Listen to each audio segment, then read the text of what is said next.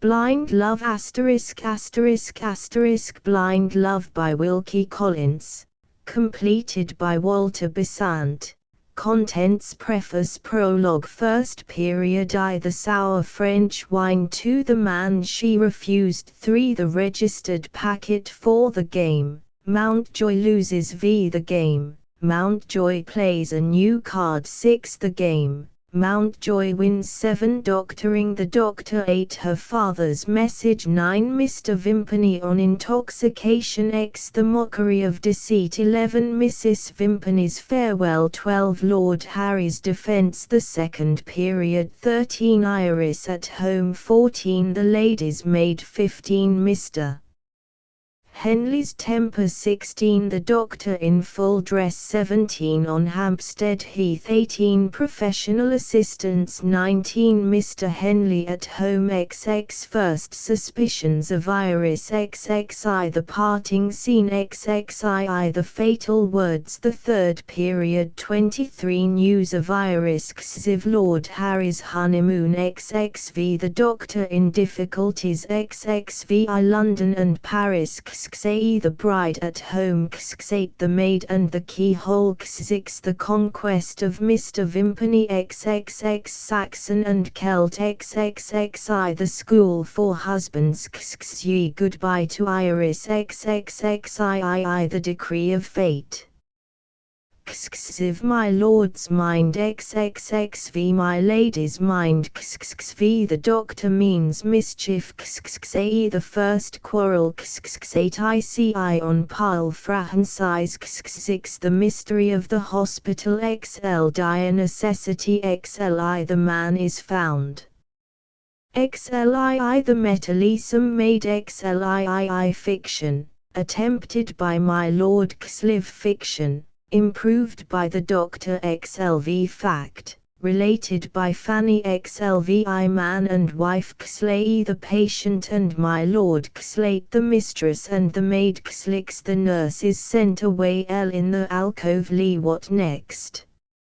LII The dead man's photograph LII The wife's return Live another step LV The adventures of a faithful maid LVI Fanny's narrative LVII At Louvain late Of course they will pay LIX The consequences of an advertisement LX On the eve of a change LXI The last discovery LXII The board of directors LXIT A refuge LXIV The Invincibles Epilogue Preface In the month of August 1889, and in the middle of the seaside holiday, a message came to me from Wilkie Collins, then, though we hoped otherwise, on his deathbed. It was conveyed to me by Mr. P. Watt. He told me that his son had just come from Wilkie Collins, that they had been speaking of his novel, Blind Love then running in the Illustrated London News, that the novel was, unfortunately, unfinished, that he himself could not possibly finish it, and that he would be very glad, if I would finish it if I could find the time. And that if I could undertake this work he would send me his notes of the remainder. Wilkie Collins added these words. If he has the time I think he will do it. We are both old hands at this work, and understand it, and he knows that I would do the same for him if he were in my place. Under the circumstances of the case, it was impossible to decline this request. I wrote to say that time should be made, and the notes were forwarded to me at Robin Hood's Bay. I began by reading carefully and twice over, so as to get a grip of the story and the novelist's intention, the part that had already appeared, and the proofs so far as the author had gone. I then turned to the notes. I found that these were not merely notes such as I expected, simple indications of the plot and the development of events, but an actual detailed scenario, in which every incident, however trivial, was carefully laid down, there were also fragments of dialogue inserted at those places where dialogue was wanted to emphasize the situation and make it real. I was much struck with the writer's perception of the vast importance of dialogue in making the reader seize the scene. Description requires attention, dialogue rivets attention. It is not an easy task, nor is it pleasant, to carry on another man's work, but the possession of this scenario lightened the work enormously. I have been careful to adhere faithfully and exactly to the plot, scene by scene, down to the smallest detail as it was laid down by the author in this book. I have altered nothing. I have preserved and incorporated every fragment of dialogue. I have used the very language wherever that was written so carefully as to show that it was meant to be used. I think that there is only one trivial detail where I had to choose because it was not clear from the notes what the author had intended. The plot of the novel, every scene, every situation, from beginning to end, is the work of Wilkie Collins.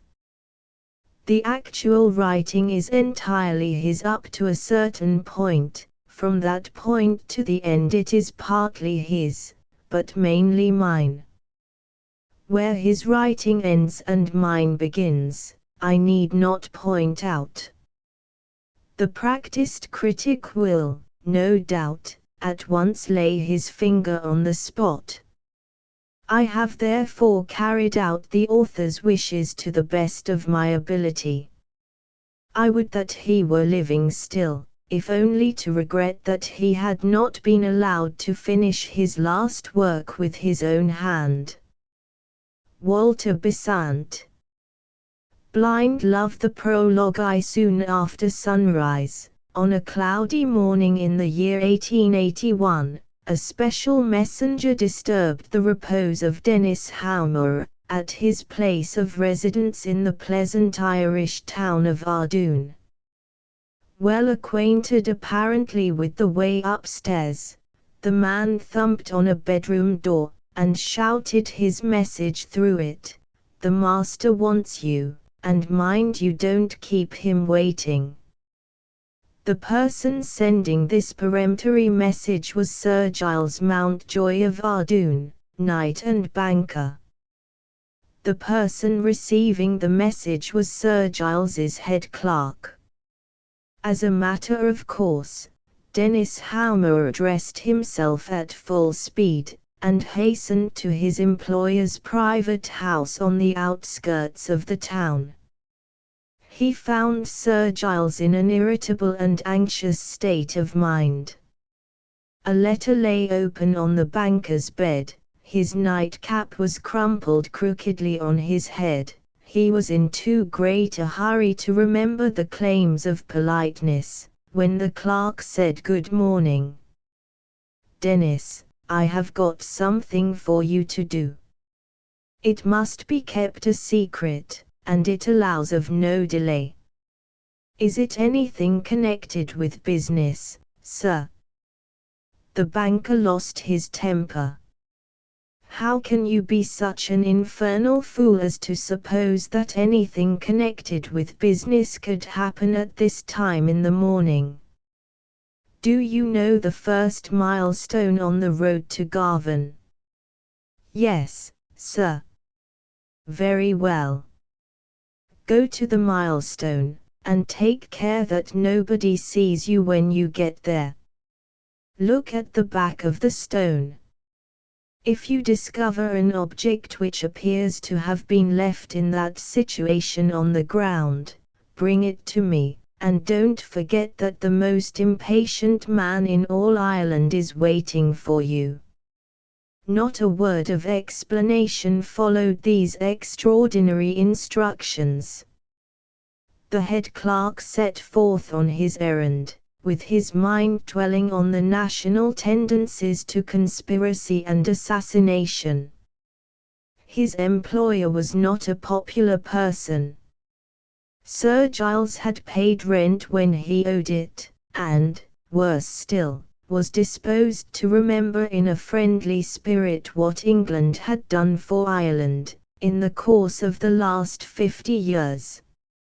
If anything appeared to justify distrust of the mysterious object of which he was in search, Dennis resolved to be vigilantly on the lookout for a gun barrel, whenever he passed a hedge on his return journey to the town. Arrived at the milestone, he discovered on the ground behind it one object only, a fragment of a broken teacup. Naturally enough, Dennis hesitated. It seemed to be impossible that the earnest and careful instructions which he had received could relate to such a trifle as this. At the same time, he was acting under orders which were as positive as tone, manner, and language could make them. Passive obedience appeared to be the one safe course to take, at the risk of a reception, irritating to any man's self-respect, when he returned to his employer with a broken teacup in his hand. The event entirely failed to justify his misgivings. There could be no doubt that Sir Giles attached serious importance to the contemptible discovery made at the milestone.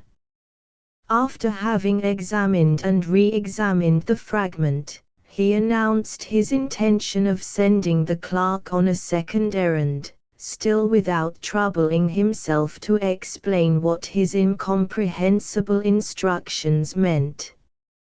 "If I am not mistaken," he began, "the reading rooms, in our town, open as early as 9. Very well. Go to the rooms this morning, on the stroke of the clock." He stopped, and consulted the letter which lay open on his bed. "Ask the librarian," he continued, "for the 3rd volume of Gibbon's Decline and Fall of the Roman Empire. Open the book at pages 78 and 79. If you find a piece of paper between those 2 leaves, take possession of it when nobody is looking at you, and bring it to me. That's all, Dennis. And bear in mind that I shall not recover the use of my patience till I see you again." On ordinary occasions, the head clerk was not a man accustomed to insist on what was due to his dignity. At the same time he was a sensible human being, conscious of the consideration to which his responsible place in the office entitled him. Sir Giles's irritating reserve, not even excused by a word of apology, reached the limits of his endurance. He respectfully protested. "I regret to find, sir," he said, "that I have lost my place in my employer's estimation. The man to whom you confide the superintendence of your clerks and the transaction of your business has, I venture to think, some claim, under the present circumstances, to be trusted." The banker was now offended on his side. "I readily admit your claim," he answered, "when you are sitting at your desk in my office. But, even in these days of strikes, co-operations, and bank holidays, an employer has one privilege left: he has not ceased to be a man, and he has not forfeited a man's right to keep his own secrets. I fail to see anything in my conduct which has given you just reason to complain." Dennis, rebuked, made his bow in silence, and withdrew. Did these acts of humility mean that he submitted? They meant exactly the contrary. He had made up his mind that Sir Giles Mountjoy's motives should, sooner or later, cease to be mysteries to Sir Giles Mountjoy's clerk. Too carefully following his instructions, he consulted the third volume of Gibbon's Great History, and found, between the 78th and 79th pages, something remarkable this time. It was a sheet of delicately made paper, pierced with a number of little holes, infinitely varied in size, and cut with the smoothest precision. Having secured this curious object, while the librarian's back was turned, Dennis Howmer reflected. A page of paper, unintelligibly perforated for some purpose unknown, was in itself a suspicious thing. And what did suspicion suggest to the inquiring mind in southwestern Ireland, before the suppression of the Land League? Unquestionably, police. On the way back to his employer, the banker's clerk paid a visit to an old friend, a journalist by profession, and a man of varied learning and experience as well. Invited to inspect the remarkable morsel of paper, and to discover the object with which the perforations had been made, the authority consulted proved to be worthy of the trust reposed in him. Dennis left the newspaper office an enlightened man, with information at the disposal of Sir Giles, and with a sense of relief which expressed itself irreverently in these words, "Now I have got him." The bewildered banker looked backwards and forwards from the paper to the clerk, and from the clerk to the paper. "I don't understand it," he said. "Do you?" Still preserving the appearance of humility, Dennis asked leave to venture on a guess. The perforated paper looked, as he thought, like a puzzle. "If we wait for a day or two," he suggested, "the key to it may possibly reach us." On the next day, nothing happened. On the day after, a second letter made another audacious demand on the fast-failing patience of Sir Giles Mountjoy. Even the envelope proved to be a puzzle on this occasion. The postmark was Ardoon. In other words, the writer had used the postman as a messenger, while he or his accomplice was actually in the town, posting the letter within half a minute's walk of the bank. The contents presented an impenetrable mystery. The writing looked worthy of a madman. Sentences appeared in the wildest state of confusion, and words were so mutilated as to be unintelligible. This time the force of circumstances was more than Sir Giles could resist. He took the clerk into his confidence at last. "Let us begin at the beginning," he said. "There is the letter you saw on my bed, when I first sent for you. I found it waiting on my table when I woke, and I don't know who put it there. Read it." Dennis read as follows: "Sir Giles Mountjoy, I have a disclosure to make, in which one of the members of your family is seriously interested. Before I can venture to explain myself, I must be assured that I can trust to your good faith. As a test of this, I require you to fulfill the two conditions that follow, and to do it without the slightest loss of time. I dare not trust you yet with my address, or my signature. Any act of carelessness, on my part, might end fatally for the true friend who writes these lines. If you neglect this warning, you will regret it to the end of your life." To the conditions on which the letter insisted there is no need to allude. They had been complied with when the discoveries were made at the back of the milestone, and between the pages of Gibson's history. Sir Giles had already arrived at the conclusion that a conspiracy was in progress to assassinate him, and perhaps to rob the bank. The wiser head clerk pointed to the perforated paper and the incomprehensible writing received that morning.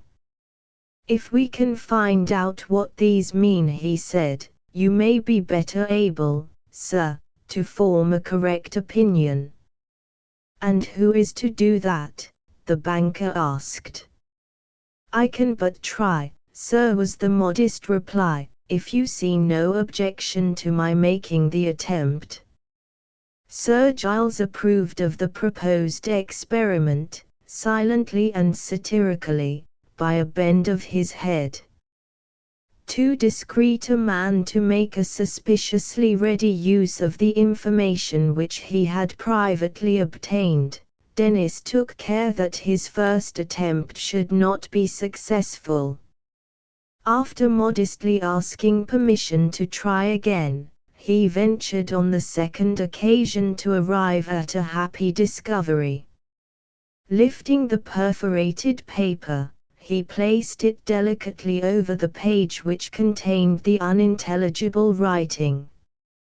Words and sentences now appeared, through the holes in the paper, in their right spelling and arrangement, and addressed Sir Giles in these terms: "I beg to thank you, sir, for complying with my conditions. You have satisfied me of your good faith. At the same time, it is possible that you may hesitate to trust a man who is not yet able to admit you to his confidence. The perilous position in which I stand obliges me to ask for 2 or 3 days more of delay, before I can safely make an appointment with you. Pray be patient, and on no account apply for advice or protection to the police." Those last words, Sir Giles declared, are conclusive. "The sooner I am under the care of the law the better. Take my card to the police office." "May I say a word first, sir?" "Do you mean that you don't agree with me?" "I mean that. You were always an obstinate man, Dennis, and it grows on you as you get older. Never mind. Let's have it out. Who do you say is the person pointed at in these rascally letters?" The head clerk took up the first letter of the two and pointed to the opening sentence: "Sir Giles Mountjoy, I have a disclosure to make in which one of the members of your family is seriously interested." Dennis emphatically repeated the words, "one of the members of your family." His employer regarded him with a broad stare of astonishment. "One of the members of my family," Sir Giles repeated, on his side. "Why, man alive, what are you thinking of? I'm an old bachelor, and I haven't got a family." "There is your brother, sir." "My brother is in France, out of the way of the wretches who are threatening me. I wish I was with him." "There are your brother's 2 sons, Sir Giles." "Well, and what is there to be afraid of? My nephew, Hugh, is in London, and, mind, not on a political errand. I hope, before long, to hear that he is going to be married, if the strangest and nicest girl in England will have him." "What's wrong now?" Dennis explained. "I only wished to say, sir, that I was thinking of your other nephew." Sir Giles laughed. "Arthur in danger!" he exclaimed. as harmless a young man as ever lived. The worst one can say of him is that he is throwing away his money, farming in Kerry. Excuse me, Sir Giles, there's not much chance of his throwing away his money, where he is now. Nobody will venture to take his money. I met with one of Mr. Arthur's neighbours at the market yesterday. Your nephew is boycotted. So much the better, the obstinate banker declared. He will be cured of his craze for farming, and he will come back to the place I am keeping for him in the office. God grant it, the clerk said fervently. For the moment, Sir Giles was staggered. Have you heard something that you haven't told me yet? He asked. No, sir. I am only bearing in mind something which, with all respect, I think you have forgotten. The last tenant on that bit of land in Kerry refused to pay his rent. Mr. Arthur has taken what they call an evicted farm. It's my firm belief, said the head clerk, rising and speaking earnestly, that the person who has addressed those letters to you knows Mr. Arthur, and knows he is in danger, and is trying to save your nephew, by means of your influence, at the risk of his own life. Sir Giles shook his head. I call that a far-fetched interpretation, Dennis. If what you say is true, why didn't the writer of those anonymous letters address himself to Arthur, instead of to me? I gave it as my opinion just now, sir, that the writer of the letter knew Mr. Arthur. So you did. And what of that? Dennis stood to his guns. Anybody who is acquainted with Mr. Arthur, he persisted, knows that, with all sorts of good qualities, the young gentleman is headstrong and rash. If a friend told him he was in danger on the farm, that would be enough of itself to make him stop where he is, and brave it out. Whereas you, sir, are known to be cautious and careful, and far-seeing and discreet. He might have added, and cowardly and obstinate, and narrow-minded and inflated by stupid self-esteem. But respect for his employer had blindfolded the clerk's observation for many a long year past. If one man may be born with the heart of a lion, another man may be born with the mind of a mule. Dennis's master was one of the other men. Very well put, Sir Giles answered indulgently. Time will show, if such an entirely unimportant person as my nephew Arthur is likely to be assassinated. That allusion to one of the members of my family is a mere equivocation, designed to throw me off my guard. Rank, money, social influence, unswerving principles, mark me out as a public character. Go to the police office, and let the best man who happens to be off duty come here directly. Good Dennis Howmer approached the door very unwillingly.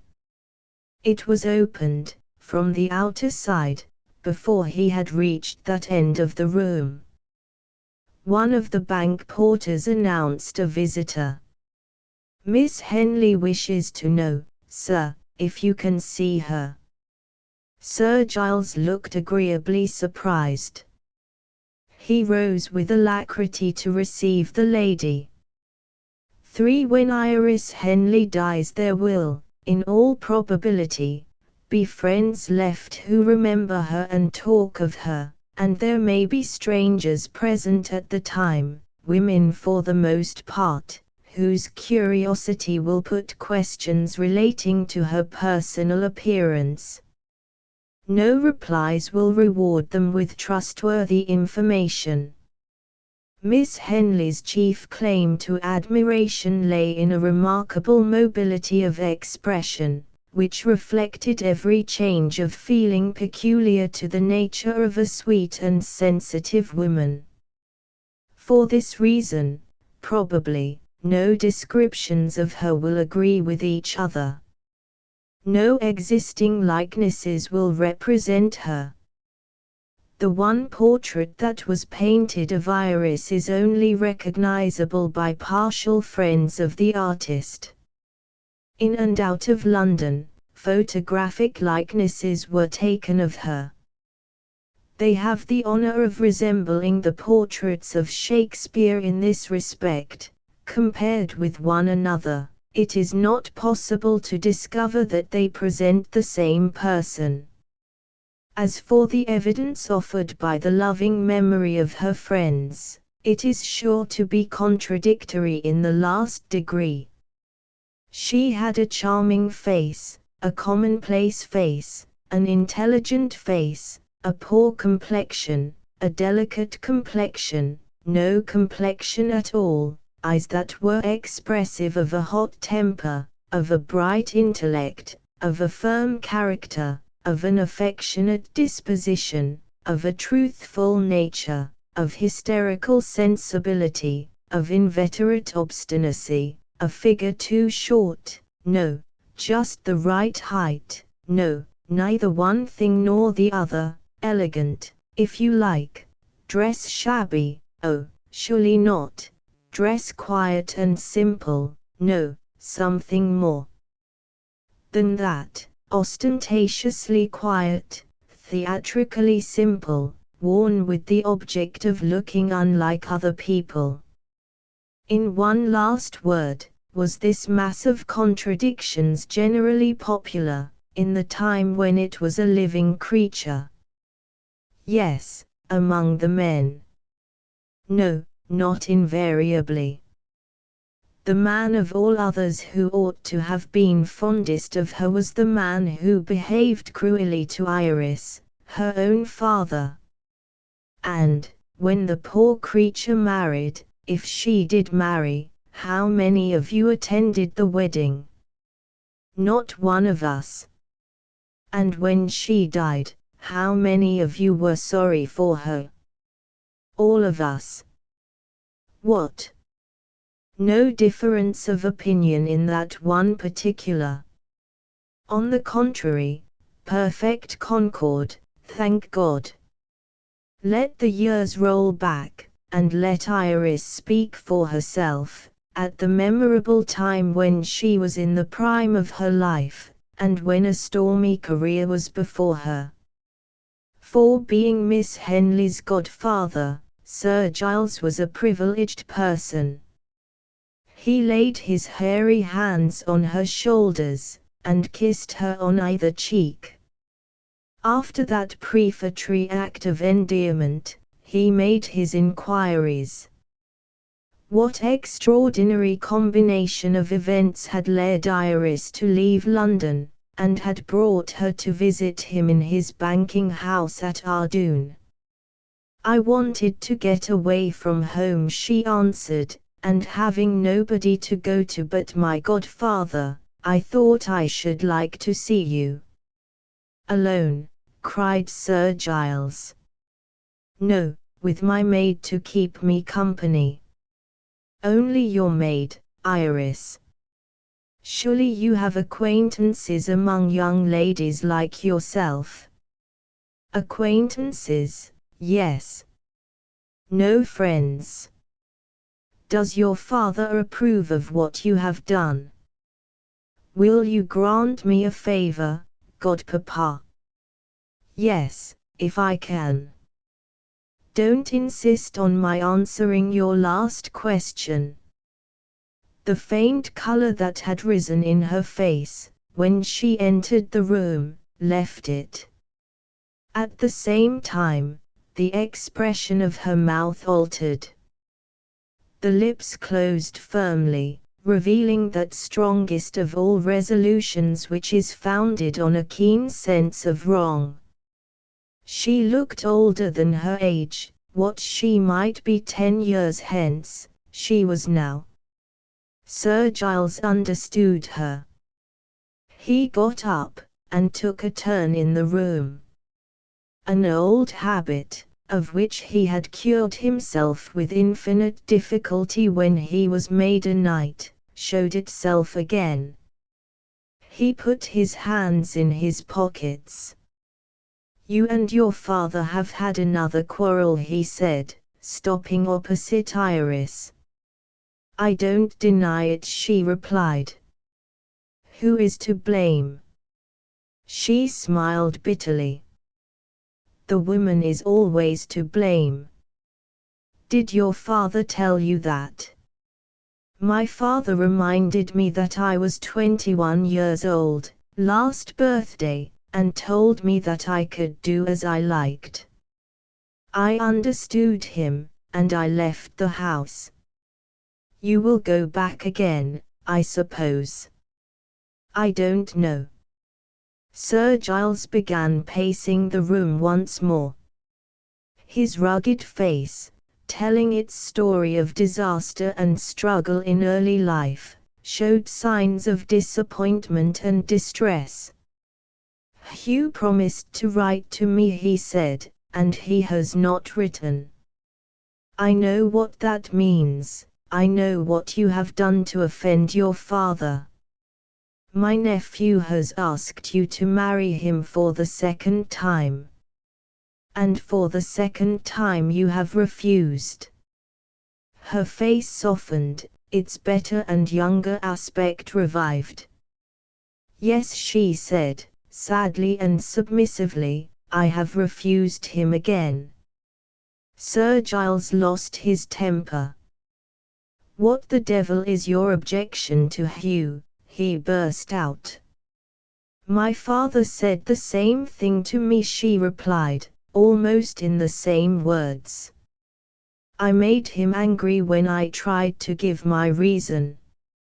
"I don't want to make you angry, too." He took no notice of this. "Isn't Hugh a good fellow?" he went on. "Isn't he affectionate? And kind-hearted? And honorable, and a handsome man too, if you come to that?" "Hugh is all that you say. I like him, I admire him, I owe to his kindness some of the happiest days of my sad life, and I am grateful, oh, with all my heart, I am grateful to Hugh." "If that's true, Iris, every word of it is true. I say, if that's true, there's no excuse for you. I hate perversity in a young woman. Why don't you marry him?" "Try to feel for me," she said gently, "I can't love him." Her tone said more to the banker than her words had expressed. The secret sorrow of her life, which was known to her father, was known also to Sir Giles. "Now we have come to it at last," he said. "You can't love my nephew Hugh. And you won't tell me the reason why, because your sweet temper shrinks from making me angry. Shall I mention the reason for you, my dear? I can do it in 2 words, Lord Harry."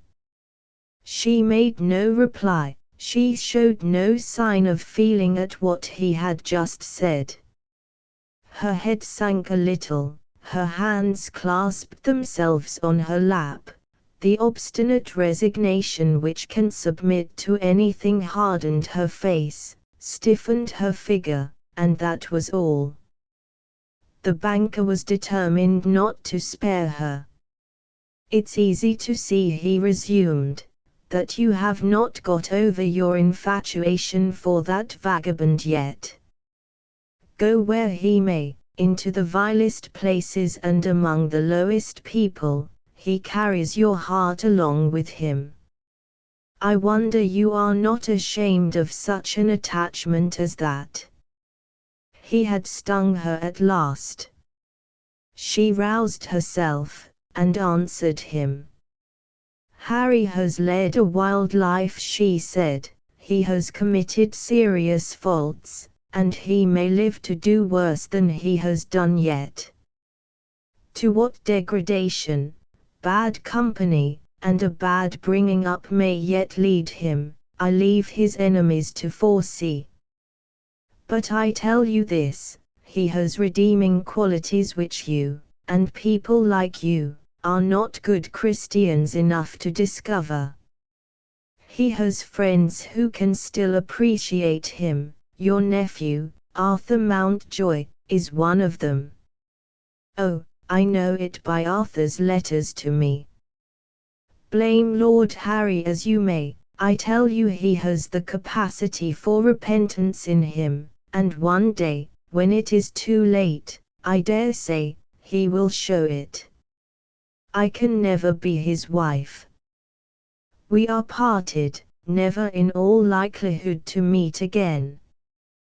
Well, he is the only man whom I have ever loved, and he is the only man whom I ever shall love. If you think this state of mind proves that I am as bad as he is, I won't contradict you. Do we any of us know how bad we are? Have you heard of Harry lately?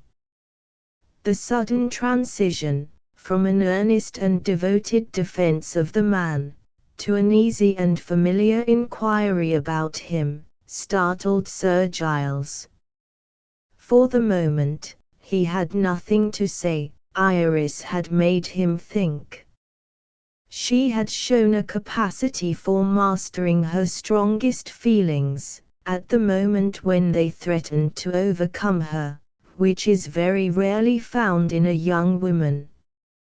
How to manage her was a problem for patient resolution to solve. The banker's obstinacy, rather than his conviction, had encouraged him to hold to the hope of Hugh's marriage, even after his nephew had been refused for the second time. His headstrong goddaughter had come to visit him of her own accord. She had not forgotten the days of her childhood, when he had some influence over her, when she had found him kinder to her than her father had ever been. Sir Giles saw that he had taken the wrong tone with Iris. His anger had not alarmed her, his opinion had not influenced her. In Hugh's interests, he determined to try what consideration and indulgence would do towards cultivating the growth of her regard for him. Finding that she had left her maid and her luggage at the hotel, he hospitably insisted on their removal to his own house. "While you are in Ardoon, Iris, you are my guest," he said. She pleased him by readily accepting the invitation, and then annoyed him by asking again if he had heard anything of Lord Harry. He answered shortly and sharply, "I have heard nothing." "What is your last news of him?" "News," she said, "which I sincerely hope is not true. An Irish paper has been sent to me, which reports that he has joined the secret society, nothing better than a society of assassins, I am afraid, which is known by the name of the Invincibles." As she mentioned that formidable brotherhood, Dennis Howmer returned from the police office. He announced that a sergeant was then waiting to receive instructions from Sir Giles. Iris rose to go. Her godfather courteously stopped her. "Wait here," he said, "until I have spoken to the sergeant, and I will escort you to my house. My clerk will do what is necessary at the hotel. You don't look quite satisfied. Is the arrangement that I have proposed not agreeable to you?" Iris assured him that she gratefully acceded to the arrangement. At the same time, she confessed to having been a little startled on discovering that he was in consultation with the police. "I remember that we are in Ireland," she explained, "and I am foolish enough to fear that you may be in some danger. May I hope that it is only a trifle." Only a trifle.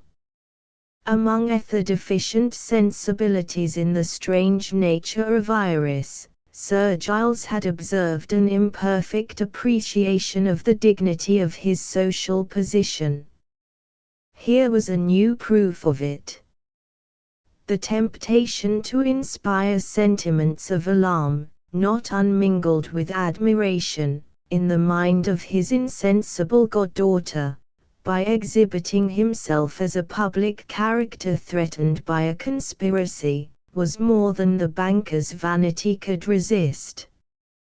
Before he left the room, he instructed Dennis to tell Miss Henley what had happened, and to let her judge for herself whether he had been needlessly alarmed by what she was pleased to call a mere trifle. Dennis Howmer must have been more than mortal, if he could have related his narrative of events without being influenced by his own point of view. On the first occasion when he mentioned Arthur Mountjoy's name, Iris showed a sudden interest in his strange story which took him by surprise. "You know Mr. Arthur," he said. "Knew him?" Iris repeated. "He was my playfellow when we were both children. He is as dear to me as if he was my brother. Tell me at once, is he really in danger?" Dennis honestly repeated what he had already said, on that subject, to his master. Miss Henley, entirely agreeing with him, was eager to warn Arthur of his position. There was no telegraphic communication with the village which was near his farm. She could only write to him, and she did write to him, by that day's post, having reasons of her own for anxiety, which forbade her to show her letter to Dennis.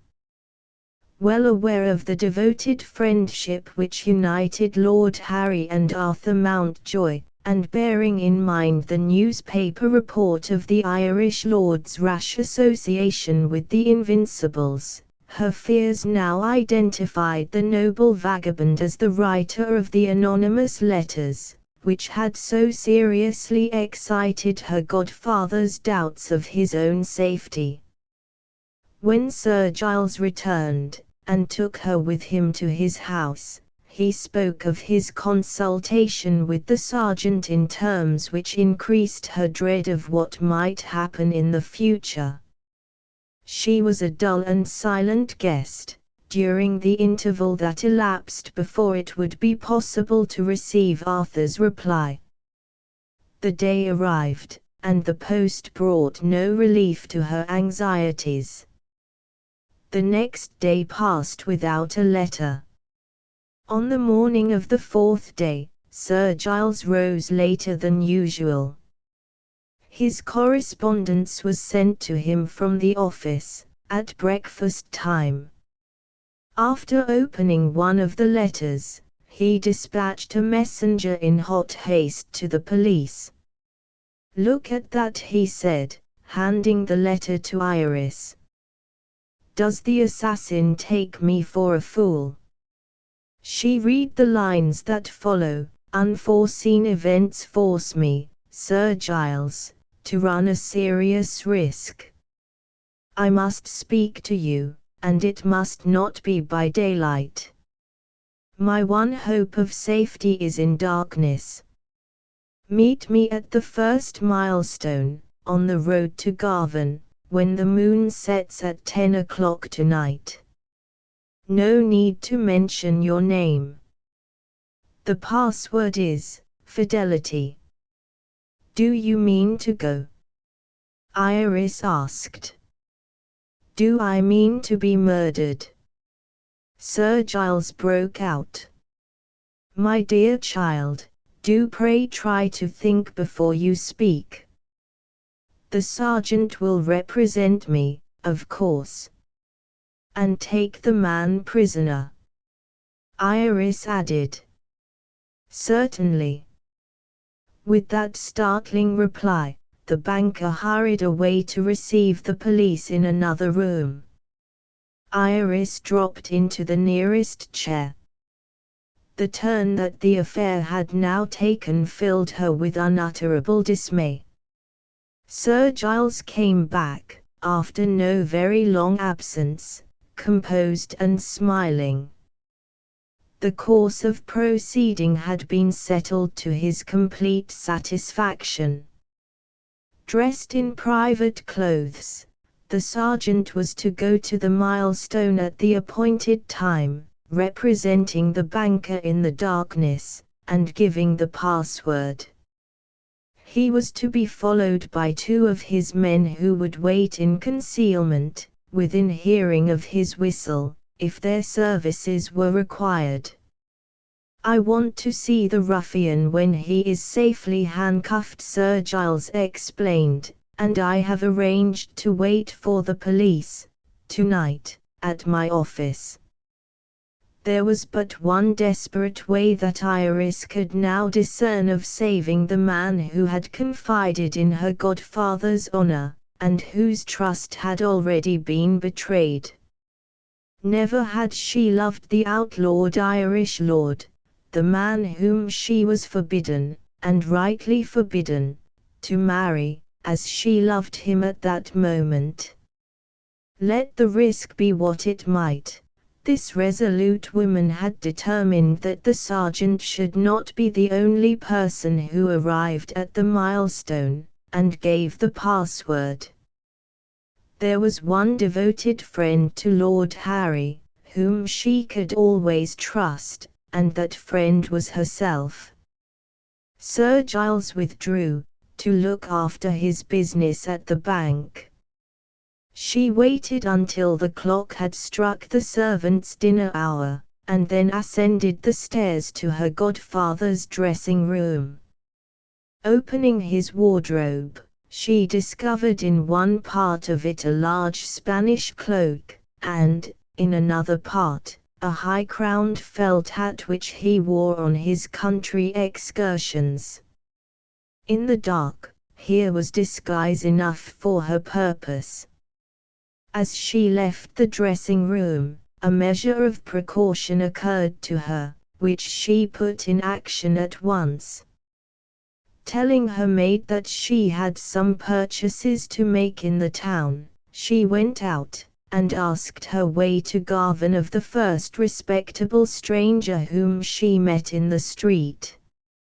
Her object was to walk as far as the first milestone, in daylight, so as to be sure of finding it again by night. She had made herself familiar with the different objects on the road, when she returned to the banker's house.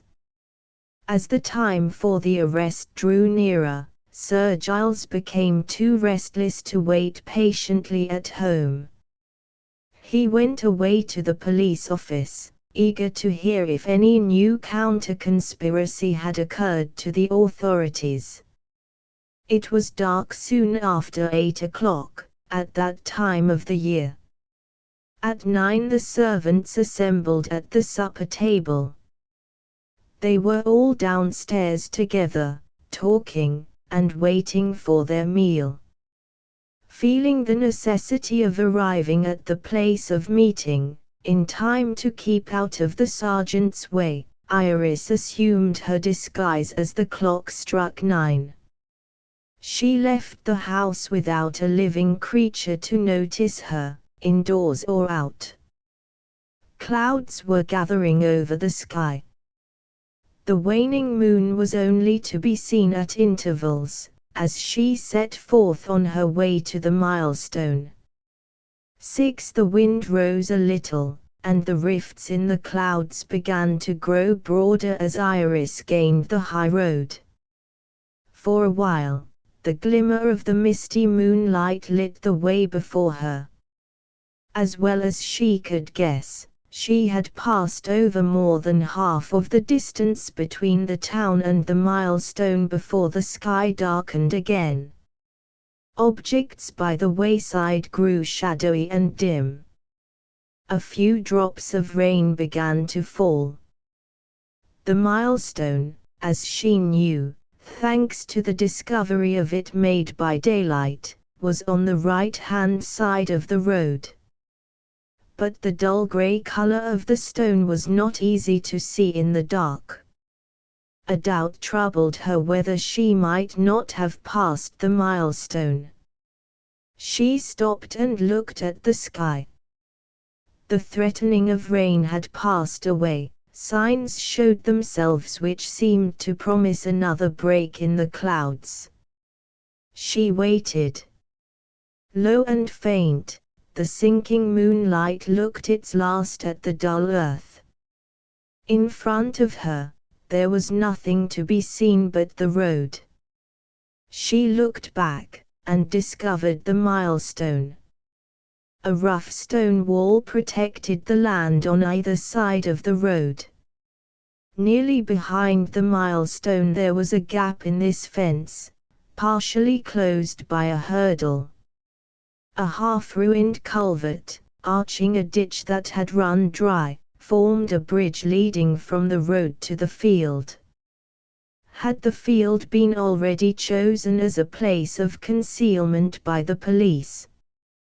Nothing was to be seen but a footpath, and the dusky line of a plantation beyond it. As she made these discoveries, the rain began to fall again, the clouds gathered once more, the moonlight vanished. At the same moment an obstacle presented itself to her mind, which Iris had thus far failed to foresee. Lord Harry might approach the milestone by 3 different ways, that is to say, by the road from the town, or by the road from the open country, or by way of the field and the culvert. How could she so place herself as to be sure of warning him, before he fell into the hands of the police? To watch the 3 means of approach in the obscurity of the night, and at one and the same time, was impossible. A man in this position, guided by reason, would in all probability have wasted precious time in trying to arrive at the right decision. A woman, aided by love, conquered the difficulty that confronted her in a moment. Iris decided on returning to the milestone, and on waiting there to be discovered and taken prisoner by the police. Supposing Lord Harry to be punctual to his appointment, he would hear voices and movements, as a necessary consequence of the arrest, in time to make his escape. Supposing him on the other hand to be late, the police would be on the way back to the town with their prisoner. He would find no one at the milestone, and would leave it again in safety. She was on the point of turning, to get back to the road, when something on the dark surface of the field, which looked like a darker shadow, became dimly visible. In another moment it seemed to be a shadow that moved. She ran towards it. It looked like a man as she drew nearer. The man stopped. "The password," he said, in tones cautiously lowered. "Fidelity," she answered in a whisper. It was too dark for a recognition of his features, but Iris knew him by his tall stature, knew him by the accent in which he had asked for the password. Erroneously judging of her, on his side, as a man, he drew back again. Sir Giles Mountjoy was above the middle height, The stranger in a cloak, who had whispered to him, was below it. "You are not the person I expected to meet," he said. "Who are you?" Her faithful heart was longing to tell him the truth. The temptation to reveal herself, and to make the sweet confession of her happiness at having saved him, would have overpowered her discretion, but for a sound that was audible on the road behind them. In the deep silence of the time and place mistake was impossible. It was the sound of footsteps. There was just time to whisper to him, "Sir Giles has betrayed you. Save yourself. Thank you, whoever you are." With that reply, he suddenly and swiftly disappeared. Iris remembered the culvert, and turned towards it. There was a hiding place under the arch, if she could only get down into the dry ditch in time. She was feeling her way to the slope of it with her feet, when a heavy hand seized her by the arm, and a resolute voice said, "You are my prisoner." She was led back into the road. The man who had got her blew a whistle. 2 other men joined him. "Show a light," he said, "and let's see who the fellow is." The shade was slipped aside from a lantern, the light fell full on the prisoner's face. Amazement petrified the 2 attendant policemen. The pious Catholic sergeant burst into speech, "Holy Mary! It's a woman! Did the secret societies of Ireland enroll women? Was this a modern Judith, expressing herself by anonymous letters, and bent on assassinating a financial Holofernes who kept a bank? What account had she to give of herself? How came she to be alone in a desolate field on a rainy night?" Instead of answering these questions, the inscrutable stranger preferred a bold and brief request. "Take me to Sir Giles," was all she said to the police. The sergeant had the handcuffs ready. After looking at the prisoner's delicate wrists by the lantern light, he put his fetters back in his pocket. "A lady, and no doubt about it," he said to one of his assistants. The 2 men waited, with a mischievous interest in seeing what he would do next. The list of their pious officer's virtues included a constitutional partiality for women, which exhibited the merciful side of justice when a criminal wore a petticoat. "We will take you to Sir Giles, miss," he said, and offered his arm, instead of offering his handcuffs. Iris understood him, and took his arm.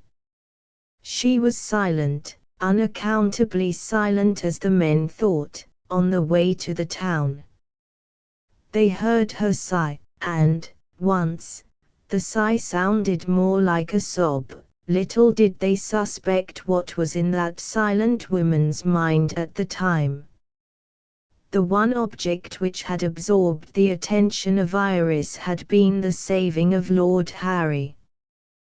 This accomplished, the free exercise of her memory had now reminded her of Arthur Mountjoy. It was impossible to doubt that the object of the proposed meeting at the milestone had been to take measures for the preservation of the young man's life. A coward is always more or less cruel. The proceedings, equally treacherous and merciless, by which Sir Giles had provided for his own safety, had delayed, perhaps actually prevented, the execution of Lord Harry's humane design. It was possible, horribly possible, that a prompt employment of time might have been necessary to the rescue of Arthur from impending death by murder. In the agitation that overpowered her, Iris actually hurried the police on their return to the town. Sir Giles had arranged to wait for news in his private room at the office, and there he was, with Dennis Howmer in attendance to receive visitors. The sergeant went into the banker's room alone, to make his report. He left the door ajar. Iris could hear what passed. "Have you got your prisoner?" Sir Giles began. "Yes, Your Honor." "Is the wretch securely handcuffed?" "I beg your pardon, sir, it isn't a man." "Nonsense, Sergeant, it can't be a boy." The sergeant confessed that it was not a boy. "It's a woman," he said. "What?" "A woman," the patient officer repeated, "and a young one. She asked for you." "Bring her in." Iris was not the sort of person who waits to be brought in. She walked in, of her own accord. "Seven good heavens!" cried Sir Giles. "Iris!" "With my cloak on." "With my hat in her hand." "Sergeant, there has been some dreadful mistake. This is my goddaughter, Miss Henley. We found her at the milestone, Your Honor." "The young lady and nobody else?" Sir Giles appealed helplessly to his goddaughter. "What does this mean?" Instead of answering, she looked at the sergeant. The sergeant, conscious of responsibility, stood his ground and looked at Sir Giles. His face confessed that the Irish sense of humor was tickled, but he showed no intention of leaving the room. Sir Giles saw that Iris would enter into no explanation in the man's presence. "You needn't wait any longer," he said. "What am I to do, if you please, with the prisoner?" the sergeant inquired. Sir Giles waved that unnecessary question away with his hand. He was trebly responsible, as knight, banker, and magistrate into the bargain. "I will be answerable," he replied, "for producing Miss Henley, if called upon. Good night." The sergeant's sense of duty was satisfied. He made the military salute. His gallantry added homage to the young lady under the form of a bow.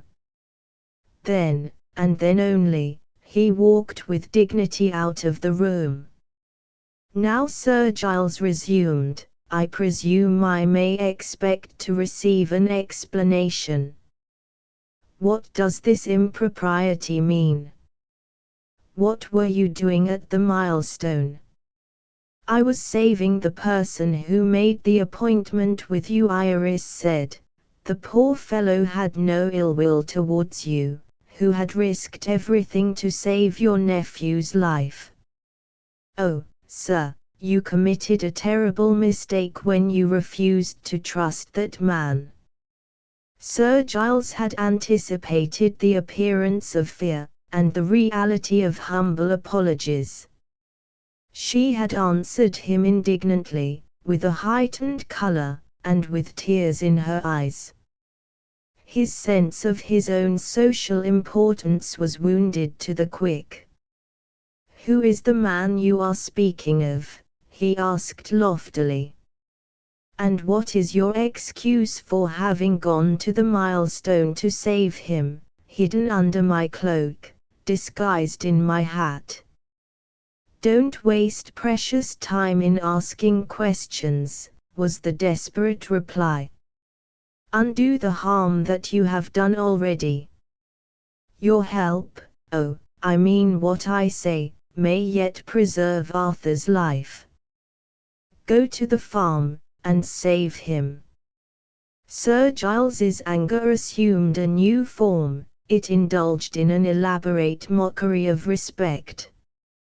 He took his watch from his pocket, and consulted it satirically. "Must I make an excuse?" he asked with a clumsy assumption of humility. "No.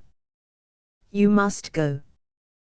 Permit me to inform you, Miss Henley, that the last train started more than 2 hours since." "What does that matter? You are rich enough to hire a train." Sir Giles, the actor, could endure it no longer. He dropped the mask, and revealed Sir Giles, the man. His clerk was summoned by a peremptory ring of the bell. "Attend Miss Henley to the house," he said. "You may come to your senses after a night's rest," he continued, turning sternly to Iris. "I will receive your excuses in the morning." In the morning, the breakfast was ready as usual at 9 o'clock. Sir Giles found himself alone at the table. He sent an order to one of the women servants to knock at Miss Henley's door. There was a long delay. The housekeeper presented herself in a state of alarm. She had gone upstairs to make the necessary investigation in her own person. Miss Henley was not in her room. The maid was not in her room. The beds had not been slept in. The heavy luggage was labelled, "To be called for from the hotel." And there was an end of the evidence which the absent Iris had left behind her. Inquiries were made at the hotel. The young lady had called there, with her maid, early on that morning. They had their travelling bags with them, and Miss Henley had left directions that the luggage was to be placed under care of the landlord until her return. To what destination she had betaken herself nobody knew. Sir Giles was too angry to remember what she had said to him on the previous night, or he might have guessed at the motive which had led to her departure. "Her father has done with her already," he said, "and I have done with her now." The servants received orders not to admit Miss Henley, if her audacity contemplated a return to her godfather's house. 8 on the afternoon of the same day, Iris arrived at the village situated in the near neighbourhood of Arthur Mountjoy's farm. The infection of political excitement, otherwise the hatred of England, had spread even to this remote place. On the steps of his little chapel, the priest, a peasant himself, was haranguing his brethren of the soil. An Irishman who paid his landlord was a traitor to his country. An Irishman who asserted his free birthright in the land that he walked on was an enlightened patriot. Such was the new law which the reverend gentleman expounded to his attentive audience. If his brethren there would like him to tell them how they might apply the law, this exemplary Christian would point to the faithless Irishman, Arthur Mountjoy. "Buy not of him, sell not to him, avoid him if he approaches you, starve him out of the place." I might say more, boys, you know what I mean. To hear the latter part of this effort of oratory, without uttering a word of protest, was a trial of endurance under which Iris trembled. The secondary effect of the priest's address was to root the conviction of Arthur's danger with tenfold tenacity in her mind. After what she had just heard, even the slightest delay in securing his safety might be productive of deplorable results. She astonished a barefooted boy, on the outskirts of the crowd, by a gift of sixpence, and asked her way to the farm. The little Irishman ran on before her, eager to show the generous lady how useful he could be. In less than half an hour, Iris and her maid were at the door of the farmhouse. No such civilized inventions appeared as a knocker or a bell. The boy used his knuckles instead, and ran away when he heard the lock of the door turned on the inner side. He was afraid to be seen speaking to any living creature who inhabited the evicted farm. A decent old woman appeared, and inquired suspiciously what the ladies wanted. The accent in which she spoke was unmistakably English. When Iris asked for Mr. Arthur Mountjoy, the reply was, "Not at home." The housekeeper inhospitably attempted to close the door. "Wait one moment," Iris said. "Years have changed you, but there is something in your face which is not quite strange to me.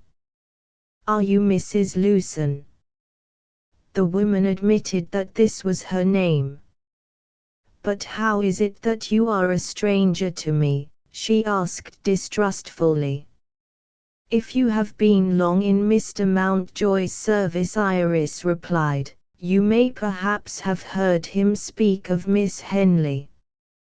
Mrs. Lewson's face brightened in an instant. She threw the door wide open with a glad cry of recognition. "Come in, miss, come in. Who would have thought of seeing you in this horrible place? Yes, I was the nurse who looked after you all three, when you and Mr. Arthur and Mr. Hugh were playfellows together." Her eyes rested longingly on her favorite of bygone days.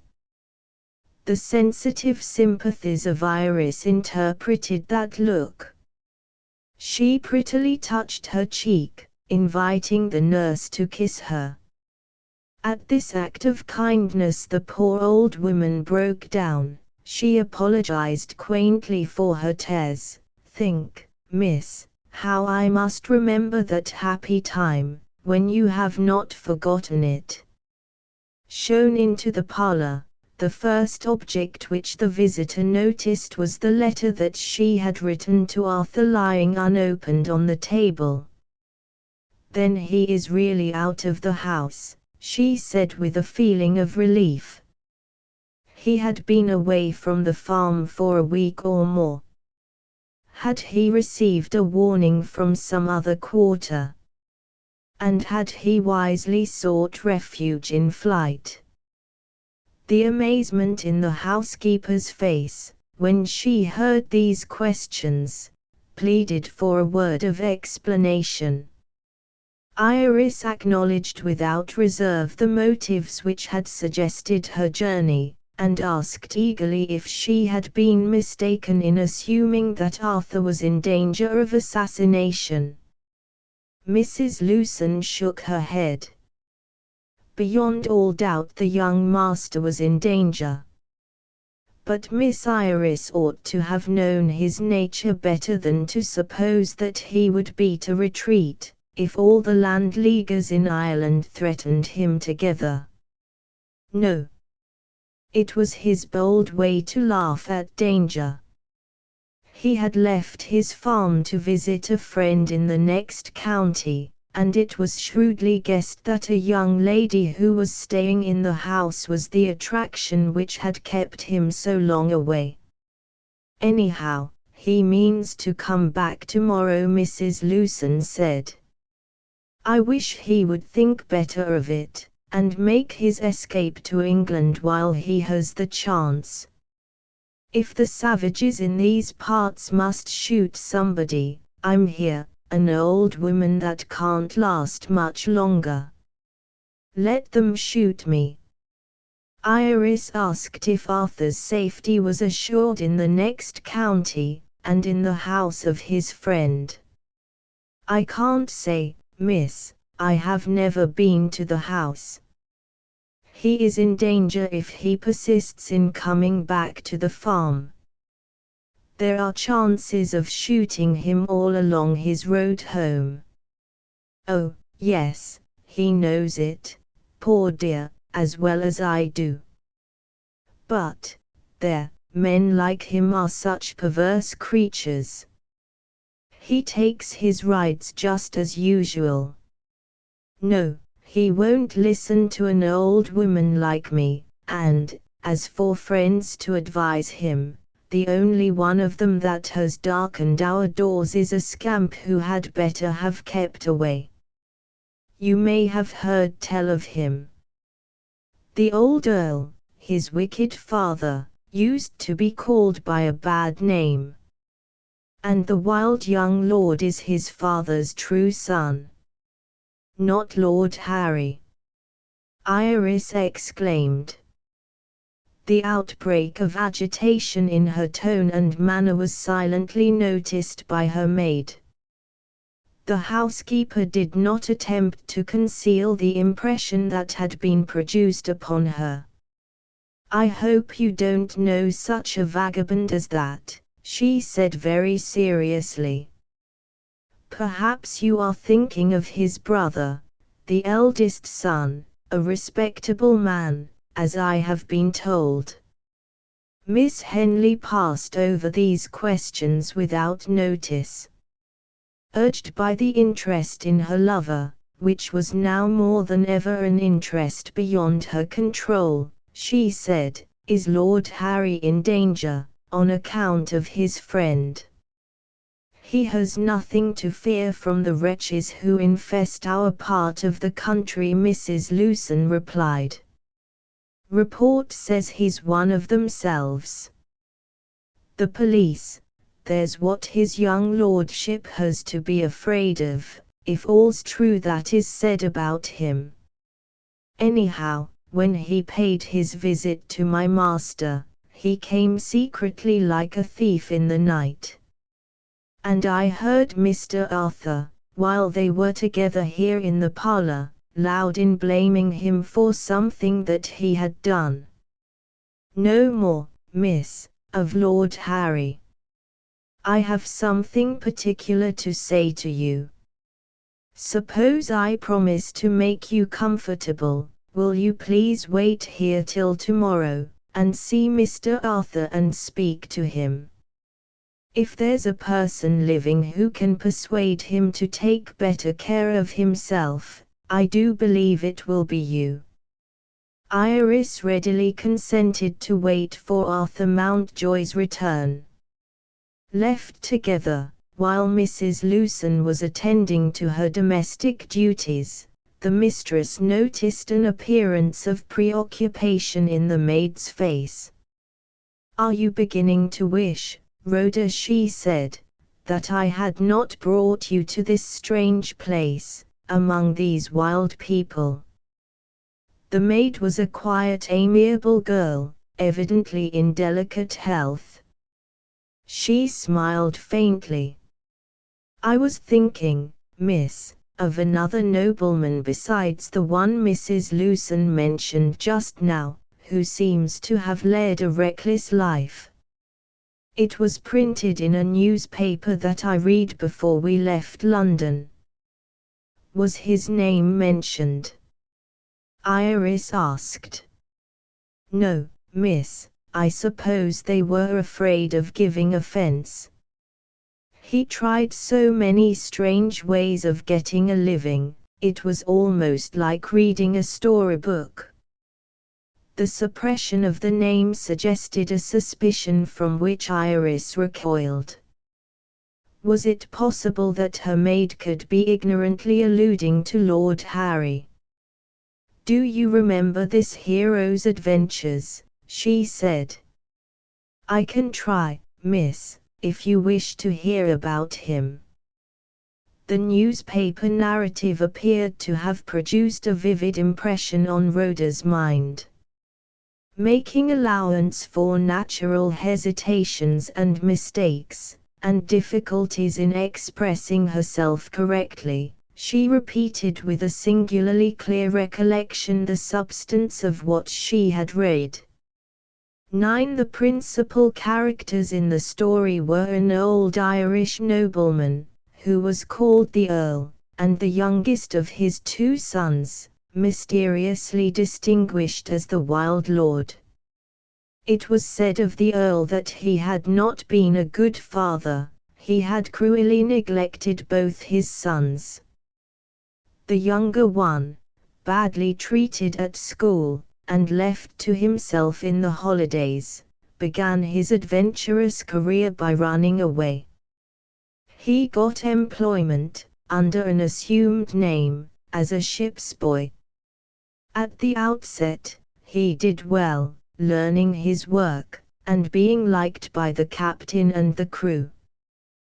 But the chief mate was a brutal man, and the young runaway's quick temper resented the disgraceful infliction of blows. He made up his mind to try his luck on shore, and attached himself to a company of strolling players. Being a handsome lad, with a good figure and a fine clear voice, he did very well for a while on the country stage. Hard times came, salaries were reduced, the adventurer wearied of the society of actors and actresses. His next change of life presented him in North Britain as a journalist, employed on a Scotch newspaper. An unfortunate love affair was the means of depriving him of this new occupation. He was recognized, soon afterwards, serving as assistant steward in one of the passenger steamers voyaging between Liverpool and New York. Arrived in this last city, he obtained notoriety, of no very respectable kind, as a medium claiming powers of supernatural communication with the world of spirits. When the imposture was ultimately discovered, he had gained money by his unworthy appeal to the meanly prosaic superstition of modern times. A long interval had then elapsed, and nothing had been heard of him, when a starving man was discovered by a traveler, lost on a western prairie. The ill-fated Irish lord had associated himself with an Indian tribe, had committed some offense against their laws, and had been deliberately deserted and left to die.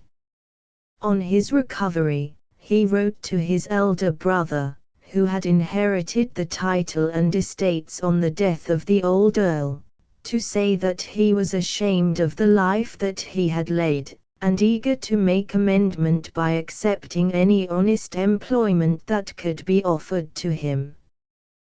The traveler who had saved his life, and whose opinion was to be trusted, declared that the letter represented a sincerely penitent state of mind. There were good qualities in the vagabond, which only wanted a little merciful encouragement to assert themselves. The reply that he received from England came from the lawyers employed by the new earl. They had arranged with their agents in New York to pay to the younger brother a legacy of £1,000, which represented all that had been left to him by his father's will. If he wrote again, his letters would not be answered, his brother had done with him. Treated in this inhuman manner, the wild lord became once more worthy of his name. He tried a new life as a betting man at races and trotting matches. Fortune favored him at the outset, and he considerably increased his legacy. With the customary infatuation of men who gain money by risking the loss of it, he presumed on his good luck. One pecuniary disaster followed another, and left him literally penniless. He was found again, in England, exhibiting an open boat in which he and a companion had made one of those foolhardy voyages across the Atlantic, which have now happily ceased to interest the public.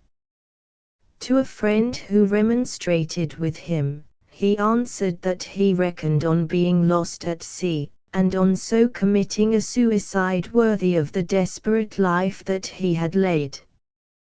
The last accounts of him, after this, were too vague and too contradictory to be depended on.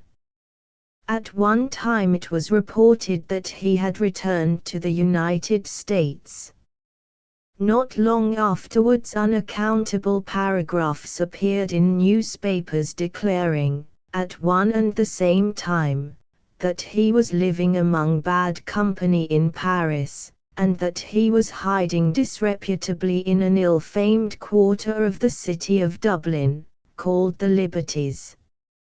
In any case there was good reason to fear that Irish-American desperadoes had entangled the wild lord in the network of political conspiracy. The maid noticed a change in the mistress which surprised her, when she had reached the end of the newspaper story. Of Miss Henley's customary good spirits not a trace remained. Few people, Rhoda, remember what they read as well as you do. She said it kindly and sadly, and she said no more. There was a reason for this.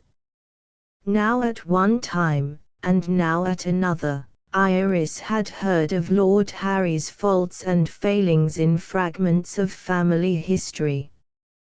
The complete record of his degraded life, presented in an uninterrupted succession of events, had now forced itself on her attention for the first time. It naturally shocked her. She felt, as she had never felt before, how entirely right her father had been in insisting on her resistance to an attachment which was unworthy of her. So far, but no farther, her conscience yielded to its own conviction of what was just. But the one unassailable vital force in this world is the force of love. It may submit to the hard necessities of life, it may acknowledge the imperative claims of duty, it may be silent under reproach, and submissive to privation, but, suffer what it may, it is the master passion still, subject to no artificial influences, owning no supremacy but the law of its own being. Iris was above the reach of self-reproach, when her memory recalled the daring action which had saved Lord Harry at the milestone. Her better sense acknowledged Hugh Mountjoy's superiority over the other man, but her heart, her perverse heart, remained true to its first choice in spite of her. She made an impatient excuse and went out alone to recover her composure in the farmhouse garden. The hours of the evening passed slowly. There was a pack of cards in the house. The women tried to amuse themselves, and failed. Anxiety about Arthur preyed on the spirits of Miss Henley and Mrs. Lewson. Even the maid, who had only seen him during his last visit to London, said she wished tomorrow had come and gone. His sweet temper, his handsome face, his lively talk had made Arthur a favourite everywhere. Mrs. Lewson had left her comfortable English home to be his housekeeper, when he tried his rash experiment of farming in Ireland. And, more wonderful still, even wearisome Sir Giles became an agreeable person in his nephew's company. Iris set the example of retiring at an early hour to her room. There was something terrible in the pastoral silence of the place. It associated itself mysteriously with her fears for Arthur. It suggested armed treachery on tiptoe, taking its murderous stand in hiding, the whistling passage of bullets through the air, the piercing cry of a man mortally wounded, and that man, perhaps. Iris shrank from her own horrid thought. A momentary faintness overcame her. She opened the window. As she put her head out to breathe the cool night air, a man on horseback rode up to the house. Was it Arthur? No, the light-colored groom's livery that he wore was just visible.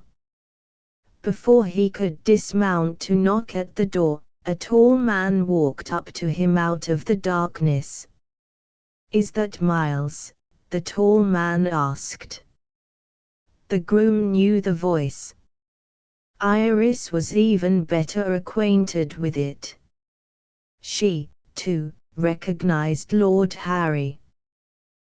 There was the Irish lord at the very time when Iris was most patiently resigned never to see him more, never to think of him as her husband again, reminding her of the first days of their love, and of their mutual confession of it. Fear of herself kept her behind the curtain, while interest in Lord Harry detained her at the window in hiding. "All well at Rathco?" he asked, mentioning the name of the house in which Arthur was one of the guests. "Yes, my lord. Mr. Mountjoy leaves us tomorrow."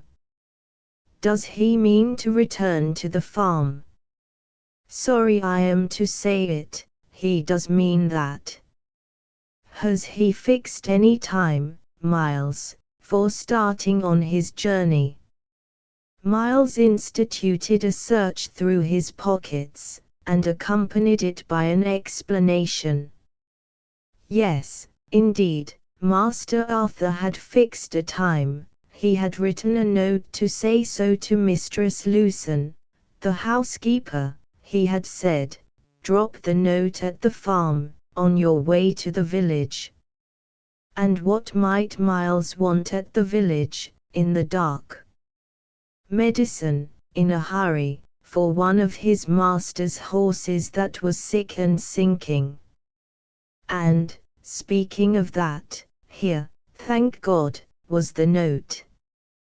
Iris, listening and watching alternately, saw to her surprise the note intended for Mrs. Lucen handed to Lord Harry. "Am I expected," he asked jocosely, "to read writing without a light?" Miles produced a small lantern which was strapped to his groom's belt. "There's parts of the road not over safe in the dark," he said as he raised the shade which guarded the light. The wild lord coolly opened the letter, and read the few careless words which it contained. "To Mrs. Lucen, dear old girl, expect me back tomorrow to dinner at 3 o'clock. Yours, Arthur." There was a pause. "Are there any strangers at Rathco?" Lord Harry asked. "2 new men," Miles replied, "at work in the grounds." There was another pause. "How can I protect him?" the young lord said, partly to himself, partly to Miles.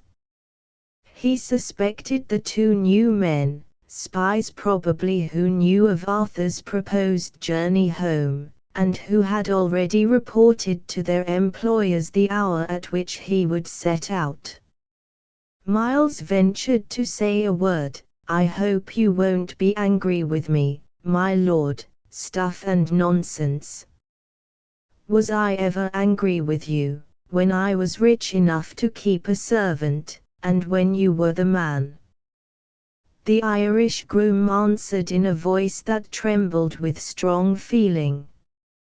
"You were the best and kindest master that ever lived on this earth. I can't see you putting your precious life in peril, my precious life. Lord Harry repeated lightly. You're thinking of Mr. Mountjoy, when you say that. His life is worth saving. As for my life, he ended the sentence by a whistle, as the best way he could hit on of expressing his contempt for his own existence. My lord. My lord. Miles persisted, the Invincibles are beginning to doubt you. If any of them find you hanging about Mr. Mountjoy's farm, they'll try a shot at you first, and ask afterwards whether it was right to kill you or not. To hear this said, and said seriously, after the saving of him at the milestone, was a trial of her firmness which Iris was unable to resist. Love got the better of prudence. She drew back the window curtain. In another moment, she would have added her persuasion to the servant's warning, if Lord Harry himself had not accidentally checked her by a proceeding, on his part, for which she was not prepared. Show the light, he said, I'll write a line to Mr. Mountjoy. He tore off the blank page from the note to the housekeeper, and wrote to Arthur, entreating him to change the time of his departure from Rathco, and to tell no creature in the house, or out of the house, at what new hour he had arranged to go. Saddle your horse yourself, the letter concluded. It was written in a feigned hand, without a signature. Give that to Mr. Mountjoy, Lord Harry said. If he asks who wrote it, don't frighten him about me by telling the truth. Lie, Miles. Say you don't know. He next returned the note for Mrs. Lewson. If she notices that it has been opened, he resumed, and asks who has done it, lie again. Good night, Miles, and mind those dangerous places on your road home. The groom darkened his lantern, and the wild lord was lost to view, round the side of the house. Left by himself, Miles rapped at the door with the handle of his whip. A letter from Mr. Arthur, he called out. Mrs. Lewson at once took the note, and examined it by the light of the candle on the hall table. Somebody has been reading this, she exclaimed, stepping out to the groom, and showing him the torn envelope. Miles, promptly obeying his instructions, declared that he knew nothing about it, and rode away. Iris descended the stairs, and joined Mrs. Lewson in the hall before she had closed the door. The housekeeper at once produced Arthur's letter.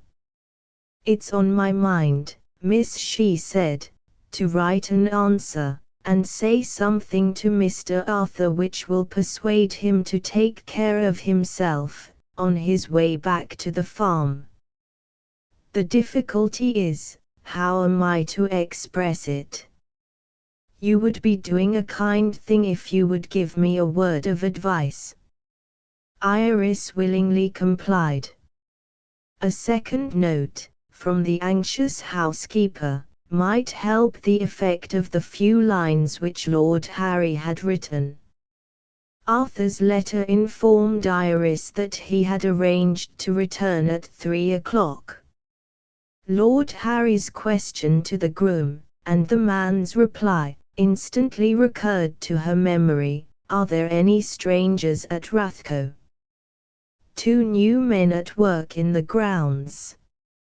Arriving at the same conclusion which had already occurred to Lord Harry, Iris advised the housekeeper, in writing to Arthur, to entreat him to change the hour, secretly, at which he left his friend's house on the next day.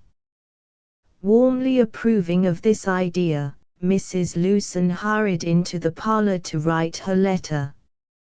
"Don't go to bed yet, miss," she said. "I want you to read it before I send it away the first thing tomorrow morning."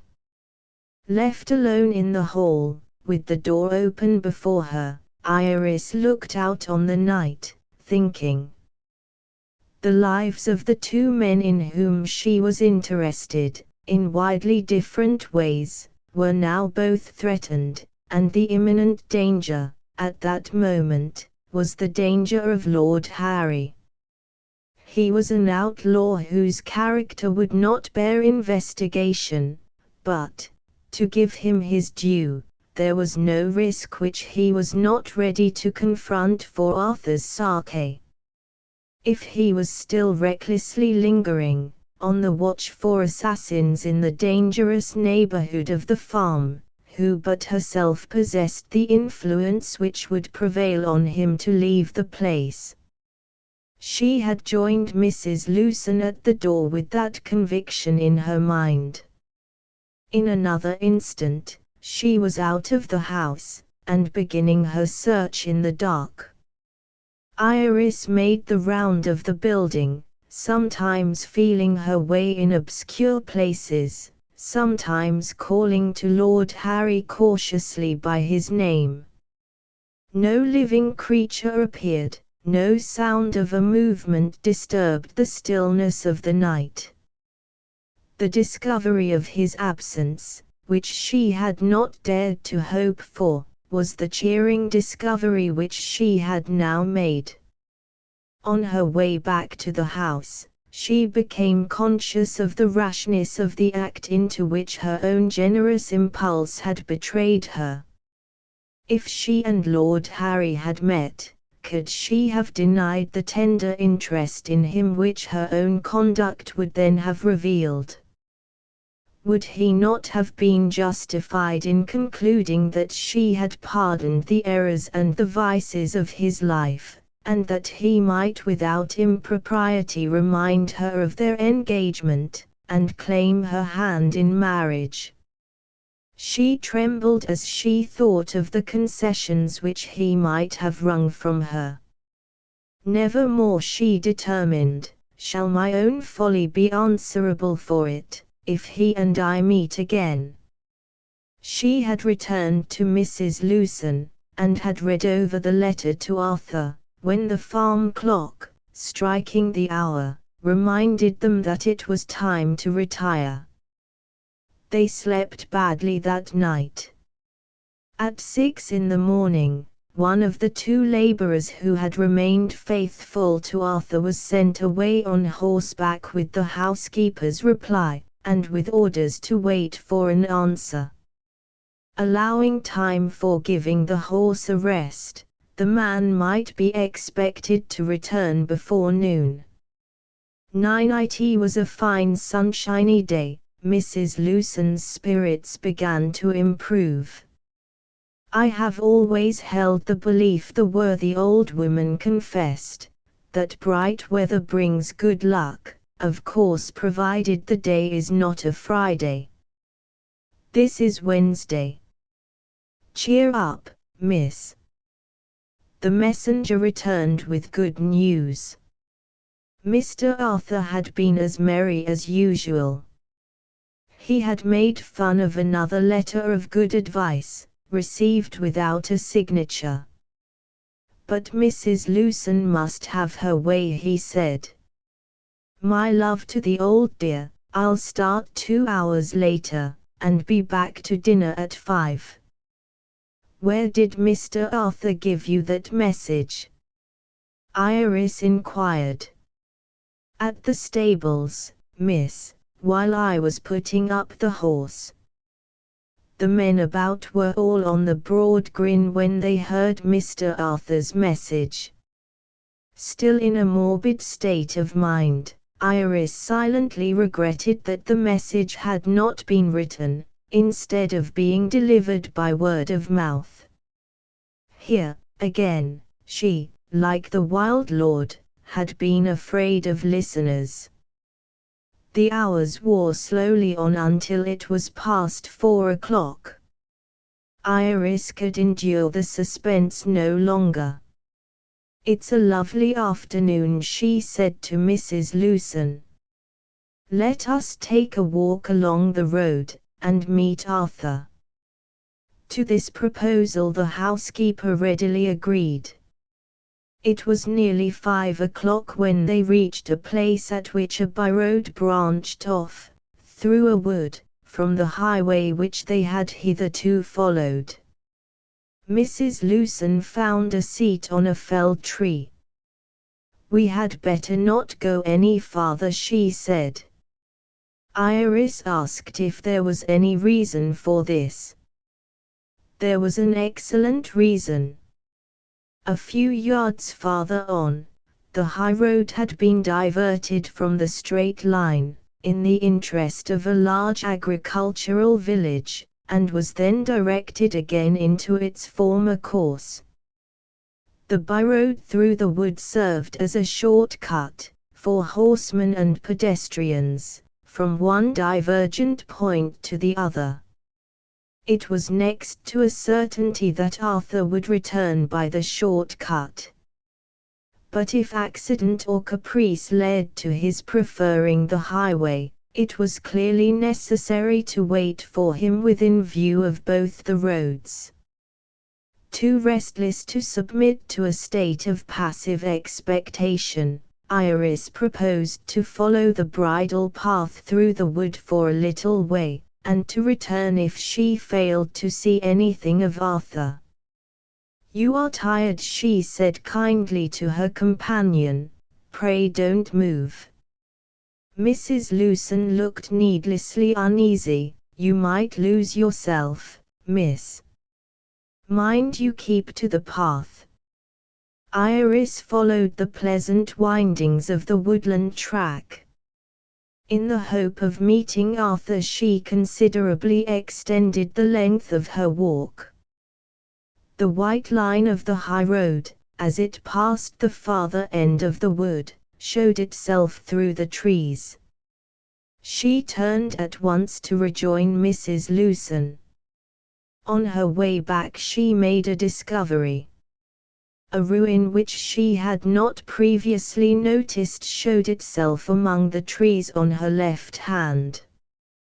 Her curiosity was excited. She strayed aside to examine it more closely. The crumbling walls, as she approached them, looked like the remains of an ordinary dwelling house. Age is essential to the picturesque effect of decay. A modern ruin is an unnatural and depressing object, and here the horrid thing was. As she turned to retrace her steps to the road, a man walked out of the inner space enclosed by all that was left of the dismantled house. A cry of alarm escaped her. Was she the victim of destiny, or the sport of chance? There was the wild lord whom she had vowed never to see again, the master of her heart, perhaps the master of her fate. Any other man would have been amazed to see her, and would have asked how it had happened that the English lady presented herself to him in an Irish wood. This man enjoyed the delight of seeing her, and accepted it as a blessing that was not to be questioned. "My angel has dropped from heaven," he said. "May heaven be praised."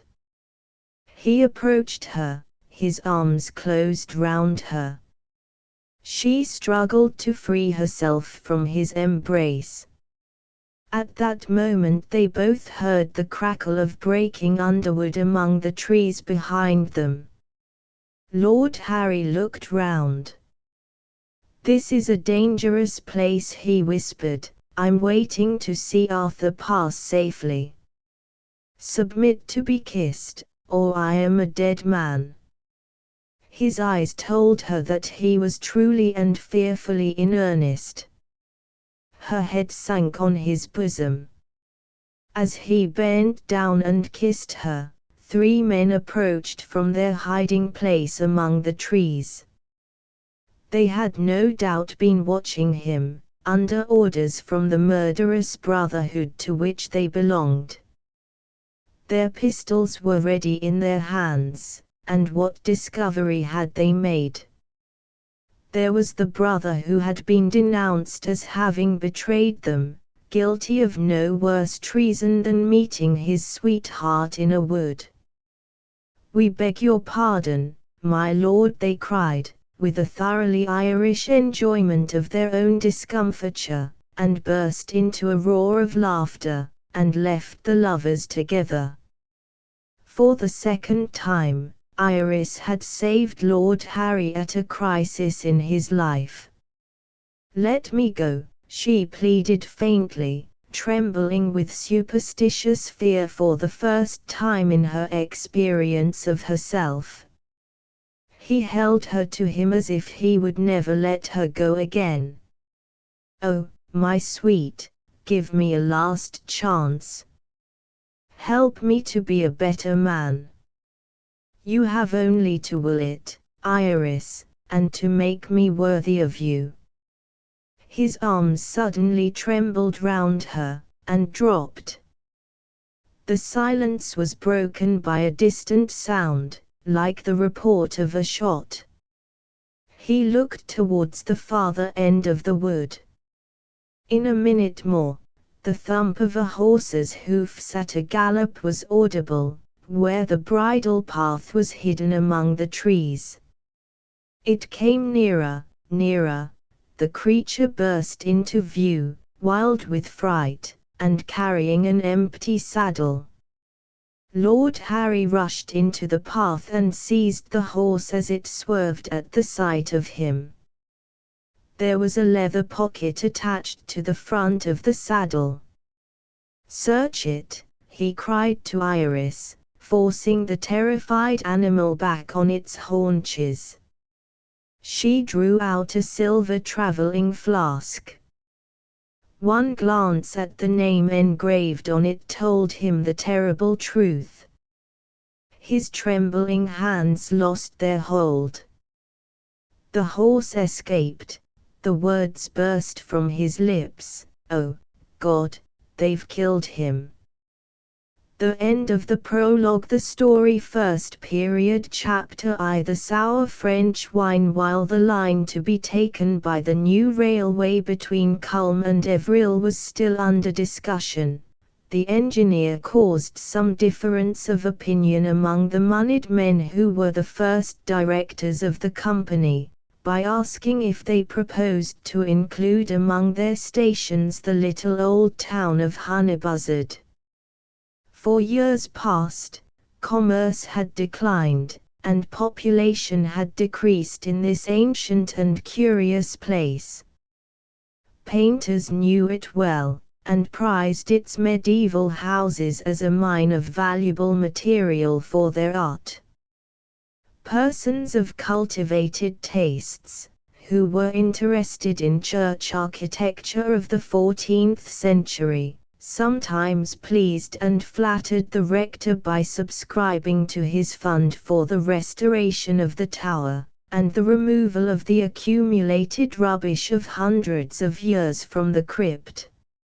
Small speculators, not otherwise in a state of insanity, settled themselves in the town, and tried the desperate experiment of opening a shop, spent their little capital, put up the shutters, and disappeared. The old marketplace still showed its list of market laws, issued by the mayor and corporation in the prosperous bygone times, and every week there were fewer and fewer people to obey the laws. The great empty enclosure looked more cheerful, when there was no market held, and when the boys of the town played in the deserted place. In the last warehouse left in a state of repair, the crane was generally idle, the windows were mostly shut up, and a solitary man represented languishing trade, idling at a half-opened door. the muddy river rose and fell with the distant tide. At rare intervals a collier discharged its cargo on the mouldering quay, or an empty barge took in a load of hay. One bold house advertised, in a dirty window, apartments to let. There was a lawyer in the town, who had no occasion to keep a clerk, and there was a doctor who hoped to sell his practice for anything that it would fetch. The directors of the new railway, after a stormy meeting, decided on offering, by means of a station, a last chance of revival to the dying town. The town had not vitality enough left to be grateful. The railway stimulant produced no effect. Of all his colleagues in Great Britain and Ireland, the station master at Honeybuzzard was the idlest man, and this, as he said to the unemployed porter, through no want of energy on his own part. Late on a rainy autumn afternoon, the slow train left one traveller at the station. He got out of a first-class carriage, he carried an umbrella and a travelling bag, and he asked his way to the best inn. The station master and the porter compared notes. One of them said, "Evidently a gentleman." The other added, "What can he possibly want here?" The stranger twice lost his way in the tortuous old streets of the town before he reached the inn.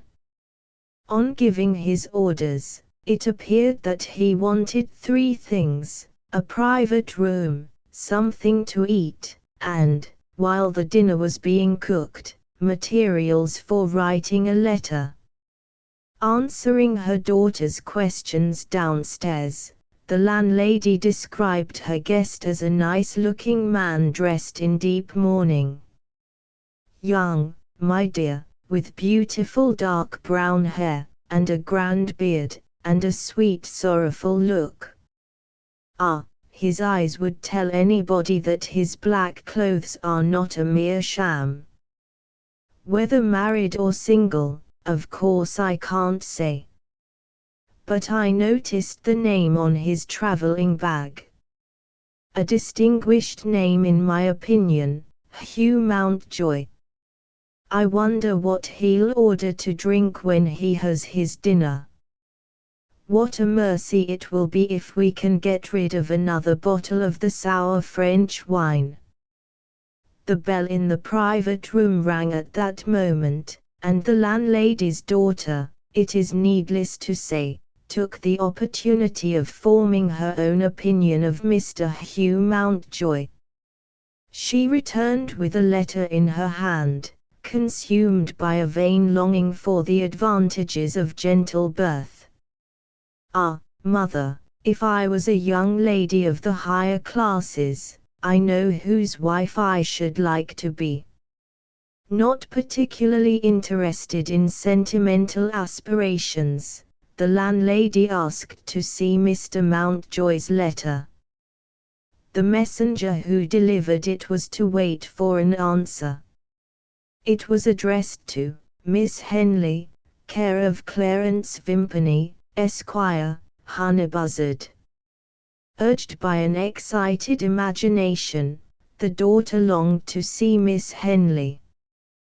The mother was at a loss to understand why Mr. Mountjoy should have troubled himself to write the letter at all. "If he knows the young lady who is staying at the doctor's house," she said, "why doesn't he call on Miss Henley?" She handed the letter back to her daughter. "There. Let the ostler take it, he's got nothing to do." "No, mother. The ostler's dirty hands mustn't touch it, I'll take the letter myself. Perhaps I may see Miss Henley." Such was the impression which Mr. Hugh Mountjoy had innocently produced on a sensitive young person, condemned by destiny to the barren sphere of action afforded by a country inn. The landlady herself took the dinner upstairs, a first course of mutton chops and potatoes, cooked to a degree of imperfection only attained in an English kitchen. The sour French wine was still on the good woman's mind. "What would you choose to drink, sir?" she asked. Mr. Mountjoy seemed to feel no interest in what he might have to drink. "We have some French wine, sir." "Thank you, that will do." When the bell rang again, and the time came to produce the second course of cheese and celery, the landlady allowed the waiter to take her place.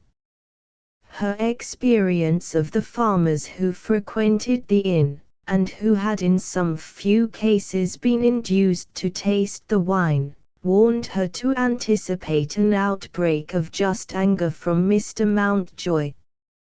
He, like the others, would probably ask what she meant by poisoning him with such stuff as that.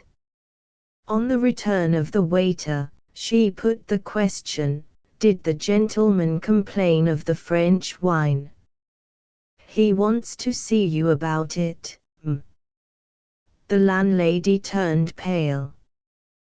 The expression of Mr. Mountjoy's indignation was evidently reserved for the mistress of the house. "Did he swear?" she asked, "when he tasted it?" "Lord bless you, no. Drank it out of a tumbler, and, if you will believe me, actually seemed to like it." The landlady recovered her color.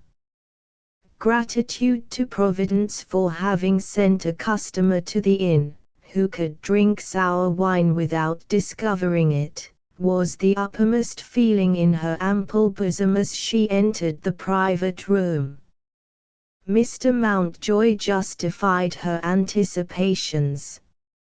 He was simple enough, with his tumbler before him, and the wine as it were under his nose, to begin with an apology. "I am sorry to trouble you, May I ask where you got this wine?" "The wine, sir, was one of my late husband's bad debts. It was all he could get from a Frenchman who owed him money." "It's worth money, "Indeed, sir." "Yes, indeed. This is some of the finest and purest claret that I have tasted for many a long day past." An alarming suspicion disturbed the serenity of the landlady's mind. Was his extraordinary opinion of the wine sincere? Or was it Mr. Mountjoy's wicked design to entrap her into praising her claret and then to imply that she was a cheat by declaring what he really thought of it? She took refuge in a cautious reply, "You are the first gentleman, sir, who has not found fault with it. In that case, perhaps you would like to get rid of the wine?" Mr. Mountjoy suggested. The landlady was still cautious. "Who will buy it of me, sir?" "I will." "How much do you charge for it by the bottle?"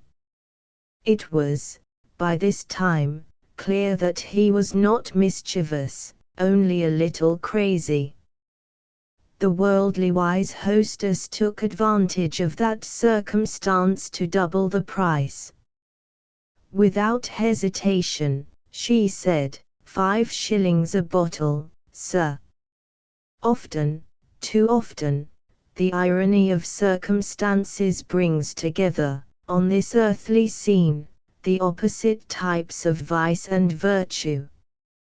A lying landlady and a guest incapable of deceit were looking at each other across a narrow table, equally unconscious of the immeasurable moral gulf that lay between them, influenced by honorable feeling, Innocent Hugh Mountjoy lashed the landlady's greed for money to the full gallop of human cupidity.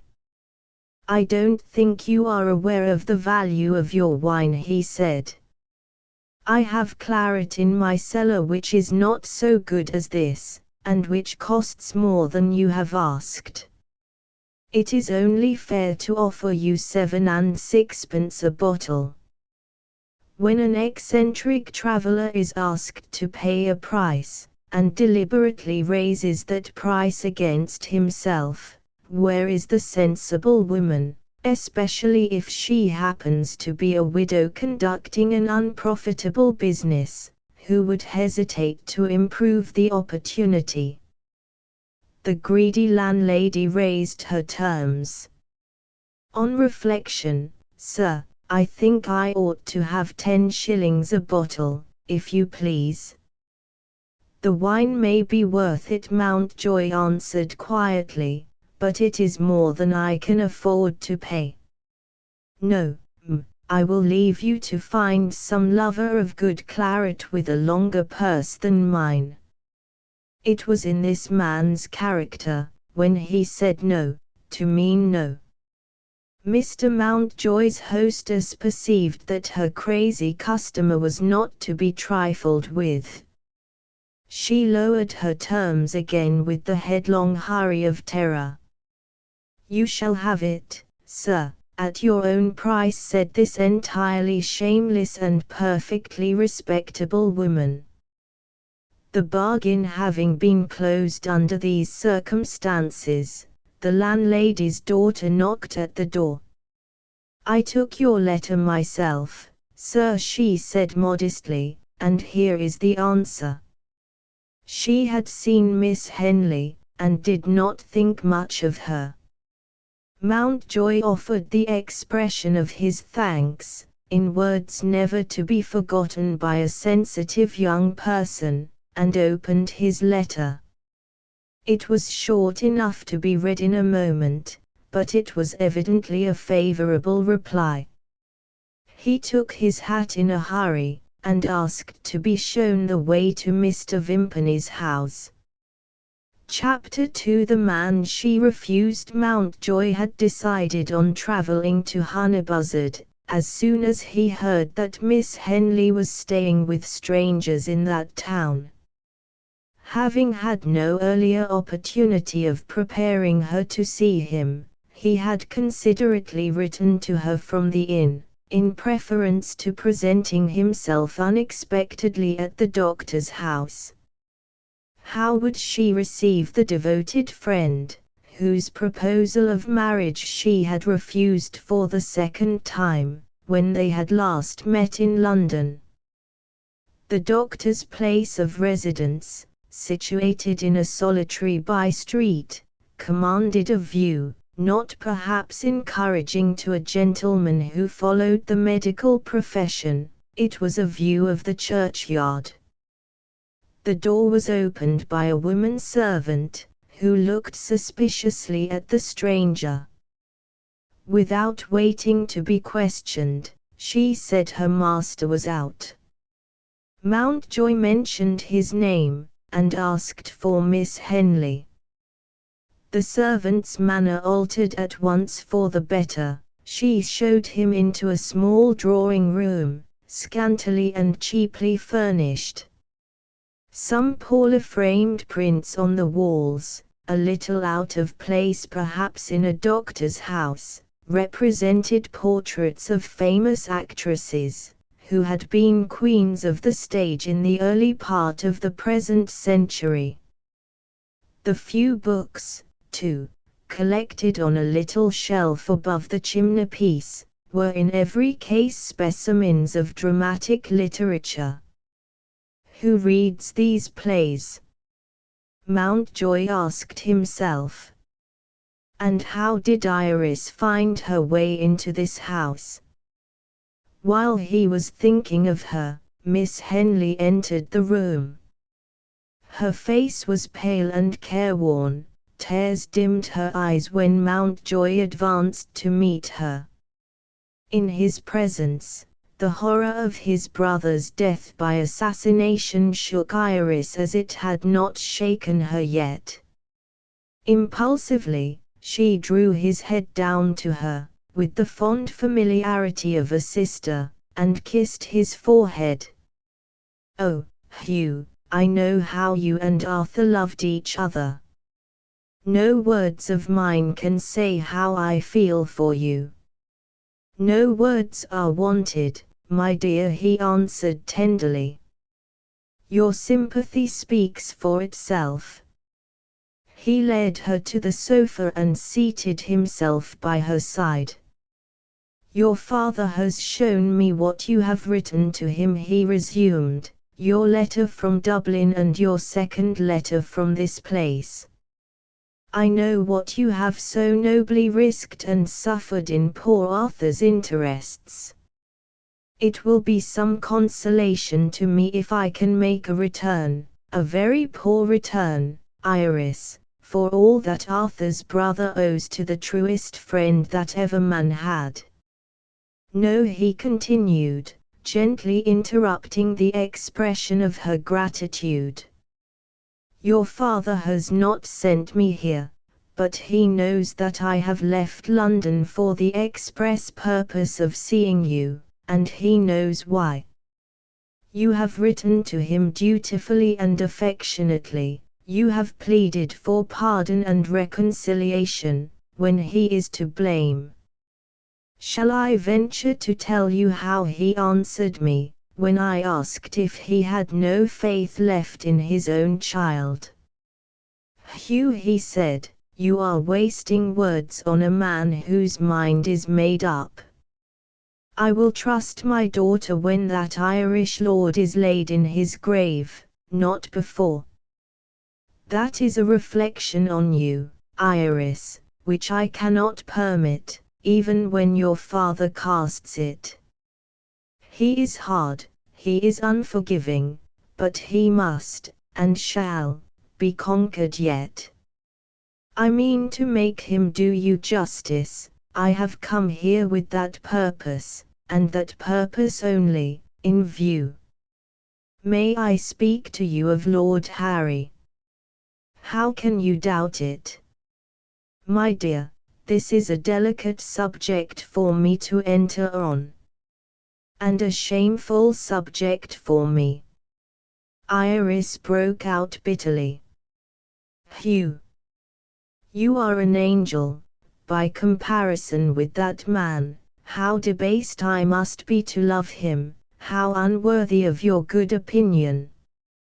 Ask me anything you like, have no mercy on me." "Oh," she cried, with reckless contempt for herself, "why don't you beat me? I deserve it." Mountjoy was well enough acquainted with the natures of women to pass over that passionate outbreak, instead of fanning the flame in her by reasoning and remonstrance.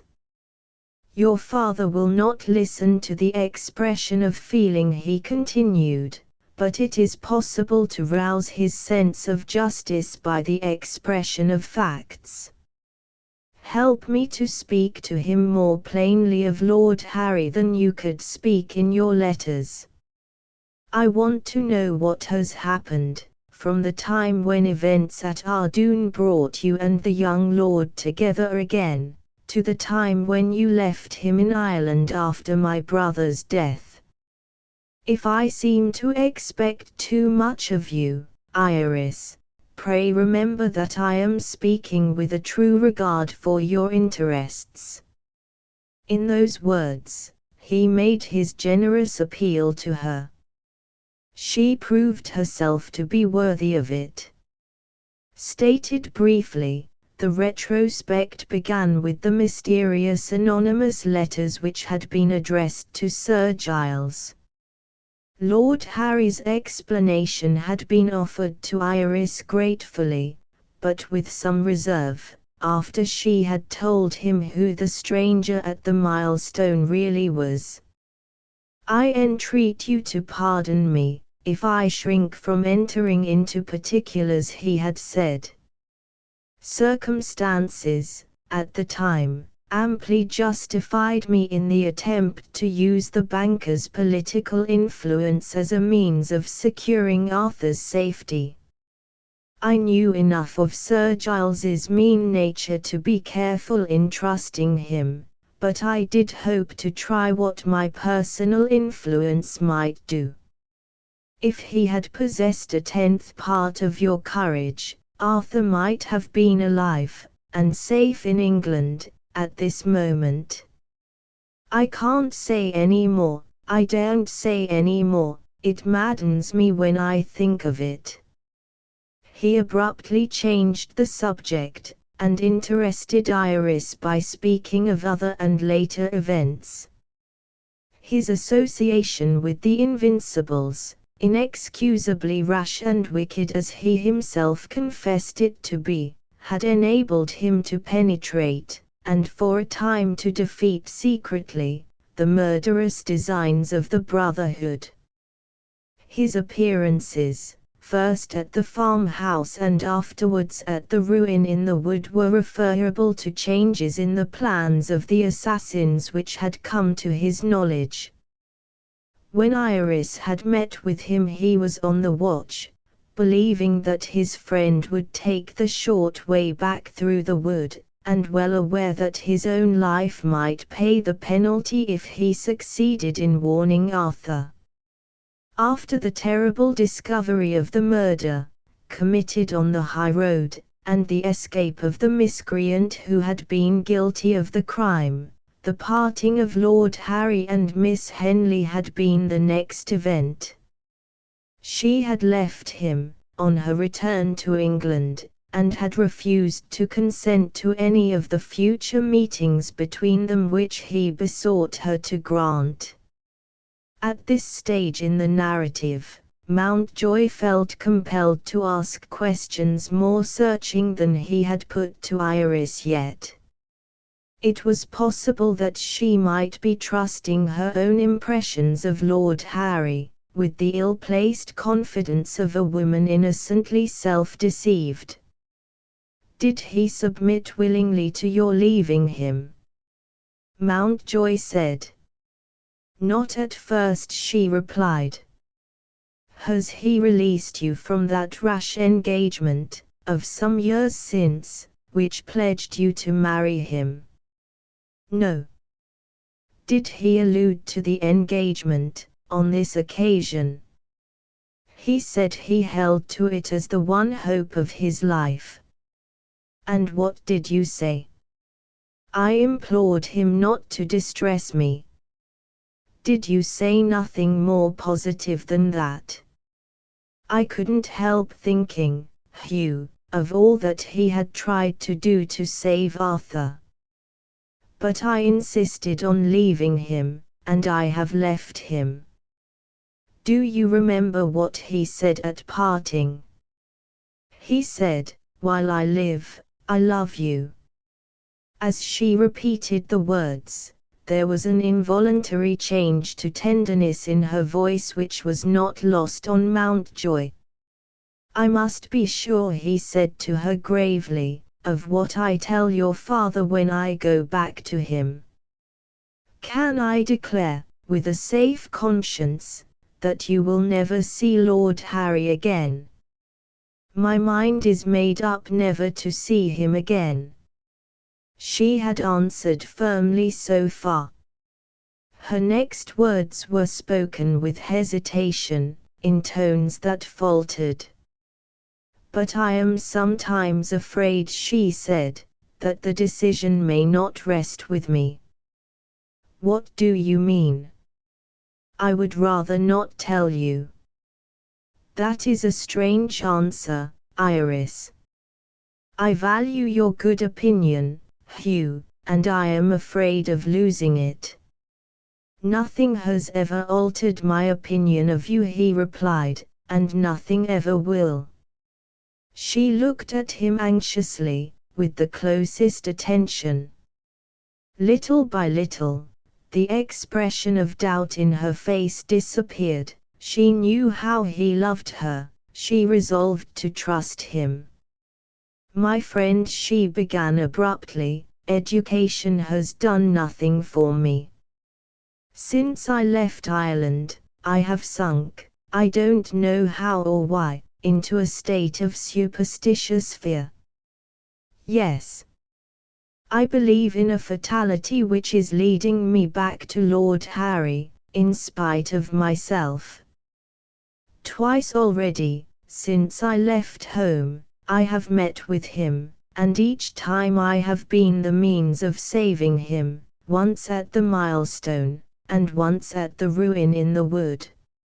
If my father still accuses me of being in love with an adventurer, you can say with perfect truth that I am afraid of him. I am afraid of the third meeting. I have done my best to escape from that man, and, step by step, as I think I am getting away, destiny is taking me back to him. I may be on my way to him here, hidden in this wretched little town. Oh, don't despise me. Don't be ashamed of me. My dear, I am interested, deeply interested in you. That there may be some such influence as destiny in our poor mortal lives, I dare not deny. But I don't agree with your conclusion. What destiny has to do with you and with me, neither you nor I can pretend to know beforehand. In the presence of that great mystery, humanity must submit to be ignorant. Wait, Iris, wait. She answered him with the simplicity of a docile child, I will do anything you tell me. Mountjoy was too fond of her to say more of Lord Harry, for that day. He was careful to lead the talk to a topic which might be trusted to provoke no agitating thoughts. Finding Iris to all appearance established in the doctor's house, he was naturally anxious to know something of the person who must have invited her, the doctor's wife. Chapter 3 The registered packet. Mountjoy began by alluding to the second of Miss Henley's letters to her father, and to a passage in it which mentioned Mrs. Vimpany with expressions of the sincerest gratitude. I should like to know more, he said, of a lady whose hospitality at home seems to equal her kindness as a fellow traveller. Did you first meet with her on the railway? She travelled by the same train to Dublin, with me and my maid, but not in the same carriage. Iris answered, I was so fortunate as to meet with her on the voyage from Dublin to Holyhead. We had a rough crossing, and Rhoda suffered so dreadfully from seasickness that she frightened me. The stewardess was attending to ladies who were calling for her in all directions. I really don't know what misfortune might not have happened, if Mrs. Vimpany had not come forward in the kindest manner, and offered help. She knew so wonderfully well what was to be done, that she astonished me. I am the wife of a doctor, she said, and I am only imitating what I have seen my husband do, when his assistance has been required, at sea, in weather like this. In her poor state of health, Rhoda was too much exhausted to go on by the train, when we got to Holyhead. She is the best of good girls, and I am fond of her, as you know. If I had been by myself, I dare say I should have sent for medical help. What do you think dear Mrs. Vimpany offered to do?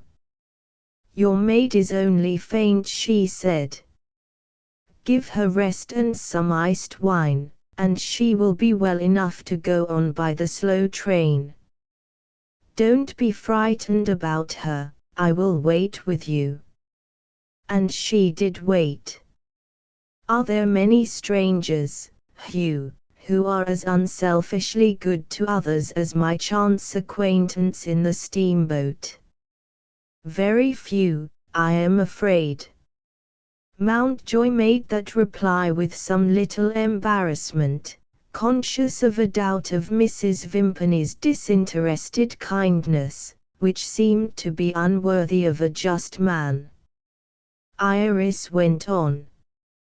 Rhoda was sufficiently recovered, she said, to travel by the next train, and there seemed to be no reason for feeling any more anxiety.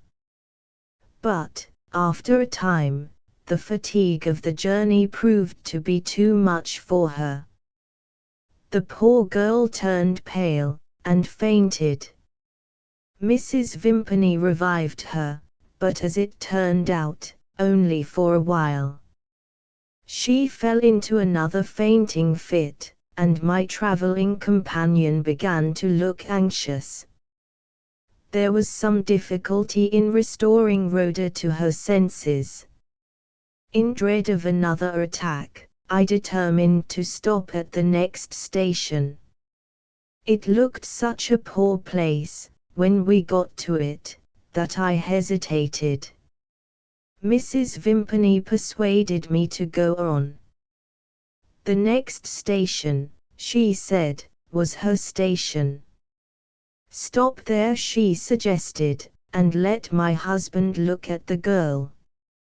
I ought not perhaps to say it, but you will find no better medical man out of London. I took the good creature's advice gratefully. What else could I do? What would you have done? Mountjoy inquired, if Rhoda had been strong enough to get to the end of the journey. I should have gone on to London, and taken refuge in a lodging. You were in town, as I believed, and my father might relent in time. As it was, I felt my lonely position keenly. To meet with kind people, like Mr. Vimpany and his wife, was a real blessing to such a friendless creature as I am, to say nothing of the advantage to Rhoda, who is getting better every day. I should like you to see Mrs. Vimpany, if she is at home. She is a little formal and old-fashioned in her manner, but I am sure you will be pleased with her. Ah! You look round the room. They are poor, miserably poor for persons in their position, these worthy friends of mine. I have had the greatest difficulty in persuading them to let me contribute my share towards the household expenses. They only yielded when I threatened to go to the inn. You are looking very serious, Hugh. Is it possible that you see some objection to my staying in this house? The drawing-room door was softly opened, at the moment when Iris put that question. A lady appeared on the threshold. Seeing the stranger, she turned to Iris. I didn't know, dear Miss Henley, that you had a visitor. Pray pardon my intrusion. The voice was deep, the articulation was clear, the smile presented a certain modest dignity which gave it a value of its own. This was a woman who could make such a commonplace thing as an apology worth listening to. Iris stopped her as she was about to leave the room. I was just wishing for you, she said. Let me introduce my old friend, Mr. Mountjoy. Hugh, this is the lady who has been so kind to me, Mrs. Vimpany. Hugh's impulse, under the circumstances, was to dispense with the formality of a bow, and to shake hands. Mrs. Vimpany met this friendly advance with a suavity of action, not often seen in these days of movement without ceremony. She was a tall slim woman, of a certain age. Art had so cleverly improved her complexion that it almost looked like nature. Her cheeks had lost the plumpness of youth, but her hair, thanks again perhaps to art, showed no signs of turning grey. The expression of her large dark eyes, placed perhaps a little too near her high aquiline nose, claimed admiration from any person who was so fortunate as to come within their range of view. Her hands, long, yellow, and pitiably thin, were used with a grace which checked to some extent their cruel betrayal of her age. Her dress had seen better days, but it was worn with an air which forbade it to look actually shabby. The faded lace that encircled her neck fell in scanty folds over her bosom. She sank into a chair by Hugh's side. "It was a great pleasure to me, Mr. Mountjoy, to offer my poor services to Miss Henley. I can't tell you how happy her presence makes me in our little house." The compliment was addressed to Iris with every advantage that smiles and tones could offer. Oddly artificial as it undoubtedly was, Mrs. Vimpany's manner produced nevertheless an agreeable impression. Disposed to doubt her at first, Mountjoy found that she was winning her way to a favourable change in his opinion. She so far interested him, that he began to wonder what her early life might have been, when she was young and handsome. He looked again at the portraits of actresses on the walls, and the plays on the bookshelf, and then, when she was speaking to Iris, he stole a sly glance at the doctor's wife. Was it possible that this remarkable woman had once been an actress? He attempted to put the value of that guess to the test by means of a complimentary allusion to the prince. "My memory as a playgoer doesn't extend over many years," he began, "but I can appreciate the historical interest of your beautiful prince." Mrs. Vimpany bowed gracefully, and dumbly. Mountjoy tried again.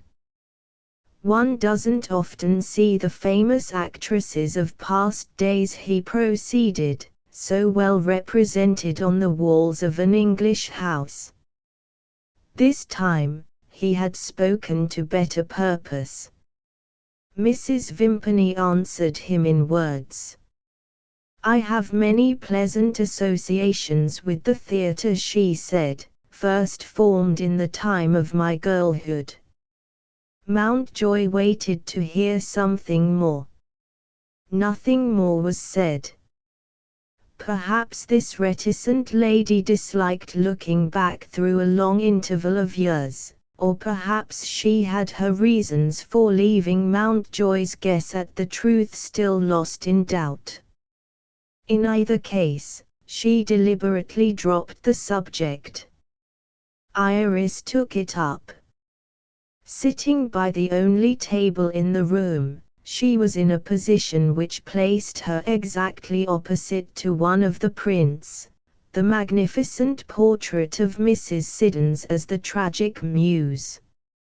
"I wonder if Mrs. Siddons was really as beautiful as that," she said, pointing to the print.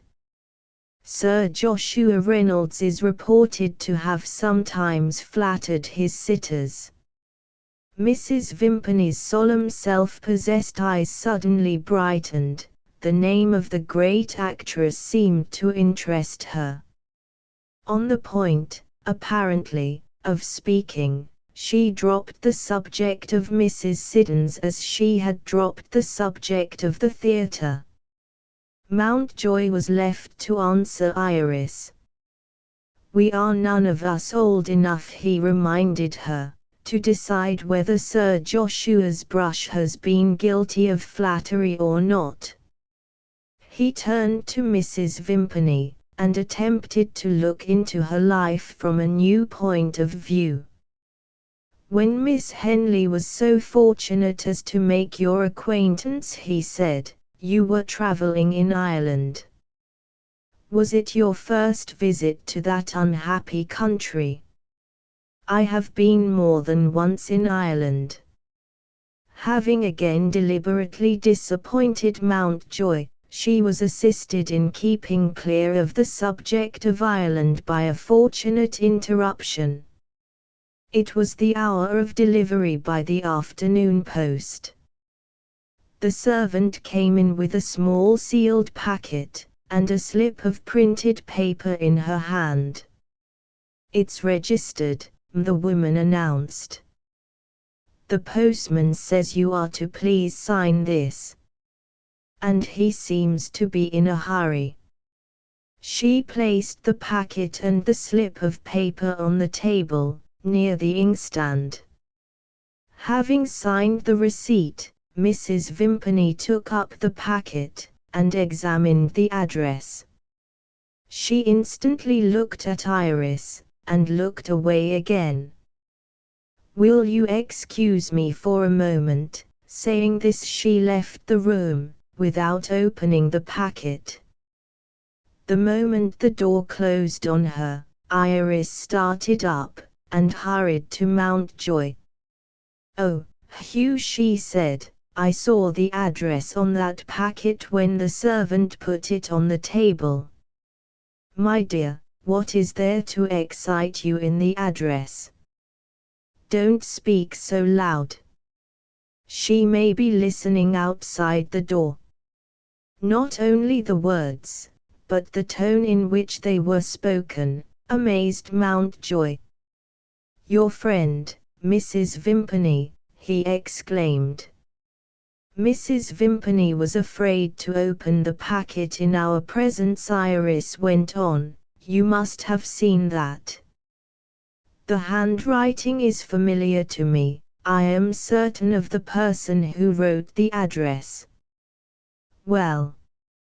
And who is the person?" She whispered in his ear, "Lord Harry." Chapter 4. The game. Mountjoy loses surprise silenced Hugh for the moment. Iris understood the look that he fixed on her, and answered it.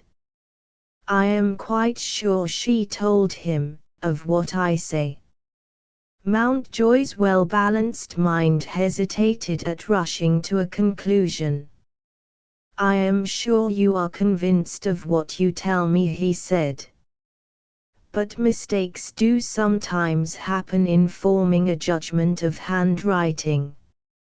In the state of excitement that now possessed her, Iris was easily irritated. She was angry with Hugh for only supposing that she might have made a mistake. He had himself, as she reminded him, seen Lord Harry's handwriting in past days. Was it possible to be mistaken in those bold thickly written characters, with some of the letters so quaintly formed? "Oh, Hugh, I am miserable enough as it is," she broke out. "Don't distract me by disputing what I know. Think of a woman so kind, so disinterested, so charming, the very opposite of a false creature. Think of Mrs. Vimpany having deceived me." There was not the slightest reason, thus far, for placing that interpretation on what had happened. Mountjoy gently, very gently, remonstrated. "My dear, we really don't know yet that Mrs. Vimpany has been acting under Lord Harry's instructions. Wait a little before you suspect your fellow traveller of offering her services for the purpose of deceiving you."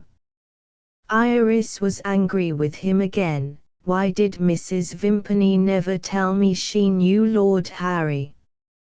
Isn't that suspicious? Mountjoy smiled.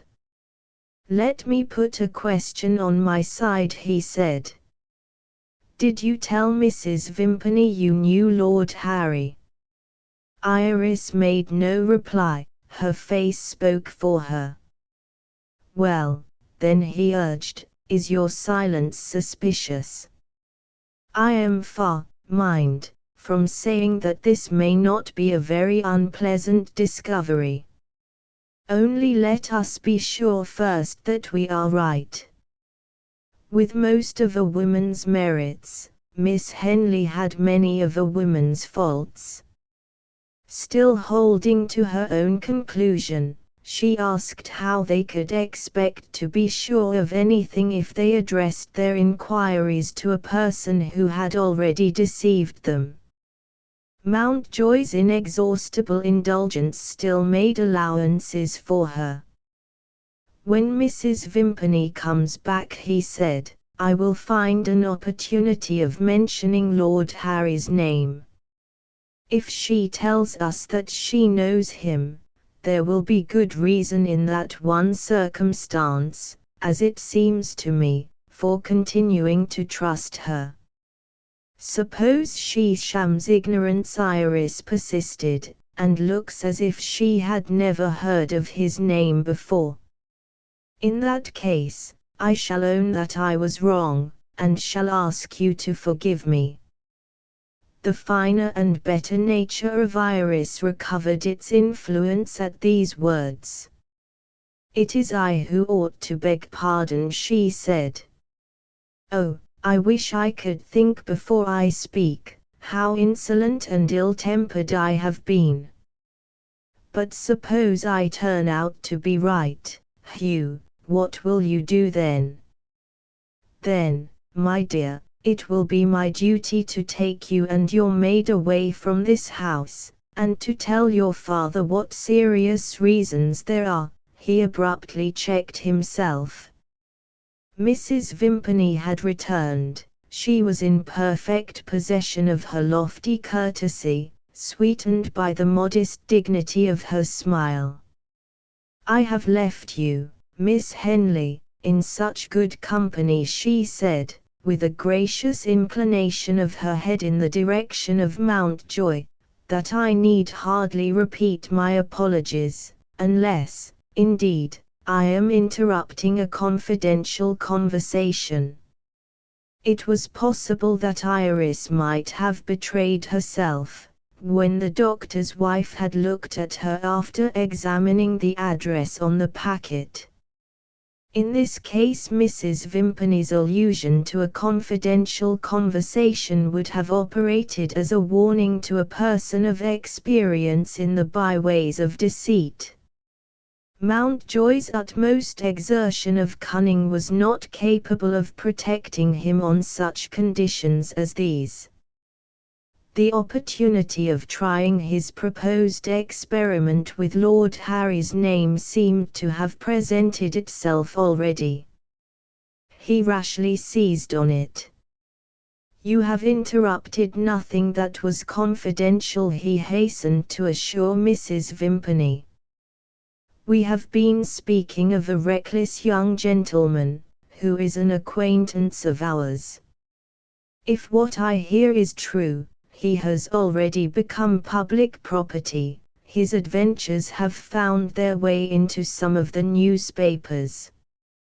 Here, if Mrs. Vimpany had answered Hugh's expectations, she ought to have asked who the young gentleman was. She merely listened in polite silence.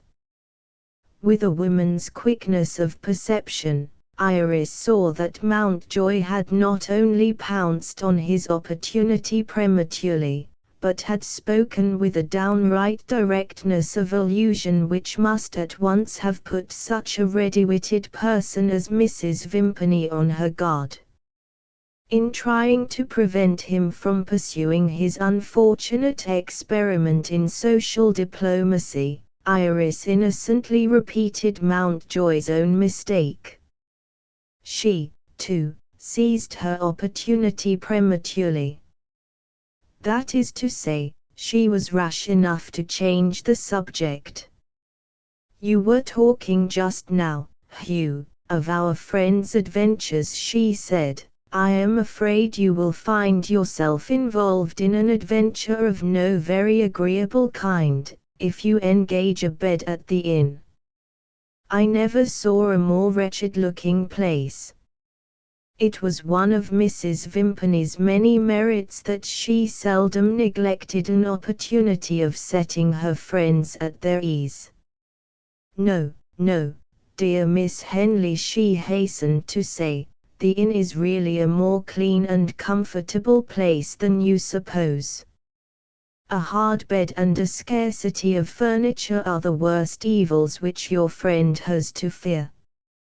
Do you know," she continued, addressing herself to Mountjoy, "that I was reminded of a friend of mine, when you spoke just now of the young gentleman whose adventures are in the newspapers. Is it possible that you referred to the brother of the present Earl of Norland? A handsome young Irishman, with whom I first became acquainted many years since. Am I right in supposing that you and Miss Henley know Lord Harry?" she asked. "What more than this could an unprejudiced mind require?" Mrs. Vimpany had set herself right with a simplicity that defied suspicion. Iris looked at Mountjoy. He appeared to know when he was beaten. Having acknowledged that Lord Harry was the young gentleman of whom he and Miss Henley had been speaking, he rose to take leave. After what had passed, Iris felt the necessity of speaking privately to Hugh. The necessary excuse presented itself in the remote situation of the inn. "You will never find your way back," she said, "through the labyrinth of crooked streets in this old town. Wait for me a minute, and I will be your guide." Mrs. Vimpany protested. "My dear, let the servant show the way." Iris held gaily to her resolution, and ran away to her room. Mrs. Vimpany yielded with her best grace. Miss Henley's motive could hardly have been plainer to her, if Miss Henley had confessed it herself. "What a charming girl," the doctor's amiable wife said to Mountjoy, when they were alone. "If I were a man, Miss Iris is just the young lady that I should fall in love with." She looked significantly at Mountjoy. Nothing came of it. She went on, "Miss Henley must have had many opportunities of being married, but the right man has, I fear, not yet presented himself." Once more her eloquent eyes consulted Mountjoy, and once more nothing came of it. Some women are easily discouraged. Impenetrable Mrs. Vimpany was one of the other women. She had not done with Mountjoy yet. She invited him to dinner on the next day. "Our early hour is 3 o'clock," she said modestly. "Pray join us. I hope to have the pleasure of introducing my husband." Mountjoy had his reasons for wishing to see the husband. As he accepted the invitation, Miss Henley returned to accompany him to the inn. Iris put the inevitable question to Hugh as soon as they were out of the doctor's house: "What do you say of Mrs. Vimpany now?" "I say that she must have been once an actress," Mountjoy answered, "and that she carries her experience of the stage into private life." "What do you propose to do next?" "I propose to wait, and see Mrs. Vimpany's husband tomorrow." "Why?" "Mrs. Vimpany, my dear, is too clever for me. If, observe, please, that I do her the justice of putting it in that way, if she is really Lord Harry's creature, employed to keep watch on you, and to inform him of your next place of residence in England, I own that she has completely deceived me. In that case, it is just possible that the husband is not such a finished and perfect humbug as the wife. I may be able to see through him. I can but try. Iris sighed. I almost hope you may not succeed, she said. Mountjoy was puzzled, and made no attempt to conceal it. I thought you only wanted to get at the truth, he answered. My mind might be easier, perhaps, if I was left in doubt, she suggested. A perverse way of thinking has set up my poor opinion against yours. But I am getting back to my better sense. I believe you were entirely right when you tried to prevent me from rushing to conclusions. It is more than likely that I have done Mrs. Vimpany an injustice. Oh, Hugh, I ought to keep a friend, I who have so few friends, when I have got one. And there is another feeling in me which I must not conceal from you. When I remember Lord Harry's noble conduct in trying to save poor Arthur, I cannot believe him capable of such hateful deceit as consenting to our separation, and then having me secretly watched by a spy. What monstrous inconsistency! Can anybody believe it? Can anybody account for it? I think I can account for it, Iris, if you will let me make the attempt. You are mistaken to begin with.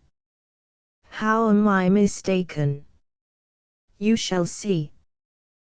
There is no such creature as a perfectly consistent human being on the face of the earth, and, strange as it may seem to you, the human beings themselves are not aware of it.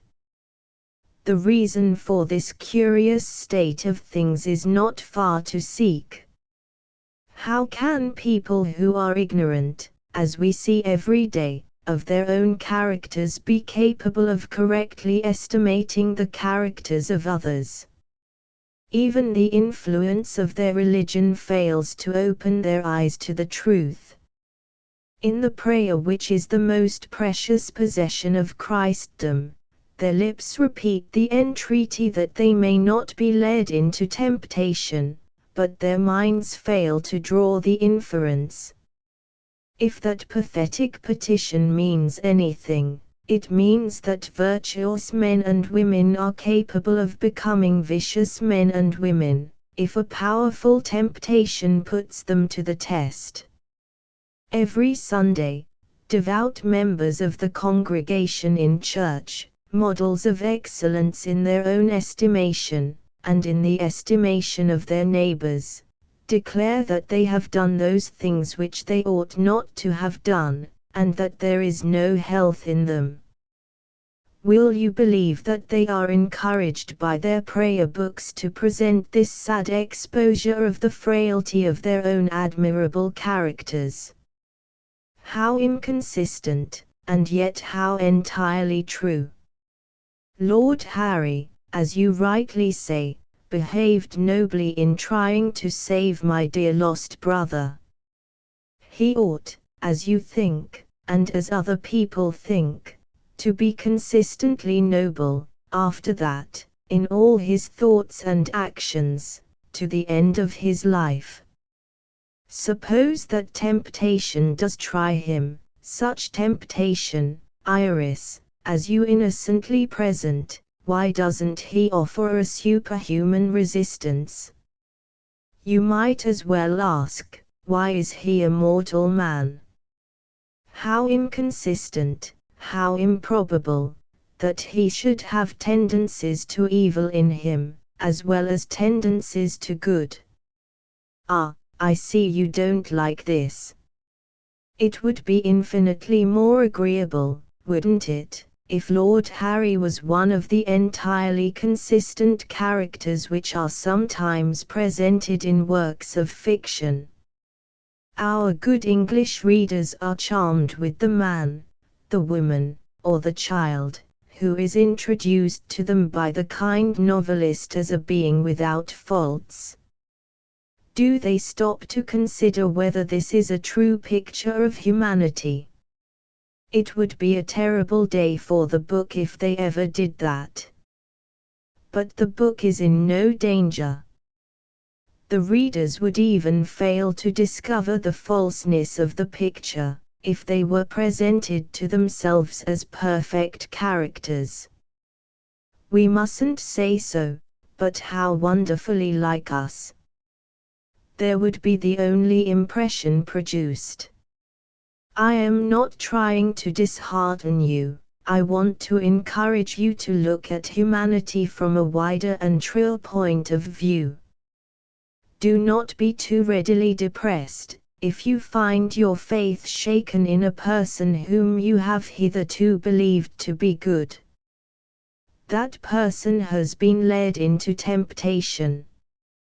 Wait till time shows you that the evil influence is not everlasting, and that the good influence will inconsistently renew your faith out of the very depths of your despair. Humanity, in general, is neither perfectly good nor perfectly wicked, take it as you find it. Is this a hard lesson to learn? Well, it's easy to do what other people do, under similar circumstances. Listen to the unwelcome truth today, my dear, and forget it tomorrow. They parted at the door of the inn. Chapter V. The game. Mountjoy plays a new card. Mr. Vimpany, of the College of Surgeons, was a burly man, heavily built from head to foot. His bold round eyes looked straight at his fellow creatures with an expression of impudent good humor, his whiskers were bushy, his hands were big, his lips were thick, his legs were solid. Add to this a broad sunburnt face, and a grey coat with wide tails, a waistcoat with a check pattern, and leather riding gaiters, and no stranger could have failed to mistake Mr. Vimpany for a farmer of the old school. He was proud of the false impression that he created. "Nature built me to be a farmer," he used to say. "But my poor foolish old mother was a lady by birth, and she insisted on her son being a professional man.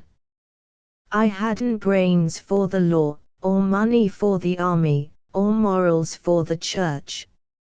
And here I am, a country doctor, the one representative of slavery left in the 19th century. You may not believe me, but I never see a laborer at the plough that I don't envy him." This was the husband of the elegant lady with the elaborate manners. This was the man who received Mountjoy with a "glad to see you, sir," and a shake of the hand that hurt him. "Coarse fare," said Mr. Vimpany, carving a big joint of beef, "but I can't afford anything better. Only a pudding to follow, and a glass of glorious old sherry. Miss Henley is good enough to excuse it, and my wife's used to it, and you will put up with it, Mr. Mountjoy, if you are half as amiable as you look. I'm an old-fashioned man. The pleasure of a glass of wine with you, sir." Hugh's first experience of the glorious old sherry led him to a discovery, which proved to be more important than he was disposed to consider it at the moment. He merely observed, with some amusement, that Mr. Vimpany smacked his lips in hearty approval of the worst sherry that his guest had ever tasted. Here, plainly self-betrayed, was a medical man who was an exception to a general rule in the profession. Here was a doctor ignorant of the difference between good wine and bad. Both the ladies were anxious to know how Mountjoy had passed the night at the inn. He had only time to say that there was nothing to complain of, when Mr. Vimpany burst into an explosion of laughter. "Oh, but you must have had something to complain of," said the big doctor. "I would bet 100, if I could afford it, that the landlady tried to poison you with her sour French wine." "Do you speak of the claret at the inn, after having tasted it?" Mountjoy asked. "What do you take me for?" cried Mr. Vimpany. "After all I have heard of that claret, I am not fool enough to try it myself, I can tell you." Mountjoy received this answer in silence. The doctor's ignorance and the doctor's prejudice, in the matter of wine, had started a new train of thought in Hugh's mind, which threatened serious consequences to Mr. Vimpany himself. There was a pause at the table, nobody spoke. The doctor saw condemnation of his rudeness expressed in his wife's face. He made a rough apology to Mountjoy, who was still preoccupied. "No offence, I hope.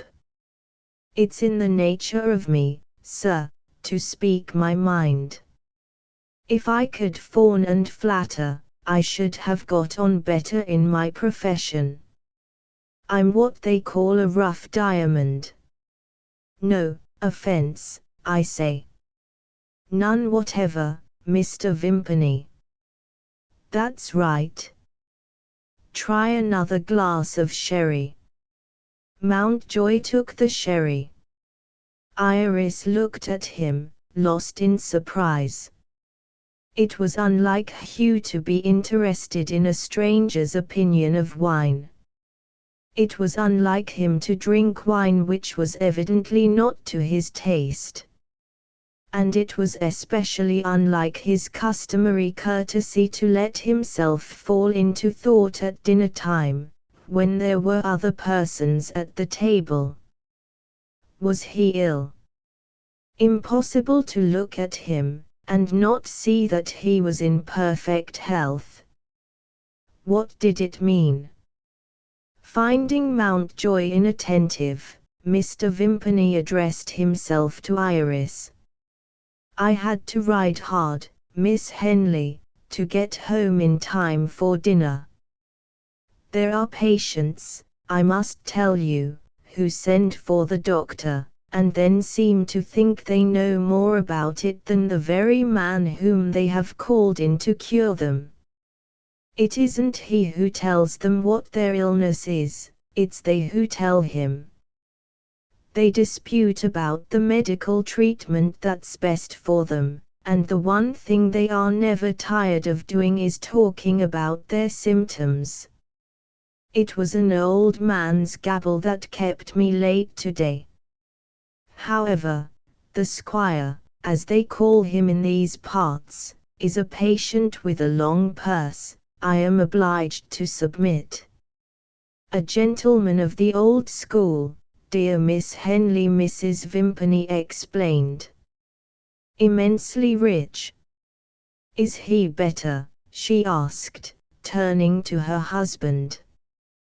"Better," cried the outspoken doctor. "Pooh! There's nothing the matter with him but gluttony. He went to London, and consulted a great man, a humbug with a handle to his name. The famous physician got rid of him in no time, sent him abroad to boil himself in foreign baths. He came home again worse than ever, and consulted poor me. I found him at dinner, a perfect feast, I give you my word of honor, and the old fool gorging himself till he was black in the face. His wine, I should have said, was not up to the mark, wanted body and flavor, you know. Ah, Mr. Mountjoy, this seems to interest you, reminds you of the landlady's wine, eh? Well, sir, how do you think I treated the squire? Emptied his infirm old inside with an emetic, and there he was on his legs again. Whenever he overeats himself he sends for me, and pays liberally. I ought to be grateful to him, and I am. Upon my soul, I believe I should be in the bankruptcy court but for the squire's stomach. Look at my wife. She's shocked at me. We ought to keep up appearances, my dear. Not I. When I am poor, I say I am poor. When I cure a patient, I make no mystery of it, everybody's welcome to know how it's done.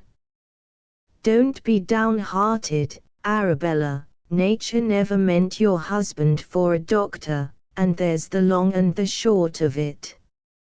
Another glass of sherry, Mr. Mountjoy. All social ceremonies, including the curious English custom which sends the ladies upstairs, after dinner, and leaves the gentlemen at the table, found a devoted adherent in Mrs. Vimpany. She rose as if she had been presiding at a banquet, and led Miss Henley affectionately to the drawing-room. Iris glanced at Hugh. No, his mind was not at ease yet, the preoccupied look had not left his face. Jovial Mr. Vimpany pushed the bottle across the table to his guest, and held out a handful of big black cigars. "Now for the juice of the grape," he cried, "and the best cigar in all England." He had just filled his glass, and struck a light for his cigar, when the servant came in with a note. Some men relieve their sense of indignation in one way, and some in another. The doctor's form of relief was an oath. "Talk about slavery," he shouted. "Find me such a slave in all Africa as a man in my profession. There isn't an hour of the day or night that he can call his own. Here's a stupid old woman with an asthma, who has got another spasmodic attack, and I must leave my dinner table and my friend, just as we are enjoying ourselves. I have half a mind not to go." The inattentive guest suddenly set himself right in his host's estimation.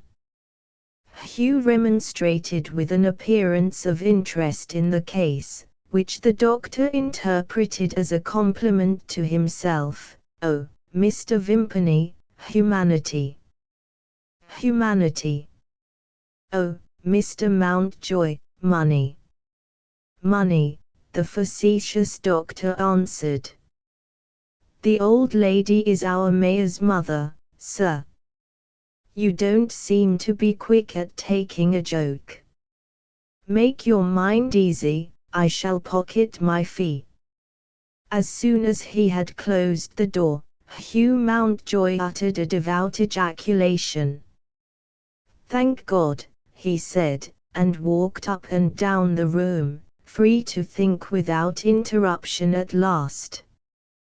The subject of his meditations was the influence of intoxication in disclosing the hidden weaknesses and vices of a man's character by exhibiting them just as they are, released from the restraint which he exercises over himself when he is sober. That there was a weak side, and probably a vicious side, in Mr. Vimpany's nature it was hardly possible to doubt. His blustering good humor, his audacious self-conceit, the tones of his voice, the expression in his eyes, all revealed him, to use one expressive word, as a humbug. Let drink subtly deprive him of his capacity for self-concealment. And the true nature of his wife's association with Lord Harry might sooner or later show itself, say, in after-dinner talk, under skillful management. The right method of entrapping him into a state of intoxication, which might have presented serious difficulties under other circumstances, was suggested, partly by his ignorance of the difference between good wine and bad, and partly by Mountjoy's knowledge of the excellent quality of the landlady's claret. He had recognized, as soon as he tasted it, that finest vintage of Bordeaux, which conceals its true strength, to a gross and ignorant taste, under the exquisite delicacy of its flavor. Encourage Mr. Vimpany by means of a dinner at the inn, to give his opinion as a man whose judgment in claret was to be seriously consulted, and permit him also to discover that Hugh was rich enough to have been able to buy the wine, and the attainment of the end in view would be simply a question of time. There was certainly the chance to be reckoned with, that his thick head might prove to be too strong for the success of the experiment. Mountjoy determined to try it, and did try it nevertheless. Mr. Vimpany returned from his medical errand, thoroughly well satisfied with himself. "The mayor's mother has reason to thank you, sir," he announced. "If you hadn't hurried me away, the wretched old creature would have been choked. A regular stand-up fight, by Jupiter, between death and the doctor has won. Give me the reward of merit. Pass the bottle." He took up the decanter, and looked at it. "Why, what have you been about?" he asked. "I made up my mind that I should want the key of the cellar when I came back, and I don't believe you have drunk a drop in my absence." "What does it mean?" "It means that I am not worthy of your sherry," Mountjoy answered. "The Spanish wines are too strong for my weak digestion." Mr. Vimpany burst into one of his explosions of laughter. "You miss the landlady's vinegar, eh?" "Yes, I do." "Wait a minute, doctor, I have a word to say on my side, and, like you, I mean what I say. The landlady's vinegar is some of the finest Chateau Margaux I have ever met with, thrown away on ignorant people who are quite unworthy of it." The doctor's natural insolence showed itself. "You have bought this wonderful wine, of course," he said satirically. "That," Mountjoy answered, "is just what I have done." For once in his life, Mr. Vimpany's self-sufficient readiness of speech failed him. He stared at his guest in dumb amazement. On this occasion, Mountjoy improved the opportunity to good purpose. Mr. Vimpany accepted with the utmost readiness an invitation to dine on the next day at the inn. But he made a condition. "In case I don't agree with you about that chateau, what you call it," he said, "you won't mind my sending home for a bottle of sherry." The next event of the day was a visit to the most interesting monument of antiquity in the town. In the absence of the doctor, caused by professional engagements, Miss Henley took Mountjoy to see the old church, and Mrs. Vimpany accompanied them, as a mark of respect to Miss Henley's friend. When there was a chance of being able to speak confidentially, Iris was eager in praising the doctor's wife. "You can't imagine, Hugh, how agreeable she has been, and how entirely she has convinced me that I was wrong, shamefully wrong, in thinking of her as I did. She sees that you dislike her, and yet she speaks so nicely of you. Your clever friend enjoys your society," she said. "Pray accompany me when I take him to see the church." How unselfish! Mountjoy kept his own counsel. The generous impulses which sometimes led Iris astray were, as he well knew, beyond the reach of remonstrance. His own opinion of Mrs. Vimpany still pronounced steadily against her.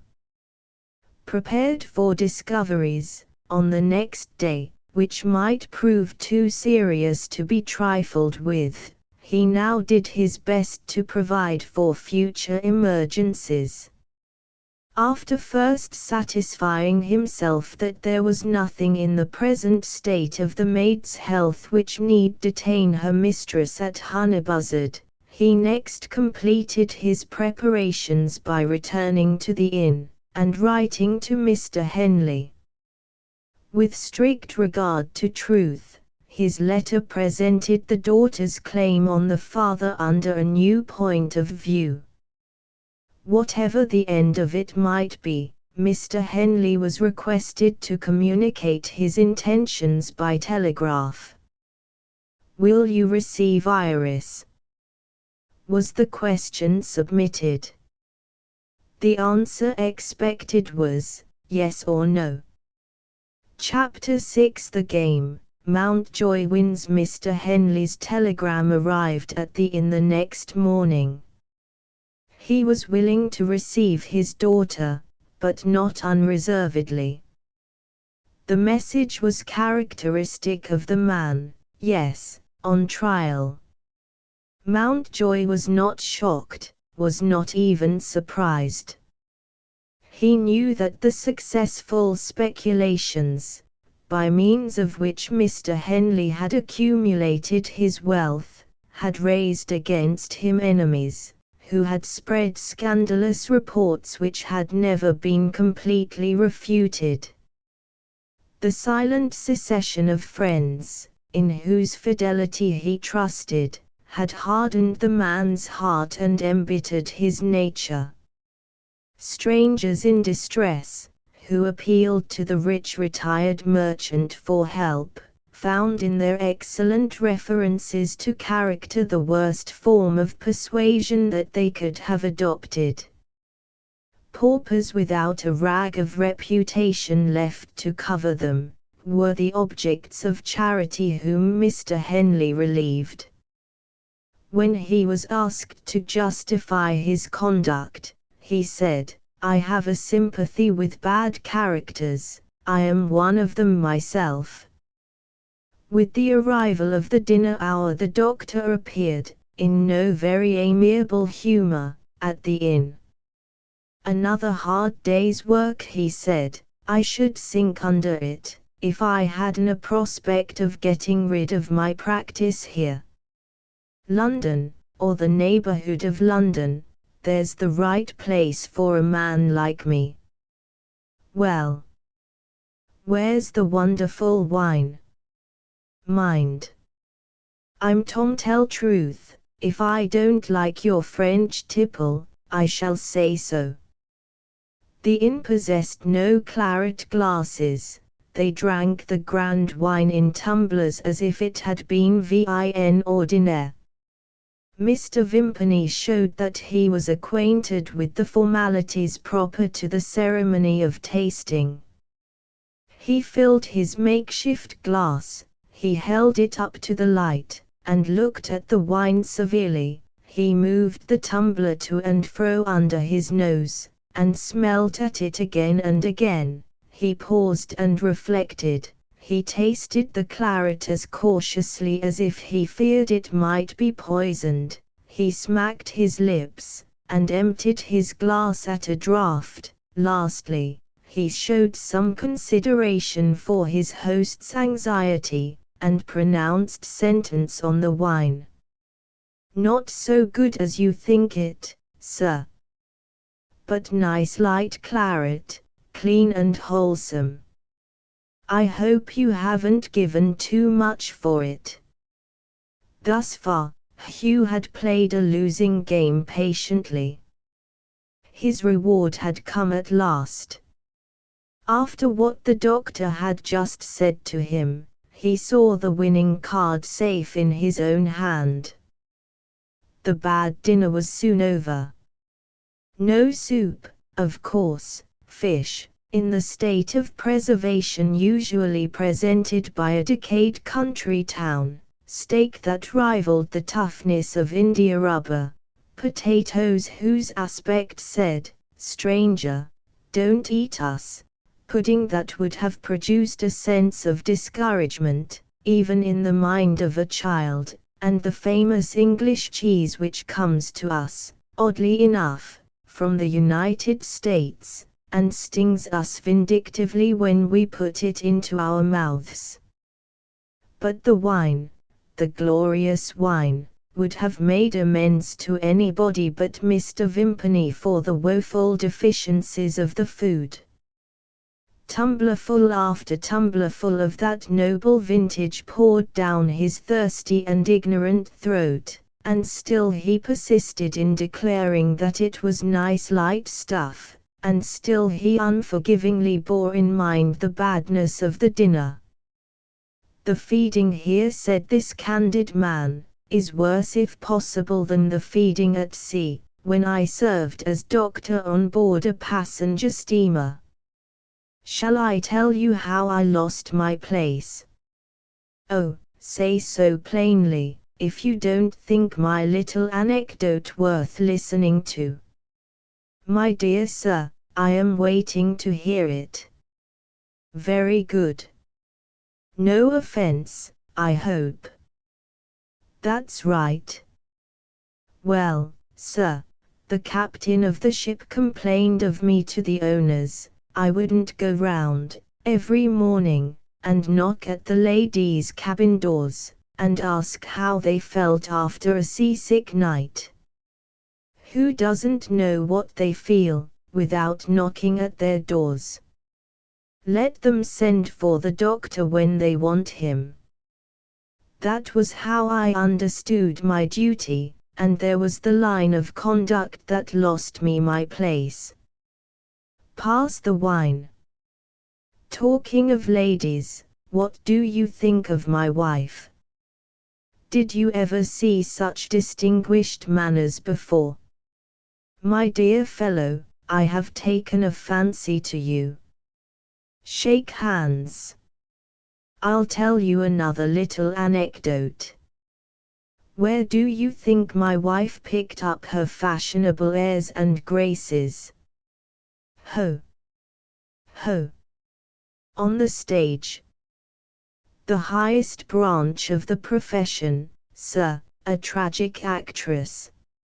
If you had seen her in Lady Macbeth, Mrs. Vimpany would have made your flesh creep.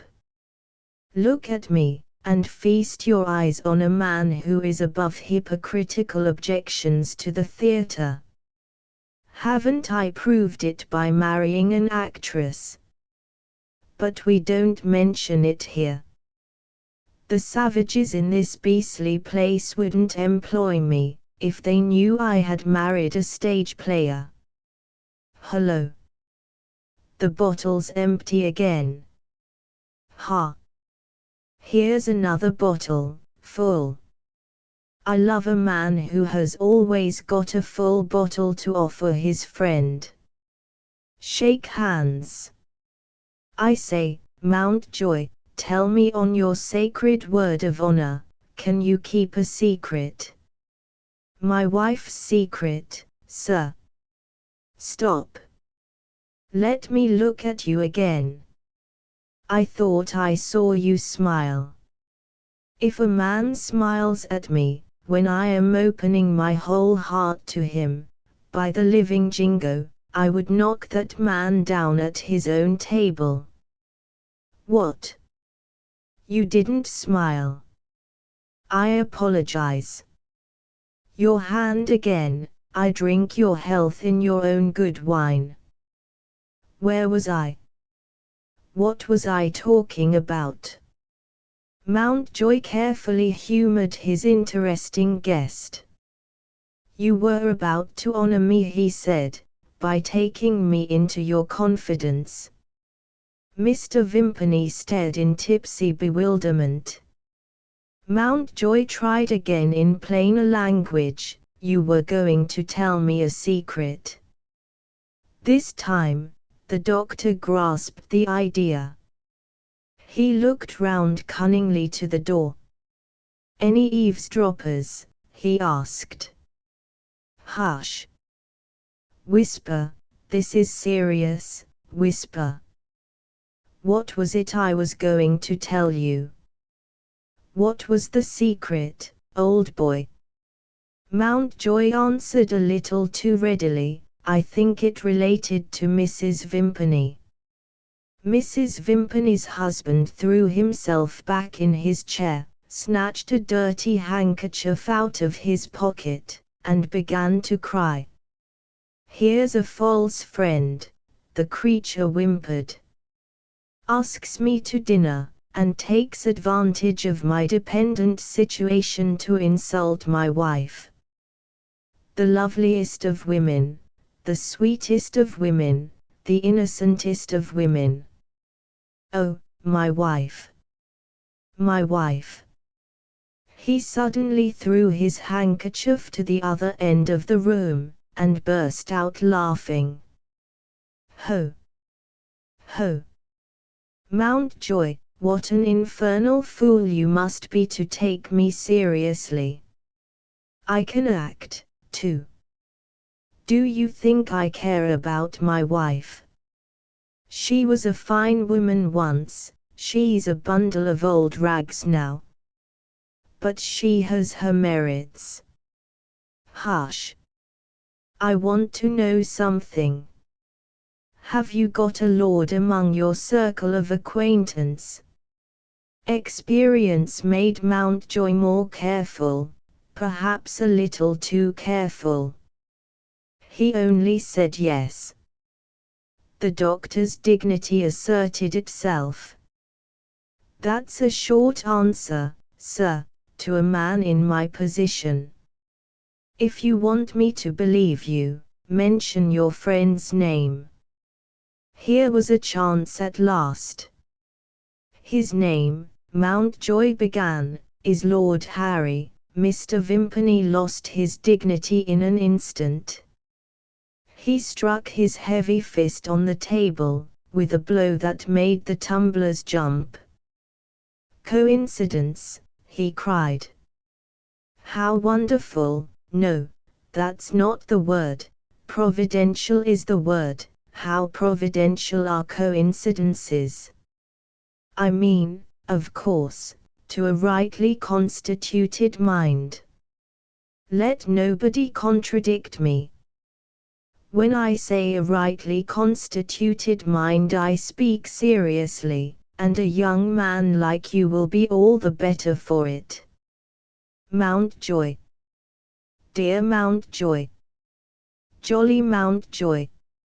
My wife's lord is your lord, Lord Harry. No, none of your nonsense, I won't have any more wine. Yes, I will. It might hurt your feelings if I didn't drink with you. Pass the bottle. Ha! That's a nice ring you've got on your finger. Perhaps you think it valuable. It's nothing, sir, it's dross, it's dirt, compared to my wife's diamond pin. There's a jewel, if you like. It will be worth a fortune to us when we sell it. A gift, dear sir. I'm afraid I've been too familiar with you. Speaking as a born gentleman, I beg to present my respects, and I call you dear sir. Did I tell you the diamond pin was a gift?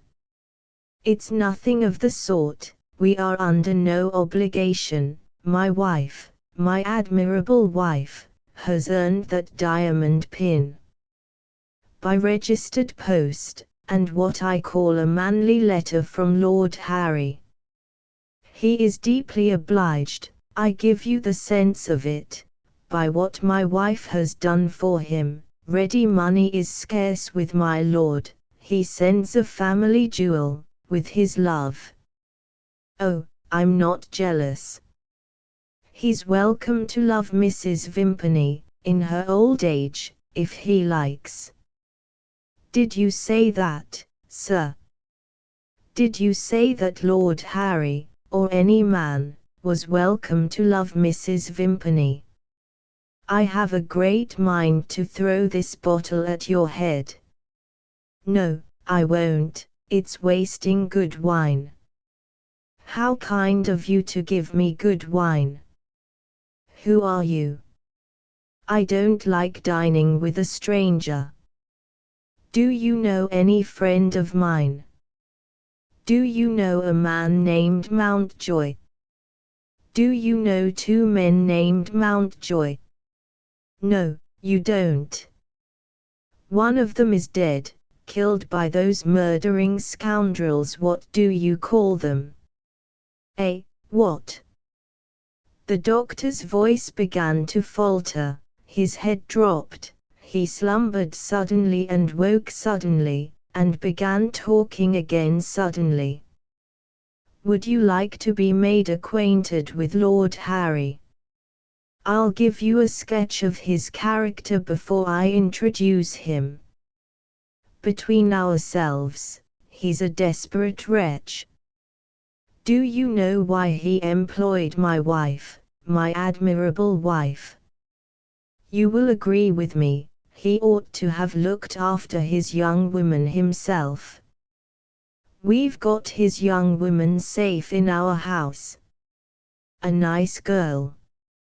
Not my style, my medical knowledge certifies she's cold-blooded. Lord Harry has only to come over here and find her. Why the devil doesn't he come? What is it keeps him in Ireland? Do you know? I seem to have forgotten. My own belief is I've got softening of the brain. What's good for softening of the brain? There isn't a doctor living who won't tell you the right remedy, wine. Pass the wine.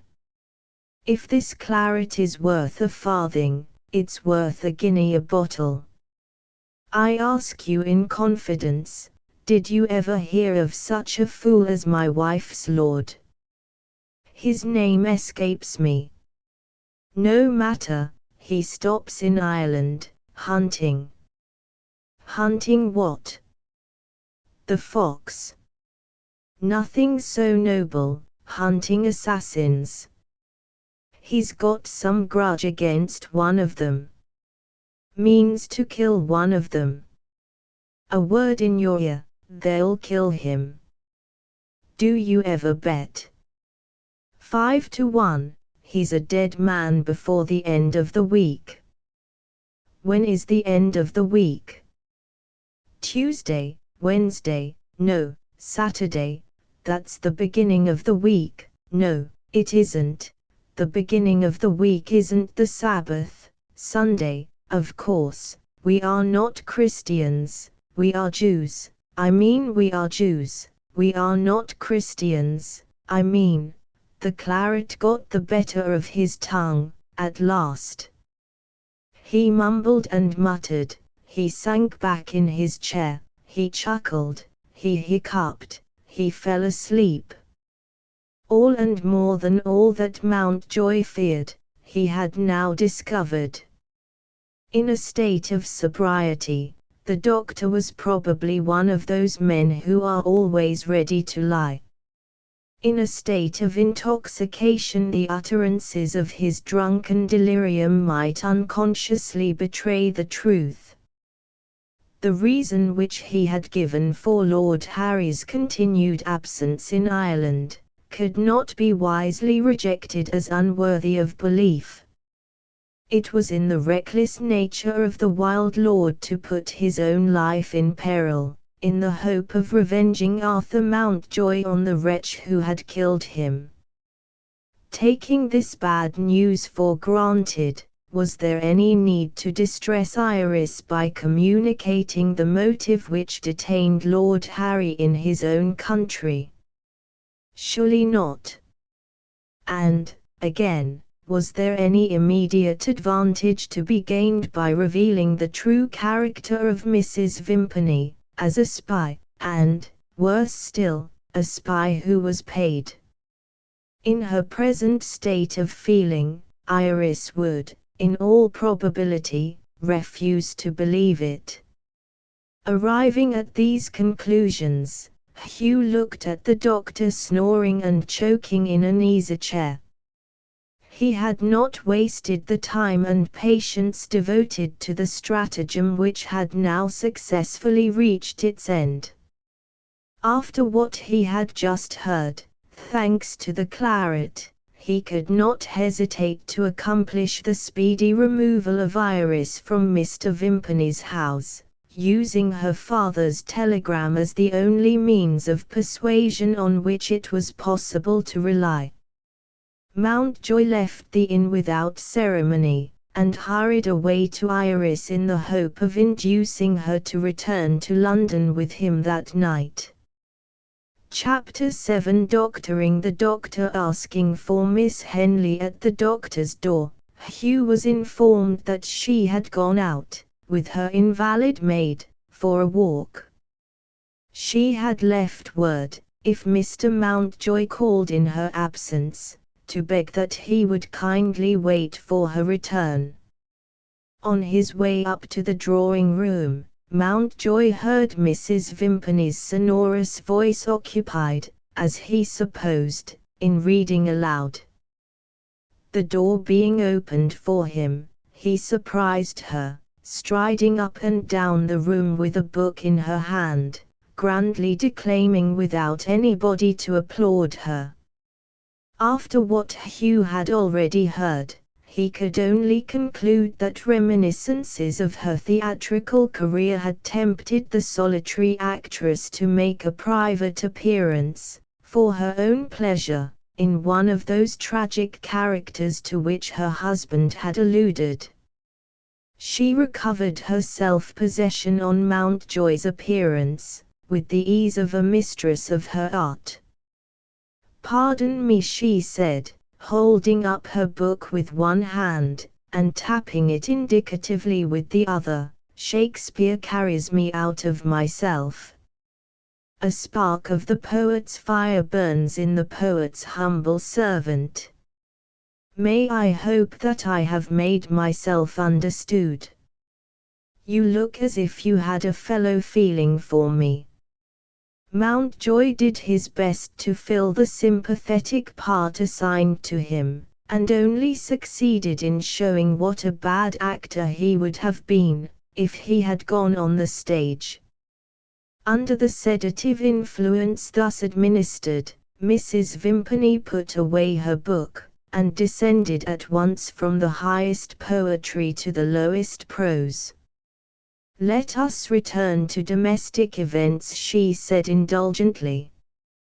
"Have the people at the inn given you a good dinner?" "The people did their best," Mountjoy answered cautiously. "Has my husband returned with you?"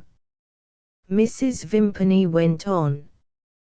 Mountjoy began to regret that he had not waited for Iris in the street. He was obliged to acknowledge that the doctor had not returned with him. "Where is Mr. Vimpany?" "At the inn." "What is he doing there?"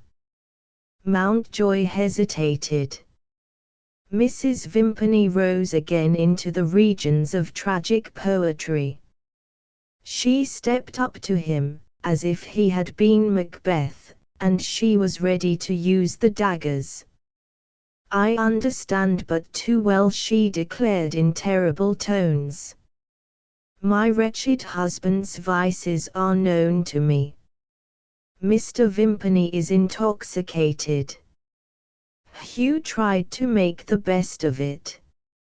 Only asleep, he said. Mrs. Vimpany looked at him once more.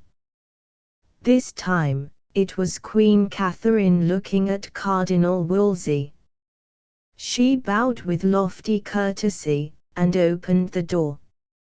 I have occasion, she said, to go out, and made an exit.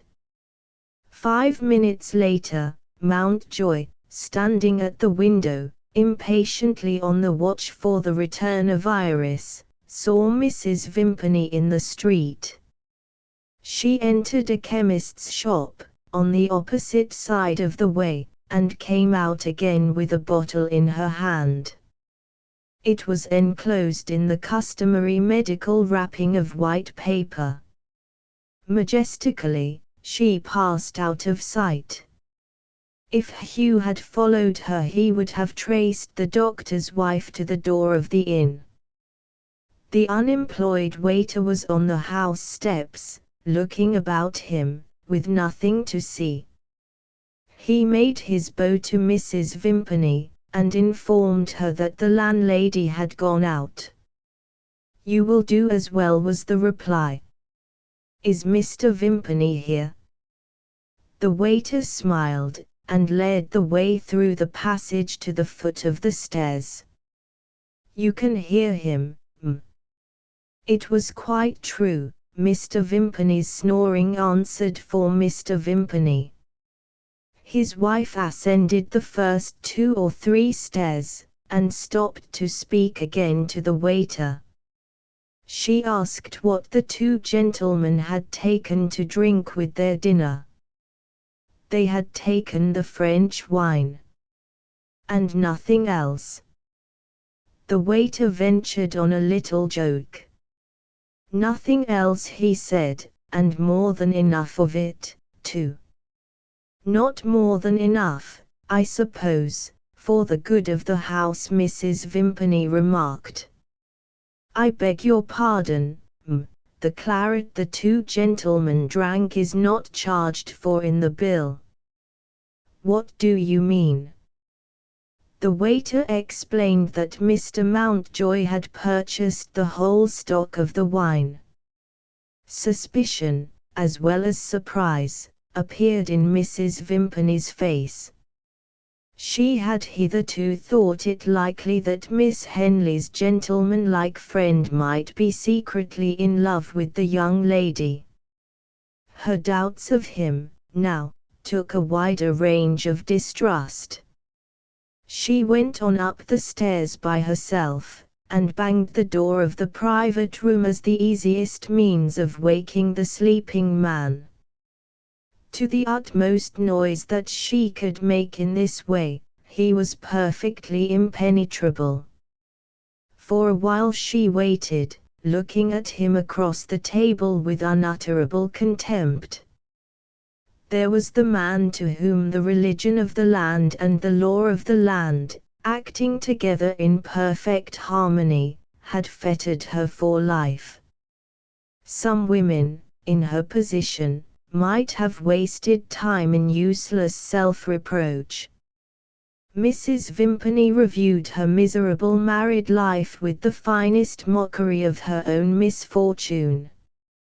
Virtue, she said to herself, is its own reward.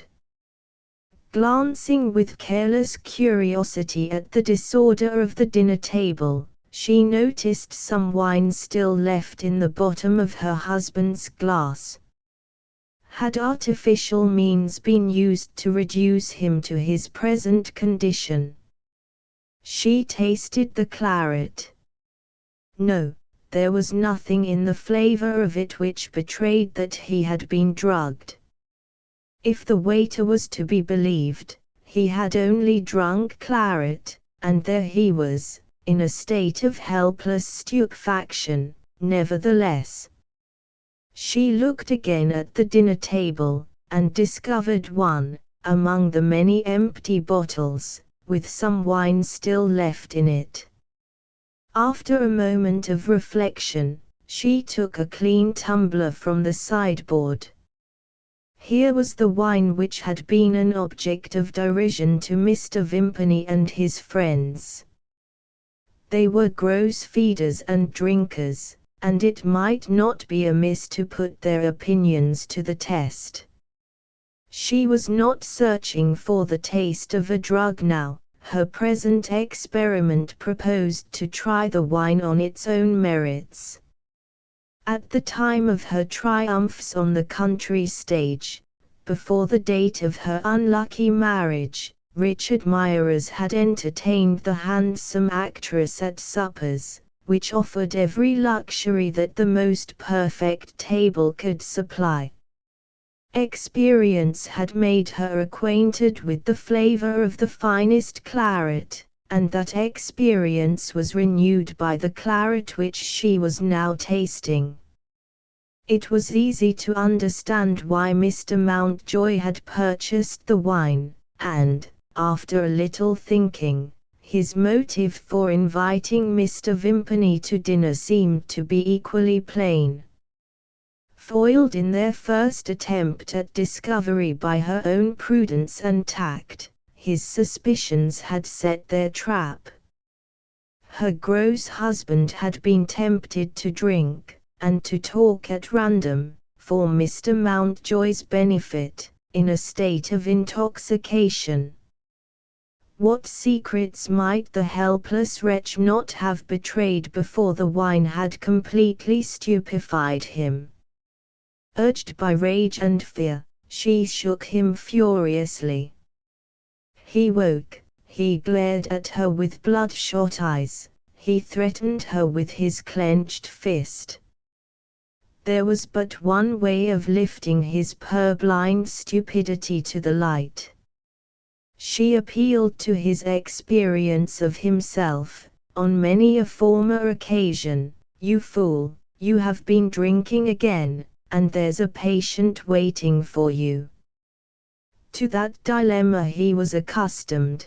The statement of it partially roused him. Mrs. Vimpany tore off the paper wrapping, and opened the medicine bottle which she had brought with her. He stared at it. He muttered to himself, "Is she going to poison me?" She seized his head with one hand, and held the open bottle to his nose. "Your own prescription," she cried, "for yourself and your hateful friends." His nose told him what words might have tried vainly to say. He swallowed the mixture. "If I lose the patient," he muttered oracularly, "I lose the money." His resolute wife dragged him out of his chair. The second door in the dining room led into an empty bedchamber. With her help, he got into the room, and dropped on the bed. Mrs. Vimpany consulted her watch. On many a former occasion she had learnt what interval of repose was required, before the sobering influence of the mixture could successfully assert itself. For the present, she had only to return to the other room. The waiter presented himself, asking if there was anything he could do for her. Familiar with the defective side of her husband's character, he understood what it meant when she pointed to the bedroom door. "The old story," he said, with an air of respectful sympathy. "Can I get you a cup of tea?" Mrs. Vimpany accepted the tea, and enjoyed it thoughtfully. She had two objects in view: to be revenged on Mountjoy, and to find a way of forcing him to leave the town before he could communicate his discoveries to Iris. How to reach these separate ends, by one and the same means, was still the problem which she was trying to solve, when the doctor's coarse voice was audible, calling for somebody to come to him. If his head was only clear enough, by this time, to understand the questions which she meant to put, his answers might suggest the idea of which she was in search. Rising with alacrity, Mrs. Vimpany returned to the bedchamber. "You miserable creature," she began, "are you sober now?" "I'm as sober as you are." "Do you know," she went on, "why Mr. Mountjoy asked you to dine with him?" "Because he's my friend."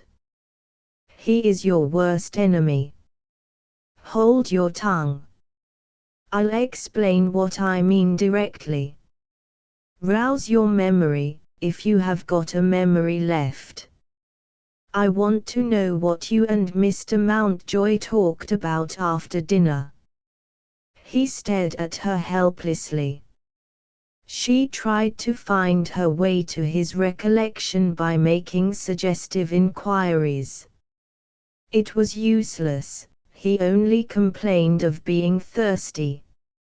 His wife lost her self-control. She was too furiously angry with him to be able to remain in the room. Recovering her composure when she was alone, she sent for soda water and brandy. Her one chance of making him useful was to humor his vile temper. She waited on him herself. In some degree, the drink cleared his muddled head. Mrs. Vimpany tried his memory once more. Had he said this? Had he said that? Yes, he thought it likely. Had he, or had Mr. Mountjoy, mentioned Lord Harry's name? A glimmer of intelligence showed itself in his stupid eyes. Yes, and they had quarrelled about it. He rather thought he had thrown a bottle at Mr. Mountjoy's head.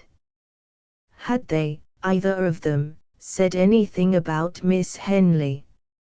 Oh, of course. What was it? He was unable to remember. Had his wife done bothering him, now? Not quite, she replied. Try to understand what I am going to say to you. If Lord Harry comes to us while Miss Henley is in our house, he interrupted her, that's your business. Wait a little. It's my business, if I hear beforehand that his lordship is coming. But he is quite reckless enough to take us by surprise. In that case, I want you to make yourself useful. If you happen to be at home, keep him from seeing Miss Henley until I have seen her first. Why? I want an opportunity, my dear, of telling Miss Henley that I have been wicked enough to deceive her, before she finds it out for herself. I may hope she will forgive me, if I confess everything. The doctor laughed. What the devil does it matter whether she forgives you or not? It matters a great deal. Why, you talk as if you were fond of her.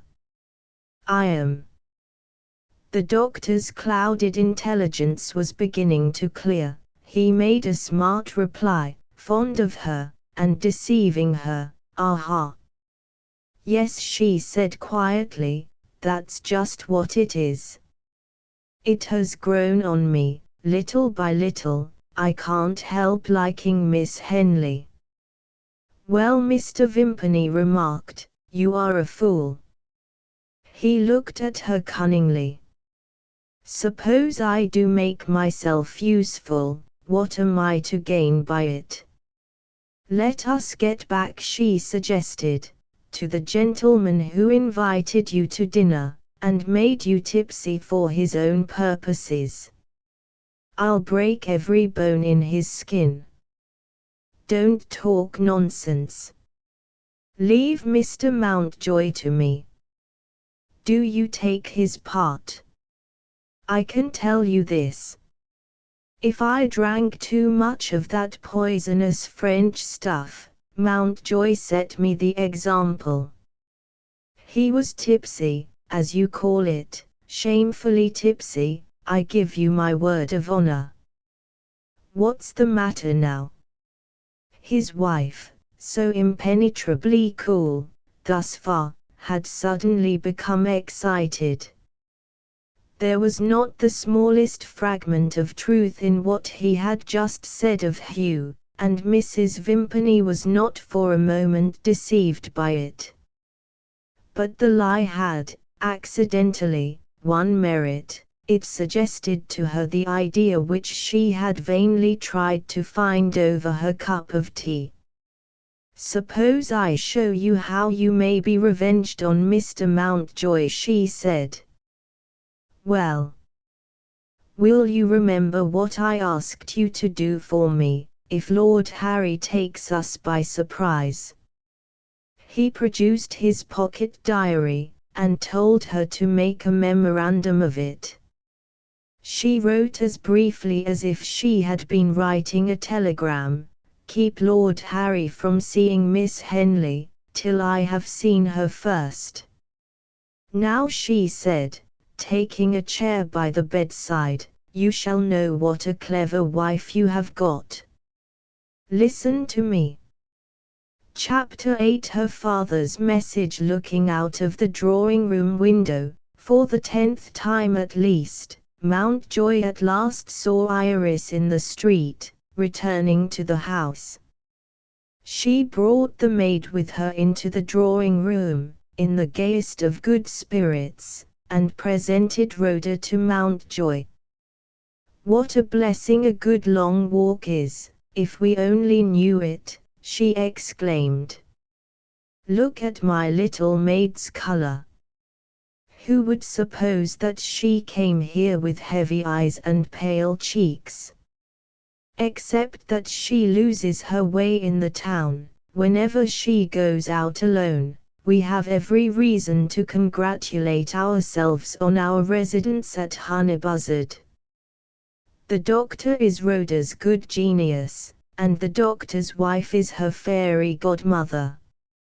Mountjoy's courtesy having offered the customary congratulations, the maid was permitted to retire, and Iris was free to express her astonishment at the friendly relations established, by means of the dinner table, between the two most dissimilar men on the face of creation. "There is something overwhelming," she declared, "in the bare idea of your having asked him to dine with you, on such a short acquaintance, and being such a man. I should like to have peeped in, and seen you entertaining your guest with the luxuries of the hotel larder. Seriously, Hugh, your social sympathies have taken a range for which I was not prepared. After the example that you have set me, I feel ashamed of having doubted whether Mr. Vimpany was worthy of his charming wife. Don't suppose that I am ungrateful to the doctor. He has found his way to my regard, after what he has done for Rhoda. I only fail to understand how he has possessed himself of your sympathies." So she ran on, enjoying the exercise of her own sense of humor in innocent ignorance of the serious interests which she was deriding. Mountjoy tried to stop her, and tried in vain.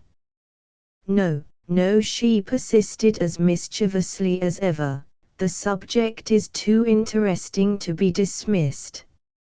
I am dying to know how you and your guest got through the dinner. Did he take more wine than was good for him? And, when he forgot his good manners, did he set it all right again by saying, 'No offense,' and passing the bottle?" Hugh could endure it no longer. "Pray control your high spirits for a moment," he said. I have news for you from home. Those words put an end to her outbreak of gaiety, in an instant. News from my father, she asked. Yes. Is he coming here?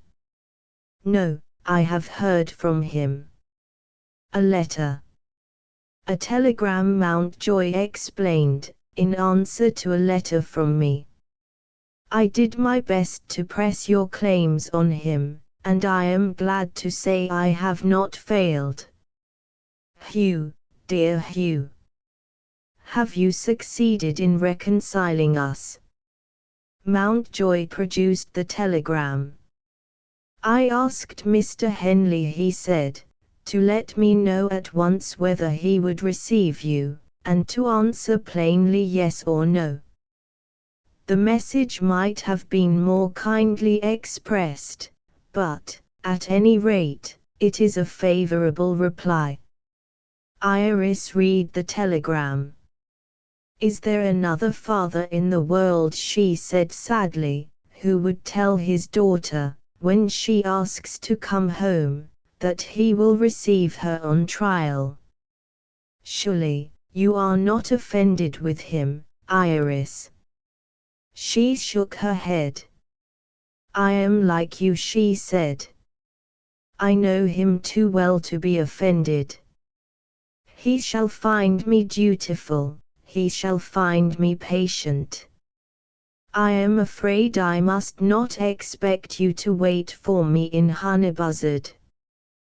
Will you tell my father that I hope to return to him in a week's time? Pardon me, Iris, I see no reason why you should waste a week in this town. On the contrary, the more eager you show yourself to return to your father, the more likely you are to recover your place in his estimation. I had planned to take you home by the next train. Iris looked at him in astonishment. Is it possible that you mean what you say? She asked. My dear, I do most assuredly mean what I say. Why should you hesitate? What possible reason can there be for staying here any longer? Oh, Hugh, how you disappoint me. What has become of your kind feeling, your sense of justice, your consideration for others? Poor Mrs. Vimpany. What has Mrs. Vimpany to do with it? Iris was indignant. What has Mrs. Vimpany to do with it? She repeated. After all that I owe to that good creature's kindness, after I have promised to accompany her, she has so few happy days, poor soul, on excursions to places of interest in the neighborhood. Do you expect me to leave her? No. It's worse than that. Do you expect me to throw her aside like an old dress that I have worn out? And this after I have so unjustly, so ungratefully suspected her in my own thoughts. Shameful! Shameful! With some difficulty, Mountjoy controlled himself. After what she had just said, his lips were sealed on the subject of Mrs. Vimpany's true character. He could only persist in appealing to her duty to her father. You are allowing your quick temper to carry you to strange extremities, he answered. If I think it of more importance to hasten a reconciliation with your father than to encourage you to make excursions with a lady whom you have only known for a week or two, what have I done to deserve such an outbreak of anger? Hush! Not a word more now. Here is the lady herself. As he spoke, Mrs. Vimpany joined them, returning from her interview with her husband at the inn. She looked first at Iris, and at once perceived signs of disturbance in the young lady's face. Concealing her anxiety under that wonderful stage smile, which affords a refuge to so many secrets, Mrs. Vimpany said a few words excusing her absence. Miss Henley answered, without the slightest change in her friendly manner to the doctor's wife. The signs of disturbance were evidently attributable to some entirely unimportant cause, from Mrs. Vimpany's point of view. Mr. Mountjoy's discoveries had not been communicated yet. In Hugh's state of mind, there was some irritating influence in the presence of the mistress of the house, which applied the spur to his wits. He mischievously proposed submitting to her the question in dispute between Iris and himself. "It is a very simple matter," he said to Mrs. Vimpany. "Miss Henley's father is anxious that she should return to him, after an estrangement between them which is happily at an end.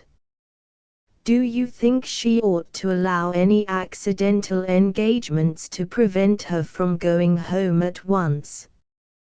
If she requests your indulgence, under the circumstances, has she any reason to anticipate a refusal?" Mrs. Vimpany's expressive eyes looked up, with saintly resignation, at the dirty ceiling, and asked in dumb show what she had done to deserve the injury implied by a doubt. "Mr. Mountjoy," she said sternly, "you insult me by asking the question." "Dear Miss Henley," she continued, turning to Iris, "you will do me justice, I am sure. Am I capable of allowing my own feelings to stand in the way, when your filial duty is concerned? Leave me, my sweet friend. Go. I entreat you, go home." She retired up the stage. No, she withdrew to the other end of the room, and burst into the most becoming of all human tears, theatrical tears. Impulsive Iris hastened to comfort the personification of self-sacrifice, the model of all that was most unselfish in female submission. "For shame! For shame!" she whispered, as she passed Mountjoy. Beaten again by Mrs. Vimpany, with no ties of relationship to justify resistance to Miss Henley, with two women against him, entrenched behind the privileges of their sex, the one last sacrifice of his own feelings, in the interests of Iris, that Hugh could make was to control the impulse which naturally urged him to leave the house. In the helpless position in which he had now placed himself, he could only wait to see what course Mrs. Vimpany might think it desirable to take. Would she request him, in her most politely malicious way, to bring his visit to an end? No, she looked at him, hesitated, directed a furtive glance towards the view of the street from the window, smiled mysteriously, and completed the sacrifice of her own feelings in these words: "Dear Miss Henley, let me help you to pack up." Iris positively refused. "No," she said, "I don't agree with Mr. Mountjoy. My father leaves it to me to name the day when we meet. I hold you, my dear, to our engagement. I don't leave an affectionate friend as I might leave a stranger." Even if Mr. Mountjoy communicated his discoveries to Miss Henley, on the way home, there would be no danger now of her believing him. Mrs. Vimpany put her powerful arm round the generous Iris, and, with infinite grace, thanked her by a kiss. Your kindness will make my lonely lot in life harder than ever to bear, she murmured, when you are gone. But we may hope to meet in London, Iris reminded her, unless Mr. Vimpany alters his mind about leaving this place. My husband will not do that, dear. He is determined to try his luck, as he says, in London. In the meantime you will give me your address, won't you? Perhaps you will even promise to write to me. Iris instantly gave her promise, and wrote down her address in London. Mountjoy made no attempt to interfere, it was needless.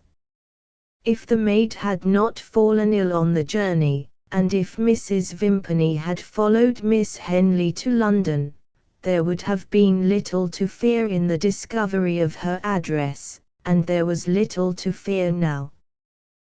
The danger to Iris was not in what might happen while she was living under her father's roof, but in what might happen if she was detained, by plans for excursions, in Mr. Vimpany's house, until Lord Harry might join her there.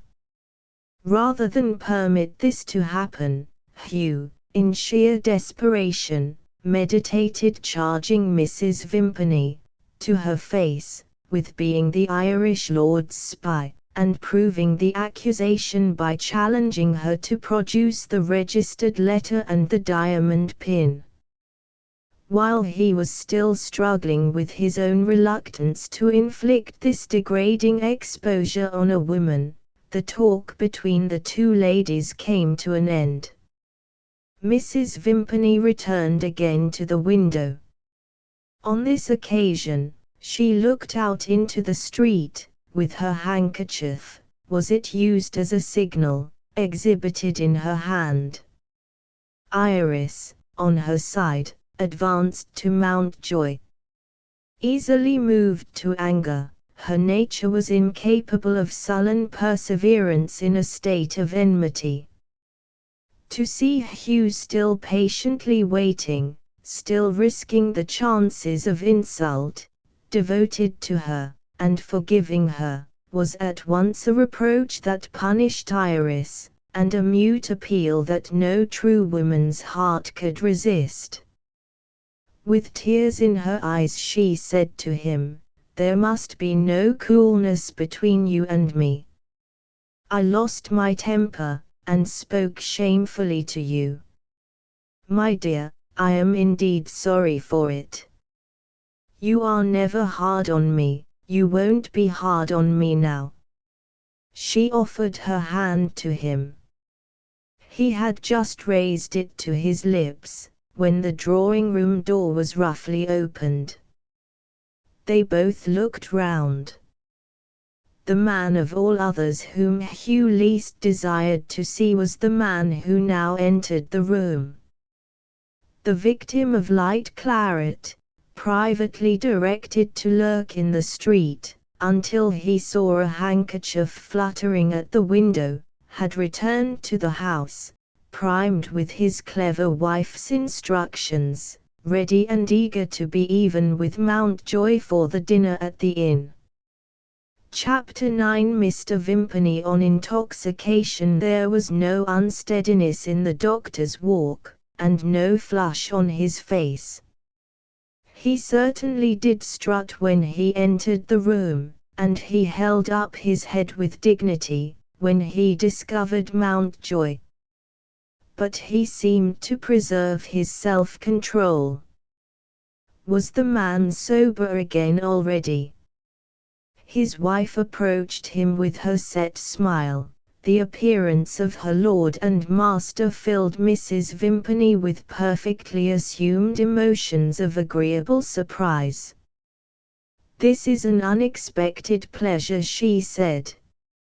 "You seldom favor us with your company, my dear, so early in the evening. Are there fewer patients in want of your advice than usual?" "You are mistaken, Arabella. I am here in the performance of a painful duty. The doctor's language, and the doctor's manner, presented him to Iris in a character that was new to her. What effect had he produced on Mrs. Vimpany? That excellent friend to travellers in distress lowered her eyes to the floor, and modestly preserved silence. Mr. Vimpany proceeded to the performance of his duty. His painful responsibility seemed to strike him at first from a medical point of view. If there is a poison which undermines the sources of life, he remarked, it is alcohol. If there is a vice that degrades humanity, it is intoxication. Mr. Mountjoy, are you aware that I am looking at you? Impossible not to be aware of that, Hugh answered. May I ask why you are looking at me? It was not easy to listen gravely to Mr. Vimpany's denunciation of intemperance, after what had taken place at the dinner of that day. Hugh smiled. The moral majesty of the doctor entered its protest. This is really shameful, he said. The least you can do is to take it seriously. What is it? Mountjoy asked. And why am I to take it seriously? Mr. Vimpany's reply was, to say the least of it, indirect. If such an expression may be permitted, it smelt of the stage. Viewed in connection with Mrs. Vimpany's persistent assumption of silent humility, it suggested to Mountjoy a secret understanding, of some kind, between husband and wife. What has become of your conscience, sir? Mr. Vimpany demanded. Is that silent monitor dead within you? After giving me a bad dinner, do you demand an explanation? Ha! You shall have it. Having delivered himself to this effect, he added action to words. Walking grandly to the door, he threw it open, and saluted Mountjoy with an ironical bow. Iris observed that act of insolence, her colour rose, her eyes glittered. Do you see what he has just done? She said to Mrs. Vimpany. The doctor's wife answered softly, I don't understand it. After a glance at her husband, she took Iris by the hand. Dear Miss Henley, shall we retire to my room? Iris drew her hand away. Not unless Mr. Mountjoy wishes it, she said. Certainly not, Hugh declared. Pray remain here, your presence will help me to keep my temper. He stepped up to Mr. Vimpany. Have you any particular reason for opening that door? He asked. The doctor was a rascal, but, to do him justice, he was no coward. Yes, he said, I have a reason. What is it, if you please? Christian forbearance, Mr. Vimpany answered. Forbearance towards me? Mountjoy continued. The doctor's dignity suddenly deserted him. Aha, my boy, you have got it at last, he cried. It's pleasant to understand each other, isn't it? You see, I'm a plain-spoken fellow, I don't wish to give offense. If there's one thing more than another I pride myself on, it's my indulgence for human frailty. But, in my position here, I'm obliged to be careful. Upon my soul, I can't continue my acquaintance with a man who, oh, come. Don't look as if you didn't understand me. The circumstances are against you, sir. You have treated me infamously. Under what circumstances have I treated you infamously? Hugh asked. Under pretense of giving me a dinner, Mr. Vimpany shouted, the worst dinner I ever sat down to. His wife signed to him to be silent. He took no notice of her.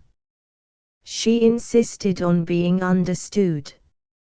Say no more, she warned him, in a tone of command.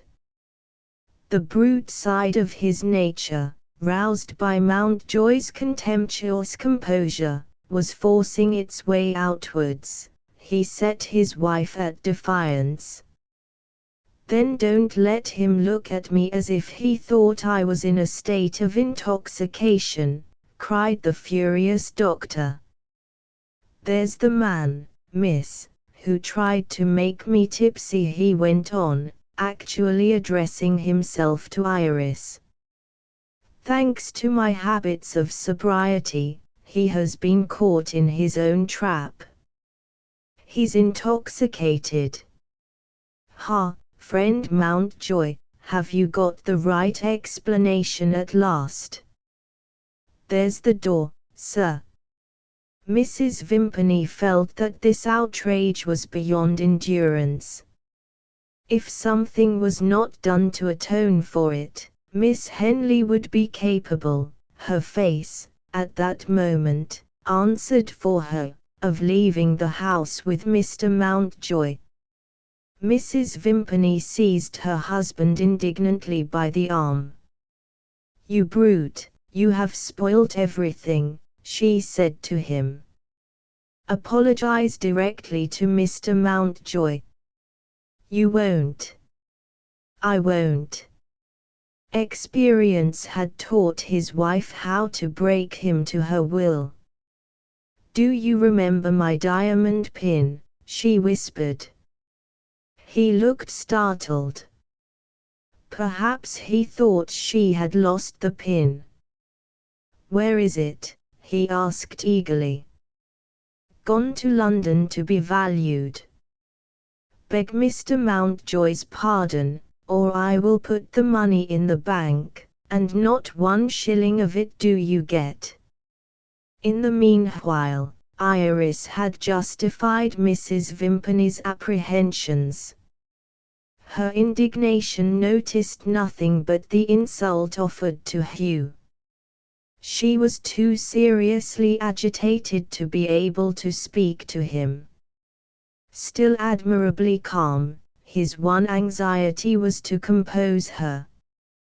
Don't be afraid, he said, it is impossible that I can degrade myself by quarrelling with Mr. Vimpany. I only wait here to know what you propose to do. You have Mrs. Vimpany to think of. I have nobody to think of but you, Iris replied. But for me, you would never have been in this house. After the insult that has been offered to you, oh, Hugh, I feel it too. Let us return to London together. I have only to tell Rhoda we are going away, and to make my preparations for travelling. Send for me from the inn, and I will be ready in time for the next train. Mrs. Vimpany approached Mountjoy, leading her husband. Sorry I have offended you, the doctor said. Beg your pardon. It's only a joke. No offense, I hope. His servility was less endurable than his insolence. Telling him that he need say no more, Mountjoy bowed to Mrs. Vimpany, and left the room. She returned his bow mechanically, in silence. Mr. Vimpany followed Hugh out, thinking of the diamond pin, and eager to open the house door, as another act of submission which might satisfy his wife. Even a clever woman will occasionally make mistakes, especially when her temper happens to have been roused. Mrs. Vimpany found herself in a false position, due entirely to her own imprudence. She had been guilty of 3 serious errors. In the first place, she had taken it for granted that Mr. Vimpany's restorative mixture would completely revive the sober state of his brains. In the second place, she had trusted him with her vengeance on the man who had found his way to her secrets through her husband's intemperance. In the third place, she had rashly assumed that the doctor, in carrying out her instructions for insulting Mountjoy, would keep within the limits which she had prescribed to him, when she hit on the audacious idea of attributing his disgraceful conduct to the temptation offered by his host's example. As a consequence of these acts of imprudence, she had exposed herself to a misfortune that she honestly dreaded, the loss of the place which she had carefully maintained in Miss Henley's estimation. In the contradictory confusion of feelings, so often found in women, this deceitful and dangerous creature had been conquered, little by little, as she had herself described it, by that charm of sweetness and simplicity in Iris, of which her own depraved nature presented no trace. She now spoke with hesitation, almost with timidity, in addressing the woman whom she had so cleverly deceived, at the time when they first met. "Must I give up all, Miss Henley, that I most value?" she asked. "I hardly understand you, Mrs. Vimpany." "I will try to make it plainer. Do you really mean to leave me this evening?" "I do." "May I own that I am grieved to hear it? Your departure will deprive me of some happy hours, in your company. Your husband's conduct leaves me no alternative," Iris replied. "Pray do not humiliate me by speaking of my husband. I only want to know if there is a harder trial of my fortitude still to come. Must I lose the privilege of being your friend? I hope I am not capable of such injustice as that," Iris declared. "It would be hard indeed to lay the blame of Mr. Vimpany's shameful behavior on you. I don't forget that you made him offer an apology. Some women, married to such a man as that, might have been afraid of him. No, no, you have been a good friend to me, and I mean to remember it." Mrs. Vimpany's gratitude was too sincerely felt to be expressed with her customary readiness. She only said what the stupidest woman in existence could have said: "Thank you." In the silence that followed, the rapid movement of carriage wheels became audible in the street. The sound stopped at the door of the doctor's house. Chapter X. The mockery of deceit. Had Mountjoy arrived to take Iris away, before her preparations for travelling were complete. Both the ladies hurried to the window, but they were too late. The rapid visitor, already hidden from them under the portico, was knocking smartly at the door. In another minute, a man's voice in the hall asked for Miss Henley. The tones, clear, mellow, and pleasantly varied here and there by the Irish accent, were not to be mistaken by anyone who had already heard them. The man in the hall was Lord Harry.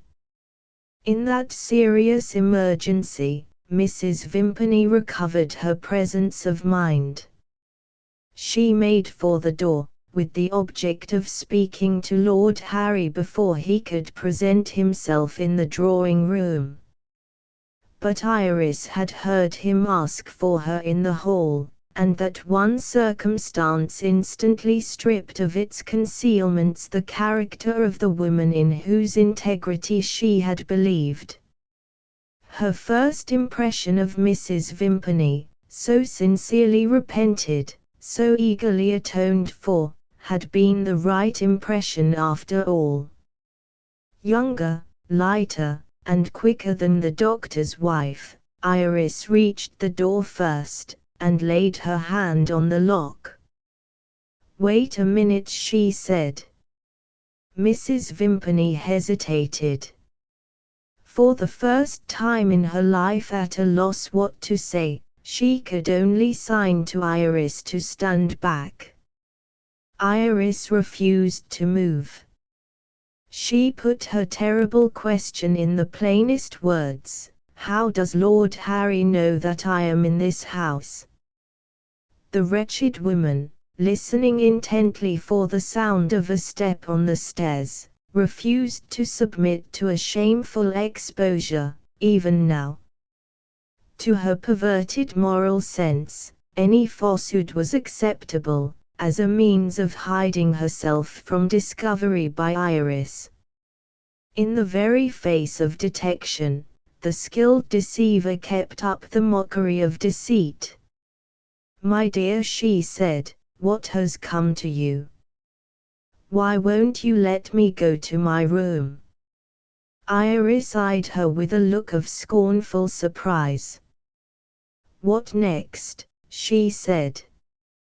"Are you impudent enough to pretend that I have not found you out, yet?"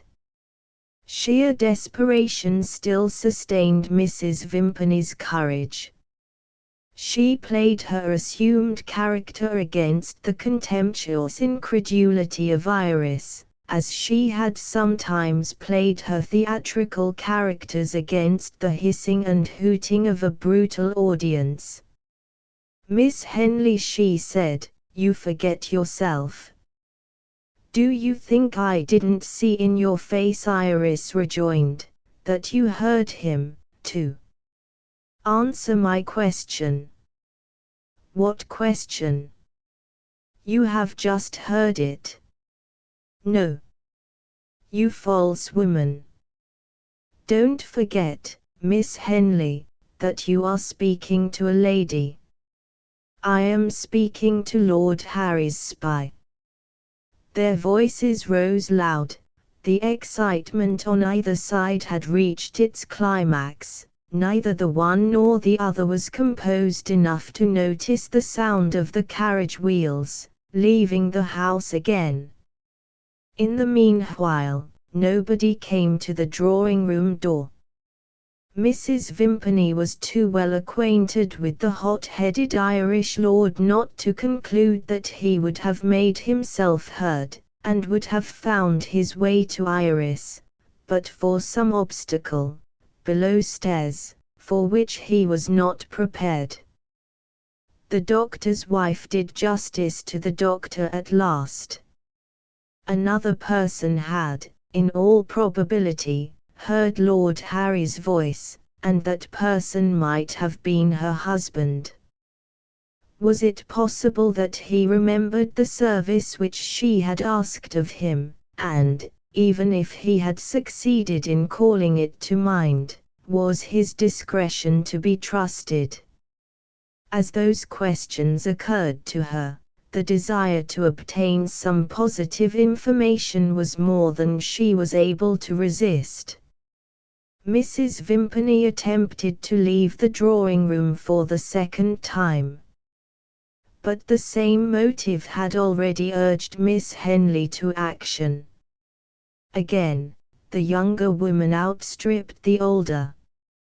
Iris descended the stairs, resolved to discover the cause of the sudden suspension of events in the lower part of the house. Chapter 11 Mrs. Vimpany's farewell. The doctor's wife followed Miss Henley out of the room, as far as the landing, and waited there. She had her reasons for placing this restraint on herself. The position of the landing concealed her from the view of a person in the hall. If she only listened for the sound of voices, she might safely discover whether Lord Harry was, or was not, still in the house. In the first event, it would be easy to interrupt his interview with Iris, before the talk could lead to disclosures which Mrs. Vimpany had every reason to dread. In the second event, there would be no need to show herself. Meanwhile, Iris opened the dining room door and looked in. Nobody was there. The one other room on the ground floor, situated at the back of the building, was the doctor's consulting room. She knocked at the door. Mr. Vimpany's voice answered, "Come in." There he was alone, drinking brandy and water, and smoking his big black cigar. "Where is Lord Harry?" she said. "In Ireland, I suppose," Mr. Vimpany answered quietly. Iris wasted no time in making useless inquiries. She closed the door again, and left him. He, too, was undoubtedly in the conspiracy to keep her deceived. How had it been done? Where was the wild lord, at that moment? Whilst she was pursuing these reflections in the hall, Rhoda came up from the servants' tea table in the kitchen. Her mistress gave her the necessary instructions for packing, and promised to help her before long. Mrs. Vimpany's audacious resolution to dispute the evidence of her own senses still dwelt on Miss Henley's mind. Too angry to think of the embarrassment which an interview with Lord Harry would produce, after they had said their farewell words in Ireland, she was determined to prevent the doctor's wife from speaking to him first, and claiming him as an accomplice in her impudent denial of the truth.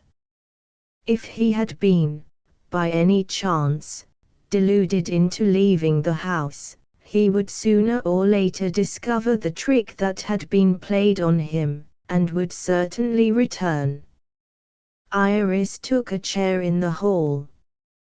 It is due to the doctor to relate that he had indeed justified his wife's confidence in him. The diamond pin, undergoing valuation in London, still represented a present terror in his mind. The money, he was the most attentive husband in England when he thought of the money. At the time when Lord Harry's carriage stopped at his house door, he was in the dining room, taking a bottle of brandy from the cellaret in the sideboard.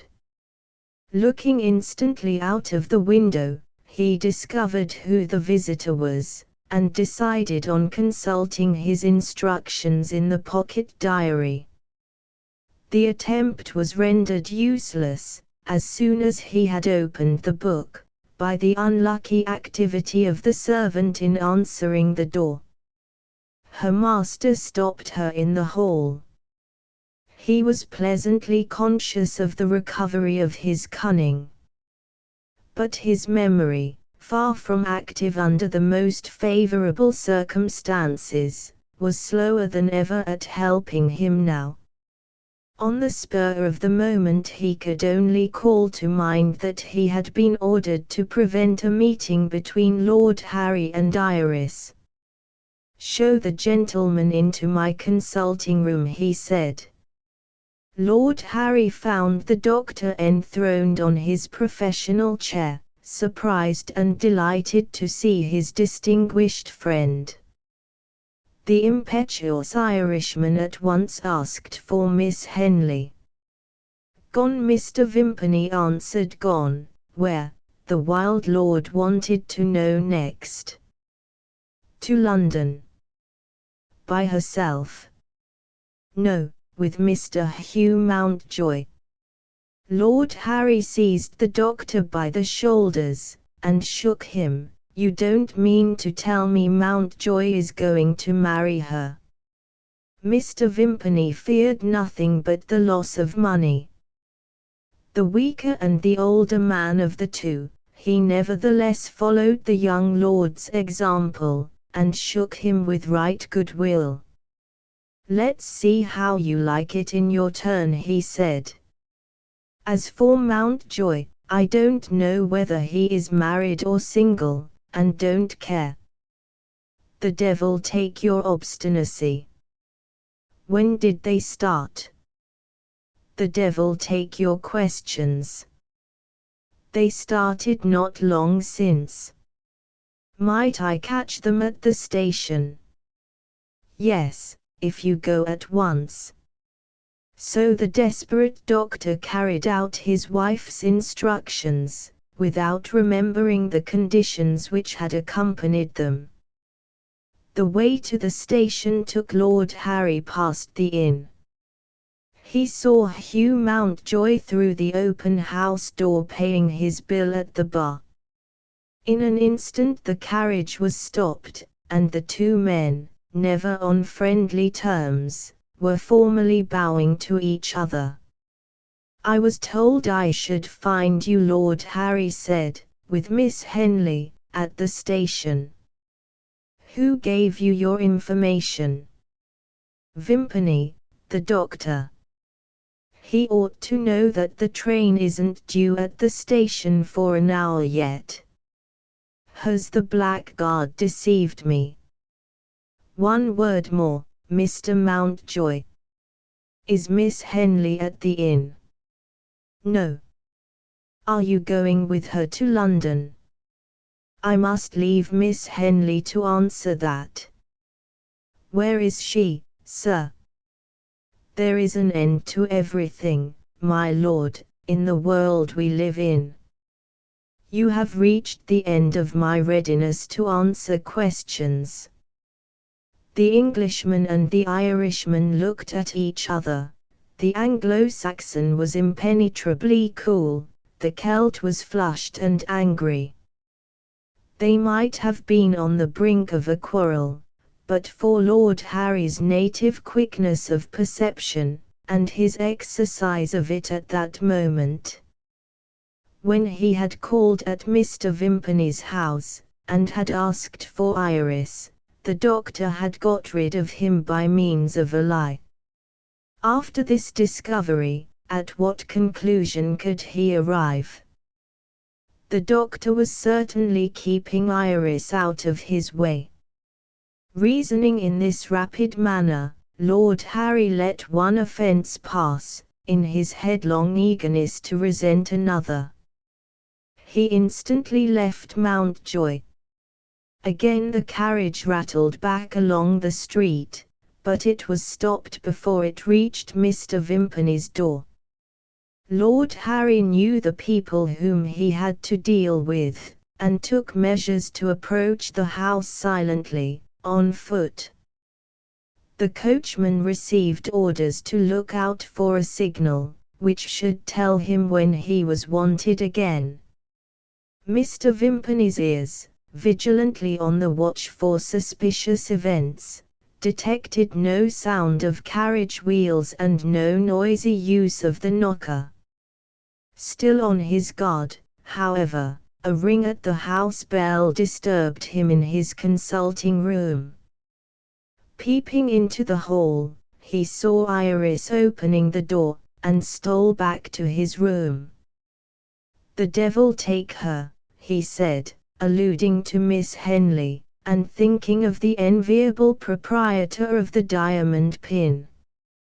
At the unexpected appearance of Iris, Lord Harry forgot every consideration which ought to have been present to his mind, at that critical moment. He advanced to her with both hands held out in cordial greeting. She signed to him contemptuously to stand back, and spoke in tones cautiously lowered, after a glance at the door of the consulting room. "My only reason for consenting to see you," she said, "is to protect myself from further deception. Your disgraceful conduct is known to me. Go now," she continued, pointing to the stairs, "and consult with your spy, as soon as you like." The Irish lord listened, guiltily conscious of having deserved what she had said to him, without attempting to utter a word in excuse. Still posted at the head of the stairs, the doctor's wife heard Iris speaking, but the tone was not loud enough to make the words intelligible at that distance, neither was any other voice audible in reply. Vaguely suspicions of some act of domestic treachery, Mrs. Vimpany began to descend the stairs. At the turning which gave her a view of the hall, she stopped, thunderstruck by the discovery of Lord Harry and Miss Henley, together. The presence of a third person seemed, in some degree, to relieve Lord Harry. He ran upstairs to salute Mrs. Vimpany, and was met again by a cold reception and a hostile look. Strongly and strangely contrasted, the two confronted each other on the stairs. The faded woman, wan and ghastly under cruel stress of mental suffering, stood face to face with a fine, tall, lithe man, in the prime of his health and strength. Here were the bright blue eyes, the winning smile, and the natural grace of movement, which find their own way to favor in the estimation of the gentler sex. This irreclaimable wanderer among the perilous byways of the earth, christened Irish blackguard among respectable members of society, when they spoke of him behind his back, attracted attention, even among the men. Looking at his daring, finely formed face, they noticed, as an exception to a general rule, in these days, the total suppression, by the razor, of whiskers, moustache, and beard. Strangers wondered whether Lord Harry was an actor or a Roman Catholic priest. Among chance acquaintances, those few favorites of nature who are possessed of active brains, guessed that his life of adventure might well have rendered disguise necessary to his safety, in more than one part of the world. Sometimes they boldly put the question to him. The hot temper of an Irishman, in moments of excitement, is not infrequently a sweet temper in moments of calm. What they called Lord Harry's good nature owned readily that he had been indebted, on certain occasions, to the protection of a false beard, and perhaps a colouring of his face and hair to match.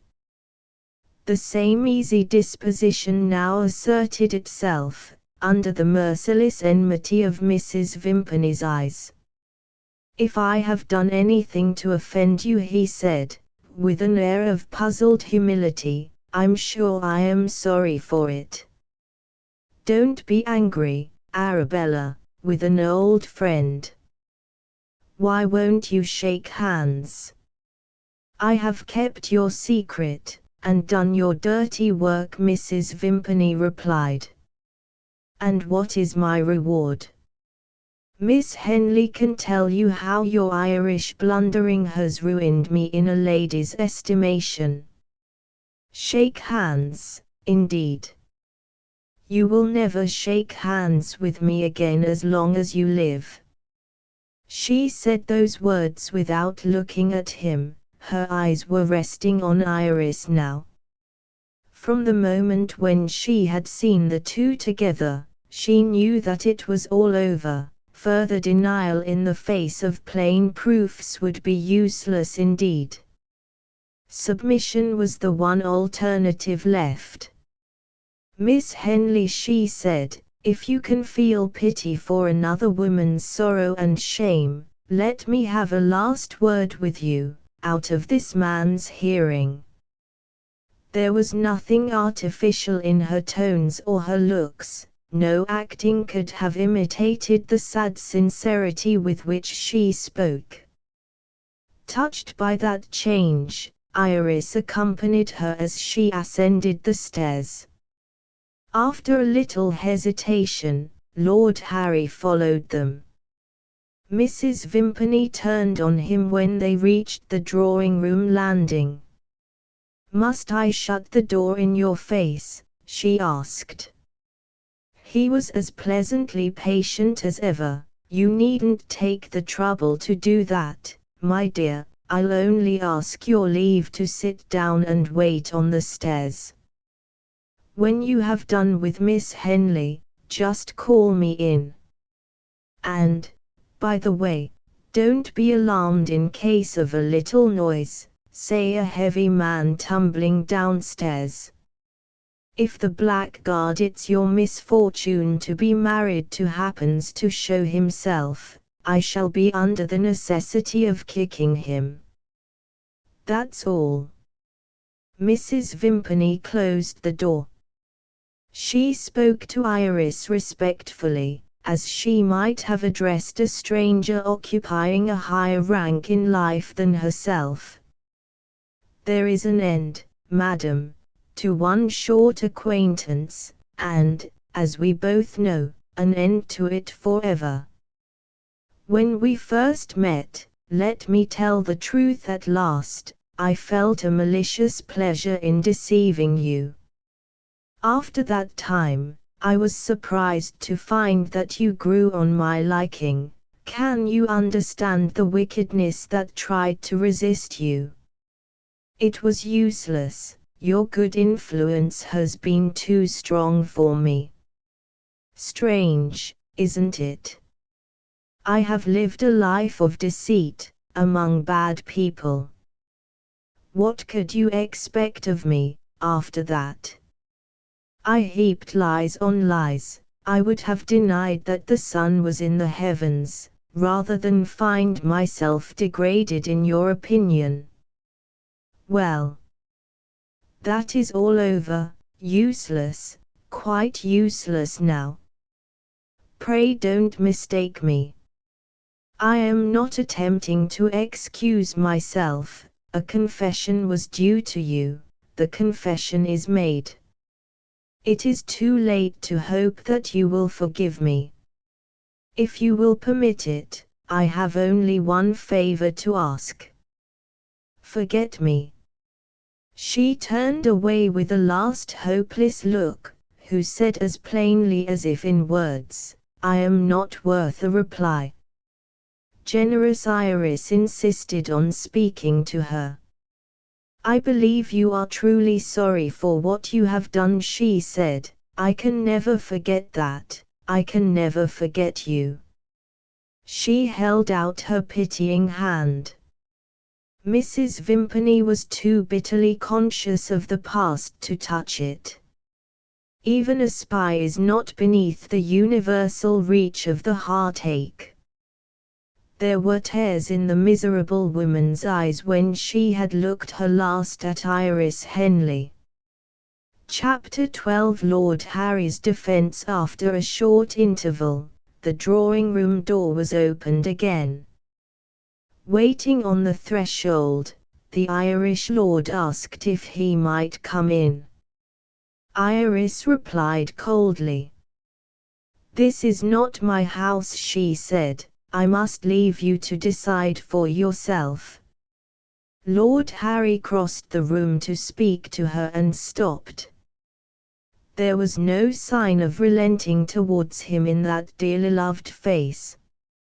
"I wonder whether it would be a relief to you," he suggested with piteous humility, "if I went away."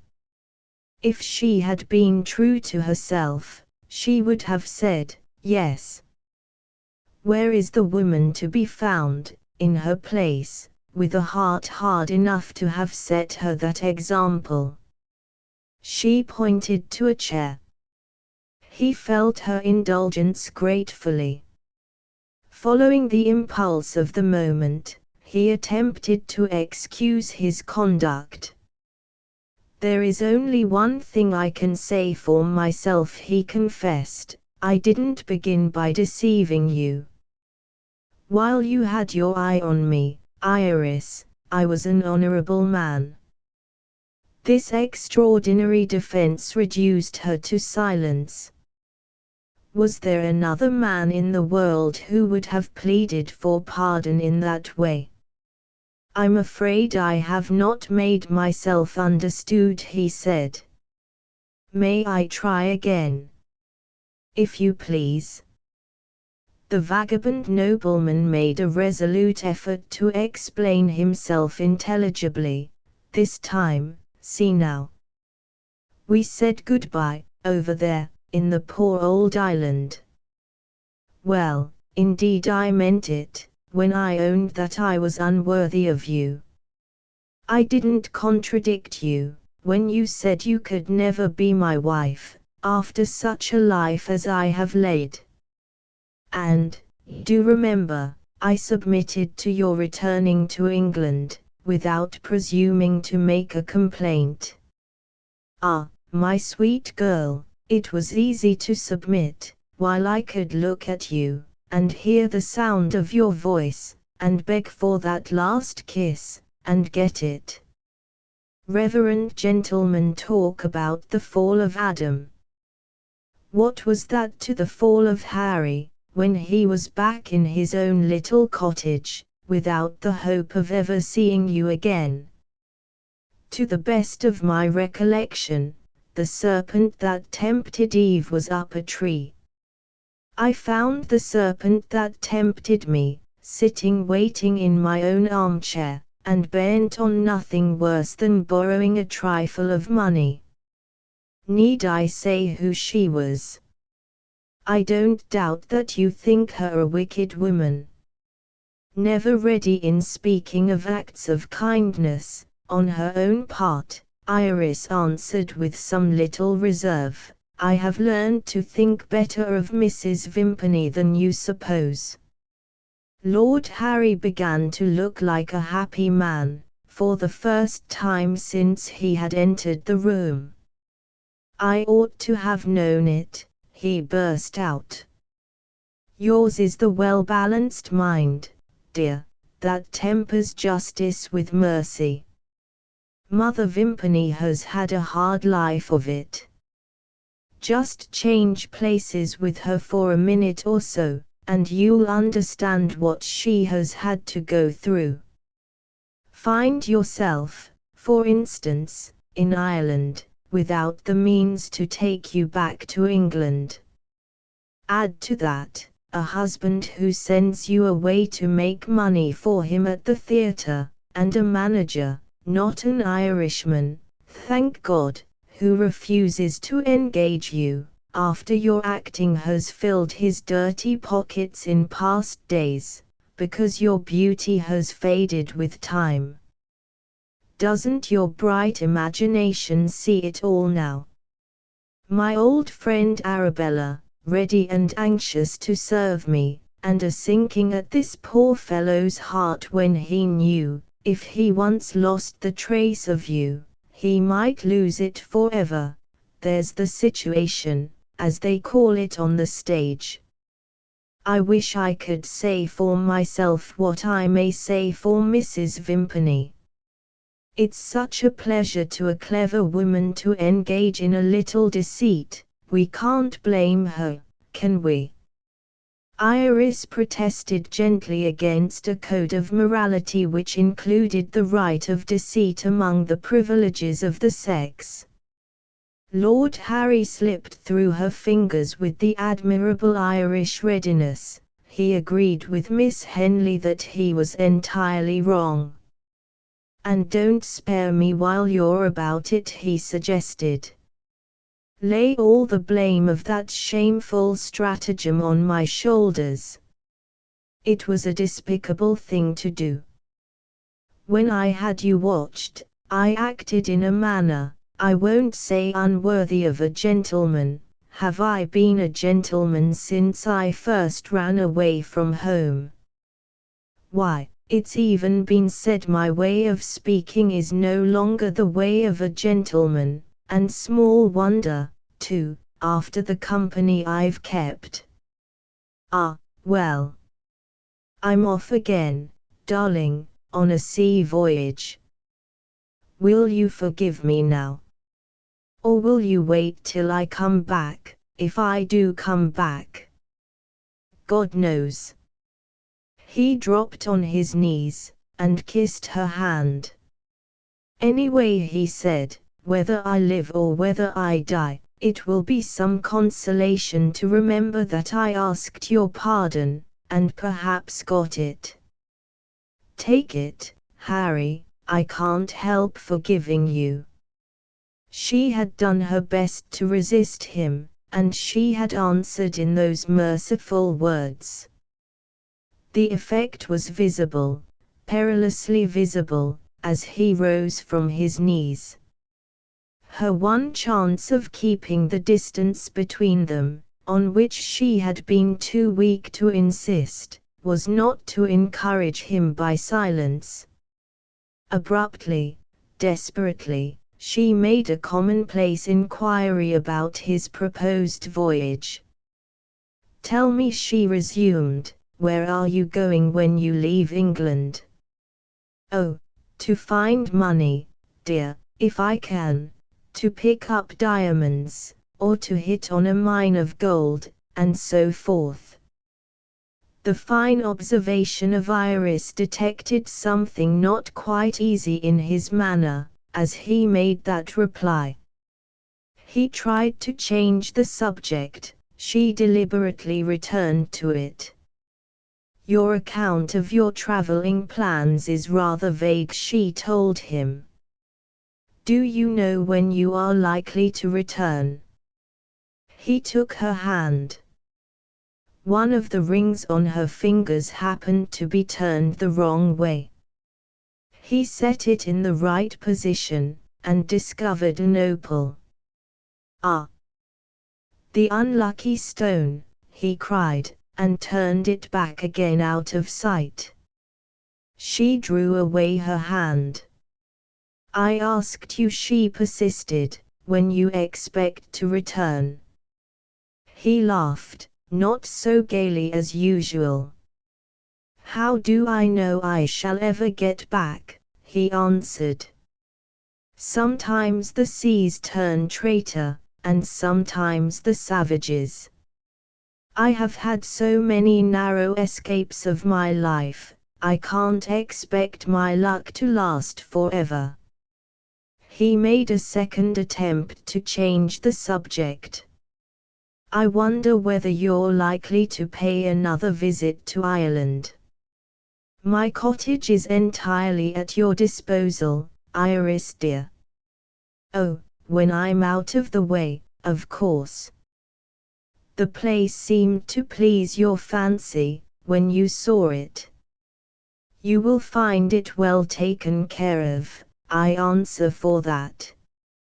Iris asked who was taking care of his cottage.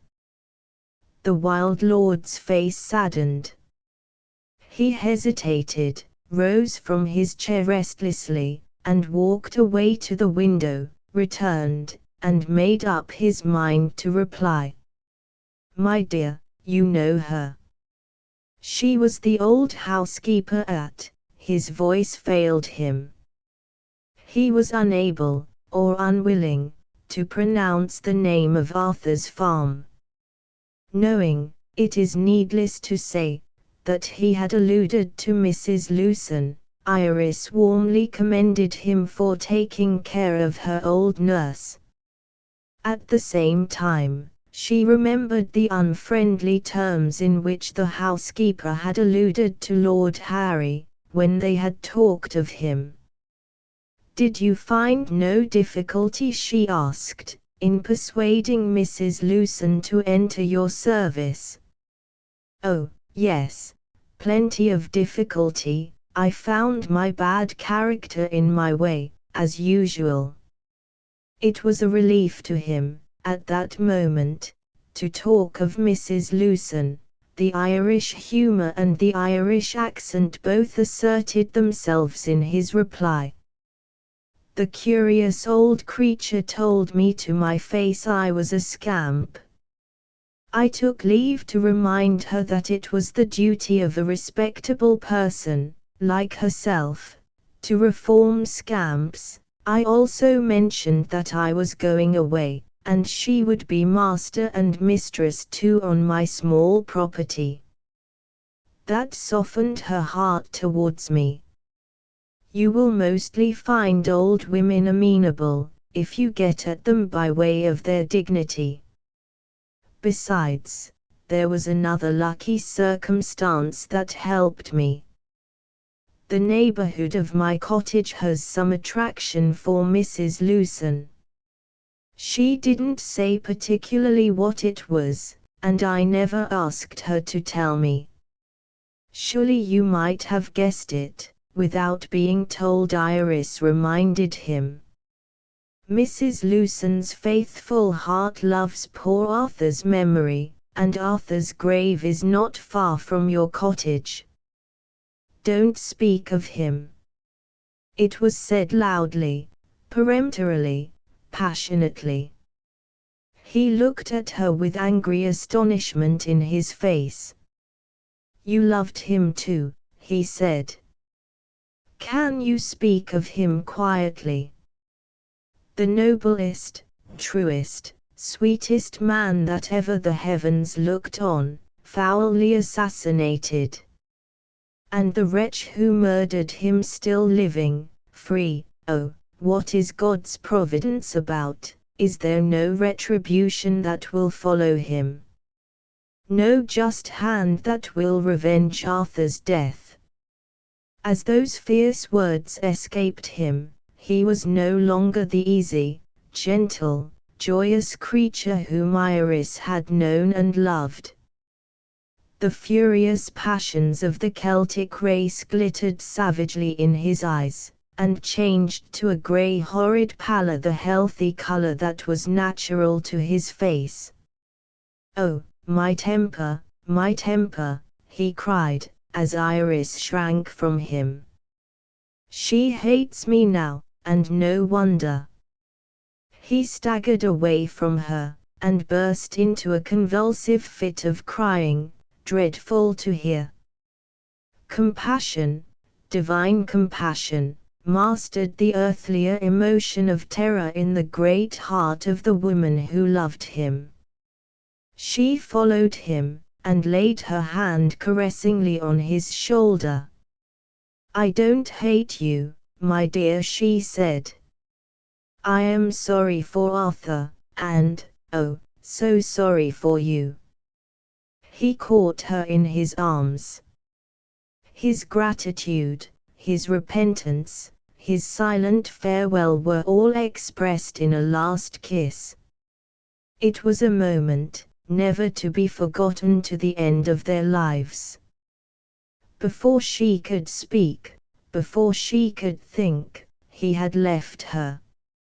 She called him back, through the open door. He never returned, he never even replied. She ran to the window, and threw it up, and was just in time to see him signal to the carriage and leap into it. Her horror of the fatal purpose that was but too plainly rooted in him, her conviction that he was on the track of the assassin, self-devoted to exact the terrible penalty of blood for blood, emboldened her to insist on being heard.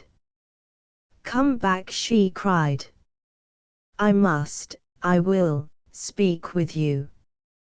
He waved his hand to her with a gesture of despair. Start your horses, he shouted to the coachman. Alarmed by his voice and his look, the man asked where he should drive to. Lord Harry pointed furiously to the onward road. Drive, he answered, to the devil. The end of the first period. The second period. Chapter 13. Iris at home. A little more than 4 months had passed since the return of Iris to her father's house. Among other events which occurred during the earlier part of that interval, the course adopted by Hugh Mountjoy, when Miss Henley's suspicions of the Irish lord were first communicated to him, claims a foremost place. It was impossible that the devoted friend of Iris could look at her, when they met again on their way to the station, without perceiving the signs of serious agitation.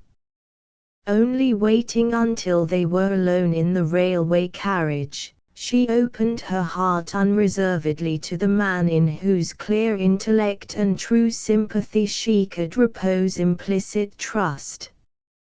He listened to what she could repeat of Lord Harry's language with but little appearance of surprise. Iris had only reminded him of one, among the disclosures which had escaped Mr. Vimpany at the inn.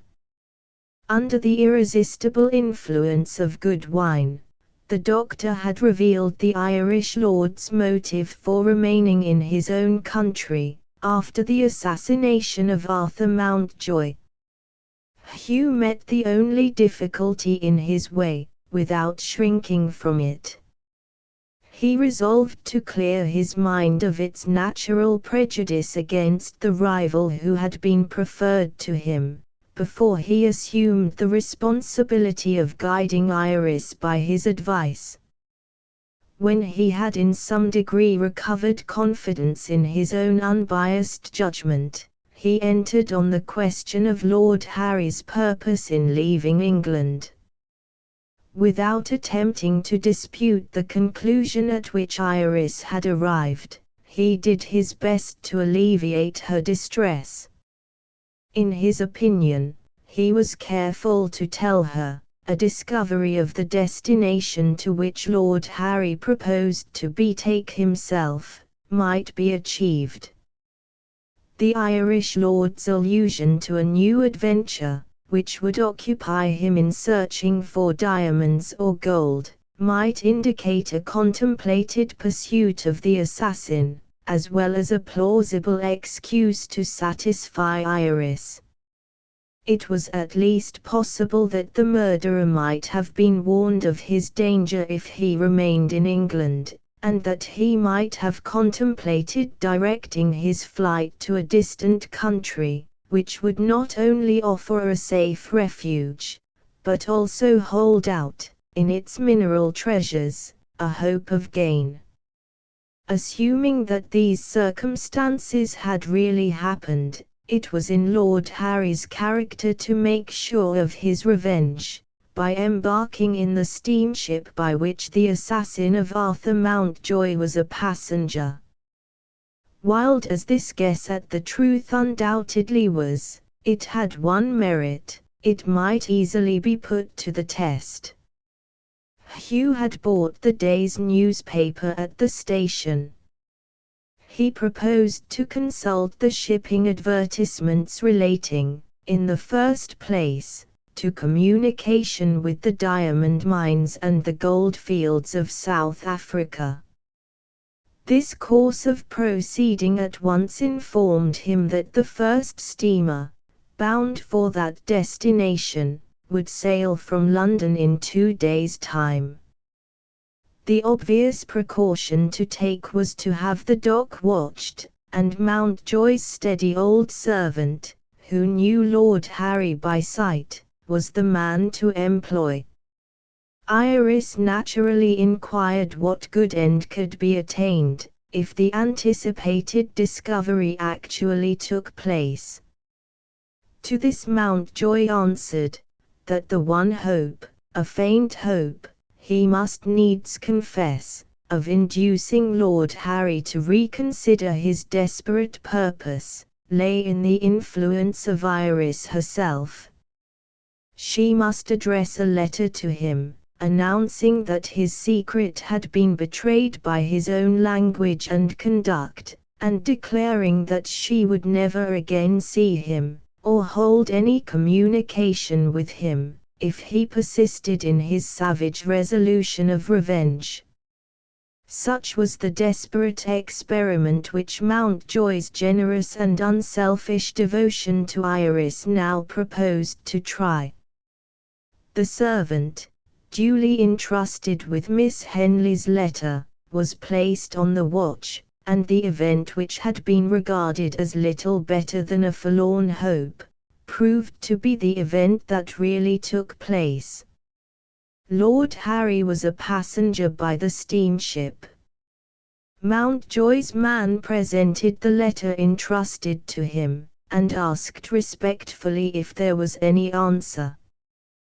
The wild lord read it, looked, to use the messenger's own words, like a man cut to the heart, seemed at a loss what to say or do, and only gave a verbal answer: "I sincerely thank Miss Henley, and I promise to write when the ship touches at Madeira."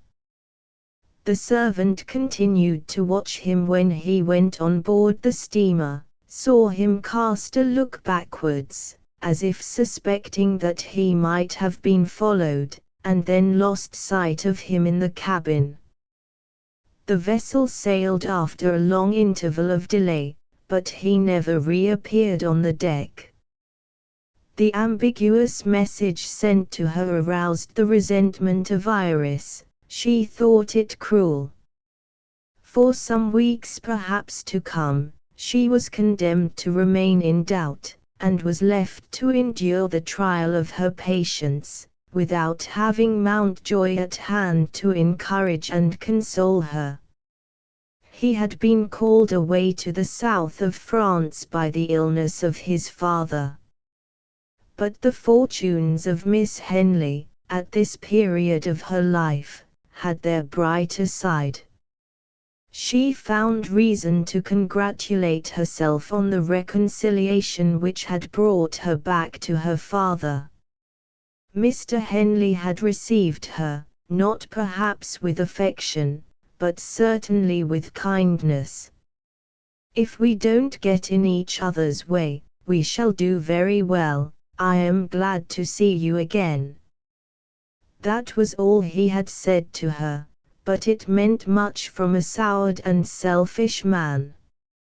Her only domestic anxiety was caused by another failure in the health of her maid. The doctor declared that medical help would be of no avail, while Rhoda Bennet remained in London. In the country she had been born and bred, and to the country she must return. Mr. Henley's large landed property, on the north of London, happened to include a farm in the neighbourhood of Muswell Hill. Wisely waiting for a favourable opportunity, Iris alluded to the good qualities which had made Rhoda almost as much her friend as her servant, and asked leave to remove the invalid to the healthy air of the farm. Her anxiety about the recovery of a servant so astonished Mr. Henley, that he was hurried, as he afterwards declared, into granting his daughter's request. After this concession, the necessary arrangements were easily made. The influence of Iris won the goodwill of the farmer and his wife, Rhoda, as an expert and willing needlewoman, being sure of a welcome, for her own sake, in a family which included a number of young children. Miss Henley had only to order her carriage, and to be within reach of the farm. A week seldom passed without a meeting between the mistress and the maid. In the meantime, Mountjoy, absent in France, did not forget to write to Iris. His letters offered little hope of a speedy return.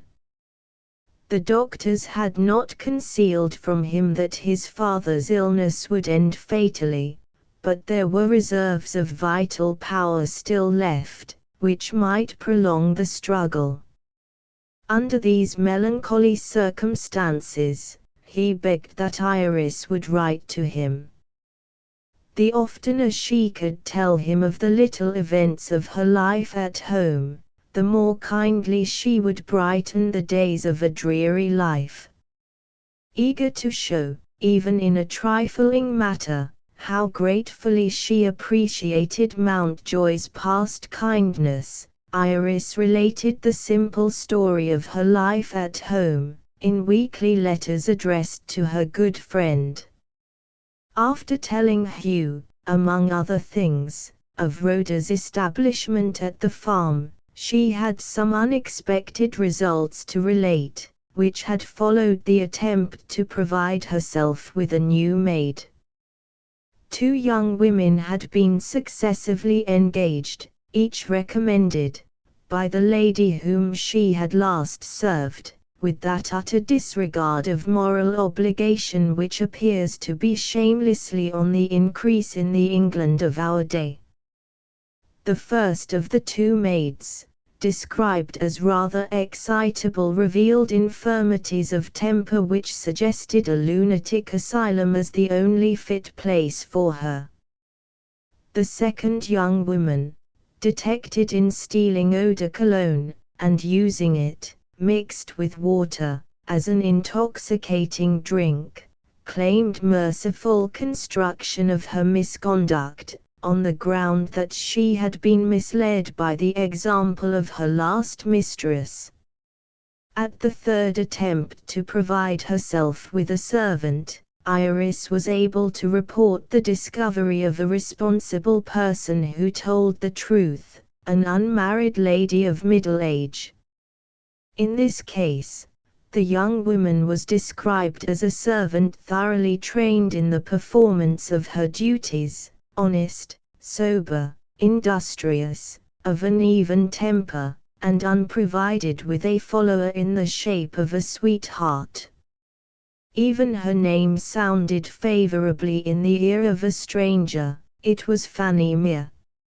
Iris asked how a servant, apparently possessed of a faultless character, came to be in want of a situation. At this question the lady sighed, and acknowledged that she had made a dreadful discovery relating to the past life of her maid. It proved to be the miserably old, story of a broken promise of marriage, and of the penalty paid as usual by the unhappy woman. "I will say nothing of my own feelings," the maiden lady explained. "In justice to the other female servants, it was impossible for me to keep such a person in my house, and, in justice to you, I must most unwillingly stand in the way of Fanny Mere's prospects by mentioning my reason for parting with her." "If I could see the young woman and speak to her," Iris said, "I should like to decide the question of engaging her, for myself." The lady knew the address of her discharged servant, and, with some appearance of wonder, communicated it. Miss Henley wrote at once, telling Fanny Mere to come to her on the following day. When she woke on the next morning, later than usual, an event occurred which Iris had been impatiently expecting for some time past. She found a letter waiting on her bedside table, side by side with her cup of tea. Lord Harry had written to her at last. Whether he used his pen or his tongue, the Irish lord's conduct was always more or less in need of an apology. Here were the guilty one's new excuses, expressed in his customary medley of frank confession and flowery language. "I am fearing, my angel, that I have offended you. You have too surely said to yourself, 'This miserable Harry might have made me happy by writing 2 lines, and what does he do? He sends a message in words which tell me nothing. My sweet girl, The reason why is that I was in two minds when your man stopped me on my way to the ship. Whether it was best for you, I was not thinking of myself, to confess the plain truth, or to take refuge in affectionate equivocation, was more than I could decide at the time. When minutes are enough for your intelligence, my stupidity wants days. Well, I saw it at last. A man owes the truth to a true woman, and you are a true woman. There you find a process of reasoning. I have been 5 days getting hold of it. But tell me one thing first. Brutus killed a man, Charlotte Corday killed a man. One of the two victims was a fine tyrant, and the other a mean tyrant. Nobody blames those two historical assassins. Why then blame me for wishing to make a third? Is a mere modern murderer beneath my vengeance, by comparison with two classical tyrants who did their murders by deputy? The man who killed Arthur Mountjoy is, next to Cain alone, the most atrocious homicide that ever trod the miry ways of this earth. There is my reply. I call it a crusher. So now my mind is easy. Darling, let me make your mind easy next. When I left you at the window of Vimpany's house, I was off to the other railroad to find the murderer in his hiding place by the seaside. He had left it, but I got a trace, and went back to London, to the docks. Some villain in Ireland, who knows my purpose, must have turned traitor. Anyhow, the wretch has escaped me. Yes, I searched the ship in every corner. He was not on board. Has he gone on before me, by an earlier vessel? Or has he directed his flight to some other part of the world? I shall find out in time. His day of reckoning will come, and he, too, shall know a violent death. Amen. So be it. Amen. Have I done now? Bear with me, gentle Iris, there is a word more to come. You will wonder why I went on by the steamship, all the way to South Africa, when I had failed to find the man I wanted, on board. What was my motive? You alone, are always my motive. Lucky men have found gold, lucky men have found diamonds.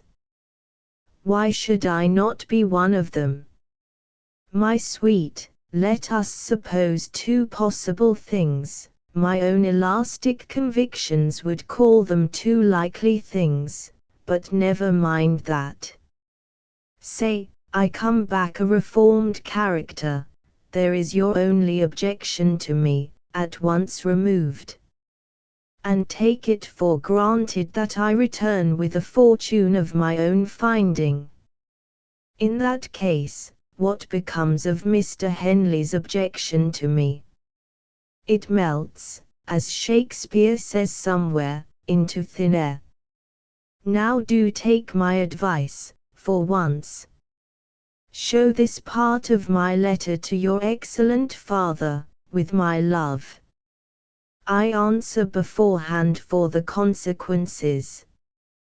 Be happy, my Lady Harry, as happy as I am, and look for my return on an earlier day than you may anticipate. Yours till death, and after. Harry. Like the Irish lord, Miss Henley was in two minds while she rose, and dressed herself. There were parts of the letter for which she loved the writer, and parts of it for which she hated him. What a prospect was before that reckless man, what misery, what horror, might not be lying in wait in the dreadful future. If he failed in the act of vengeance, that violent death of which he had written so heedlessly might overtake him from another hand. If he succeeded, the law might discover his crime, and the infamy of expiation on the scaffold might be his dreadful end. She turned, shuddering, from the contemplation of those hideous possibilities, and took refuge in the hope of his safe, his guiltless return. Even if his visions of success, even if his purposes of reform, how hopeless at his age, were actually realized, could she consent to marry the man who had led his life, had written this letter, had contemplated, and still cherished, his merciless resolution of revenge? No woman in her senses could let the bare idea of being his wife enter her mind. Iris opened her writing desk, to hide the letter from all eyes but her own. As she secured it with the key, her heart sank under the return of a terror remembered but too well. Once more, the superstitious belief in a destiny that was urging Lord Harry and herself nearer and nearer to each other, even when they seemed to be most widely and most surely separated, thrilled her under the chilling mystery of its presence. She dropped helplessly into a chair. Oh, for a friend who could feel for her, who could strengthen her, whose wise words could restore her to her better and calmer self. Hugh was far away, and Iris was left to suffer and to struggle alone. Heartfelt aspirations for help and sympathy. Oh, irony of circumstances! How were they answered? The housemaid entered the room, to announce the arrival of a discharged servant, with a lost character. "Let the young woman come in," Iris said. Was Fanny Mere the friend whom she had been longing for? She looked at her troubled face in the glass, and laughed bitterly. Chapter 14. The lady's maid. It was not easy to form a positive opinion of the young woman who now presented herself in Miss Henley's room. If the Turkish taste is truly reported as valuing beauty in the female figure more than beauty in the female face, Fanny Mere's personal appearance might have found, in Constantinople, the approval which she failed to receive in London. Slim and well-balanced, firmly and neatly made, she interested men who met her by accident, and sometimes even women, if they happened to be walking behind her. When they quickened their steps, and, passing on, looked back at her face, they lost all interest in Fanny from that moment. Painters would have described the defect in her face as want of color. She was one of the whitest of fair female human beings. Light flaxen hair, faint blue eyes with no expression in them, and a complexion which looked as if it had never been stirred by a circulation of blood, produced an effect on her fellow creatures in general which made them insensible to the beauty of her figure, and the grace of her movements. There was no betrayal of bad health in her strange pallor, on the contrary, she suggested the idea of rare physical strength. Her quietly respectful manner was, so to say, emphasized by an underlying self-possession, which looked capable of acting promptly and fearlessly in the critical emergencies of life. Otherwise, the expression of character in her face was essentially passive. Here was a steady, resolute young woman, possessed of qualities which failed to show themselves on the surface, whether good qualities or bad qualities experience alone could determine. Finding it impossible, judging by a first impression, to arrive at any immediate decision favorable or adverse to the stranger, Iris opened the interview with her customary frankness, leaving the consequences to follow as they might. "Take a seat, Fanny," she said, "and let us try if we can understand each other. I think you will agree with me that there must be no concealments between us. You ought to know that your mistress has told me why she parted with you. It was her duty to tell me the truth, and it is my duty not to be unjustly prejudiced against you after what I have heard. Pray believe me when I say that I don't know, and don't wish to know, what your temptation may have been. I beg your pardon, miss, for interrupting you. My temptation was vanity." Whether she did or did not suffer in making that confession, it was impossible to discover. Her tones were quiet, her manner was unobtrusively respectful, the pallor of her face was not disturbed by the slightest change of color. Was the new maid an insensible person? Iris began to fear already that she might have made a mistake.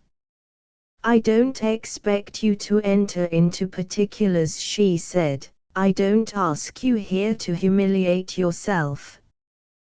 When I got your letter, miss, I tried to consider how I might show myself worthy of your kindness," Fanny answered. "The one way I could see was not to let you think better of me than I deserve. When a person, like me, is told, for the first time, that her figure makes amends for her face, she is flattered by the only compliment that has been paid to her in all her life. My excuse, miss, if I have an excuse, is a mean one. I couldn't resist a compliment. That is all I have to say." Iris began to alter her opinion.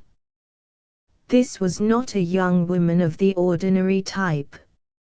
It began to look possible, and more than possible, that she was worthy of a helping hand.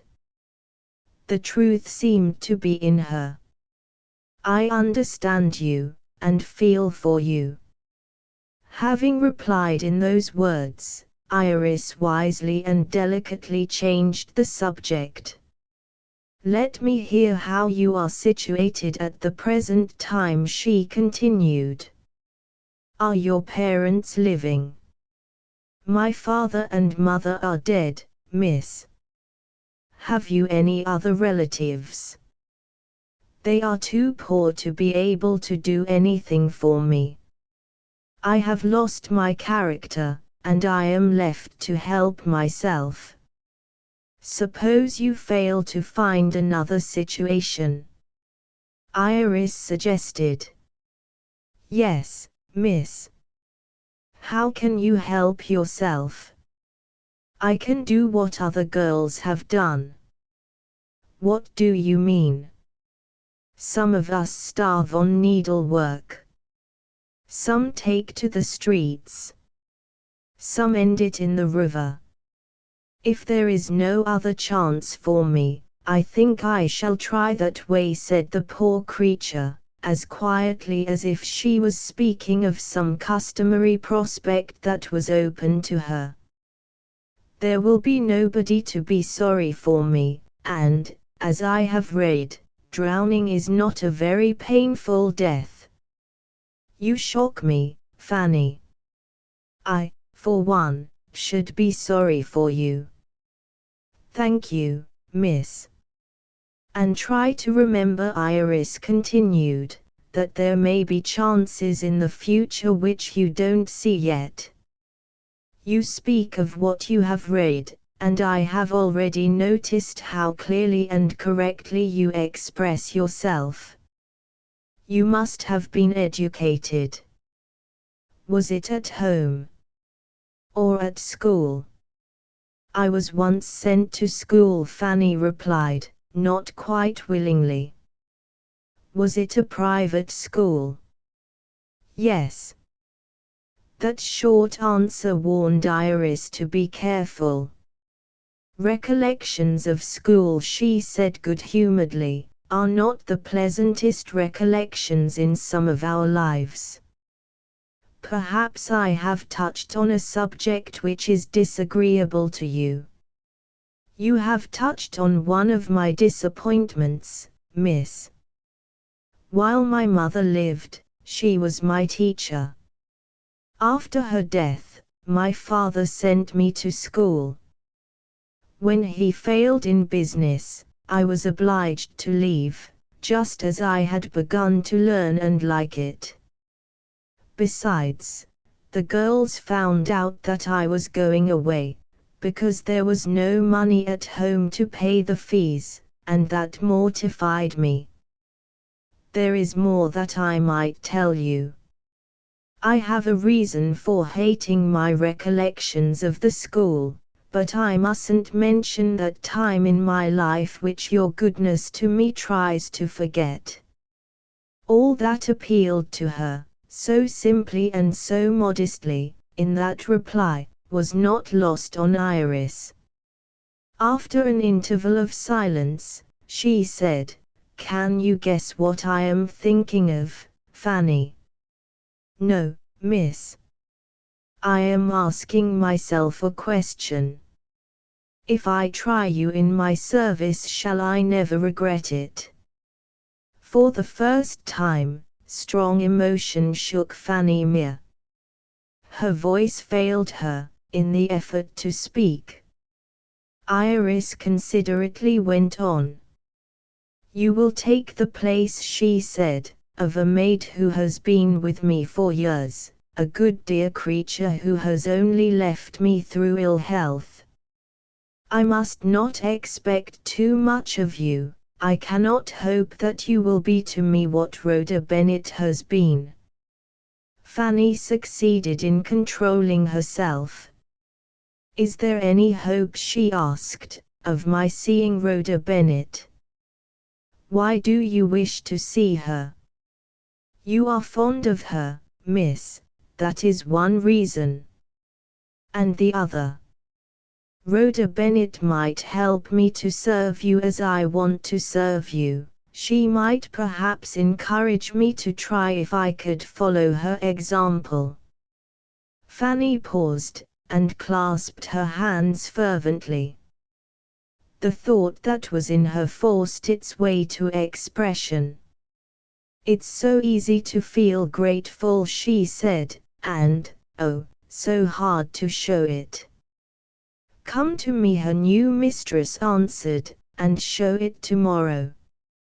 Moved by that compassionate impulse, Iris said the words which restored to an unfortunate creature a lost character and a forfeited place in the world.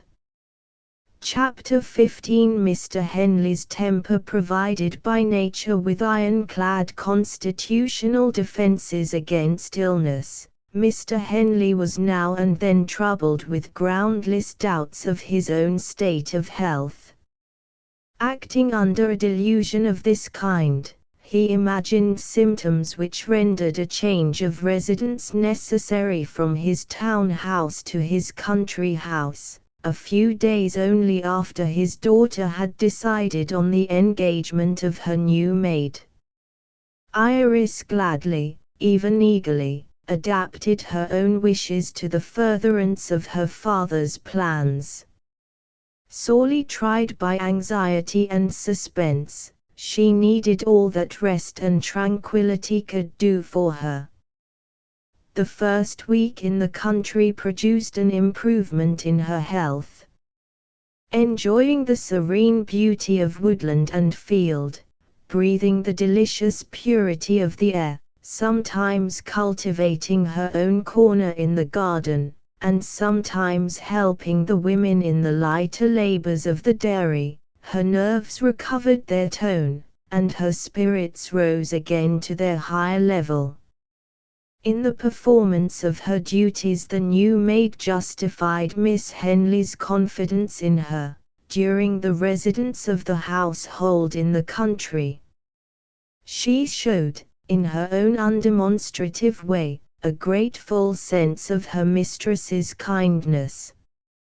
Her various occupations were intelligently and attentively pursued, her even temper never seemed to vary, she gave the servants no opportunities of complaining of her.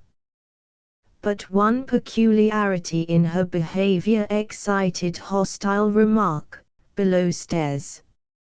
On the occasions when she was free to go out for the day, she always found some excuse for not joining any of the other female servants, who might happen to be similarly favored. The one use she made of her holiday was to travel by railway to some place unknown, always returning at the right time in the evening.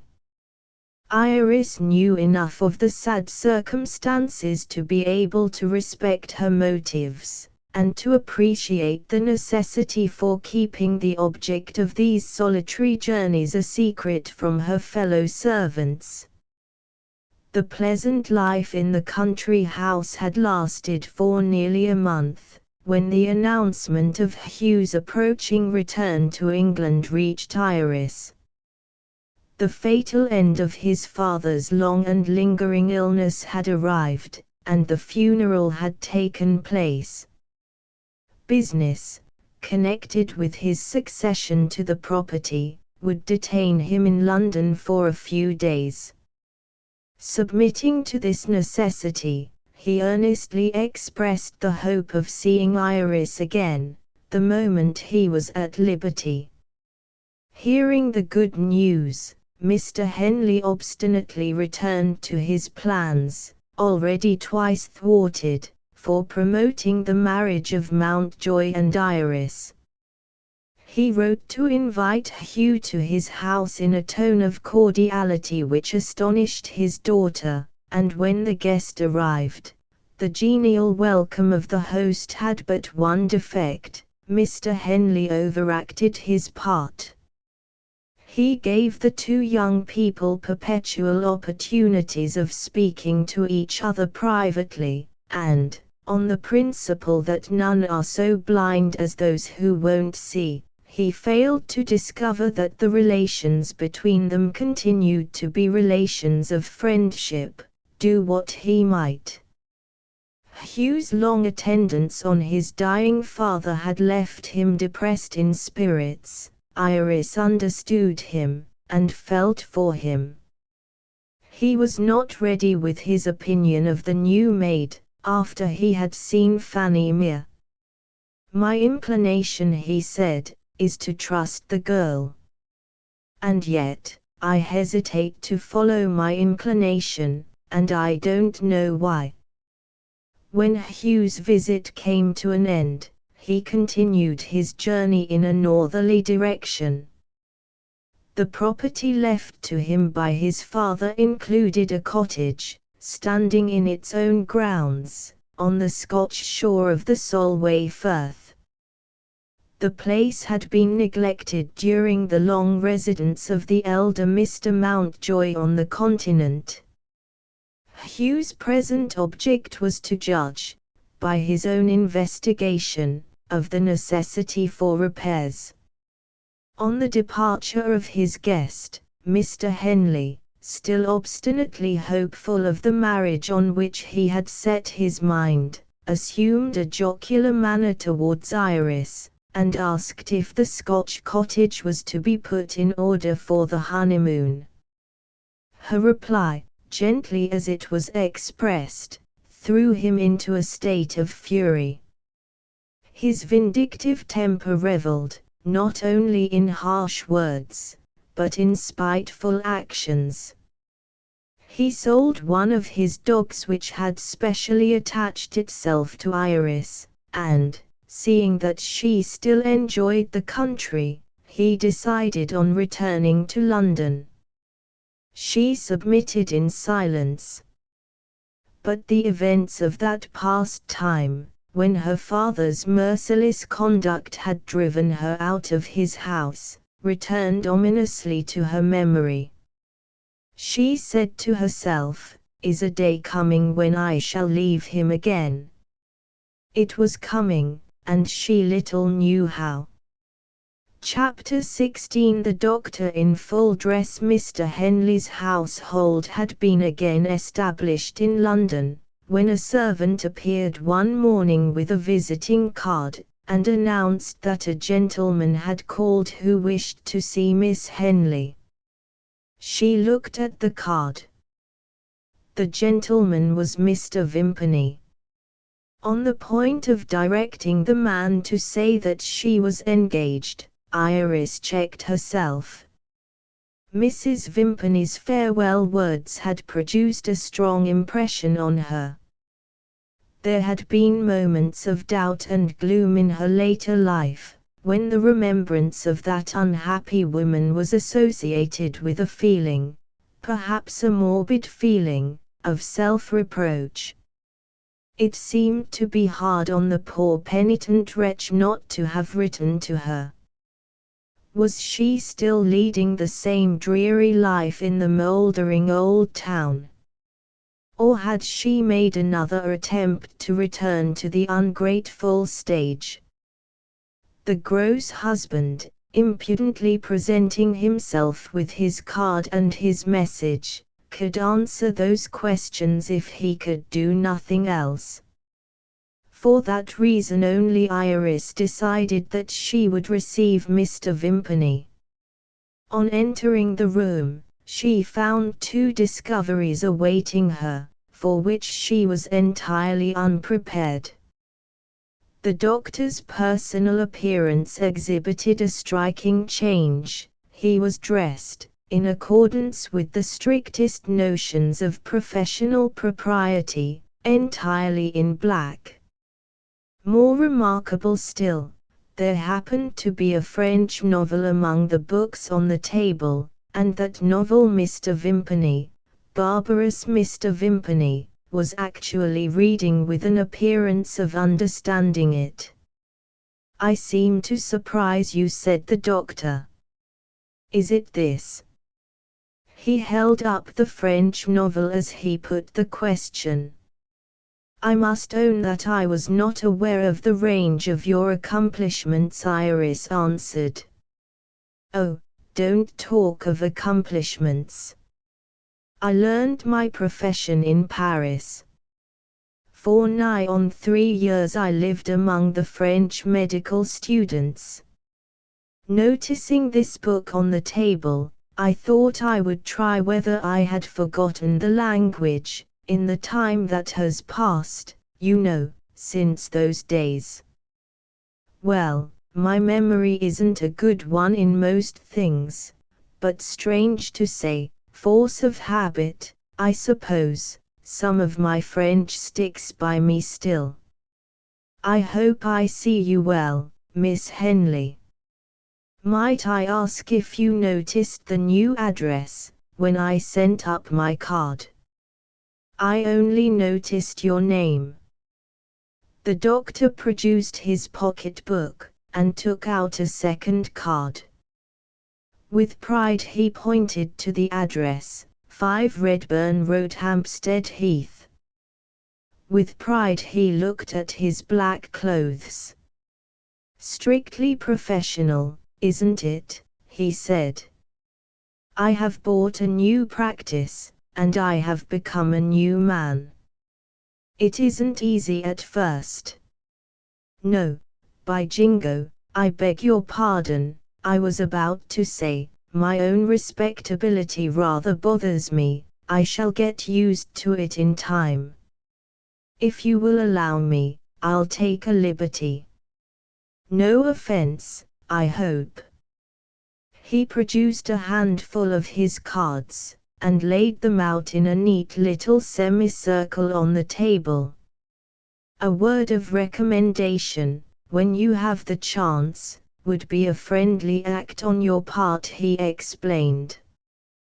Capital air in Redburn Road, and a fine view of the heath out of the garret windows, but it's rather an out-of-the-way situation. Not that I complain, beggars mustn't be choosers.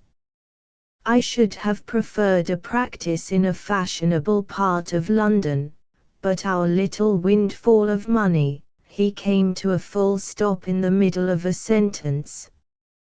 The sale of the superb diamond pin, by means of which Lord Harry had repaid Mrs. Vimpany's services, was, of all domestic events, the last which it might be wise to mention in the presence of Miss Henley. He was awkwardly silent. Taking advantage of that circumstance, Iris introduced the subject in which she felt interested. "How is Mrs. Vimpany?" she asked. "Oh, she's all right." "Does she like your new house?" The doctor made a strange reply. "I really can't tell you," he said. "Do you mean that Mrs. Vimpany declines to express an opinion?" He laughed. "In all my experience," he said, "I never met with a woman who did that. No, no, the fact is, my wife and I have parted company. There's no need to look so serious about it. Incompatibility of temper, as the saying is, has led us to a friendly separation. Equally a relief on both sides. She goes her way, I go mine." His tone disgusted Iris, and she let him see it. "Is it of any use to ask you for Mrs. Vimpany's address?" she inquired. His atrocious good humour kept its balance as steadily as ever. "Sorry to disappoint you. Mrs. Vimpany hasn't given me her address." "Curious, isn't it? The fact is, she moped a good deal, after you left us, talked of her duty, and the care of her soul, and that sort of thing. When I hear where she is, I'll let you know with pleasure. To the best of my belief, she's doing nurse's work somewhere." "Nurse's work? What do you mean?" "Oh, the right thing, all in the fashion. She belongs to what they call a sisterhood, goes about, you know, in a shabby black gown, with a poke bonnet. At least, so Lord Harry told me the other day." In spite of herself, Iris betrayed the agitation which those words instantly roused in her. "Lord Harry!" she exclaimed. "Where is he?" "In London." "Yes, at Parker's Hotel." "When did he return?" "Oh, a few days ago, and, what do you think, he's come back from the goldfields a lucky man.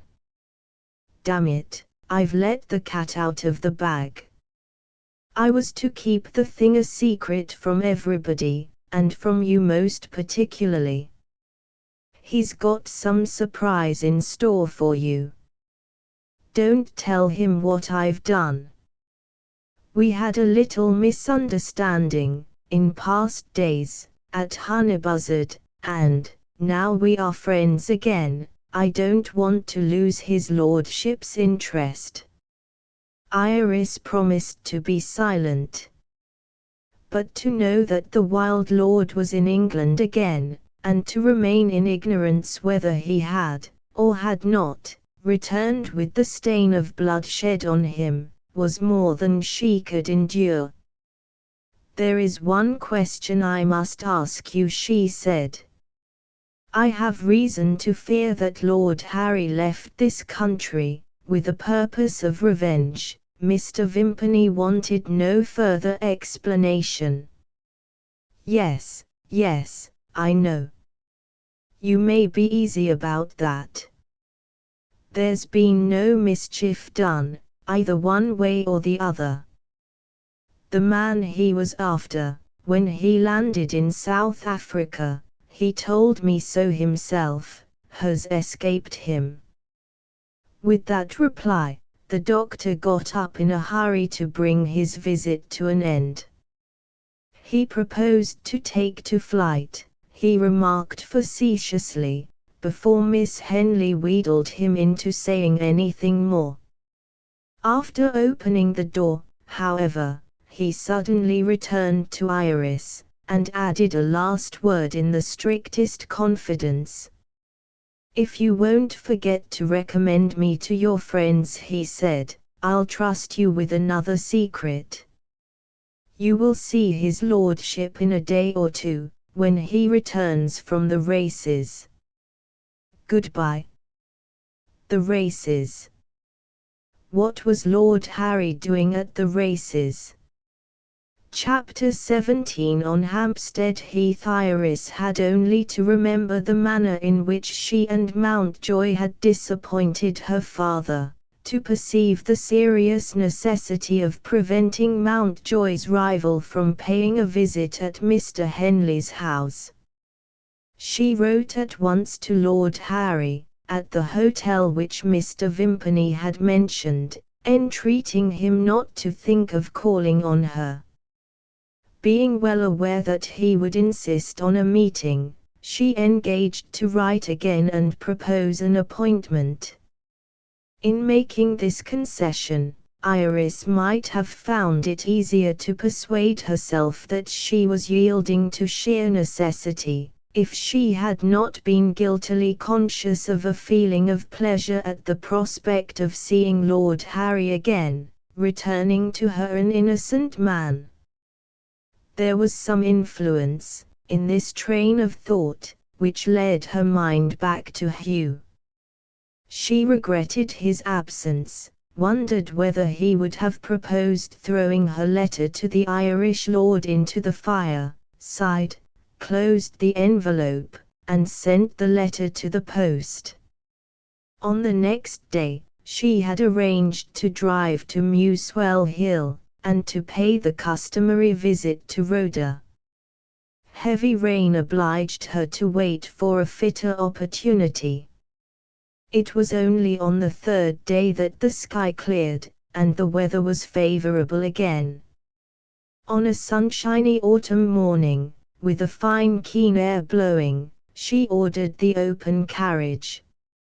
Noticing, while Fanny Mere was helping her to dress, that the girl looked even paler than usual, she said, with her customary kindness to persons dependent on her, "You look as if a drive in the fresh air would do you good. You shall go with me to the farm, and see Rhoda Bennet." When they stopped at the house, the farmer's wife appeared, attending a gentleman to the door. Iris at once recognized the local medical man. "You're not in attendance, I hope, on Rhoda Bennet," she said. The doctor acknowledged that there had been some return of the nervous derangement from which the girl suffered. He depended mainly, he said, on the weather allowing her to be out as much as possible in the fresh air, and on keeping her free from all agitation. Rhoda was so far on the way to recovery, that she was now walking in the garden by his advice. He had no fear of her, provided she was not too readily encouraged, in her present state, to receive visitors. Her mistress would be, of course, an exception to this rule. But even Miss Henley would perhaps do well not to excite the girl by prolonging her visit. There was one other suggestion which he would venture to make, while he had the opportunity. Rhoda was not, as he thought, warmly enough clothed for the time of year, and a bad cold might be easily caught by a person in her condition. Iris entered the farmhouse, leaving Fanny Mere, after what the doctor had said on the subject of visitors, to wait for her in the carriage. After an absence of barely 10 minutes, Miss Henley returned, personally changed, not at all to her own advantage, by the introduction of a novelty in her dress. She had gone into the farmhouse, wearing a handsome mantle of sealskin. When she came out again, the mantle had vanished, and there appeared in its place a common cloak of drab-colored cloth. Noticing the expression of blank amazement in the maid's face, Iris burst out laughing. "How do you think I look in my new cloak?" she asked. Fanny saw nothing to laugh at in the sacrifice of a sealskin mantle. "I must not presume, miss, to give an opinion," she said gravely. "At any rate," Iris continued, "you must be more than mortal if my change of costume doesn't excite your curiosity. I found Rhoda Bennet in the garden, exposed to the cold wind in this ugly flimsy thing. After what the doctor had told me, it was high time to assert my authority. I insisted on changing cloaks with Rhoda. She made an attempt, poor dear, to resist, but she knows me of old, and I had my way. I am sorry you have been prevented from seeing her. You shall not miss the opportunity when she is well again. Do you admire a fine view? Very well, we will vary the drive on our return. Go back," she said to the coachman, "by Highgate and Hampstead." Fanny's eyes rested on the shabby cloak with a well-founded distrust of it as a protection against the autumn weather. She ventured to suggest that her mistress might feel the loss, in an open carriage, of the warm mantle which she had left on Rhoda's shoulders. Iris made light of the doubt expressed by her maid. But by the time they had passed Highgate, and had approached the beginning of the straight road which crosses the high ridge of Hampstead Heath, she was obliged to acknowledge that she did indeed feel the cold. "You ought to be a good walker," she said, looking at her maid's firm well-knit figure. "Exercise is all I want to warm me. What do you say to going home on foot?" Fanny was ready and willing to accompany her mistress. The carriage was dismissed, and they set forth on their walk. As they passed the inn called the Spaniards, 2 women who were standing at the garden gate stared at Iris, and smiled. A few paces further on, they were met by an errand boy. He too looked at the young lady, and put his hand derisively to his head, with a shrill whistle expressive of malicious enjoyment. "I appear to amuse these people," Iris said. "What do they see in me?" Fanny answered with an effort to preserve her gravity, which was not quite successfully disguised. "I beg your pardon, miss, I think they notice the curious contrast between your beautiful bonnet and your shabby cloak. Persons of excitable temperament have a sense of ridicule, and a dread of it, unintelligible to their fellow creatures who are made of coarser material." For the moment, Iris was angry. "Why didn't you tell me of it?" she asked sharply, "before I sent away the carriage? How can I walk back, with everybody laughing at me?" She paused, reflected a little, and led the way off the high road, on the right, to the fine clump of fir trees which commands the famous view in that part of the heath. "There's but one thing to be done," she said, recovering her good temper. "We must make my grand bonnet suit itself to my miserable cloak. You will pull out the feather and rip off the lace, and keep them for yourself, if you like, and then I ought to look shabby enough from head to foot, I am sure." "No, not here. They may notice us from the road, and what may the fools not do when they see you tearing the ornaments off my bonnet? Come down below the trees, where the ground will hide us." They had nearly descended the steep slope which leads to the valley, below the clump of firs, when they were stopped by a terrible discovery. Close at their feet, in a hollow of the ground, was stretched the insensible body of a man. He lay on his side, with his face turned away from them. An open razor had dropped close by him. Iris stooped over the prostrate man, to examine his face.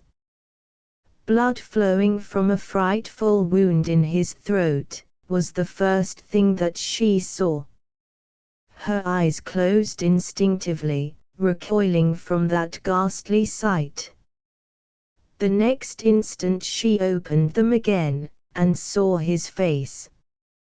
Dying or dead, it was the face of Lord Harry.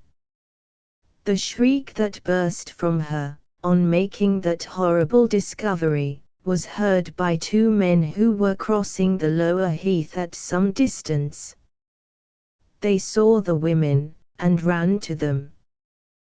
One of the men was a labourer, the other, better dressed, looked like a foreman of works. He was the first who arrived on the spot. "Enough to frighten you out of your senses, ladies," he said civilly. "It's a case of suicide, I should say, by the look of it. For God's sake, let us do something to help him." Iris burst out. "I know him. I know him." Fanny, equal to the emergency, asked Miss Henley for her handkerchief, joined her own handkerchief to it, and began to bandage the wound. "Try if his pulse is beating," she said quietly to her mistress. The foreman made himself useful by examining the suicide's pockets. Iris thought she could detect a faint fluttering in the pulse. "Is there no doctor living near?" she cried. "Is there no carriage to be found in this horrible place?" The foreman had discovered 2 letters. Iris read her own name on one of them. The other was addressed to the person who may find my body. She tore the envelope open. It contained one of Mr. Vimpany's cards, with these desperate words written on it in pencil: "Take me to the doctor's address, and let him bury me, or dissect me, whichever he pleases." Iris showed the card to the foreman. "Is it near here?" she asked. "Yes, miss, we might get him to that place in no time, if there was a conveyance of any kind to be found." Still preserving her presence of mind, Fanny pointed in the direction of the Spaniards Inn. "We might get what we want there," she said. "Shall I go?" Iris signed to her to attend to the wounded man, and ascended the sloping ground. She ran on towards the road. The men, directed by Fanny, raised the body and slowly followed her, diverging to an easier ascent. As Iris reached the road, a 4-wheel cab passed her. Without an instant's hesitation, she called to the driver to stop. He pulled up his horse. She confronted a solitary gentleman, staring out of the window of the cab, and looking as if he thought that a lady had taken a liberty with him. Iris allowed the outraged stranger no opportunity of expressing his sentiments. Breathless as she was, she spoke first. "Pray forgive me, you are alone in the cab. There is room for a gentleman, dangerously wounded. He will bleed to death if we don't find help for him. The place is close by. Oh, don't refuse me." She looked back, holding fast by the cab door, and saw Fanny and the men slowly approaching. "Bring him here," she cried. "Do nothing of the sort," shouted the gentleman in possession of the cab. But Fanny obeyed her mistress, and the men obeyed Fanny. Iris turned indignantly to the merciless stranger. "I ask you to do an act of Christian kindness," she said. "How can you, how dare you, hesitate?" "Drive on," cried the stranger. "Drive on, at your peril," Iris added, on her side. The cabman sat, silent and stolid, on the box, waiting for events. Slowly the men came in view, bearing Lord Harry, still insensible. The handkerchiefs on his throat were saturated with blood. At that sight, the cowardly instincts of the stranger completely mastered him. "Let me out," he clamored, "let me out." Finding the cab left at her disposal, Iris actually thanked him. He looked at her with an evil eye. "I have my suspicions, I can tell you," he muttered. "If this comes to a trial in a court of law, I'm not going to be mixed up with it. Innocent people have been hanged before now, when appearances were against them."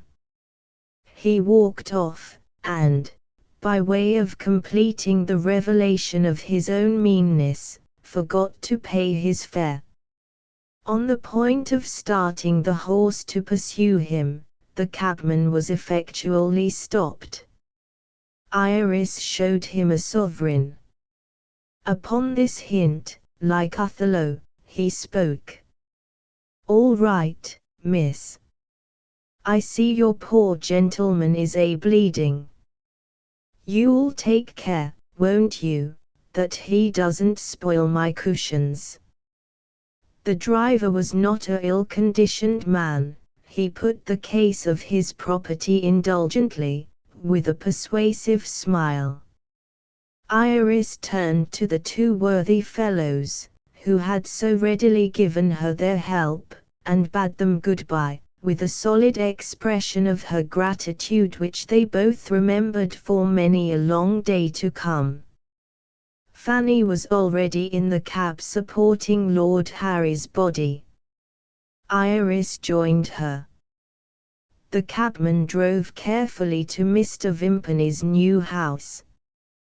Chapter 18 Professional Assistance Number 5 was near the centre of the row of little suburban houses called Redburn Road.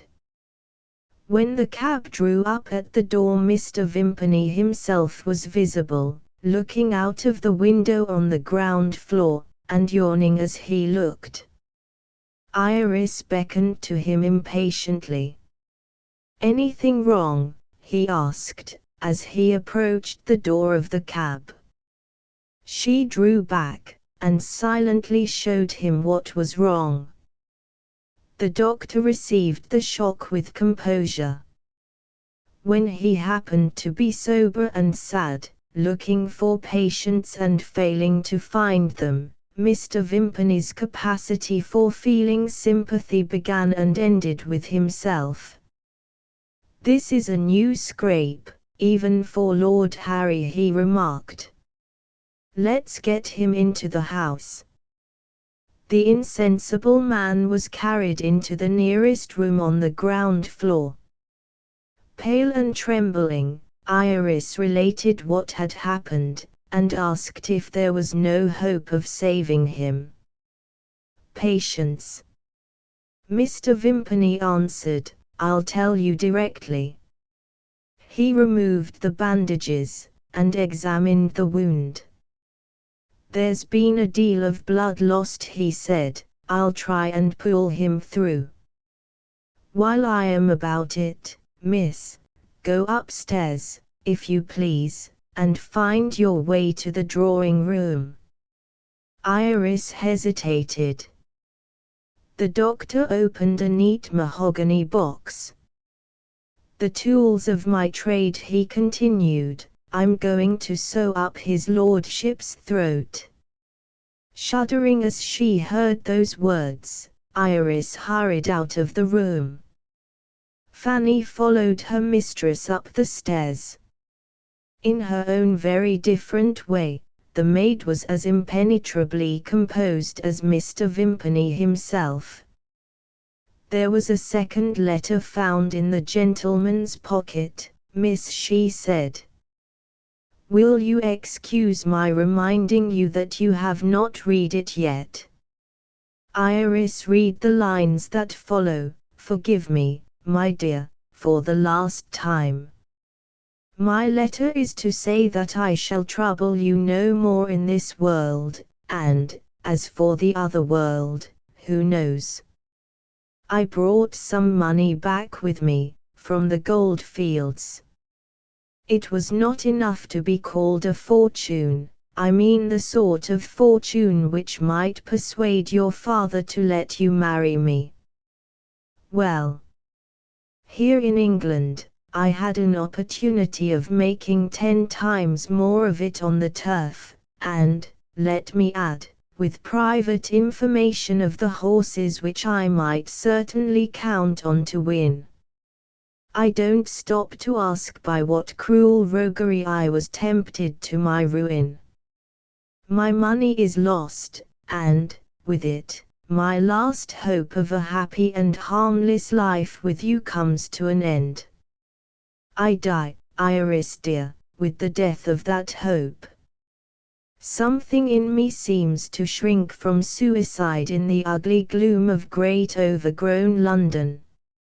I prefer to make away with myself among the fields, where the green will remind me of dear old Ireland.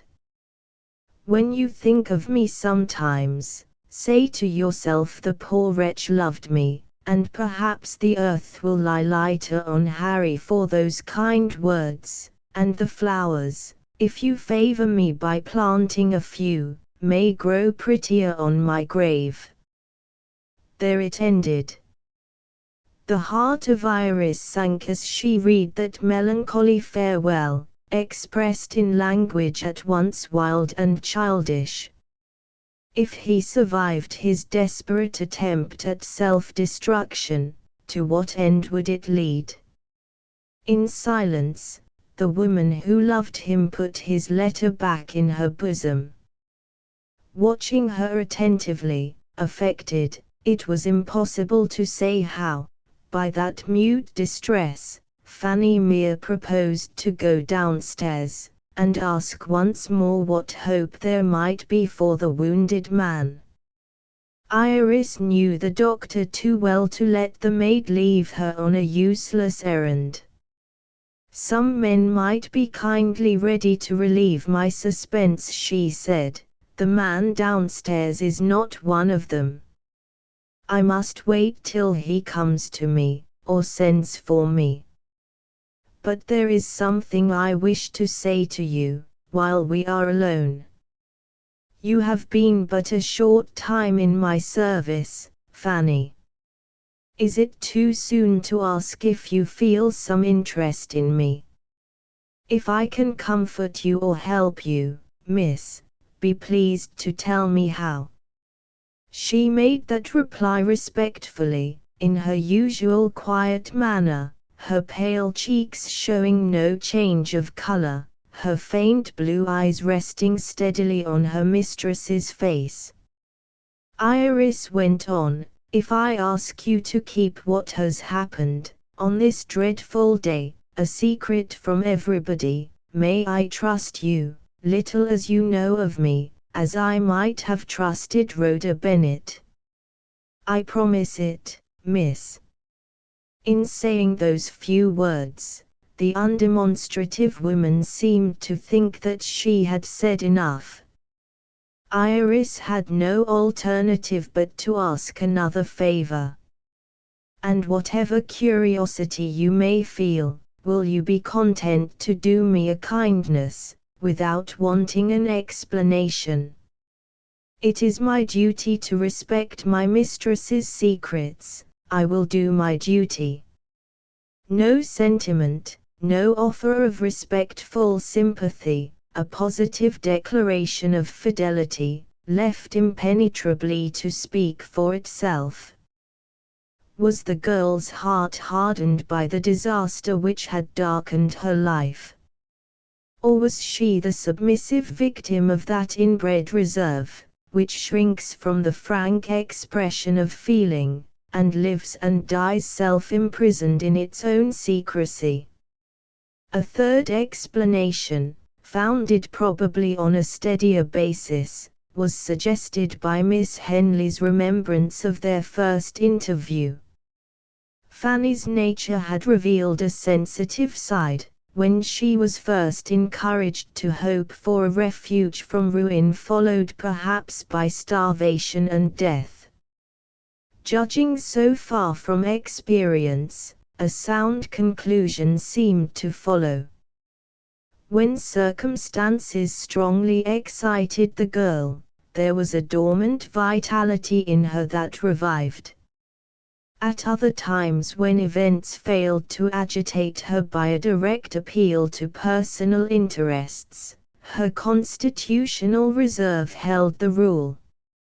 She could be impenetrably honest, steadily industrious, truly grateful, but the intuitive expression of feeling, on ordinary occasions, was beyond her reach. After an interval of nearly half an hour, Mr. Vimpany made his appearance. Pausing in the doorway, he consulted his watch, and entered on a calculation which presented him favourably from a professional point of view.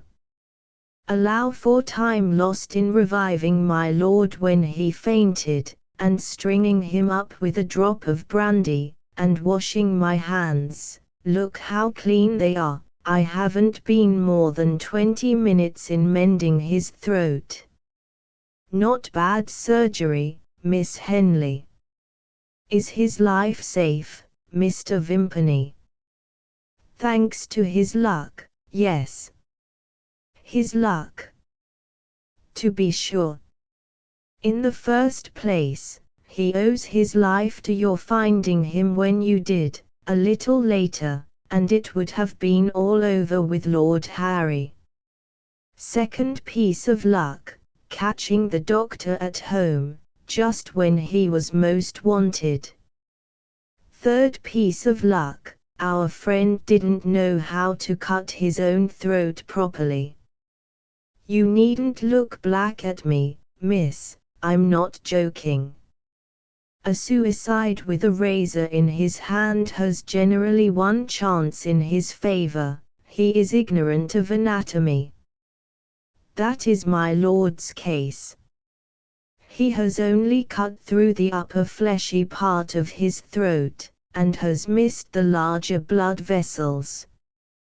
Take my word for it, he will do well enough now, thanks to you, thanks to me, and thanks to his own ignorance. What do you say to that way of putting it?" "Ha! My brains are in good working order today. I haven't been drinking any of Mr. Mountjoy's claret. Do you take the joke, Miss Henley?" Chuckling over the recollection of his own drunken audacity, he happened to notice Fanny Mere. "Hullo!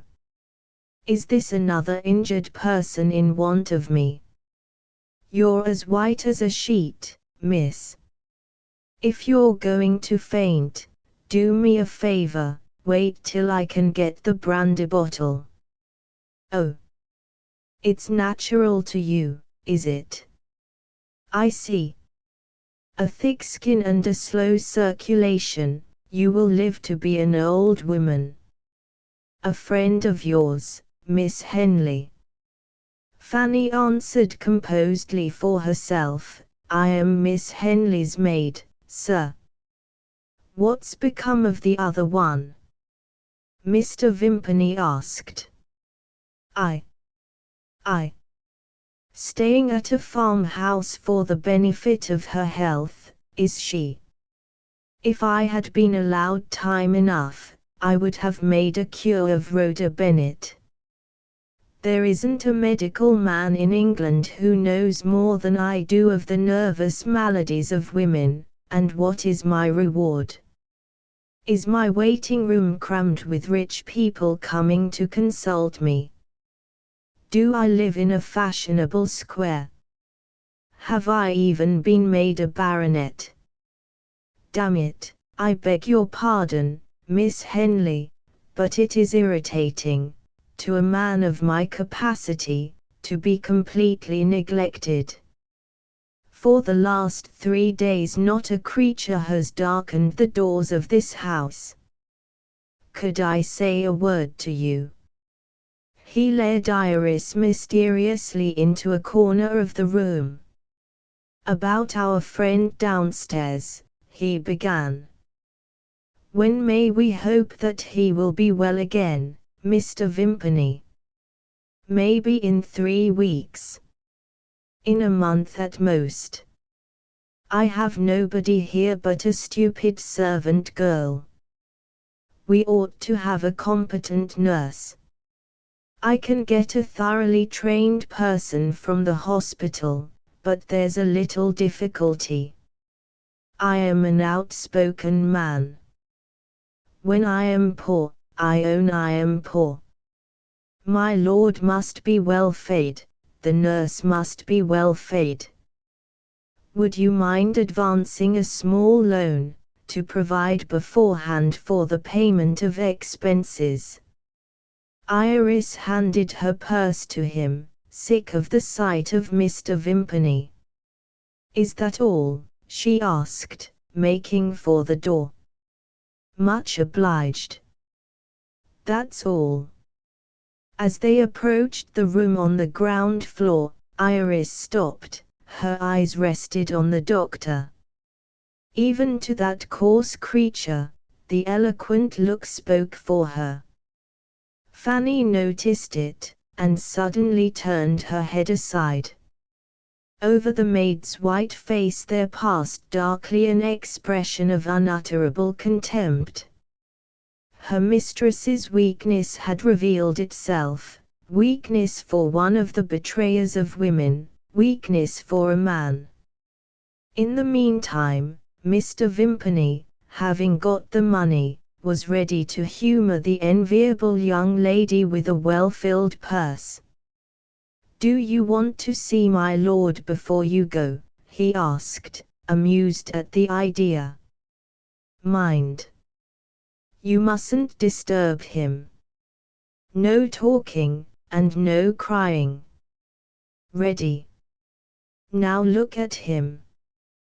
There he lay on a shabby little sofa, in an ugly little room, his eyes closed, one helpless hand hanging down, a stillness on his ghastly face, horribly suggestive of the stillness of death. There he lay, the reckless victim of his love for the woman who had desperately renounced him again and again, who had now saved him for the 3rd time. Ah, how her treacherous heart pleaded for him. Can you drive him away from you after this? You, who love him, what does your cold-blooded prudence say, when you look at him now? She felt herself drawn, roughly and suddenly, back into the passage. The door was closed. The doctor was whispering to her. "Hold up, miss. I expected better things of you. Come. Come, no fainting. You'll find him a different man tomorrow. Pay us a visit, and judge for yourself." After what she had suffered, Iris hungered for sympathy. "Isn't it pitiable?" she said to her maid as they left the house. "I don't know, miss." "You don't know? Good heavens, are you made of stone? Have you no such thing as a heart in you?" "Not for the men," Fanny answered. "I keep my pity for the women." Iris knew what bitter remembrances made their confession in those words. How she missed Rhoda Bennet at that moment. Chapter 19. Mr. Henley at home for a month, Mountjoy remained in his cottage on the shores of the Solway Firth, superintending the repairs. His correspondence with Iris was regularly continued, and, for the first time in his experience of her, was a cause of disappointment to him. Her replies revealed an incomprehensible change in her manner of writing, which became more and more marked in each succeeding instance. Notice it as he might in his own letters, no explanation followed on the part of his correspondent. She, who had so frankly confided her joys and sorrows to him in past days, now wrote with a reserve which seemed only to permit the most vague and guarded allusion to herself. The changes in the weather, the alternation of public news that was dull, and public news that was interesting, the absence of her father abroad, occasioned by doubt of the soundness of his investments in foreign securities, vague questions relating to Hugh's new place of abode, which could only have proceeded from a preoccupied mind. These were the topics on which Iris dwelt, in writing to her faithful old friend. It was hardly possible to doubt that something must have happened, which she had reasons, serious reasons, as it seemed only too natural to infer, for keeping concealed from Mountjoy. Try as he might to disguise it from himself, he now knew how dear, how hopelessly dear, she was to him by the anxiety that he suffered, and by the jealous sense of injury which defied his self-command. His immediate superintendence of the workmen at the cottage was no longer necessary. Leaving there a representative whom he could trust, he resolved to answer his last letter, received from Iris, in person. The next day he was in London. Calling at the house, he was informed that Miss Henley was not at home, and that it was impossible to say with certainty when she might return. While he was addressing his inquiries to the servant, Mr. Henley opened the library door. "Is that you, Mountjoy?" he asked. "Come in, I want to speak to you." Short and thick-set, with a thin-lipped mouth, a coarsely florid complexion, and furtive greenish eyes, hard in his manner, and harsh in his voice, Mr. Henley was one of the few heartless men, who are innocent of deception on the surface. He was externally a person who inspired, at first sight, feelings of doubt and dislike. His manner failed to show even a pretense of being glad to see Hugh. What he had to say, he said, walking up and down the room, and scratching his bristly iron-grey hair from time to time. Those signs of restlessness indicated, to those who knew him well, that he had a selfish use to make of a fellow creature, and failed to see immediately how to reach the end in view. "I say, Mountjoy," he began, "have you any idea of what my daughter is about?" "I don't even understand what you mean," Hugh replied. "For the last month I have been in Scotland. You and she write to each other, don't you?" "Yes." "Hasn't she told you—" "Excuse me for interrupting you, Mr. Henley, she has told me nothing." Mr. Henley stared absently at the superbly bound books on his library shelves, never degraded by the familiar act of reading, and scratched his head more restlessly than ever. "Look here, young man. When you were staying with me in the country, I rather hoped it might end in a marriage engagement. You and Iris disappointed me, not for the first time. But women do change their minds. Suppose she had changed her mind, after having twice refused you. Suppose she had given you an opportunity," Hugh interrupted him again. "It's needless to suppose anything of the sort, sir. She would not have given me an opportunity. Don't fence with me, Mountjoy. I'll put it in a milder way, if you prefer being humbugged. Do you feel any interest in that perverse girl of mine?" Hugh answered readily and warmly, "The truest interest." Even Mr. Henley was human, his ugly face looked uglier still. It assumed the self-satisfied expression of a man who had carried his point. "Now I can go on, my friend, with what I had to say to you. I have been abroad on business, and only came back the other day. The moment I saw Iris I noticed something wrong about her. If I had been a stranger, I should have said, that young woman is not easy in her mind. Perfectly useless to speak to her about it. Quite happy and quite well, there was her own account of herself. I tried her maid next, a white-livered sulky creature, one of the steadiest liars I have ever met with. I know of nothing amiss with my mistress, sir. There was the maid's way of keeping the secret, whatever it may be. I don't know whether you may have noticed it, in the course of your acquaintance with me. I hate to be beaten. No, Mr. Henley, I have not noticed it. Then you are informed of it now. Have you seen my housekeeper? Once or twice, sir. Come. You're improving, we shall make something of you in course of time. Well, the housekeeper was the next person I spoke to about my daughter.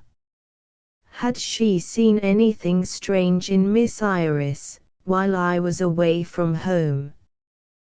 There's a dash of malice in my housekeeper's composition. I don't object to a dash of malice. When the old woman is pleased, she shows her yellow fangs. She had something to tell me. The servants have been talking, sir, about Miss Iris. Out with it, What do they say? They notice, sir, that their young lady has taken to going out in the forenoon, regularly every day, always by herself, and always in the same direction. I don't encourage the servants, Mr. Henley. There was something insolent in the tone of suspicion that they adopted. I told them that Miss Iris was merely taking her walk. They reminded me that it must be a cruelly long walk, Miss Iris being away regularly for 4 or 5 hours together, before she came back to the house. After that, says the housekeeper, I thought it best to drop the subject. What do you think of it yourself, Mountjoy? Do you call my daughter's conduct suspicious? I see nothing suspicious, Mr. Henley. When Iris goes out, she visits a friend. And always goes in the same direction, and always visits the same friend, Mr. Henley added. I felt a curiosity to know who that friend might be, and I made the discovery yesterday. When you were staying in my house in the country, do you remember the man who waited on you? Mountjoy began to feel alarmed for Iris. He answered as briefly as possible. Your valet, he said. That's it. Well, I took my valet into my confidence, not for the first time, I can tell you, an invaluable fellow. When Iris went out yesterday, he tracked her to a wretched little suburban place near Hampstead Heath, called Redburn Road. She rang the bell at number 5, and was at once let in, evidently well known there. My clever man made inquiries in the neighborhood. The house belongs to a doctor, who has lately taken it. Name of Vimpany. Mountjoy was not only startled, but showed it plainly. Mr. Henley, still pacing backwards and forwards, happened by good fortune to have his back turned towards his visitor, at that moment. Now I ask you, as a man of the world, Mr. Henley resumed, what does this mean? If you're too cautious to speak out, and I must say it looks like it, shall I set you the example? Just as you please, sir. Very well, then, I'll tell you what I suspect. When Iris is at home, and when there's something amiss in my family, I believe that scoundrel Lord Harry to be at the bottom of it. There's my experience, and there's my explanation. I was on the point of ordering my carriage, to go to the doctor myself, and insist on knowing what the attraction is that takes my daughter to his house, when I heard your voice in the hall. You tell me you are interested in Iris. Very well, you are just the man to help me.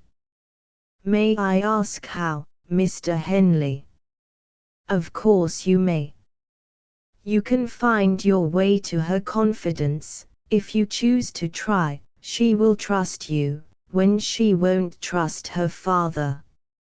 I don't care 2 straws about her other secrets, but I do want to know whether she is, or is not, plotting to marry the Irish blackguard. Satisfy me about that, and you needn't tell me anything more. May I count on you to find out how the land lies? Mountjoy listened, hardly able to credit the evidence of his own senses. He was actually expected to insinuate himself into the confidence of Iris, and then to betray her to her father. He rose, and took his hat, and, without even the formality of a bow, opened the door. Does that mean no? Mr. Henley called after him. Most assuredly, Mountjoy answered, and closed the door behind him. Chapter XX. First suspicions of Iris. From the last memorable day, on which Iris had declared to him that he might always count on her as his friend, but never as his wife, Hugh had resolved to subject his feelings to a rigorous control. As to conquering his hopeless love, he knew but too well that it would conquer him, on any future occasion when he and Iris happened to meet. He had been true to his resolution, at what cost of suffering he, and he alone knew. Sincerely, unaffectedly, he had tried to remain her friend. But the nature of the truest and the firmest man has its weak place, where the subtle influence of a woman is concerned. Deeply latent, beyond the reach of his own power of sounding, there was jealousy of the Irish lord lurking in Mountjoy, and secretly leading his mind when he hesitated in those emergencies of his life which were connected with Iris. Ignorant of the influence which was really directing him, he viewed with contempt Mr. Henley's suspicions of a secret understanding between his daughter and the man who was, by her own acknowledgment, unworthy of the love with which it had been her misfortune to regard him. At the same time, Hugh's mind was reluctantly in search of an explanation, which might account, without degrading Iris, for her having been traced to the doctor's house. In his recollection of events at the old country town, he found a motive for her renewal of intercourse with such a man as Mr. Vimpany, in the compassionate feeling with which she regarded the doctor's unhappy wife. There might well be some humiliating circumstance, recently added to the other trials of Mrs. Vimpany's married life, which had appealed to all that was generous and forgiving in the nature of Iris. Knowing nothing of the resolution to live apart which had latterly separated the doctor and his wife, Mountjoy decided on putting his idea to the test by applying for information to Mrs. Vimpany at her husband's house. In the nature of a sensitive man, the bare idea of delay, under these circumstances, was unendurable. Hugh called the first cab that passed him, and drove to Hampstead. Careful, morbidly careful, perhaps, not to attract attention needlessly to himself, he stopped the cab at the entrance to Redburn Road, and approached number 5 on foot. A servant girl answered the door. Mountjoy asked if Mrs. Vimpany was at home. The girl made no immediate reply. She seemed to be puzzled by Mountjoy's simple question. Her familiar manner, with its vulgar assumption of equality in the presence of a stranger, revealed the London-bred maid-servant of modern times. "Did you say Mrs. Vimpany?" she inquired sharply. "Yes." "There's no such person here." It was Mountjoy's turn to be puzzled. "Is this Mr. Vimpany's house?" he said. "Yes, to be sure it is." "And yet Mrs. Vimpany doesn't live here." "No, Mrs. Vimpany has darkened these doors," the girl declared positively. "Are you sure you are not making a mistake?" "Quite sure. I have been in the doctor's service since he first took the house."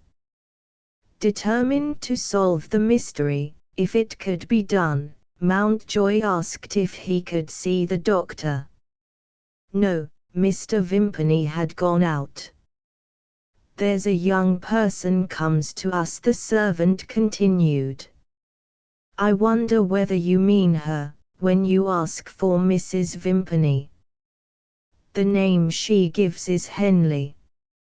"Is Miss Henley here, now?" "You can't see her, she's engaged." She was not engaged with Mrs. Vimpany, for no such person was known in the house. She was not engaged with the doctor, for the doctor had gone out. Mountjoy looked at the hat stand in the passage, and discovered a man's hat and a man's greatcoat. To whom did they belong? Certainly not to Mr. Vimpany, who had gone out. Repellent as it was, Mr. Henley's idea that the explanation of his daughter's conduct was to be found in the renewed influence over her of the Irish lord, now presented itself to Hugh's mind under a new point of view. He tried in vain to resist the impression that had been produced on him. A sense of injury, which he was unable to justify to himself, took possession of him. Come what might of it, he determined to set at rest the doubts of which he was ashamed, by communicating with Iris. His card case proved to be empty when he opened it, but there were letters in his pocket, addressed to him at his hotel in London. Removing the envelope from one of these, he handed it to the servant. "Take that to Miss Henley, and ask when I can see her." The girl left him in the passage, and went upstairs to the drawing-room.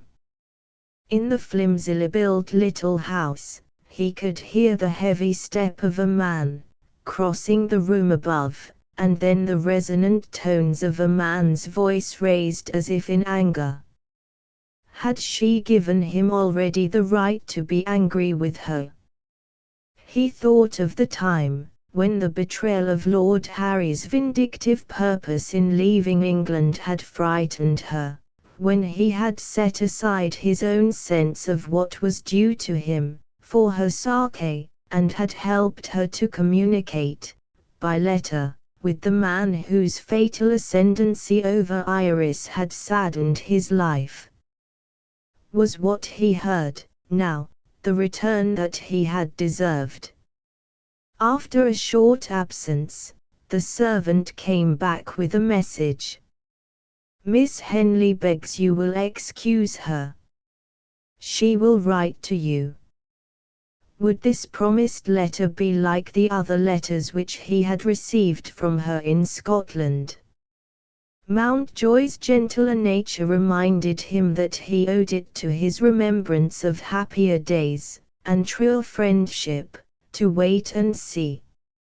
He was just getting into the cab, on his return to London, when a closed carriage, with one person in it, passed him on its way to Redburn Road. In that person he recognized Mr. Henley. As the cab driver mounted to his seat, Hugh saw the carriage stop at number 5. Chapter XXI. The parting scene. The evening had advanced, and the candles had just been lit in Mountjoy's sitting room at the hotel. His anxiety to hear from Iris had been doubled and trebled, since he had made the discovery of her father's visit to the doctor's house, at a time when it was impossible to doubt that Lord Harry was with her. Hugh's jealous sense of wrong was now mastered by the nobler emotions which filled him with pity and alarm, when he thought of Iris placed between the contending claims of two such men as the heartless Mr. Henley and the reckless Irish lord.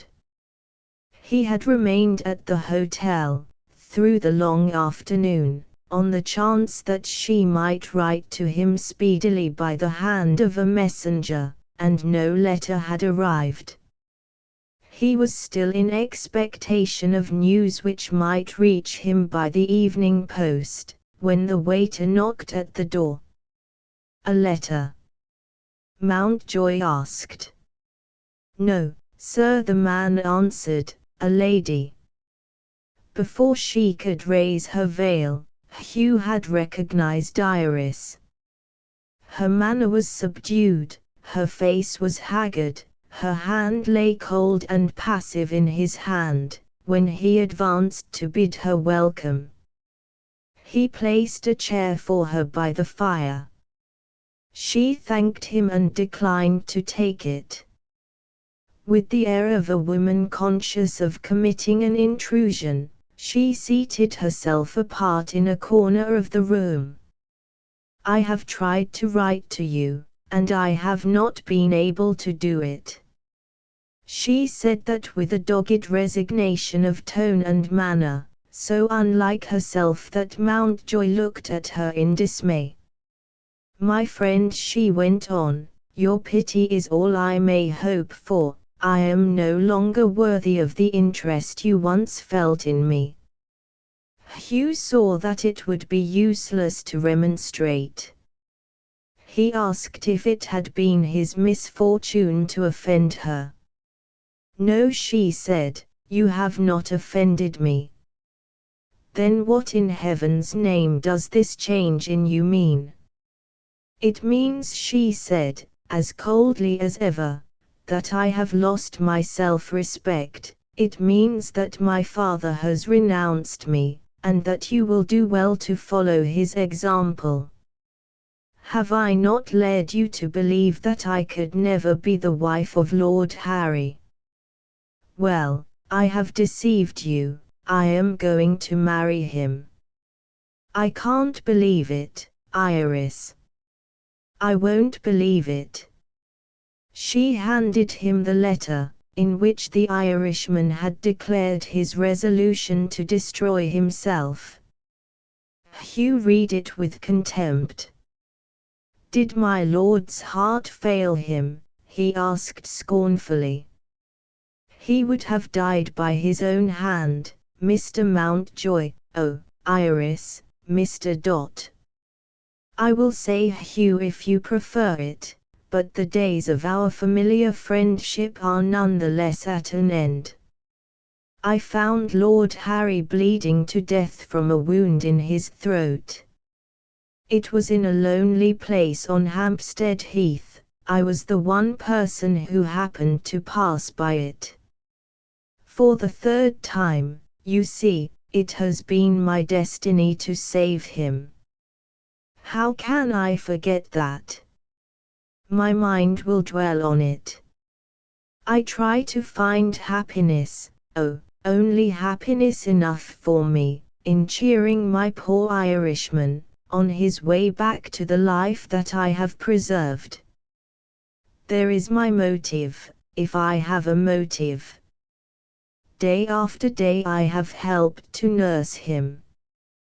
Day after day I have heard him say things to me. What is the use of repeating them?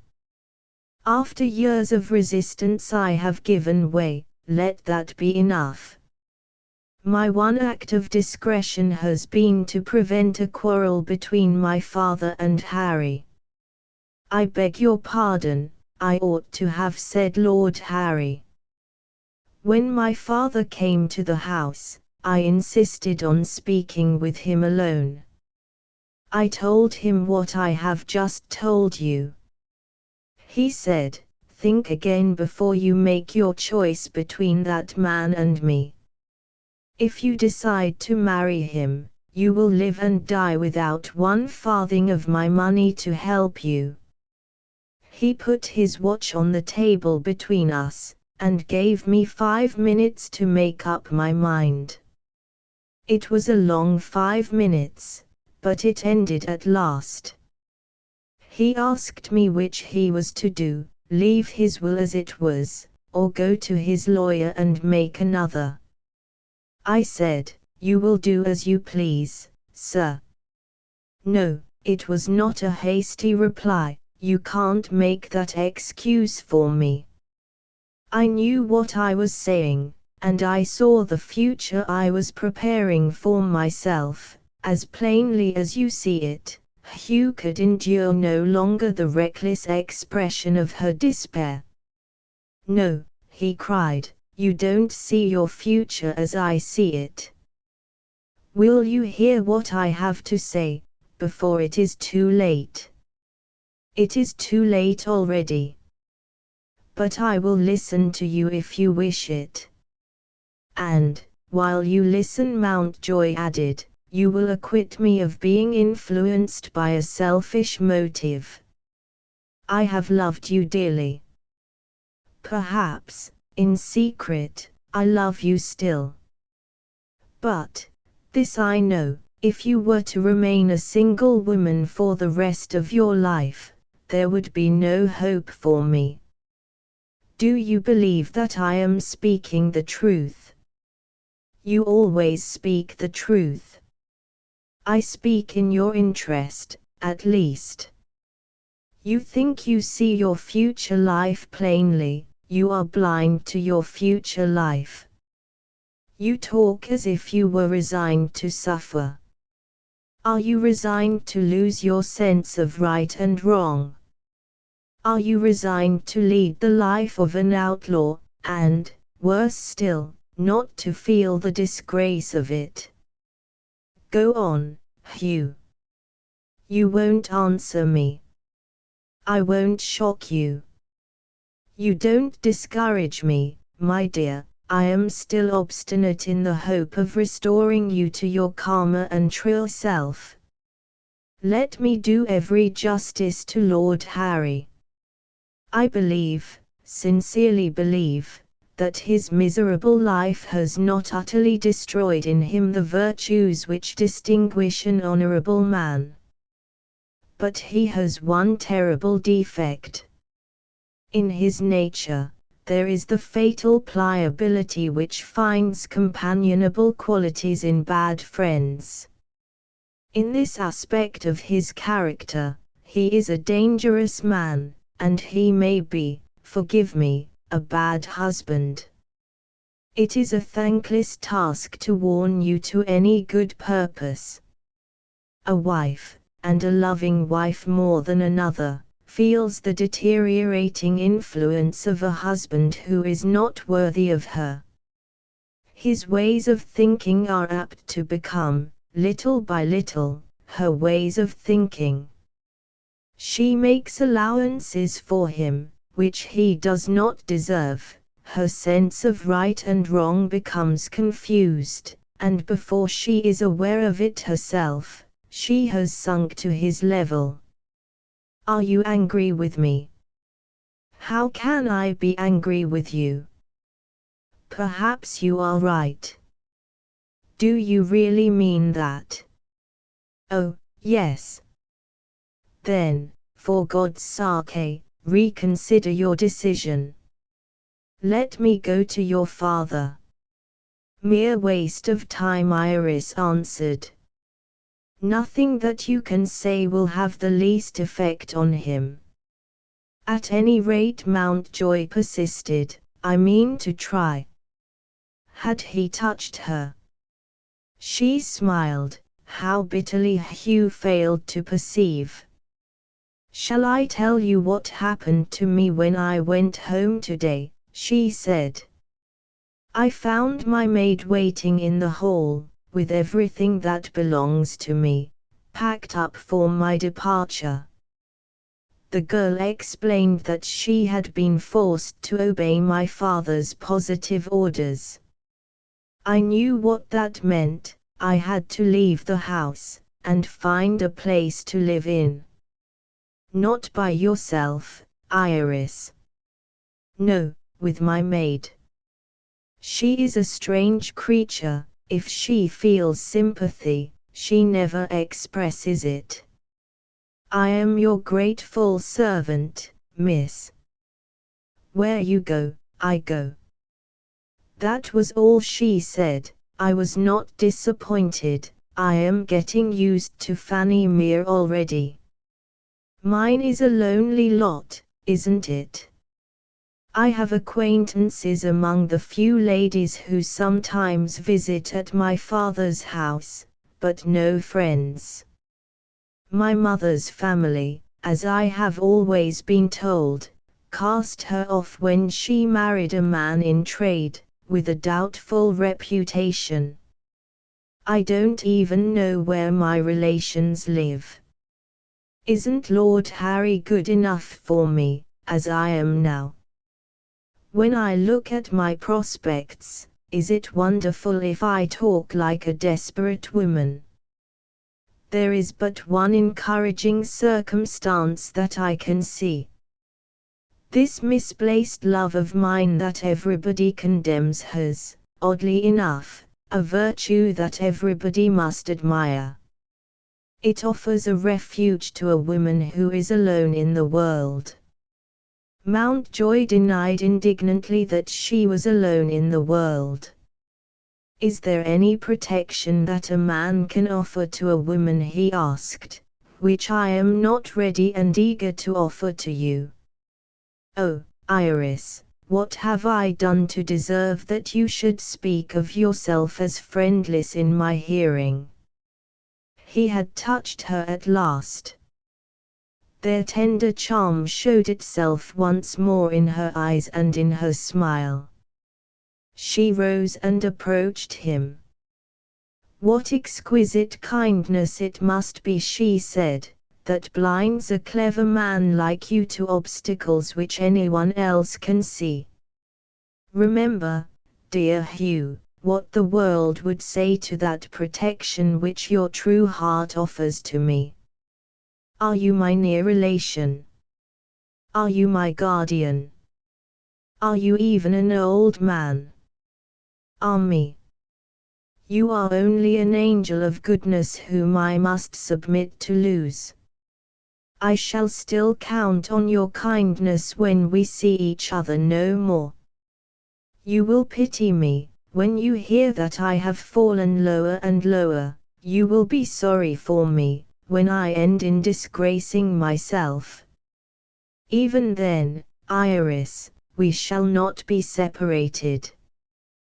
The loving friend who is near you now, will be your loving friend still. For the first time in her life, she threw her arms round him. In the agony of that farewell, she held him to her bosom. Goodbye, dear, she said faintly, and kissed him. The next moment, a deadly pallor overspread her face. She staggered as she drew back, and dropped into the chair that she had just left. In the fear that she might faint, Mountjoy hurried out in search of a restorative. His bedchamber was close by, at the end of the corridor, and there were smelling salts in his dressing case. As he raised the lid, he heard the door behind him, the one door in the room, locked from the outer side. He rushed to the door, and called to her. From the farther end of the corridor, her voice reached him for the last time, repeating the last melancholy word, goodbye. No renewal of the miserable parting scene, no more of the heartache. Iris had ended it. Chapter XXII. The fatal words. When Mountjoy had rung for the servant, and the bedroom door had been unlocked, it was too late to follow the fugitive. Her cab was waiting for her outside, and the attention of the porter had been distracted, at the same time, by a new arrival of travellers at the hotel. It is more or less in the nature of all men who are worthy of the name, to take refuge from distress in action. Hugh decided on writing to Iris, and on making his appeal to her father, that evening. He abstained from alluding, in his letter, to the manner in which she had left him. It was her right, it was even her duty to spare herself. All that he asked was to be informed of her present place of residence, so that he might communicate the result, in writing only if she preferred it, of his contemplated interview with her father. He addressed his letter to the care of Mr. Vimpany, to be forwarded, and posted it himself. This done, he went on at once to Mr. Henley's house. The servant who opened the door had evidently received his orders. Mr. Henley was not at home. Mountjoy was in no humour to be trifled with. He pushed the man out of his way, and made straight for the dining room. There, as his previous experience of the habits of the household had led him to anticipate, was the man whom he was determined to see. The table was laid for Mr. Henley's late dinner. Hugh's well-meant attempt to plead the daughter's cause with the father ended as Iris had said it would end.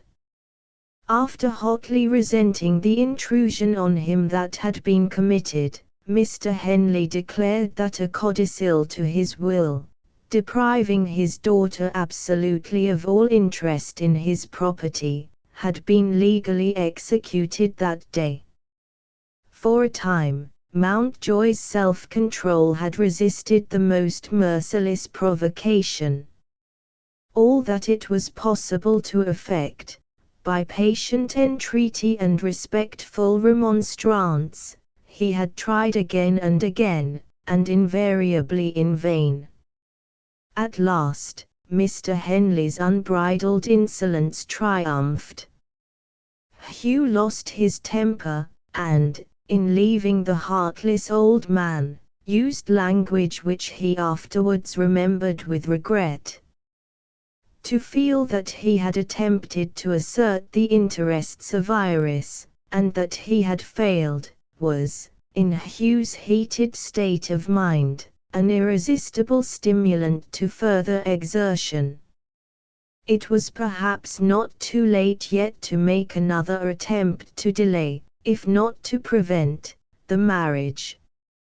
In sheer desperation, Mountjoy resolved to inform Lord Harry that his union with Miss Henley would be followed by the utter ruin of her expectations from her father.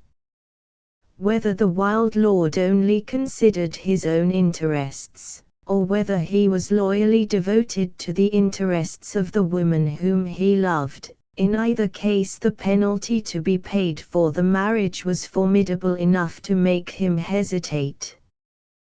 The lights in the lower window, and in the passage, told Hugh that he had arrived in good time at Redburn Road. He found Mr. Vimpany and the young Irishman sitting together, in the friendliest manner, under the composing influence of tobacco. Primed, as he would have said himself, with only a third glass of grog, the hospitable side of the doctor's character was displayed to view. He at once accepted Mountjoy's visit as offering a renewal of friendly relations between them. "Forgive and forget," he said. "There's the way to settle that little misunderstanding, after our dinner at the inn. You know Mr. Mountjoy, my lord." "That's right. Draw in your chair, Mountjoy. My professional prospects threaten me with ruin, but while I have a roof over my head, there's always a welcome for a friend. My dear fellow, I have every reason to believe that the doctor who sold me this practice was a swindler. The money is gone, and the patients don't come. Well, I am not quite bankrupt yet. I can offer you a glass of grog. Mix for yourself, we'll make a night of it." Hugh explained, with the necessary excuses, that his object was to say a few words to Lord Harry in private. The change visible in the doctor's manner, when he had been made acquainted with this circumstance, was not amiably expressed. He had the air of a man who suspected that an unfair advantage had been taken of him. Lord Harry, on his side, appeared to feel some hesitation in granting a private interview to Mr. Mountjoy. "Is it about Miss Henley?" he asked. Hugh admitted that it was. Lord Harry thereupon suggested that they might be acting wisely if they avoided the subject. Mountjoy answered that there were, on the contrary, reasons for approaching the subject sufficiently important to have induced him to leave London for Hampstead at a late hour of the night. Hearing this, Lord Harry rose to lead the way to another room. Excluded from his visitor's confidence, Mr. Vimpany could at least remind Mountjoy that he exercised authority as master of the house. "Oh, take him upstairs, my lord," said the doctor. "You are at home under my humble roof." The two young men faced each other in the barely furnished drawing-room, both sufficiently doubtful of the friendly result of the conference to abstain from seating themselves. Hugh came to the point, without wasting time in preparatory words. Admitting that he had heard of Miss Henley's engagement, he asked if Lord Harry was aware of the disastrous consequences to the young lady which would follow her marriage. The reply to this was frankly expressed. The Irish lord knew nothing of the consequences to which Mr. Mountjoy had alluded. Hugh at once enlightened him, and evidently took him completely by surprise. "May I ask, sir," he said, "if you are speaking from your own personal knowledge?" "I have just come, my lord, from Mr. Henley's house, and what I have told you, I heard from his own lips." There was a pause. Hugh was already inclined to think that he had raised an obstacle to the immediate celebration of the marriage. A speedy disappointment was in store for him. Lord Harry was too fond of Iris to be influenced, in his relations with her, by mercenary considerations. "You put it strongly," he said.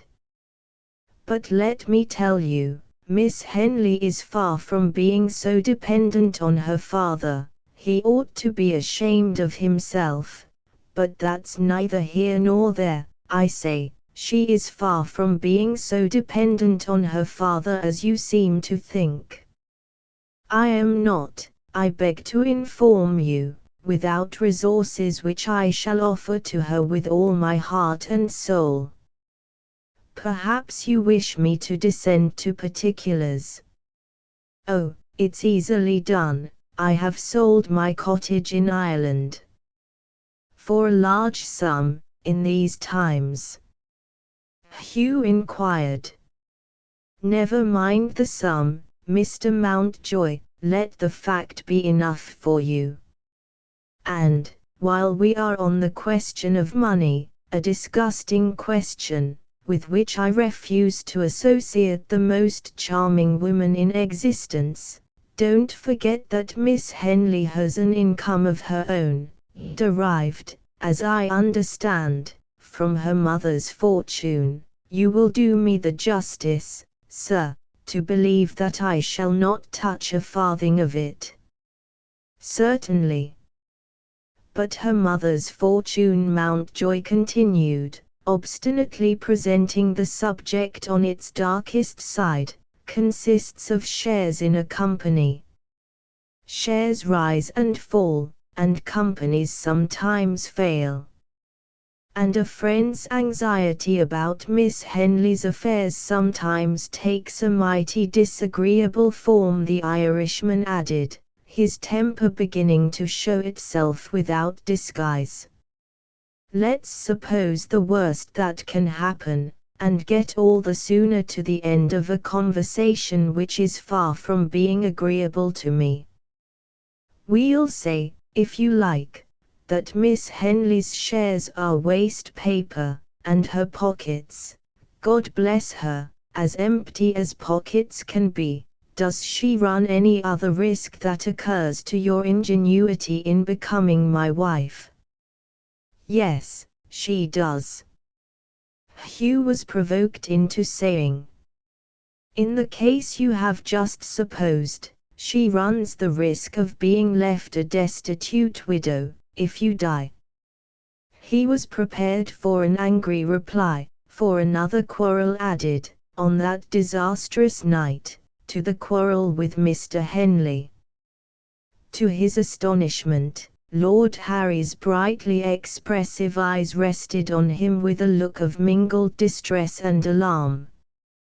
"God forgive me," he said to himself, "I never thought of that. What am I to do? What am I to do?" Mountjoy observed that deep discouragement, and failed to understand it.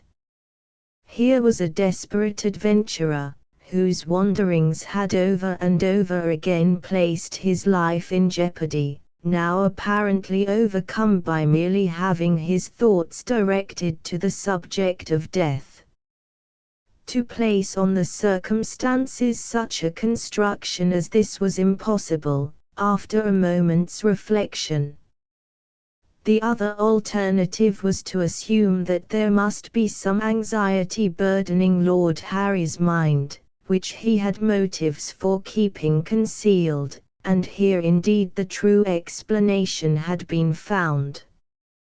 The Irish lord had reasons, known only to himself, for recoiling from the contemplation of his own future.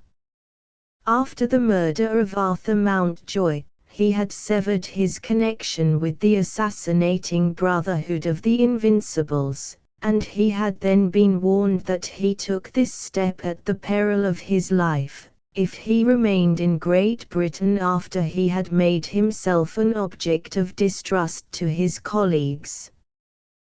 The discovery, by the secret tribunal, of his return from South Africa would be followed inevitably by the sentence of death. Such was the terrible position which Mountjoy's reply had ignorantly forced him to confront. His fate depended on the doubtful security of his refuge in the doctor's house. While Hugh was still looking at him, in grave doubt, a new idea seemed to spring to life in Lord Harry's mind. He threw off the oppression that had weighed on his spirits in an instant. His manner towards Mountjoy changed, with the suddenness of a flash of light, from the extreme of coldness to the extreme of cordiality. "I have got it at last," he exclaimed. "Let's shake hands. My dear sir, you're the best friend I have ever had." The cool Englishman asked, "In what way?" "In this way, to be sure. You have reminded me that I can provide for Miss Henley, and the sooner the better. There's our friend the doctor downstairs, ready to be my reference. Don't you see it? Obstacles that might prevent the marriage Mountjoy was ready enough to see. Facilities that might hasten the marriage found his mind hard of access to new impressions." "Are you speaking seriously?" he said. The Irishman's irritable temper began to show itself again. "Why do you doubt it?" he asked. "I fail to understand you," Mountjoy replied. Never, as events were yet to prove, had words of such serious import fallen from Lord Harry's lips as the words that he spoke next. "Clear your mind of jealousy," he said, "and you will understand me well enough. I agree with you that I am bound to provide for my widow, and I mean to do it by ensuring my life." The end of the second period. Third period. Chapter 23. News of Iris. After his interview with the Irish lord, Mountjoy waited for 2 days, in the expectation of hearing from Iris. No reply arrived. Had Mr. Vimpany failed to forward the letter that had been entrusted to him? On the third day, Hugh wrote to make inquiries. The doctor returned the letter that had been confided to his care, and complained in his reply of the ungrateful manner in which he had been treated. Miss Henley had not trusted him with her new address in London, and Lord Harry had suddenly left Redburn Road, bidding his host goodbye in a few lines of commonplace apology, and nothing more. Mr. Vimpany did not deny that he had been paid for his medical services, but, he would ask, was nothing due to friendship? Was one man justified in enjoying another man's hospitality, and then treating him like a stranger? I have done with them both, and I recommend you, my dear sir, to follow my example. In those terms the angry, and sober, doctor expressed his sentiments, and offered his advice. Mountjoy laid down the letter in despair. His last poor chance of preventing the marriage depended on his being still able to communicate with Iris, and she was as completely lost to him as if she had taken flight to the other end of the world. It might have been possible to discover her by following the movements of Lord Harry, but he too had disappeared without leaving a trace behind him. The precious hours and days were passing, and Hugh was absolutely helpless. Tortured by anxiety and suspense, he still lingered at the hotel in London. More than once, he decided on giving up the struggle, and returning to his pretty cottage in Scotland. More than once, he deferred taking the journey. At one time, he dreaded to hear that Iris was married, if she wrote to him. At another time, he felt mortified and disappointed by the neglect which her silence implied. Was she near him, or far from him? In England, or out of England? Who could say? After more weary days of waiting and suffering, a letter arrived, addressed to Mountjoy in a strange handwriting, and bearing the postmark of Paris. The signature revealed that his correspondent was Lord Harry. His first impulse was to throw the letter into the fire, unread. There could be little doubt, after the time that had passed, of the information that it would contain. Could he endure to be told of the marriage of Iris, by the man who was her husband? Never. There was something humiliating in the very idea of it. He arrived at that conclusion, and what did he do in spite of it? He read the letter. Lord Harry wrote with scrupulous politeness of expression. He regretted that circumstances had prevented him from calling on Mr. Mountjoy, before he left England.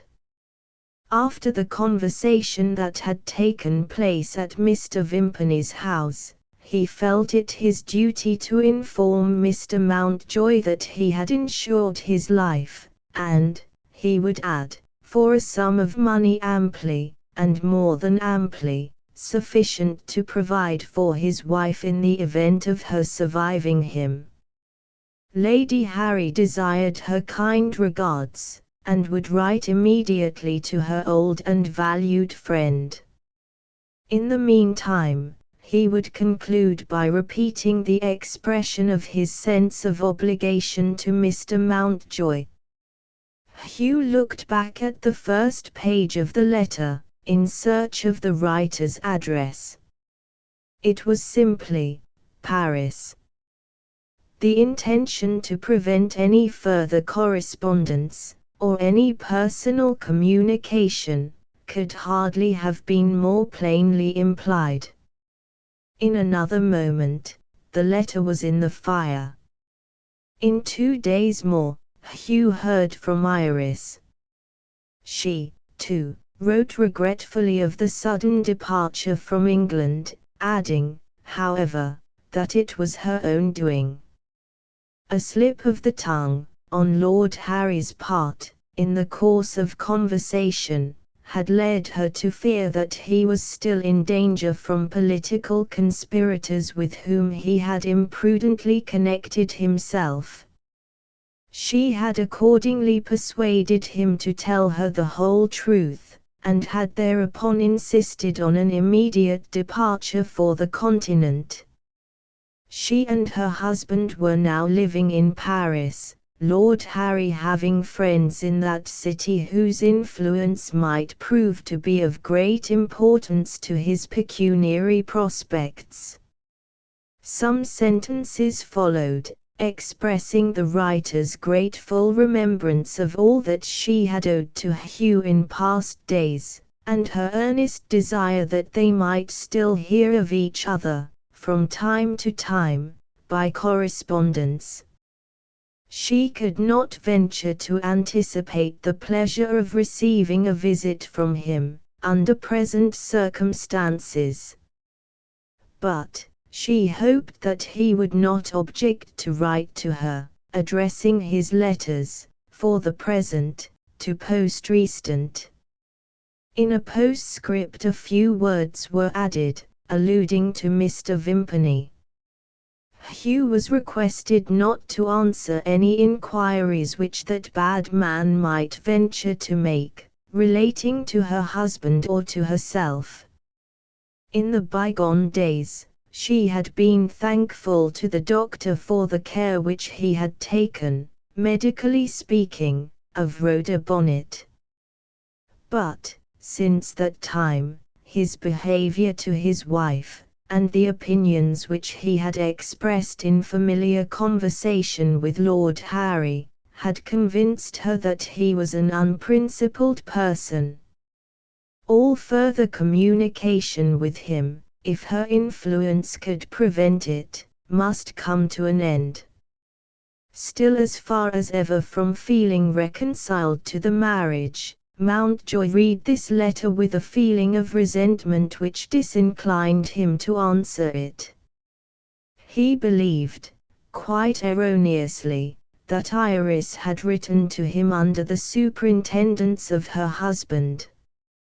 There were certain phrases which had been, as he chose to suspect, dictated by Lord Harry's distrust, jealous distrust, perhaps, of his wife's friend. Mountjoy would wait to reply, until, as he bitterly expressed it, Iris was able to write to him without the assistance of her master. Again he thought of returning to Scotland, and, again, he hesitated. On this occasion, he discovered objections to the cottage which had not occurred to him while Iris was a single woman. The situation was solitary, his nearest neighbours were fishermen. Here and there, at some little distance, there were only a few scattered houses inhabited by retired tradesmen. Further away yet, there was the country seat of an absent person of distinction, whose health suffered in the climate of Scotland. The lonely life in prospect, on the shores of the Solway, now daunted Mountjoy for the first time. He decided on trying what society in London would do to divert his mind from the burdens and anxieties that weighed on it. Acquaintances whom he had neglected were pleasantly surprised by visits from their rich and agreeable young friend. He attended dinner parties, he roused hope in mothers and daughters by accepting invitations to balls, he reappeared at his club. Was there any relief to his mind in this? Was there even amusement? No. He was acting a part, and he found it a hard task to keep up appearances. After a brief and brilliant interval, society knew him no more. Left by himself again, he enjoyed one happy evening in London. It was the evening on which he relented, in spite of himself, and wrote to Iris. Chapter 6. Lord Harry's honeymoon. The next day, Hugh received a visit from the last person in the little world of his acquaintance whom he expected to see. The lost Mrs. Vimpany presented herself at the hotel. She looked unnaturally older since Mountjoy had last seen her. Her artificial complexion was gone. The discarded rouge that had once overlaid her cheeks, through a long succession of years, had left the texture of the skin coarse, and had turned the color of it to a dull yellowish tinge. Her hair, once so skillfully darkened, was now permitted to tell the truth, and revealed the sober coloring of age, in grey. The lower face had fallen away in substance, and even the penetrating brightness of her large dark eyes was a little dimmed. All that had been left in her of the attractions of past days, owed its vital preservation to her stage training. Her suave grace of movement, and the deep elocutionary melody of her voice, still identified Mrs. Vimpany, disguised as she was in a dress of dull brown, shorn without mercy of the milliner's hideous improvements to the figure. "Will you shake hands with me, Mr. Mountjoy?" Those were the first words she said to him, in a sad subdued manner, on entering the room. "Why not?" Hugh asked, giving her his hand. "You can have no very favorable remembrance of me," she answered. "But I hope to produce a better impression, if you can spare me a little of your time. You may, or may not, have heard of my separation from my husband. Anyway, it is needless to trouble you on the subject. You know Mr. Vimpany, you can guess what I have suffered, and why I have left him. If he comes to you, I hope you will not tell him where Lady Harry is." Hugh interposed. "Pray don't speak of her by that name. Call her Iris as I do." A faint reflection of the old stage smile trembled on Mrs. Vimpany's worn and weary face. "Ah, Mr. Mountjoy, I know whom she ought to have married. The worst enemy of women is their ignorance of men, and they only learn to know better when it is too late. I try to be hopeful for Iris, in the time to come, but my fears conquer me." She paused, sighed, and pressed her open hand on her bosom, unconsciously betraying in that action some of the ineradicable training of the theatre. "I am almost afraid to say that I love Iris," she resumed, "but this I know, if I am not so bad as I once was, I owe it to that dearest and sweetest of women. But for the days that I passed in her company, I might never have tried to atone for my past life by works of mercy. When other people take the way of amendment, I wonder whether they find it as hard to follow, at first, as I did. There is no doubt of it, Mrs. Vimpany, if people are sincere. Beware of the sinners who talk of sudden conversion and perfect happiness. May I ask how you began your new life?" "I began unhappily, Mr. Mountjoy. I joined a nursing sisterhood. Before long, a dispute broke out among them. Think of women who call themselves Christians, quarreling about churches and church services, priests' vestments and attitudes, and candles and incense. I left them, and went to a hospital, and found the doctors better Christians than the sisters.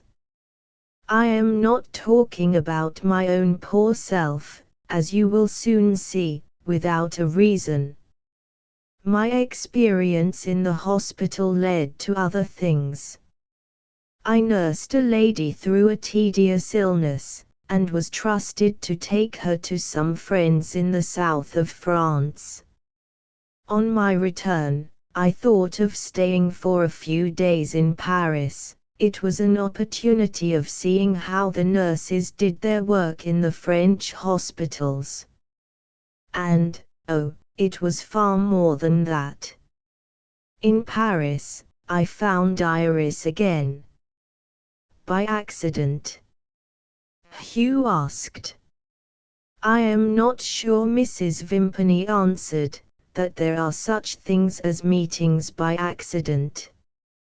She and her husband were among the crowds of people on the boulevards, who sit taking their coffee in view of the other crowds, passing along the street. I went by, without noticing them. She saw me, and sent Lord Harry to bring me back. I have been with them every day, at her invitation, from that time to this, and I have seen their life. She stopped, noticing that Hugh grew restless. I am in doubt, she said, whether you wish to hear more of their life in Paris. Mountjoy at once controlled himself. Go on, he said quietly. Even if I tell you that Iris is perfectly happy. Go on, Hugh repeated. May I confess, she resumed, that her husband is irresistible, not only to his wife, but even to an old woman like me. After having known him for years at his worst, as well as at his best, I am still foolish enough to feel the charm of his high spirits and his delightful good humor. Sober English people, if they saw him now, would almost think him a fit subject to be placed under restraint. One of his wild Irish ideas of expressing devotion to his wife is, that they shall forget they are married, and live the life of lovers. When they dine at a restaurant, he insists on having a private room. He takes her to public balls, and engages her to dance with him for the whole evening. When she stays at home and is a little fatigued, he sends me to the piano, and whirls her round the room in a waltz. Nothing revives a woman, he says, like dancing with the man she loves. When she is out of breath, and I shut up the piano, do you know what he does? He actually kisses me, and says he is expressing his wife's feeling for me when she is not able to do it herself. He sometimes dines out with men, and comes back all on fire with the good wine, and more amiable than ever. On these occasions his pockets are full of sweetmeats, stolen for his angel from the dessert. Am I a little tipsy? He asks. Oh, don't be angry, it's all for love of you. I have been in the highest society, my darling, proposing your health over and over and over again, and drinking to you deeper than all the rest of the company. You don't blame me. Ah, but I blame myself. I was wrong to leave you, and dine with men. What do I want with the society of men, when I have your society? Drinking your health is a lame excuse. I will refuse all invitations for the future that don't include my wife. And, mind, he really means it, at the time. 2 or 3 days later, he forgets his good resolutions, and dines with the men again, and comes home with more charming excuses, and stolen sweetmeats, and good resolutions. I am afraid I weary you, Mr. Mountjoy. You surprise me, Hugh replied. Why do I hear all this of Lord Harry? Mrs. Vimpany left her chair. The stage directions of other days had accustomed her to rise, when the character she played had anything serious to say. Her own character still felt the animating influence of dramatic habit. She rose now, and laid her hand impressively on Mountjoy's shoulder. I have not thoughtlessly tried your patience, she said. Now that I am away from the influence of Lord Harry, I can recall my former experience of him, and I am afraid I can see the end that is coming. He will drift into bad company, he will listen to bad advice, and he will do things in the future which he might shrink from doing now. When that time comes, I fear him. I fear him. When that time comes, Hugh repeated, if I have any influence left over his wife, he shall find her capable of protecting herself. Will you give me her address in Paris? Willingly, if you will promise not to go to her till she really needs you. Who is to decide when she needs me?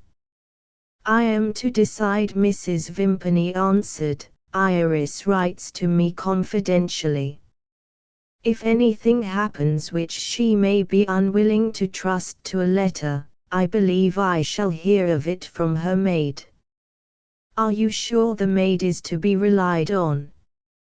Mountjoy interposed. She is a silent creature, so far as I know anything of her, Mrs. Vimpany admitted, and her manner doesn't invite confidence. But I have spoken with Fanny Mere. I am satisfied that she is true to her mistress and grateful to her mistress in her own strange way. If Iris is in any danger, I shall not be left in ignorance of it. Does this incline you to consult with me, before you decide on going to Paris? Don't stand on ceremony, say honestly, yes or no. Honestly, Hugh said yes. He was at once trusted with the address of Iris. At the same time, Mrs. Vimpany undertook that he should know what news she received from Paris as soon as she knew it herself. On that understanding they parted, for the time being. Chapter XXV. The Doctor in Difficulties. Slowly the weeks passed. Strictly Mrs. Vimpany kept her promise. When she heard from Iris, the letter was always sent to Hugh, to be returned after he had read it.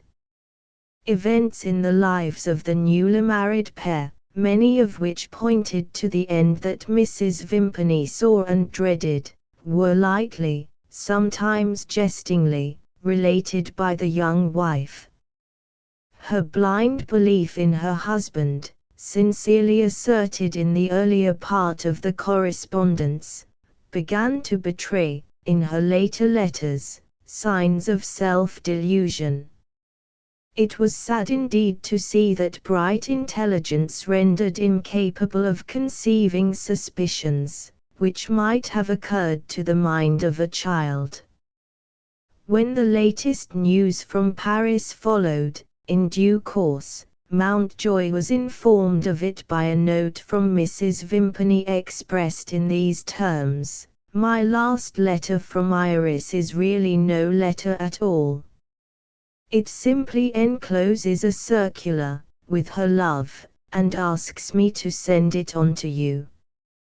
If it is in your power to make inquiries in the right quarter, I am sure you will not hesitate to take the trouble.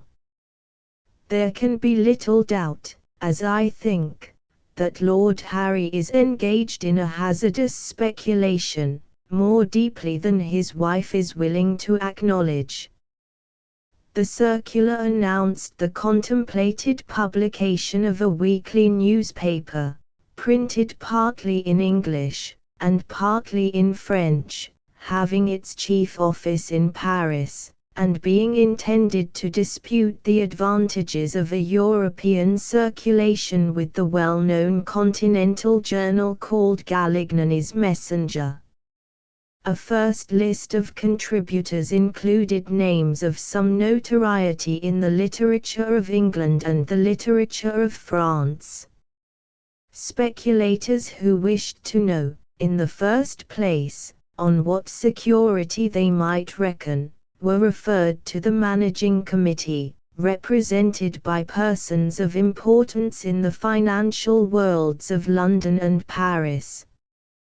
Being in a position to make the inquiries which Mrs. Vimpany had suggested, Hugh received information which verified the statements contained in the circular, and vouched for the good faith of those persons who were concerned in directing the speculation.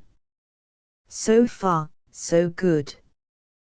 But, when the question of success was next discussed, the authorities consulted shook their wise heads. It was impossible to say what losses might not be suffered, and what sums of money might not be required, before the circulation of the new journal would justify the hope of success. This opinion Hugh communicated to Mrs. Vimpany. Iris was informed of it by that day's post. A longer time than usual elapsed before any further news of Lord Harry and his wife was received by Mountjoy. When he did at last hear again from Mrs. Vimpany, she forwarded a letter from Iris dated from a new address, in the suburb of Paris called Passy. From motives of economy, Iris wrote, her husband had decided on a change of residence. They were just established in their new abode, with the advantages of a saving in rent, a pretty little garden to cultivate, and purer air to breathe than the air of Paris. There the letter ended, without the slightest allusion to the forthcoming newspaper, or to the opinion that had been pronounced on the prospects of success. In forwarding this letter, Mrs. Vimpany wrote on the blank page as follows: I am sorry to add that some disquieting news of my husband has reached me. For the present, I will say no more. It is at least possible that the report may not be worthy of belief. A few days later the report was confirmed, under circumstances which had certainly not been foreseen. Mr. Vimpany himself arrived at the hotel, on a visit to Mountjoy. Always more or less superior to the amiable weakness of modesty, the doctor seemed to have risen higher than ever in his own estimation, since Hugh had last seen him. He strutted, he stared confidently at persons and things, authority was in his voice when he spoke, and lofty indulgence distinguished his manner when he listened.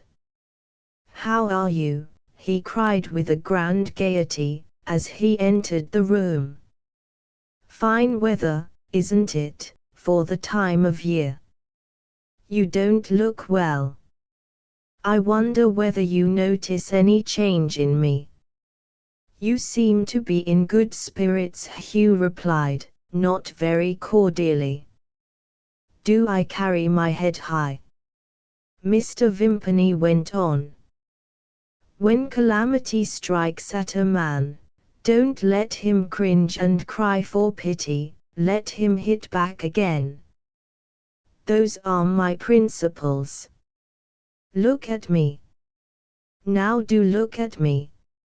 Here I am, a cultivated person, a member of an honorable profession, a man of art and accomplishment, stripped of every blessed thing belonging to me but the clothes I stand up in. Give me your hand, Mountjoy. It's the hand, sir, of a bankrupt. You don't seem to mind it much, Mountjoy remarked. Why should I mind it? Asked the doctor. There isn't a medical man in England who has less reason to reproach himself than I have. Have I wasted money in rash speculations? Not a farthing. Have I been fool enough to bet at horse races? My worst enemy daren't say it of me. What have I done then? I have toiled after virtue, that's what I have done. Oh, there's nothing to laugh at. When a doctor tries to be the medical friend of humanity, when he only asks leave to cure disease, to soothe pain, to preserve life, isn't that virtue? And what is my reward? I sit at home, waiting for my suffering fellow creatures, and the only fellow creatures who come to me are too poor to pay. I have gone my rounds, calling on the rich patients whom I bought when I bought the practice. Not one of them wanted me. Men, women, and children were all inexcusably healthy, devil take them. Is it wonderful if a man becomes bankrupt, in such a situation as mine? By Jupiter, I go farther than that. I say, a man owes it to himself, as a protest against undeserved neglect, to become a bankrupt. If you will allow me, I'll take a chair. He sat down with an air of impudent independence and looked round the room. A little cabinet, containing liqueurs, stood open on the sideboard. Mr. Vimpany got up again. "May I take a friendly liberty?" he said, and helped himself, without waiting for permission. Hugh bore with this, mindful of the mistake that he had committed in consenting to receive the doctor. At the same time, he was sufficiently irritated to take a friendly liberty on his side. He crossed the room to the sideboard, and locked up the liqueurs. Mr. Vimpany's brazen face flushed deeply, not with shame. He opened his lips to say something worthy of himself, controlled the impulse, and burst into a boisterous laugh. He had evidently some favor still to ask. "Devilish good," he broke out cheerfully. "Do you remember the landlady's claret?" "Ha! You don't want to tempt me this time. Well. Well. To return to my bankruptcy." Hugh had heard enough of his visitor's bankruptcy. "I am not one of your creditors," he said. Mr. Vimpany made a smart reply, "Don't you be too sure of that. Wait a little." "Do you mean," Mountjoy asked, "that you have come here to borrow money of me?" "Time. Give me time," the doctor pleaded. "This is not a matter to be dispatched in a hurry, this is a matter of business." "You will hardly believe it," he resumed, "but I have actually been in my present position, once before." He looked towards the cabinet of liqueurs. "If I had the key," he said, "I should like to try a drop more of your good Curacoa." "You don't see it." "I am waiting to hear what your business is," Hugh replied. Mr. Vimpany's pliable temper submitted with perfect amiability. "Quite right," he said, "let us return to business. I am a man who possesses great fertility of resource. On the last occasion when my creditors pounced on my property, do you think I was discouraged? Nothing of the sort.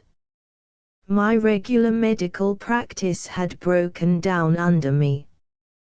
Very well, I tried my luck as a quack. In plain English, I invented a patent medicine. The one thing wanting was money enough to advertise it. False friends buttoned up their pockets. You see. Oh, yes, I see. In that case, Mr. Vimpany continued, you will not be surprised to hear that I draw on my resources again. You have no doubt noticed that we live in an age of amateurs. Amateurs write, paint, compose music, perform on the stage. I, too, am one of the accomplished persons who have taken possession of the field of art. Did you observe the photographic portraits on the walls of my dining room? They are of my doing, sir. Whether you observed them or not, I am one of the handy medical men who can use the photograph. Not that I mention it generally. The public have got a narrow-minded notion that a doctor ought to be nothing but a doctor. My name won't appear in a new work that I am contemplating. Of course, you want to know what my new work is. I'll tell you, in the strictest confidence. Imagine, if you can, a series of superb photographs of the most eminent doctors in England, with memoirs of their lives written by themselves, published once a month, price £0.50. If there isn't money in that idea, there is no money in anything. Exert yourself, my good friend. Tell me what you think of it. I don't understand the subject, Mountjoy replied. May I ask why you take me into your confidence? Because I look upon you as my best friend. You are very good. But surely, Mr. Vimpany, you have older friends in your circle of acquaintance than I am. Not one, the doctor answered promptly, whom I trust as I trust you. Let me give you a proof of it. Is the proof in any way connected with money? Hugh inquired. I call that hard on me, Mr. Vimpany protested. No unfriendly interruptions, Mountjoy. I offer a proof of kindly feeling. Do you mean to hurt me? Certainly not. Go on. Thank you, a little encouragement goes a long way with me. I have found a bookseller, who will publish my contemplated work, on commission. Not a soul has yet seen the estimate of expenses. I propose to show it to you. Quite needless, Mr. Vimpany.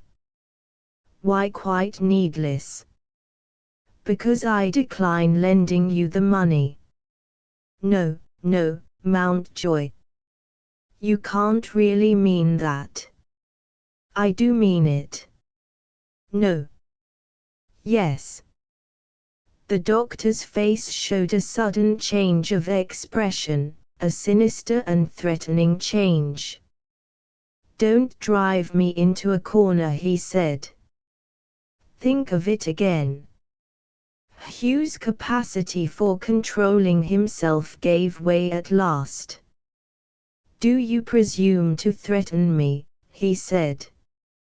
Understand, if you please, that my mind is made up, and that nothing you can say or do will alter it." With that declaration he rose from his chair, and waited for Mr. Vimpany's departure. The doctor put on his hat. His eyes rested on Hugh, with a look of diabolical malice. "The time is not far off, Mr. Mountjoy, when you may be sorry you refused me." He said those words deliberately, and took his leave. Released from the man's presence, Hugh found himself strangely associating the interests of Iris with the language, otherwise beneath notice, which Mr. Vimpany had used on leaving the room. In desperate straits for want of money, how would the audacious bankrupt next attempt to fill his empty purse? If he had, by any chance, renewed his relations with his Irish friend, and such an event was at least possible, his next experiment in the art of raising a loan might take him to Paris. Lord Harry had already ventured on a speculation which called for an immediate outlay of money, and which was only expected to put a profit into his pocket at some future period.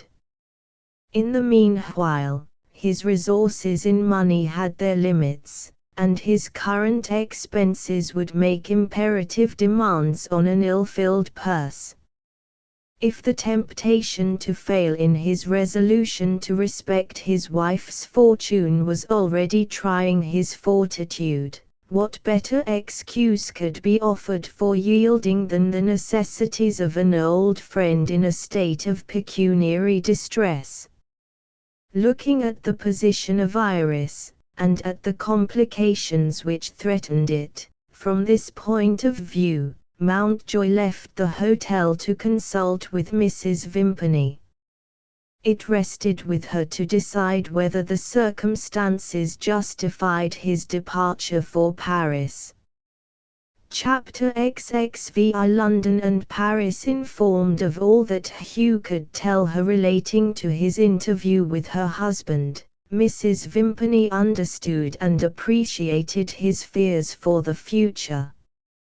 She failed, however, to agree with him that he would do well to take the journey to France, under present circumstances. "Wait a little longer in London," she said. "If Iris doesn't write to me in the next few days there will be a reason for her silence, and in that case, as I have already told you, I shall hear from Fanny Mere. You shall see me when I get a letter from Paris." On the last morning in the week, Mrs. Vimpany was announced. The letter that she brought with her had been written by Fanny Mere. With the pen in her hand, the maid's remarkable character expressed itself as strongly as ever. "Madam, I said I would let you know what goes on here, when I thought there was need of it. There seems to be need now. Mr. Vimpany came to us yesterday. He has the spare bedroom. My mistress says nothing, and writes nothing. For that reason, I send you the present writing. Your humble servant, F." Mountjoy was perplexed by this letter, plain as it was. "It seems strange," he said, "that Iris herself has not written to you. She has never hitherto concealed her opinion of Mr. Vimpany." "She is concealing it now," Mr. Vimpany's wife replied gravely. "Do you know why?" "I am afraid I do. Iris will not hesitate at any sacrifice of herself to please Lord Harry. She will give him her money when he wants it. If he tells her to alter her opinion of my husband, she will obey him. He can shake her confidence in me, whenever he pleases, and he has very likely done it already. Surely it is time for me to go to her now, Hugh said. Full-time Mrs. Vimpany admitted, if you can feel sure of yourself. In the interests of Iris, can you undertake to be cool and careful? In the interests of Iris, I can undertake anything. One word more, Mrs. Vimpany continued, before you take your departure. No matter whether appearances are for him, or against him, be always on your guard with my husband. Let me hear from you while you are away, and don't forget that there is an obstacle between you and Iris, which will put even your patience and devotion to a hard trial. You mean her husband? I do. There was no more to be said. Hugh set forth on his journey to Paris. On the morning after his arrival in the French capital, Mountjoy had two alternatives to consider. He might either write to Iris, and ask when it would be convenient to her to receive him, or he might present himself unexpectedly in the cottage at Parsi. Reflection convinced him that his best chance of placing an obstacle in the way of deception would be to adopt the second alternative, and to take Lord Harry and the doctor by surprise. He went to Parsi. The lively French taste had brightened the cottage with colour. The fair white window curtains were tied with rose-coloured ribbons. The blinds were gaily painted, the chimneys were ornamental, the small garden was a paradise of flowers. When Mountjoy rang the bell, the gate was opened by Fanny Mere. She looked at him in grave astonishment. "Do they expect you?" she asked. "Never mind that," Hugh answered. "Are they at home?" "They have just finished breakfast, sir." "Do you remember my name?" "Yes, sir." "Then show me in." Fanny opened the door of a room on the ground floor, and announced, "Mr. Mountjoy." The two men were smoking. Iris was watering some flowers in the window. Her colour instantly faded when Hugh entered the room. In doubt and alarm, her eyes questioned Lord Harry. He was in his sweetest state of good humour. Urged by the genial impulse of the moment, he set the example of a cordial reception. "This is an agreeable surprise, indeed," he said, shaking hands with Mountjoy in his easy amiable way. "It's kind of you to come and see us." Relieved of anxiety, evidently when she had not expected it, Iris eagerly followed her husband's example. Her face recovered its colour, and brightened with its prettiest smile. Mr. Vimpany stood in a corner, his cigar went out. His own wife would hardly have known him again. He actually presented an appearance of embarrassment. Lord Harry burst out laughing. "Look at him, Iris. The doctor is shy for the first time in his life." The Irish good humour was irresistible. The young wife merrily echoed her husband's laugh. Mr. Vimpany, observing the friendly reception offered to Hugh, felt the necessity of adapting himself to circumstances. He came out of his corner with an apology. "Sorry I misbehaved myself, Mr. Mountjoy, when I called on you in London." "Shake hands." "No offence, eh?"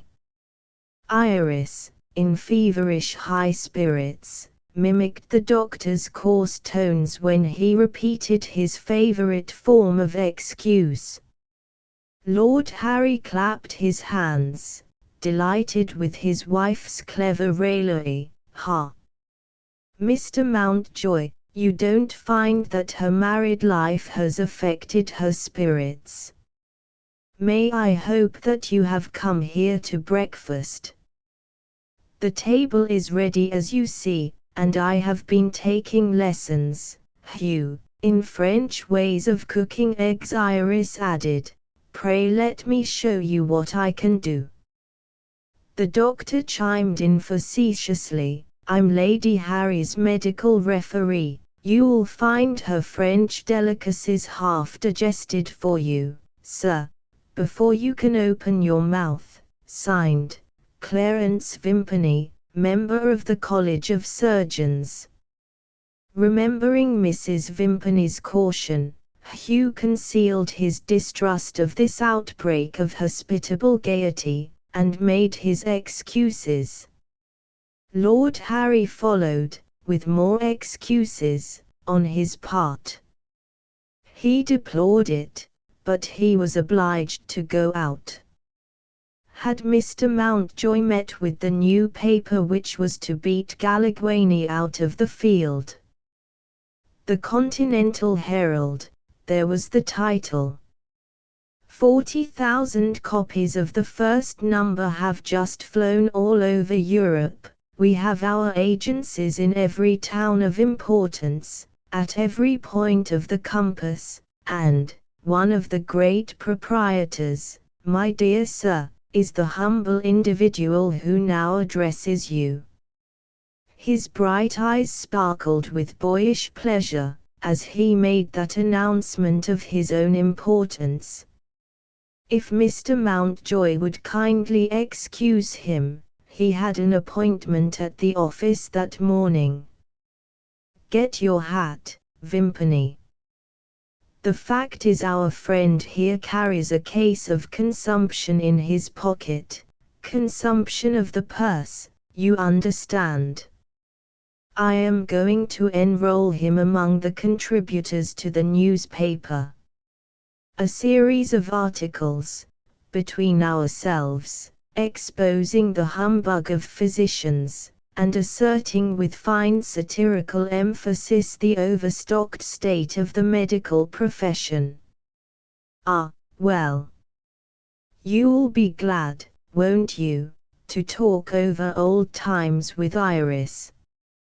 My angel, show our good friend the Continental Herald and mind you keep him here till we get back. Doctor, look alive. Mr. Mountjoy, au revoir. They shook hands again heartily. As Mrs. Vimpany had confessed, there was no resisting the Irish lord. But Hugh's strange experience of that morning was not at an end, yet. Chapter 6. The bride at home left alone with the woman whose charms still held him to her, cruelly as she had tried his devotion by her marriage, Mountjoy found the fluent amiability of the husband imitated by the wife. She, too, when the door had hardly closed on Lord Harry, was bent on persuading Hugh that her marriage had been the happiest event of her life. Will you think the worse of me, she began, if I own that I had little expectation of seeing you again? Certainly not, Iris.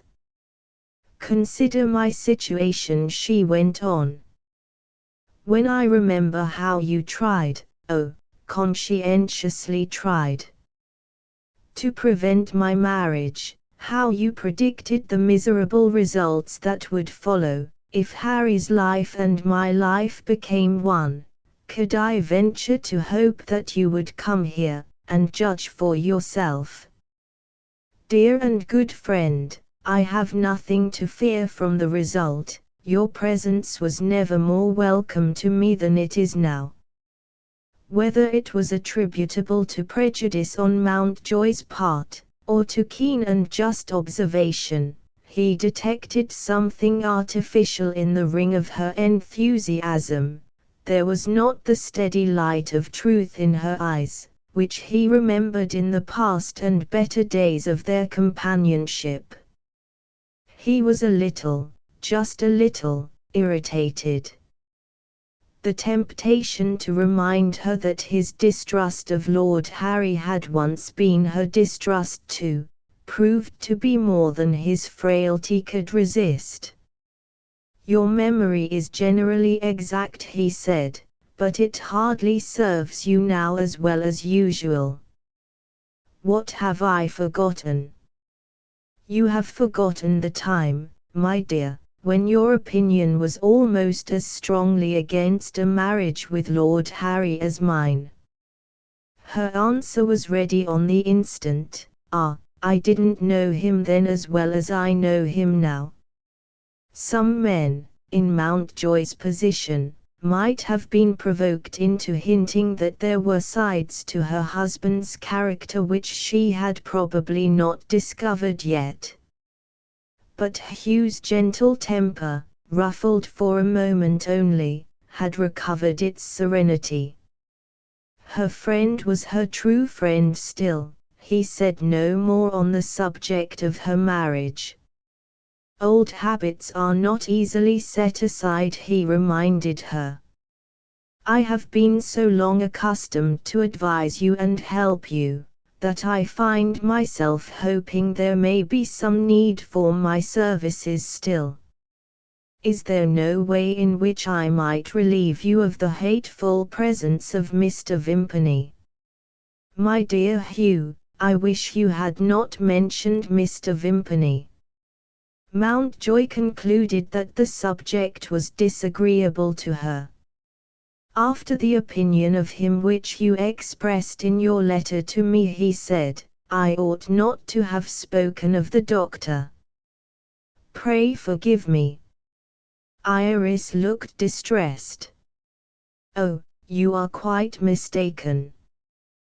The poor doctor has been sadly misjudged, and she shook her head, and sighed penitently, "and she resumed, am one among other people who have ignorantly wronged him.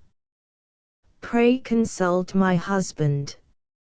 Hear what he can tell you, and you will pity Mr. Vimpany. The newspaper makes such large demands on our means that we can do little to help him.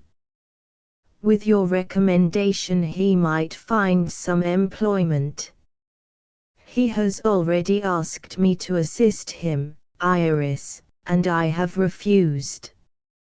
I can't agree with your change of opinion about Mr. Vimpany." "Why not? Is it because he has separated from his wife?" "That is one reason, among many others," Mountjoy replied. Indeed, you are wrong. Lord Harry has known Mrs. Vimpany for years, and he says, I am truly sorry to hear it, that the separation is her fault." Hugh changed the subject again. The purpose which had mainly induced him to leave England had not been mentioned yet.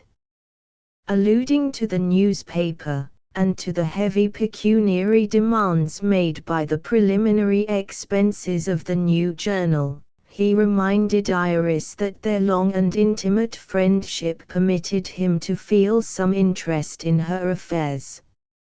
"I won't venture to express an opinion," he added. "Let me only ask if Lord Harry's investments in this speculation have compelled him to make some use of your little fortune?" "My husband refused to touch my fortune," Iris answered. "But," she paused, "there. Do you know how honorably, how nobly, he has behaved?" she abruptly resumed. "He has insured his life, he has burdened himself with the payment of a large sum of money every year. And all for me, if I am so unfortunate, which God forbid, as to survive him. When a large share in the newspaper was for sale, Do you think I could be ungrateful enough to let him lose the chance of making our fortune, when the profits begin to come in? I insisted on advancing the money, we almost quarreled about it, but, you know how sweet he is. I said, don't distress me, and the dearest of men let me have my own way. Mountjoy listened in silence. To have expressed what he felt would have been only to mortify and offend Iris. Old habit, as he had said, had made the idea of devoting himself to her interests the uppermost idea in his mind. He asked if the money had all been spent. Hearing that some of it was still left, he resolved on making the attempt to secure the remains of her fortune to herself. Tell me, he said, have you ever heard of such a thing as buying an annuity? She knew nothing about it. He carefully explained the method by which a moderate sum of money might be made to purchase a sufficient income for life. She offered no objection. When he proposed to write to his lawyer in London for the necessary particulars. But when he asked her to tell him what the sum was of which she might be still able to dispose, Iris hesitated, and made no reply. This time, Hugh arrived at the right conclusion. It was only too plain to him that what remained of her money represented an amount so trifling that she was ashamed to mention it. Of the need for helping her, there could be no doubt now, and, as for the means, no difficulties presented themselves to Mountjoy, always excepting the one obstacle likely to be offered by the woman herself. Experience warned him to approach her delicately, by the indirect way. You know me well enough, he said, to feel sure that I am incapable of saying anything which can embarrass you, or cause a moment's misunderstanding between two old friends. Won't you look at me, Iris, when I am speaking to you? She still looked away from him. I am afraid of what you are going to say to me, she answered coldly. Then let me say it at once. In one of your letters, written long since, I don't suppose you remember it, you told me that I was an obstinate man when I once took a thing into my head. You were quite right. My dear, I have taken it into my head that you will be as ready as ever to accept my advice, and will leave me, as your man of business, to buy the annuity. She stopped him. No, she cried, I won't hear a word more. Do you think I am insensible to years of kindness that I have never deserved? Do you think I forget how nobly you have forgiven me for those cruel refusals which have saddened your life? Is it possible that you expect me to borrow money of you? She started wildly to her feet. I declare, as God hears me, I would rather die than take that base, that shameful advantage of all your goodness to me. The woman never lived who owed so much to a man, as I owe to you, but not money. Oh, my dear, not money. Not money. He was too deeply touched to be able to speak to her, and she saw it. What a wretch I am, she said to herself, I have made his heart ache. He heard those words. Still feeling for her, never, never for himself, he tried to soothe her. In the passion of her self-reproach, she refused to hear him. Pacing the room from end to end, she fanned the fiery emotion that was consuming her. Now, she reviled herself in language that broke through the restraints by which good breeding sets its seal on a woman's social rank. And now, again, she lost herself more miserably still, and yielded with hysteric recklessness to a bitter outburst of gaiety. "If you wish to be married happily," she cried, "never be as fond of any other woman as you have been of me. We are none of us worth it. Laugh at us, Hugh, do anything but believe in us. We all lie, my friend. And I have been lying, shamelessly. Shamelessly." He tried to check her. "Don't talk in that way, Iris," he said sternly. She laughed at him. "Talk," she repeated. "It isn't that, it's a confession." "I don't desire to hear your confession." "You must hear it, you have drawn it out of me. Come. We'll enjoy my humiliation together. Contradict every word I said to you about that brute and blackguard, the doctor, and you will have the truth. What horrid inconsistency, isn't it?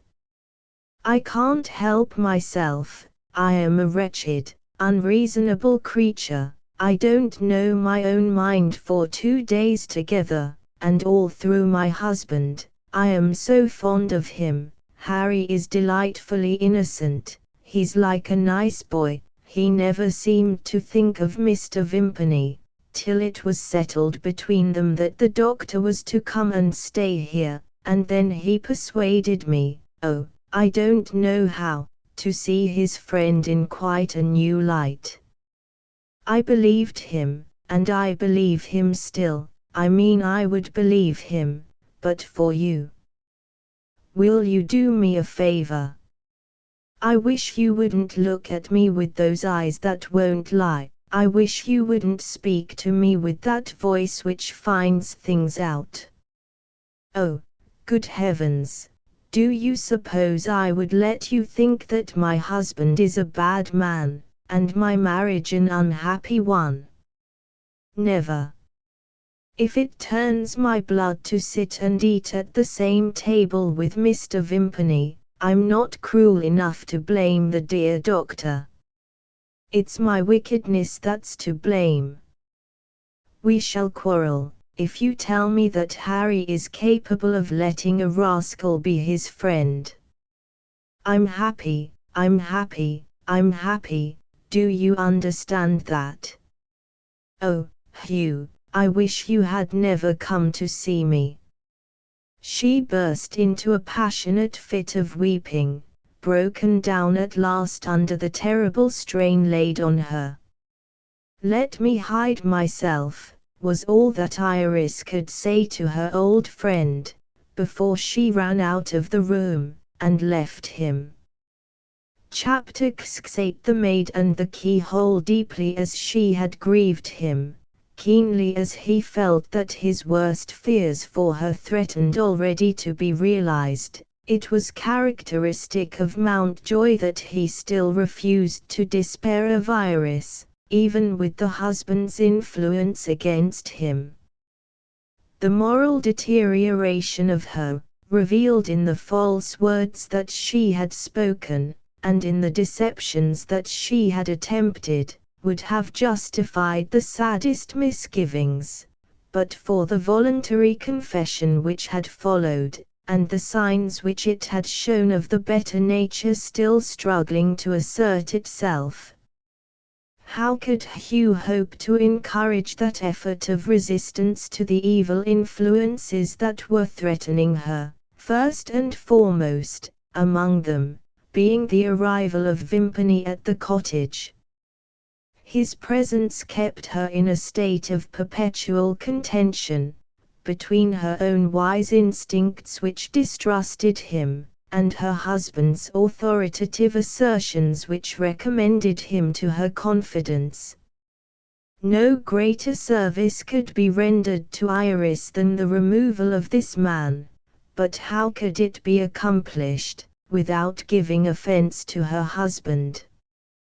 Mountjoy's mind was still in search of a means of overcoming the obstacle thus presented, when he heard the door open. Had Iris recovered herself? Or had Lord Harry and his friend returned? The person who now entered the room was the strange and silent maid, Fanny Mere. "Can I speak to you, sir?" "Certainly." "What is it?" "Please give me your address." "For your mistress?" "Yes." "Does she wish to write to me?" "Yes."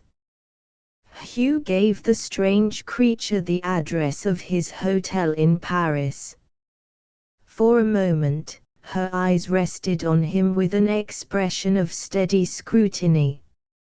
She opened the door to go out, stopped, considered, came back again. "I want to speak for myself," she said. "Do you care to hear what a servant has to say?" Mountjoy replied that he was ready to hear what she had to say. She at once stepped up to him, and addressed him in these words: "I think you are fond of my mistress." An ordinary man might have resented the familiar manner in which she had expressed herself. Mountjoy waited for what was still to come. Fanny Mere abruptly went on, with a nearer approach to agitation in her manner than she had shown yet. "My mistress took me into her service. She trusted me when other ladies would have shown me the door. When she sent for me to see her, my character was lost. I had nobody to feel for me, nobody to help me. She is the one friend who held out a hand to me. I hate the men, I don't care for the women. Except one. Being a servant, I mustn't say I love that one. If I was a lady, I don't know that I should say it. Love is cant, love is rubbish. Tell me one thing. Is the doctor a friend of yours?" "The doctor is nothing of the kind." "Perhaps he is your enemy." "I can hardly say that." She looked at Hugh discontentedly. "I want to get at it," she said. "Why can't we understand each other? Will you laugh at me if I say the first thing that comes into my head? Are you a good swimmer?" An extraordinary question, even from Fanny Mere. It was put seriously, and seriously Mountjoy answered it. He said that he was considered to be a good swimmer. "Perhaps," she continued, "you have saved people's lives." "I have twice been so fortunate as to save lives," he replied. "If you saw the doctor drowning, would you save him?" "I wouldn't." "Do you hate him as bitterly as that?" Hugh asked. She passed the question over without notice. "I wish you would help me to get at it," she persisted. "Suppose you could rid my mistress of that man by giving him a kick, would you up with your foot and do it?" "Yes, with pleasure." "Thank you, sir. Now I've got it. Mr. Mountjoy, the doctor is the curse of my mistress's life. I can't bear to see it. If we are not relieved of him somehow, I shall do something wrong. When I wait at table, and see him using his knife, I want to snatch it out of his hand, and stick it into him. I had a hope that my lord might turn him out of the house when they quarrelled. My lord is too wicked himself to do it. For the love of God, sir, help my mistress, or show me the way how." Mountjoy began to be interested. "How do you know," he asked, "that Lord Harry and the doctor have quarrelled?" Without the slightest appearance of embarrassment, Fanny Mere informed him that she had listened at the door, while her master and his friend were talking of their secrets. She had also taken an opportunity of looking through the keyhole. "I suppose, sir," said this curious woman, still speaking quite respectfully, "you have never tried that way yourself?" "Certainly not." "Wouldn't you do it to serve my mistress?" "No." "And yet, you're fond of her." "You are a merciful one, the only merciful one, so far as I know, among men.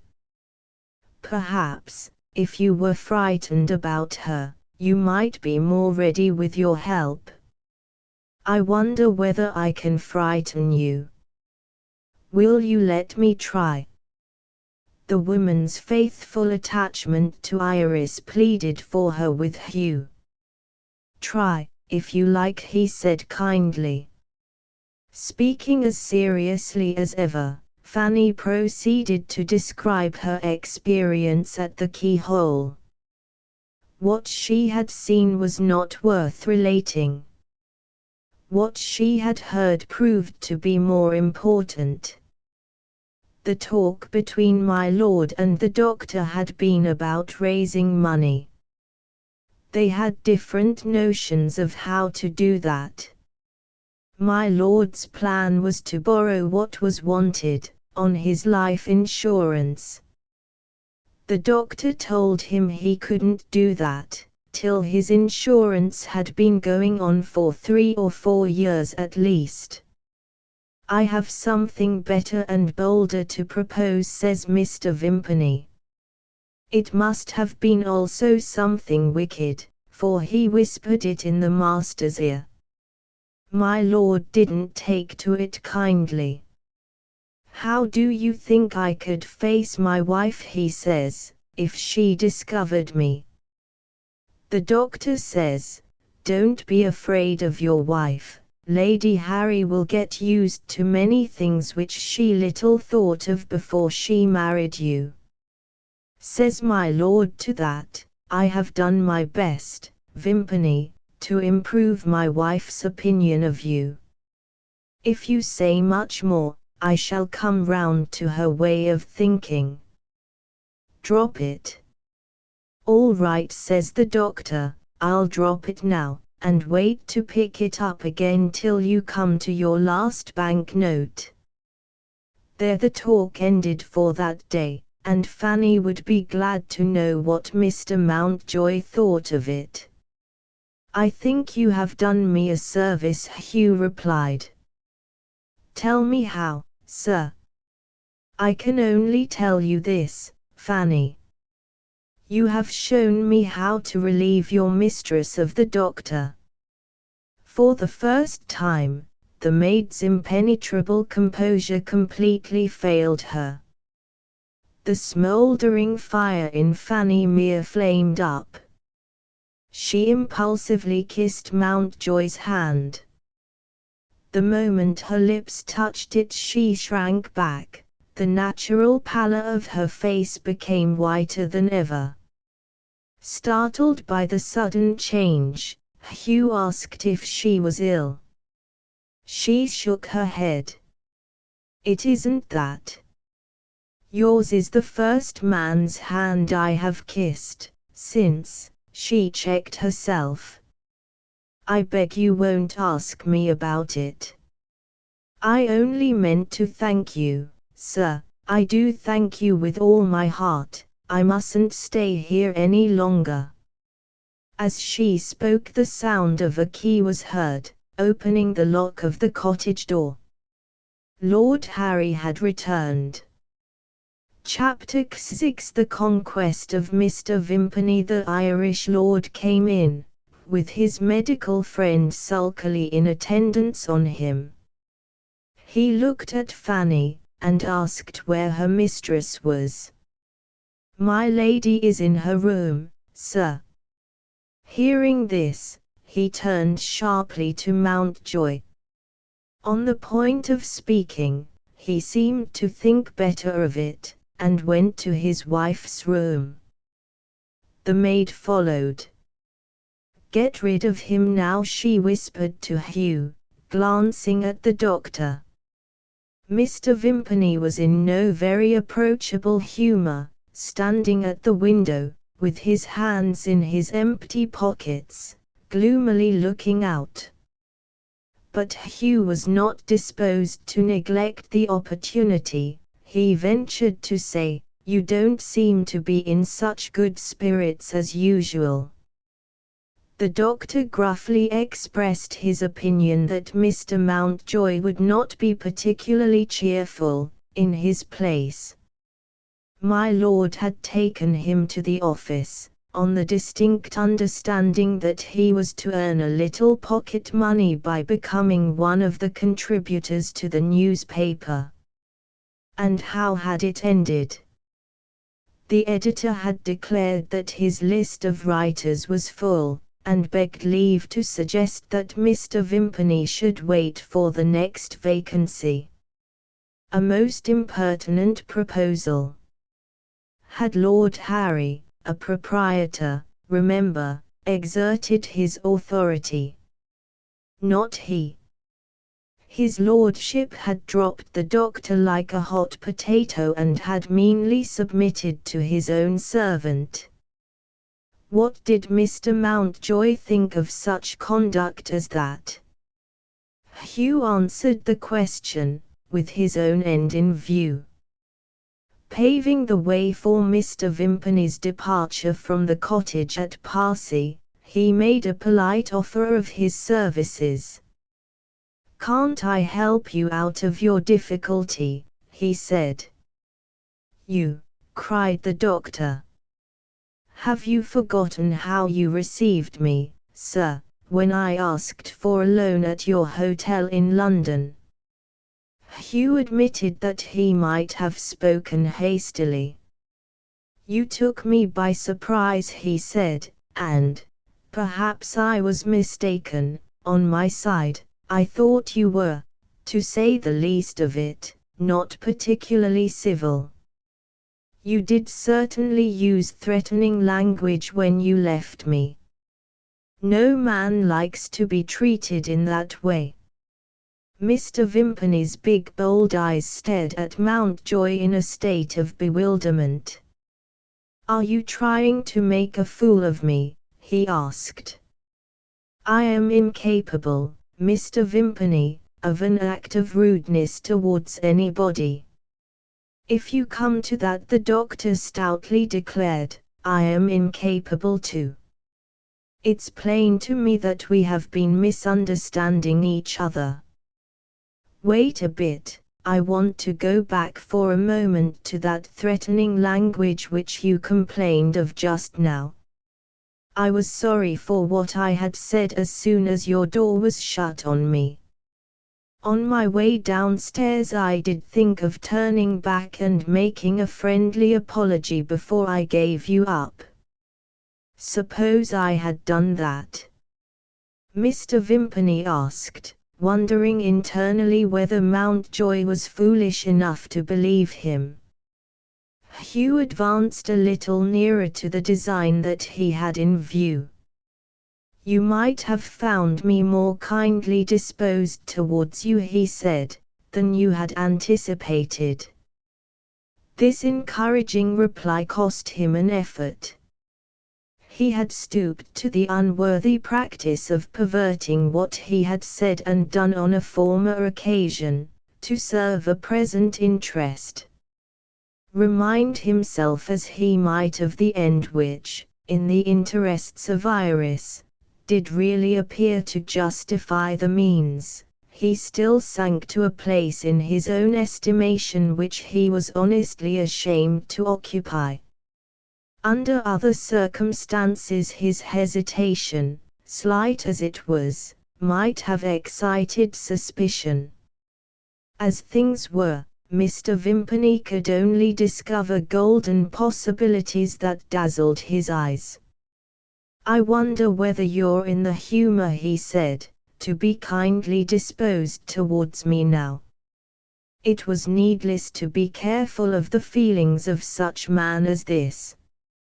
"Suppose you had the money you want in your pocket," Hugh suggested, "what would you do with it?" "Go back to London, to be sure, and publish the first number of that work of mine I told you of." "And leave your friend, Lord Harry." "What good is my friend to me? He's nearly as poor as I am. He sent for me to advise him. I put him up to a way of filling both our pockets, and he wouldn't hear of it." "What sort of a friend do you call that?" "Pay him and get rid of him." There was the course of proceeding suggested by the private counsellor in Mountjoy's bosom. "Have you got the publisher's estimate of expenses?" he asked. The doctor instantly produced the document. To a rich man the sum required was, after all, trifling enough. Mountjoy sat down at the writing table. As he took up a pen, Mr. Vimpany's protuberant eyes looked as if they would fly out of his head. "If I lend you the money," Hugh began. "Yes, yes," cried the doctor. "I do so on condition that nobody is to know of the loan but ourselves."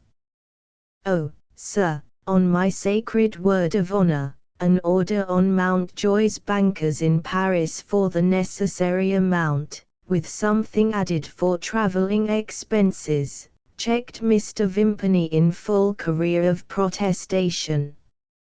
He tried to begin again. "My friend." "My benefactor," he was stopped once more. His friend and benefactor pointed to the clock. "If you want the money today, you have just time to get to Paris before the bank closes." Mr. Vimpany did want the money, always wanted the money. His gratitude burst out for the third time. "God bless you." The object of that highly original form of benediction pointed through the window in the direction of the railway station.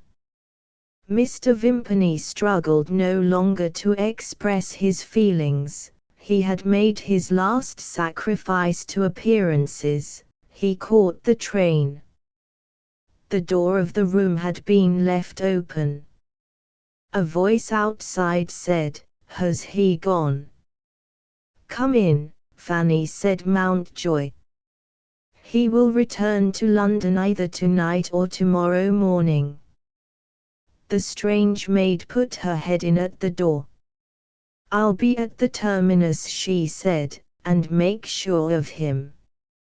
Her head suddenly disappeared, before it was possible to speak to her again. Was there some other person outside? The other person entered the room. It was Lord Harry. He spoke without his customary smile. "I want a word with you, Mr. Mountjoy." "About what, my lord?" That direct question seemed to confuse the Irishman. He hesitated.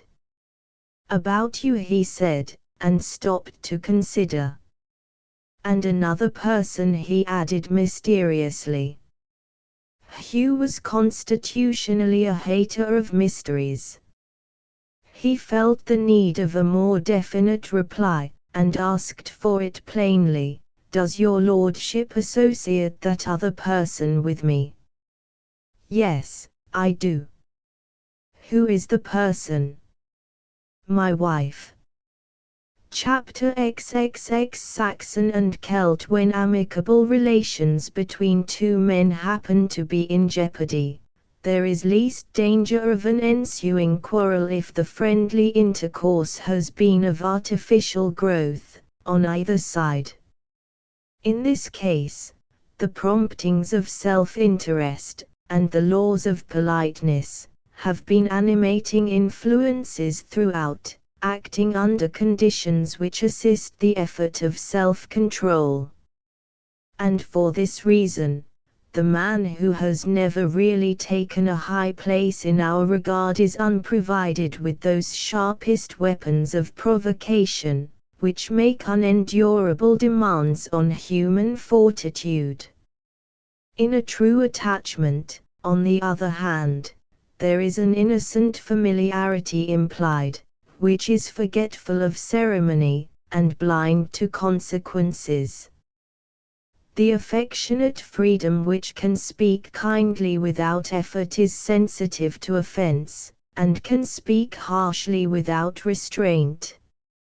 When the friend who wounds us has once been associated with the sacred memories of the heart, he strikes at a tender place, and no considerations of propriety are powerful enough to stifle our cry of rage and pain.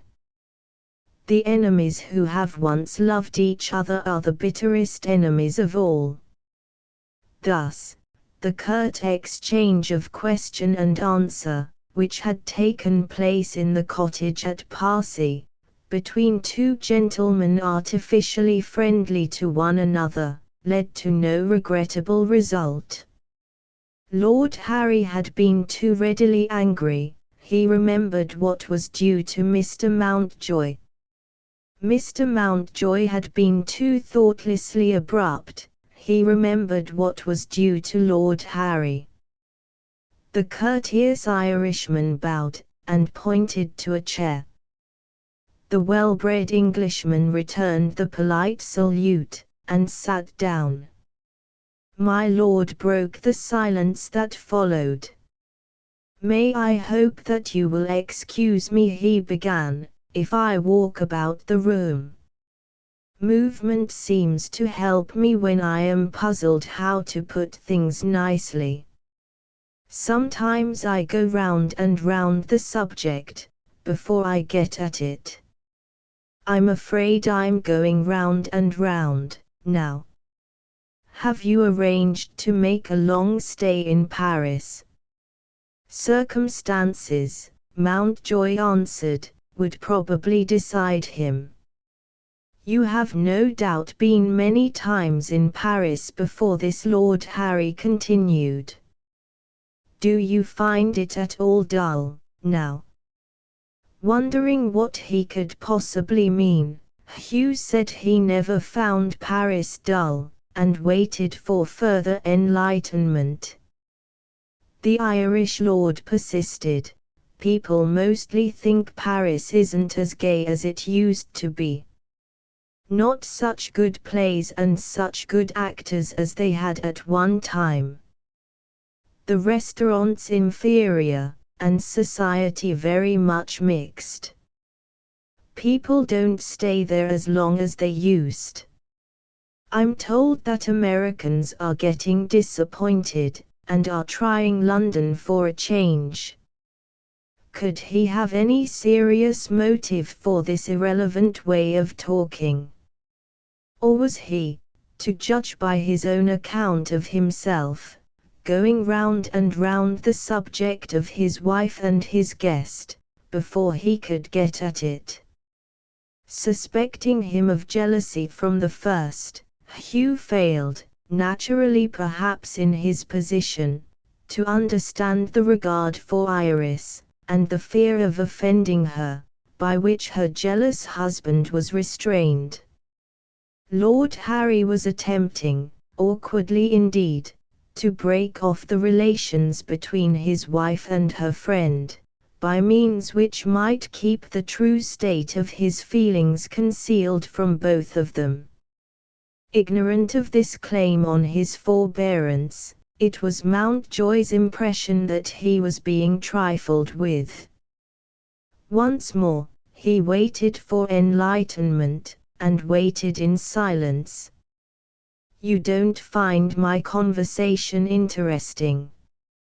Lord Harry remarked, still with perfect good humor. "I fail to see the connection," Mountjoy acknowledged, "between what you have said so far, and the subject on which you expressed your intention of speaking to me. Pray forgive me if I appear to hurry you, or if you have any reasons for hesitation." Far from being offended, this incomprehensible man really appeared to be pleased.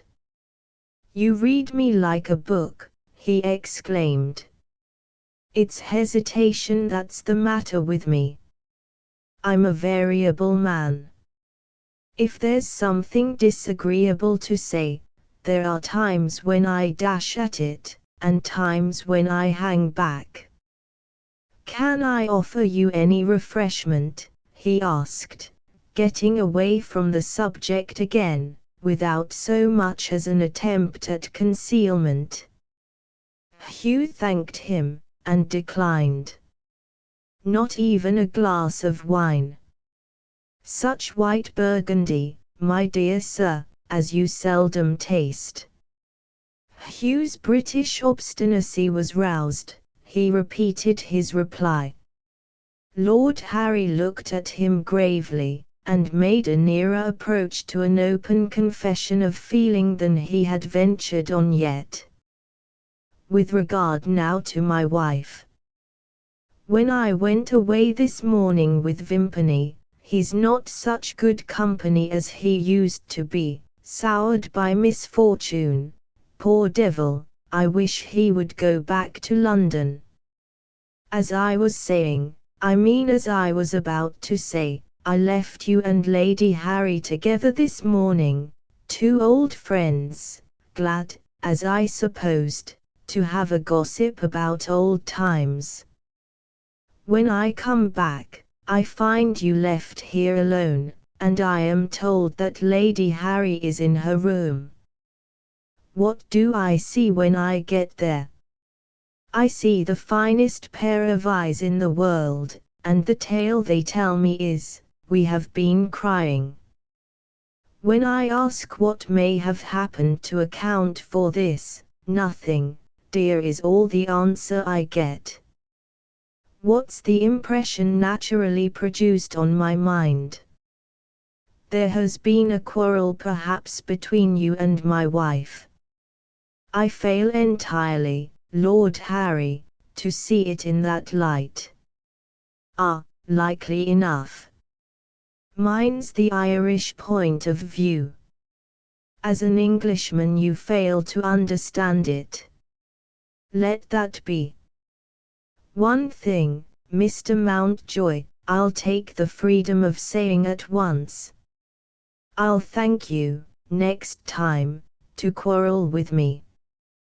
You force me to tell you, my lord, that you are under a complete delusion, if you suppose that there has been any quarrel, or approach to a quarrel, between Lady Harry and myself.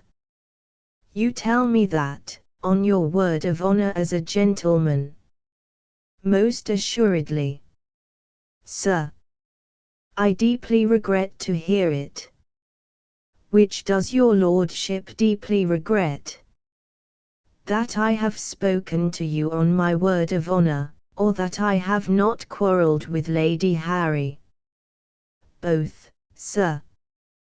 By the piper that played before Moses, both.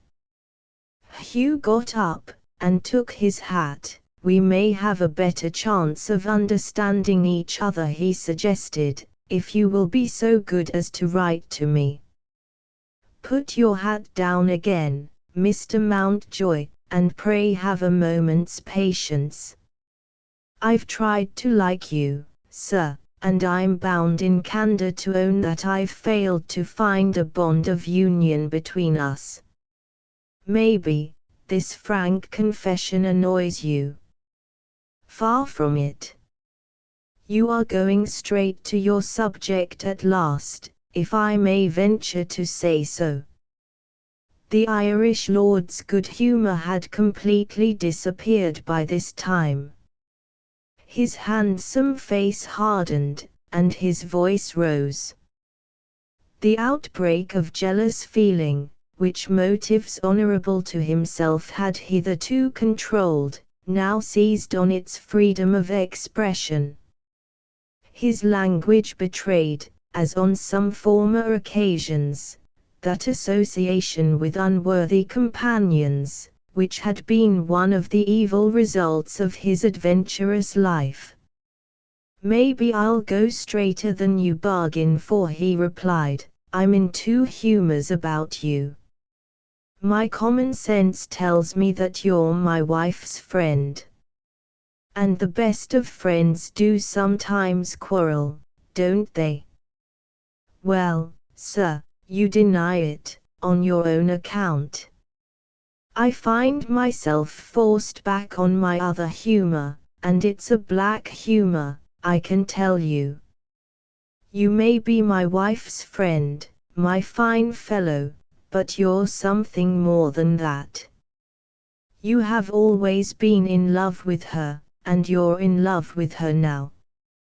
Thank you for your visit, but don't repeat it.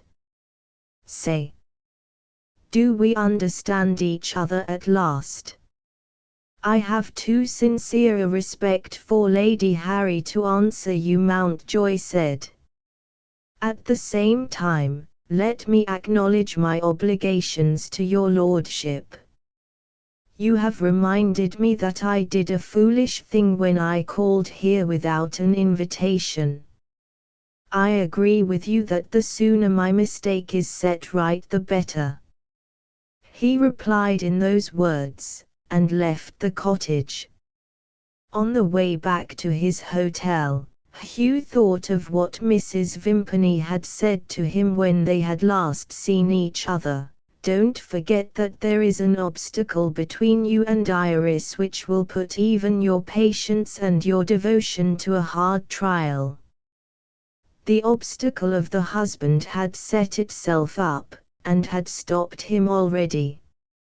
His own act, a necessary act after the language that had been addressed to him, had closed the doors of the cottage, and had put an end to future meetings between Iris and himself.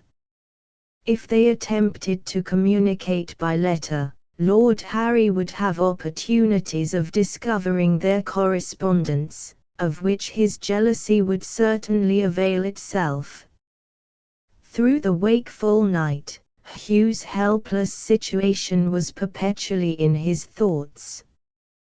There seemed to be no present alternative before him but resignation, and a return to England. Chapter XXXI The School for Husbands. On the next day Mountjoy heard news of Iris, which was not of a nature to relieve his anxieties. He received a visit from Fanny Mere. The leave-taking of Mr. Vimpany, on the previous evening, was the first event which the maid had to relate. She had been present when the doctor said goodbye to the master and mistress. Business in London was the reason he gave for going away. The master had taken the excuse as if he really believed in it, and seemed to be glad to get rid of his friend. The mistress expressed her opinion that Mr. Vimpany's return to London must have been brought about by an act of liberality on the part of the most generous of living men. "Your friend has, as I believe, got some money from my friend," she said to her husband. My lord had looked at her very strangely when she spoke of Mr. Mountjoy in that way, and had walked out of the room. As soon as his back was turned, Fanny had obtained leave of absence. She had carried out her intention of watching the terminus, and had seen Mr. Vimpany take his place among the passengers to London by the mail train. Returning to the cottage, it was Fanny's duty to ascertain if her services were required in her mistress's room. On reaching the door, she had heard the voices of my lord and my lady, and, as Mr. Mountjoy would perhaps be pleased to know, had been too honourable to listen outside, on this occasion. She had at once gone away, and had waited until she should be sent for. After a long interval, the bell that summoned her had been rung. She had found the mistress in a state of agitation, partly angry, and partly distressed, and had ventured to ask if anything unpleasant had happened. No reply was made to that inquiry. Fanny had silently performed the customary duties of the night toilet. In getting my lady ready for bed, they had said good night to each other and had said no more. In the morning, that present morning, being again in attendance as usual, the maid had found Lady Harry in a more indulgent frame of mind, still troubled by anxieties, but willing to speak of them now. She had begun by talking of Mr. Mountjoy. "I think you like him, Fanny. Everybody likes him. You will be sorry to hear that we have no prospect of seeing him again at the cottage." There she had stopped. Something that she had not said yet seemed to be in her mind, and to trouble her. She was near to crying, poor soul, but struggled against it. "I have no sister," she said, "and no friend who might be like a sister to me. It isn't perhaps quite right to speak of my sorrow to my maid. Still, there is something hard to bear in having no kind heart near one, I mean, no other woman to speak to who knows what women feel. It is so lonely here, oh, so lonely. I wonder whether you understand me and pity me." Never forgetting all that she owed to her mistress, if she might say so without seeming to praise herself, Fanny was truly sorry. It would have been a relief to her, if she could have freely expressed her opinion that my lord must be to blame, when my lady was in trouble. Being a man, he was by nature cruel to women. The wisest thing his poor wife could do would be to expect nothing from him. The maid was sorely tempted to offer a little good advice to this effect, but she was afraid of her own remembrances, if she encouraged them by speaking out boldly. It would be better to wait for what the mistress might say next. Lord Harry's conduct was the first subject that presented itself when the conversation was resumed. My lady mentioned that she had noticed how he looked, and how he left the room, when she had spoken in praise of Mr. Mountjoy. She had pressed him to explain himself, and she had made a discovery which proved to be the bitterest disappointment of her life. Her husband suspected her. Her husband was jealous of her. It was too cruel, it was an insult beyond endurance, an insult to Mr. Mountjoy as well as to herself. If that best and dearest of good friends was to be forbidden the house, if he was to go away and never to see her or speak to her again, of one thing she was determined: he should not leave her without a kind word of farewell. He should hear how truly she valued him, yes, and how she admired and felt for him. Would Fanny not do the same thing, in her place?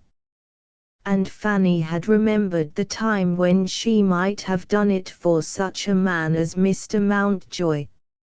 "Mind you stay indoors this evening, sir," the maid continued, looking and speaking so excitedly that Hugh hardly knew her again.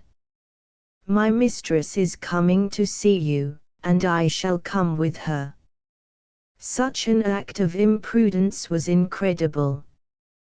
"You must be out of your senses," Mountjoy exclaimed. "I'm out of myself, sir, if that's what you mean," Fanny answered. "I do so enjoy treating a man in that way. The master's going out to dinner, he'll know nothing about it," and cried the cool cold woman of other times, "he richly deserves it." Hugh reasoned and remonstrated, and failed to produce the slightest effect. His next effort was to write a few lines to Lady Harry, entreating her to remember that a jealous man is sometimes capable of acts of the meanest duplicity, and that she might be watched. When he gave the note to Fanny to deliver, she informed him respectfully that he had better not trust her. A person sometimes meant to do right, she reminded him, and sometimes ended in doing wrong. Rather than disappoint her mistress, she was quite capable of tearing up the letter, on her way home, and saying nothing about it. Hugh tried a threat next: "Your mistress will not find me. If she comes here, I shall go out tonight." The impenetrable maid looked at him with a pitying smile, and answered, "Not you."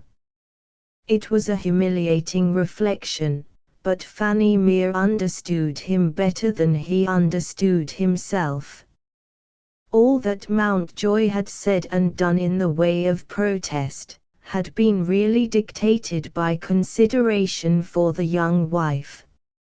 If he questioned his conscience, selfish delight in the happy prospect of seeing Iris again asserted itself, as the only view with which he looked forward to the end of the day. When the evening approached, he took the precaution of having his own discreet and faithful servant in attendance, to receive Lady Harry at the door of the hotel, before the ringing of the bell could summon the porter from his lodge. On calm consideration, the chances seemed to be in favor of her escaping detection by Lord Harry. The jealous husband of the stage, who sooner, or later, discovers the innocent, or guilty, couple, as the case may be, is not always the husband of the world outside the theatre. With this fragment of experience present in his mind, Hugh saw the door of his sitting-room cautiously opened, at an earlier hour than he had anticipated. His trustworthy representative introduced a lady, closely veiled, and that lady was Iris. Chapter XXX. Goodbye to Iris. Lady Harry lifted her veil, and looked at Mountjoy with sad entreaty in her eyes. "Are you angry with me?" she asked. "I ought to be angry with you," he said. "This is a very imprudent, Iris." "It's worse than that," she confessed. "It's reckless and desperate." "Don't say I ought to have controlled myself. I can't control the shame I feel when I think of what has happened. Can I let you go, oh, what a return for your kindness, without taking your hand at parting? Come and sit by me on the sofa. After my poor husband's conduct, you and I are not likely to meet again. I don't expect you to lament it as I do. Even your sweetness and your patience, so often tried, must be weary of me now. If you thought that possible, my dear, you would not have come here tonight, Hugh reminded her. While we live, we have the hope of meeting again. Nothing in this world lasts, Iris, not even jealousy. Lord Harry himself told me that he was a variable man. Sooner or later he will come to his senses. Those words seemed to startle Iris. I hope you don't think that my husband is brutal to me, she exclaimed, still resenting even the appearance of a reflection on her marriage, and still forgetting what she herself had said which justified a doubt of her happiness. Have you formed a wrong impression? She went on. Has Fanny mere innocently? Mountjoy noticed, for the first time, the absence of the maid. It was a circumstance which justified him in interrupting Iris, for it might seriously affect her if her visit to the hotel happened to be discovered. I understood, he said, that Fanny was to come here with you. Yes. Yes. She is waiting in the carriage. We are careful not to excite attention at the door of the hotel. The coachman will drive up and down the street till I want him again. Never mind that. I have something to say to you about Fanny. She thinks of her own troubles, poor soul, when she talks to me, and exaggerates a little without meaning it. I hope she has not misled you in speaking of her master. It is base and bad of him, unworthy of a gentleman, to be jealous, and he has wounded me deeply. But dear Hugh, his jealousy is a gentle jealousy. I have heard of other men who watch their wives, who have lost all confidence in them, who would even have taken away from me such a trifle as this. She smiled, and showed to Mountjoy her duplicate key of the cottage door. Ah, Harry is above such degrading distrust as that. There are times when he is as heartily ashamed of his own weakness as I could wish him to be. I have seen him on his knees before me, shocked at his conduct. He is no hypocrite. Indeed, his repentance is sincere, while it lasts, only it doesn't last. His jealousy rises and falls, like the wind.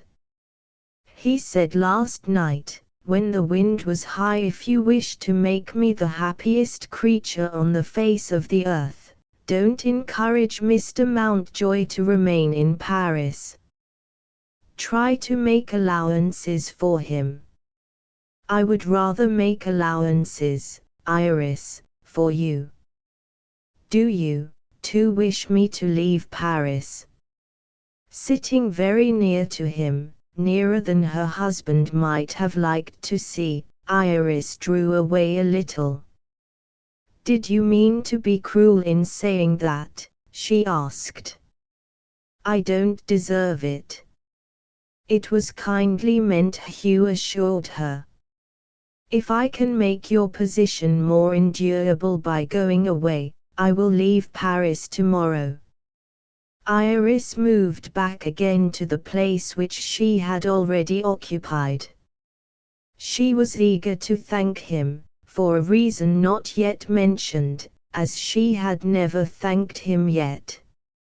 Silently and softly she offered her gratitude to Hugh, by offering her cheek. The irritating influence of Lord Harry's jealousy was felt by both of them at that moment. He kissed her cheek, and lingered over it. She was the first to recover herself. When you spoke just now of my position with my husband, she said, you reminded me of anxieties, Hugh, in which you once shared, and of services which I can never forget. Preparing him in those words for the disclosure which she had now to make, Iris alluded to the vagabond life of adventure which Lord Harry had led. The restlessness in his nature which that life implied, had latterly shown itself again, and his wife had traced the cause to a letter from Ireland, communicating a report that the assassin of Arthur Mountjoy had been seen in London, and was supposed to be passing under the name of Carigeen. Hugh would understand that the desperate resolution to revenge the murder of his friend, with which Lord Harry had left England in the past time, had been urged into action once more. He had not concealed from Iris that she must be resigned to his leaving her for a while, if the report which had reached him from Ireland proved to be true. It would be useless, and worse than useless, to remind this reckless man of the danger that threatened him from the Invincibles, if he returned to England. In using her power of influencing the husband who still loved her, Iris could only hope to exercise a salutary restraint in her own domestic interests, appealing to him for indulgence by careful submission to any exactions on which his capricious jealousy might insist. Would sad necessity excuse her, if she accepted Mountjoy's offer to leave Paris, for the one reason that her husband had asked it of her as a favor? Hugh at once understood her motive, and assured her of his sympathy. "You may depend upon my returning to London tomorrow," he said. "In the meantime, is there no better way in which I can be of use to you? If your influence fails, do you see any other chance of keeping Lord Harry's desperate purpose under control?" It had only that day occurred to Iris that there might be some prospect of an encouraging result, if she could obtain the assistance of Mrs. Vimpany. The doctor's wife was well acquainted with Lord Harry's past life, when he happened to be in Ireland, and she had met many of his countrymen with whom he had associated. If one of those friends happened to be the officious person who had written to him, it was at least possible that Mrs. Vimpany's discreet interference might prevent his mischievous correspondent from writing again. Lord Harry, waiting for more news, would in this event wait in vain. He would not know where to go, or what to do next, and, with such a nature as his, the end of his patience and the end of his resolution were likely to come together. Hugh handed his pocket-book to Iris. Of the poor chances in her favor, the last was to his mind the least hopeless of the two. "If you have discovered the name of your husband's correspondent," he said, "write it down for me, and I will ask Mrs. Vimpany if she knows him. I will make your excuses for not having written to her lately, and, in any case, I answer for her being ready to help you." As Iris thanked him and wrote the name, the clock on the chimney-piece struck the hour. She rose to say farewell. With a restless hand she half lowered her veil, and raised it again. "You won't mind my crying," she said faintly, trying to smile through her tears. "This is the saddest parting I have ever known. Dear, dear Hugh, goodbye. Great is the law of duty, but the elder law of love claims its higher right." Never, in all the years of their friendship, had they forgotten themselves as they forgot themselves now. For the first time her lips met his lips, in their farewell kiss. In a moment more, they remembered the restraints which honor imposed on them. They were only friends again. Silently she lowered her veil. Silently he took her arm and led her down to the carriage. It was moving away from them at a slow pace, towards the other end of the street.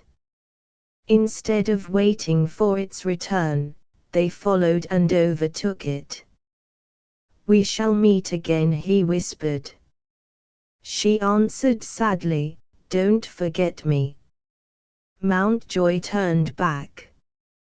As he approached the hotel he noticed a tall man crossing from the opposite side of the street. Not 2 minutes after Iris was on her way home, her jealous husband and her old friend met at the hotel door. Lord Harry spoke first. "I have been dining out," he said, "and I came here to have a word with you, Mr. Mountjoy, on my road home." Hugh answered with formal politeness, "Let me show your lordship the way to my rooms." "Oh, it's needless to trouble you," Lord Harry declared. "I have so little to say. Do you mind walking on with me for a few minutes?" Mountjoy silently complied. He was thinking of what might have happened if Iris had delayed her departure, or if the movement of the carriage had been towards, instead of away from the hotel. In either case it had been a narrow escape for the wife, from a dramatic discovery by the husband. "We Irishmen," Lord Harry resumed, "are not famous for always obeying the laws, but it is in our natures to respect the law of hospitality. When you were at the cottage yesterday I was inhospitable to my guest. My rude behavior has weighed on my mind since, and for that reason I have come here to speak to you. It was ill-bred on my part to reproach you with your visit, and to forbid you, quite needlessly, I don't doubt, to call on me again. If I own that I have no desire to propose a renewal of friendly intercourse between us, you will understand me, I am sure, with my way of thinking. The less we see of each other for the future, the better it may be. But, for what I said when my temper ran away with me, I ask you to accept my excuses, and the sincere expression of my regret." "Your excuses are accepted, my lord, as sincerely as you have offered them," Mountjoy answered. "So far as I am concerned, the incident is forgotten from this moment." Lord Harry expressed his courteous acknowledgments. "Spoken as becomes a gentleman," he said. "I thank you." There it ended. They saluted each other, they wished each other good night. A mere formality. Hugh thought, when they had parted. He had wronged the Irish lord in arriving at that conclusion. But time was to pass before events helped him to discover his error. Chapter XXXIII. The decree of fate. On his arrival in London, Mountjoy went to the Nurses' Institute to inquire for Mrs. Vimpany. She was again absent, in attendance on another patient. The address of the house, known only to the matron, was, on this occasion, not to be communicated to any friend who might make inquiries. A bad case of scarlet fever had been placed under the nurse's care, and the danger of contagion was too serious to be trifled with. The events which had led to Mrs. Vimpany's present employment had not occurred in the customary course. A nurse who had recently joined the institute had been first engaged to undertake the case, at the express request of the suffering person, who was said to be distantly related to the young woman. On the morning when she was about to proceed to the scene of her labors, news had reached her of the dangerous illness of her mother. Mrs. Vimpany, who was free at the time, and who felt a friendly interest in her young colleague, volunteered to take her place. Upon this, a strange request had been addressed to the matron, on behalf of the sick man. He desired to be informed of it, if the new nurse was an Irishwoman. Hearing that she was an Englishwoman, he at once accepted her services, being himself, as an additional element of mystery in the matter, an Irishman. The matron's English prejudices at once assumed that there had been some discreditable event in the man's life, which might be made a subject of scandalous exposure if he was attended by one of his own country people. She advised Mrs. Vimpany to have nothing to do with the afflicted stranger. The nurse answered that she had promised to attend on him, and she kept her promise. Mountjoy left the institute, after vainly attempting to obtain Mrs. Vimpany's address. The one concession which the matron offered to make was to direct his letter, and send it to the post, if he would be content with that form of communication. On reflection, he decided to write the letter. Prompt employment of time might be of importance, if it was possible to prevent any further communication with Lord Larry on the part of his Irish correspondent. Using the name with which Iris had provided him, Hugh wrote to inquire if it was familiar to Mrs. Vimpany, as the name of a person with whom she had been, at any time, acquainted. In this event, he assured her that an immediate consultation between them was absolutely necessary in the interests of Iris. He added, in a postscript, that he was in perfect health, and that he had no fear of infection, and sent his letter to the matron to be forwarded. The reply reached him late in the evening. It was in the handwriting of a stranger, and was to this effect: "Dear Mr. Mountjoy, it is impossible that I can allow you to run the risk of seeing me while I am in my present situation. So serious is the danger of contagion in scarlet fever, that I dare not even write to you with my own hand on note paper which has been used in the sick room. This is no mere fancy of mine. The doctor in attendance here knows of a case in which a small piece of infected flannel communicated the disease after an interval of no less than a year. I must trust to your own good sense to see the necessity of waiting, until I can receive you without any fear of consequences to yourself.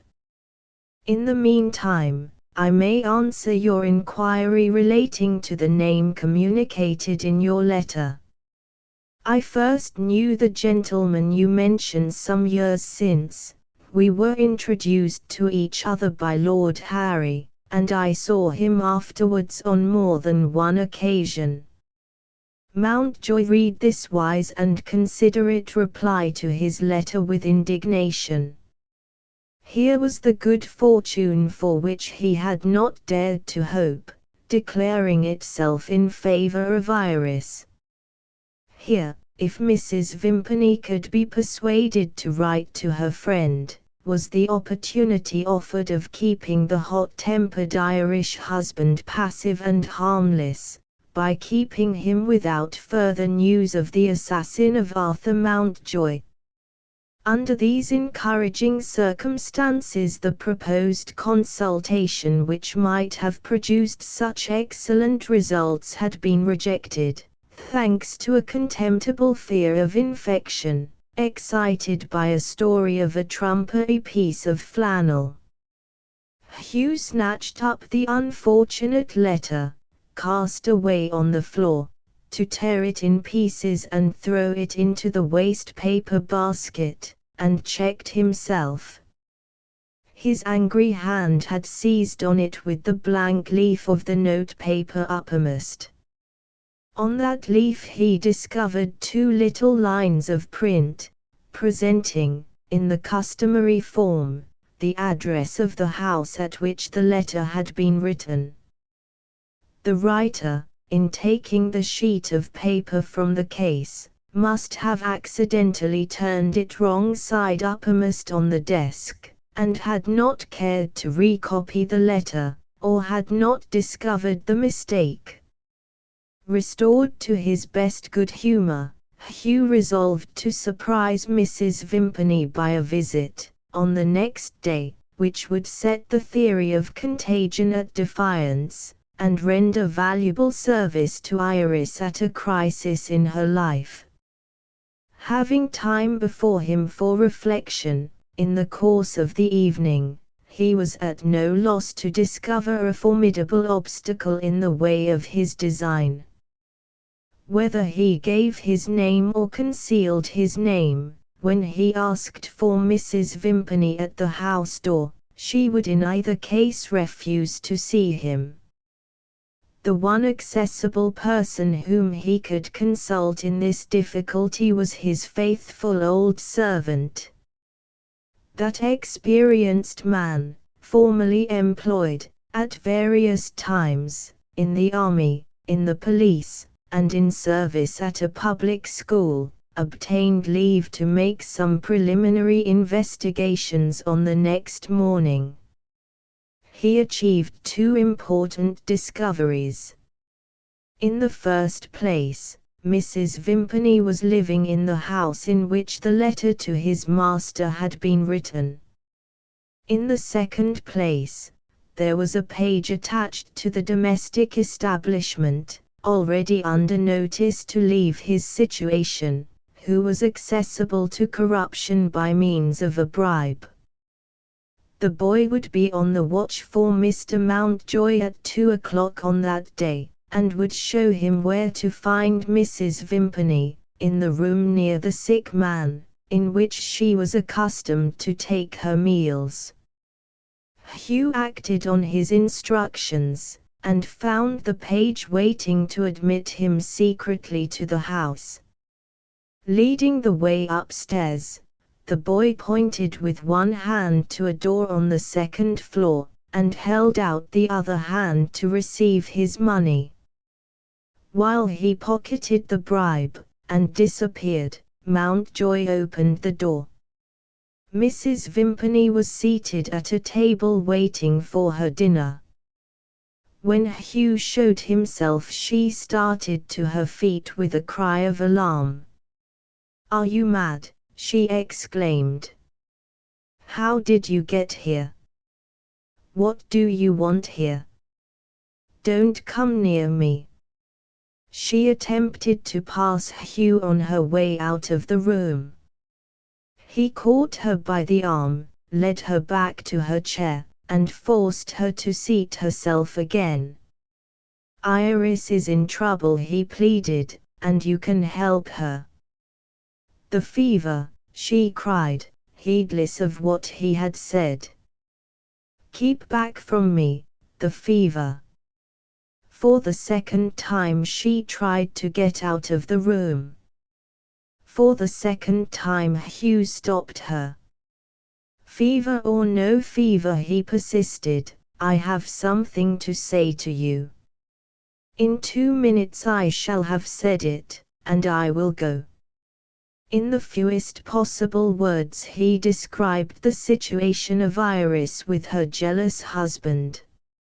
Mrs. Vimpany indignantly interrupted him. "Are you running this dreadful risk?" she asked, with nothing to say to me that I don't know already. Her husband jealous of her. Of course he is jealous of her. Leave me, or I will ring for the servant. Ring, if you like, Hugh answered, but hear this first.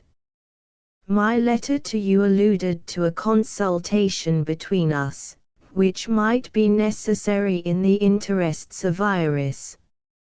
Imagine her situation if you can. The assassin of Arthur Mountjoy is reported to be in London, and Lord Harry has heard of it. Mrs. Vimpany looked at him with horror in her eyes. Gracious God, she cried, the man is here, under my care. Oh, I am not in the conspiracy to hide the wretch. I knew no more of him than you do when I offered to nurse him. The names that have escaped him, in his delirium, have told me the truth. As she spoke, a second door in the room was opened. An old woman showed herself for a moment, trembling with terror. He's breaking out again, nurse. Help me to hold him. Mrs. Vimpany instantly followed the woman into the bedroom. Wait and listen, she said to Mountjoy, and left the door open. The quick, fierce, muttering tones of a man in delirium were now fearfully audible. His maddened memory was travelling back over his own horrible life. He put questions to himself, he answered himself, who drew the lot to kill the traitor? I did. I did. Who shot him on the road, before he could get to the wood? I did. I did. Arthur Mountjoy, traitor to Ireland. Set that on his tombstone, and disgrace him forever. Listen, boys, listen. There is a patriot among you. I am the patriot, preserved by a merciful providence. Ha, my Lord Harry, search the earth and search the sea, the patriot is out of your reach. Nurse. What's that the doctor said of me? The fever will kill him. Well, what does that matter, as long as Lord Harry doesn't kill me? Open the doors, and let everybody hear of it. I die the death of a saint, the greatest of all saints, the saint who shot Arthur Mountjoy. Oh, the heat, the burning raging heat. The tortured creature burst into a dreadful cry of rage and pain. It was more than Hugh's resolution could support. He hurried out of the house. 10 days passed. A letter, in a strange handwriting, reached Iris at Parsi. The first part of the letter was devoted to the Irish desperado, whom Mrs. Vimpany had attended in his illness. When she only knew him as a suffering fellow creature, she had promised to be his nurse. Did the discovery that he was an assassin justify desertion, or even excuse neglect? No. The nursing art, like the healing art, is an act of mercy, in itself too essentially noble to inquire whether the misery that it relieves merits help. All that experience, all that intelligence, all that care could offer, the nurse gave to the man whose hand she would have shrunk from touching in friendship, after she had saved his life. A time had come when the fever threatened to take Lord Harry's vengeance out of his hands. The crisis of the disease declared itself. With the shadow of death on him, the wretch lived through it, saved by his strong constitution, and by the skilled and fearless women who attended on him. At the period of his convalescence, friends from Ireland, accompanied by a medical man of their own choosing, presented themselves at the house, and asked for him by the name under which he passed, Carigeen. With every possible care, he was removed, to what destination had never been discovered. From that time, all trace of him had been lost. Terrible news followed on the next page. The subtle power of infection had asserted itself against the poor mortal who had defied it.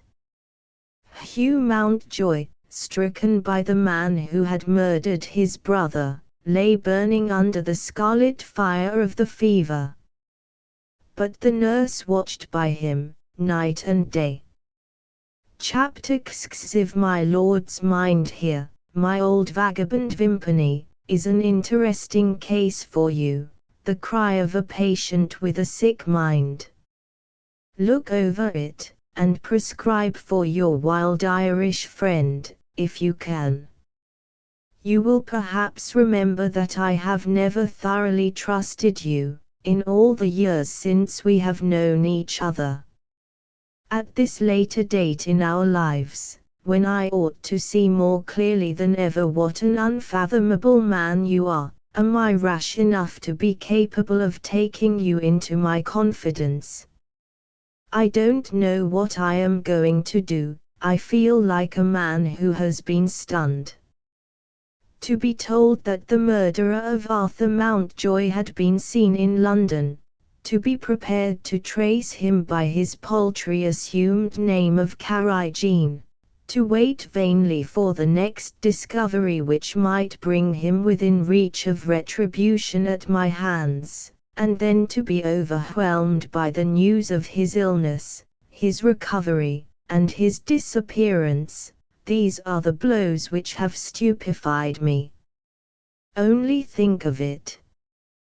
He has escaped me for the second time. Fever that kills thousands of harmless creatures has spared the assassin. He may yet die in his bed, and be buried, with the guiltless dead around him, in a quiet churchyard. I can't get over it. I shall never get over it. Add to this, anxieties about my wife, and maddening letters from creditors, and don't expect me to write reasonably. What I want to know is whether your art, or whatever you call it, can get at my diseased mind, through my healthy body. You have more than once told me that medicine can do this. The time has come for doing it. I am in a bad way, and a bad end may follow. My only medical friend, deliver me from myself. In any case, let me beg you to keep your temper while you read what follows. I have to confess that the devil whose name is jealousy has entered into me, and is threatening the tranquility of my married life. You dislike Iris, I know, and she returns your hostile feeling towards her. Try to do my wife justice, nevertheless, as I do. I don't believe my distrust of her has any excuse, and yet, I am jealous. More unreasonable still, I am as fond of her as I was in the first days of the honeymoon. Is she as fond as ever of me? You were a married man when I was a boy. Let me give you the means of forming an opinion by a narrative of her conduct, under, what I admit to have been, very trying circumstances. When the first information reached Iris of Hugh Mountjoy's dangerous illness, we were at breakfast. It struck her dumb.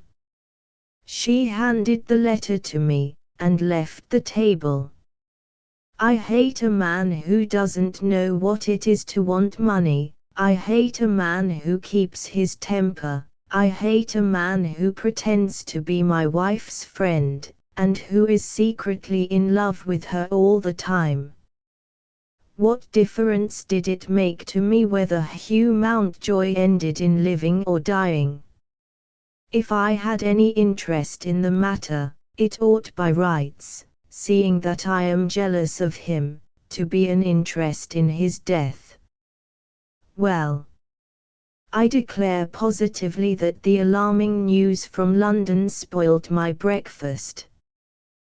There is something about that friend of my wife, that smug, prosperous, well-behaved Englishman, which seems to plead for him, God knows how, when my mind is least inclined in his favor.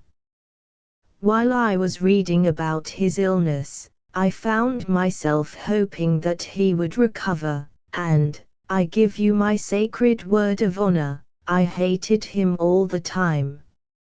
My Irish friend is mad, you will say. Your Irish friend, my dear fellow, does not dispute it. Let us get back to my wife. She showed herself again after a long absence, having something, at last, to say to her husband. I am innocently to blame, she began, for the dreadful misfortune that has fallen on Mr. Mountjoy. If I had not given him a message to Mrs. Vimpany, he would never have insisted on seeing her, and would never have caught the fever. It may help me to bear my misery of self-reproach and suspense, if I am kept informed of his illness. There is no fear of infection by my receiving letters. I am to write to a friend of Mrs. Vimpany, who lives in another house, and who will answer my inquiries. Do you object, dear Harry, to my getting news of Hugh Mountjoy every day, while he is in danger? I was perfectly willing that she should get that news, and she ought to have known it. It seemed to me to be also a bad sign that she made her request with dry eyes. She must have cried, when she first heard that he was likely to sink under an attack of fever. Why were her tears kept hidden in her own room? When she came back to me, her face was pale and hard and tearless. Don't you think she might have forgotten my jealousy, when I was so careful myself not to show it? My own belief is that she was longing to go to London, and help your wife to nurse the poor man, and catch the fever, and die with him if he died. Is this bitter? Perhaps it is. Tear it off, and light your pipe with it. Well, the correspondence relating to the sick man continued every day, and every day. Oh, Vimpany, another concession to my jealousy, she handed the letters to me to read.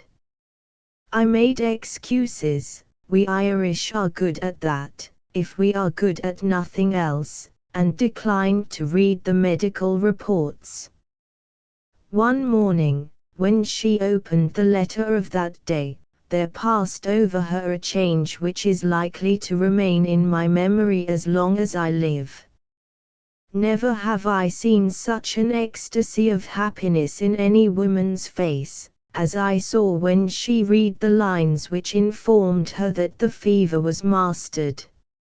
Iris is sweet and delicate and bright, essentially fascinating, in a word.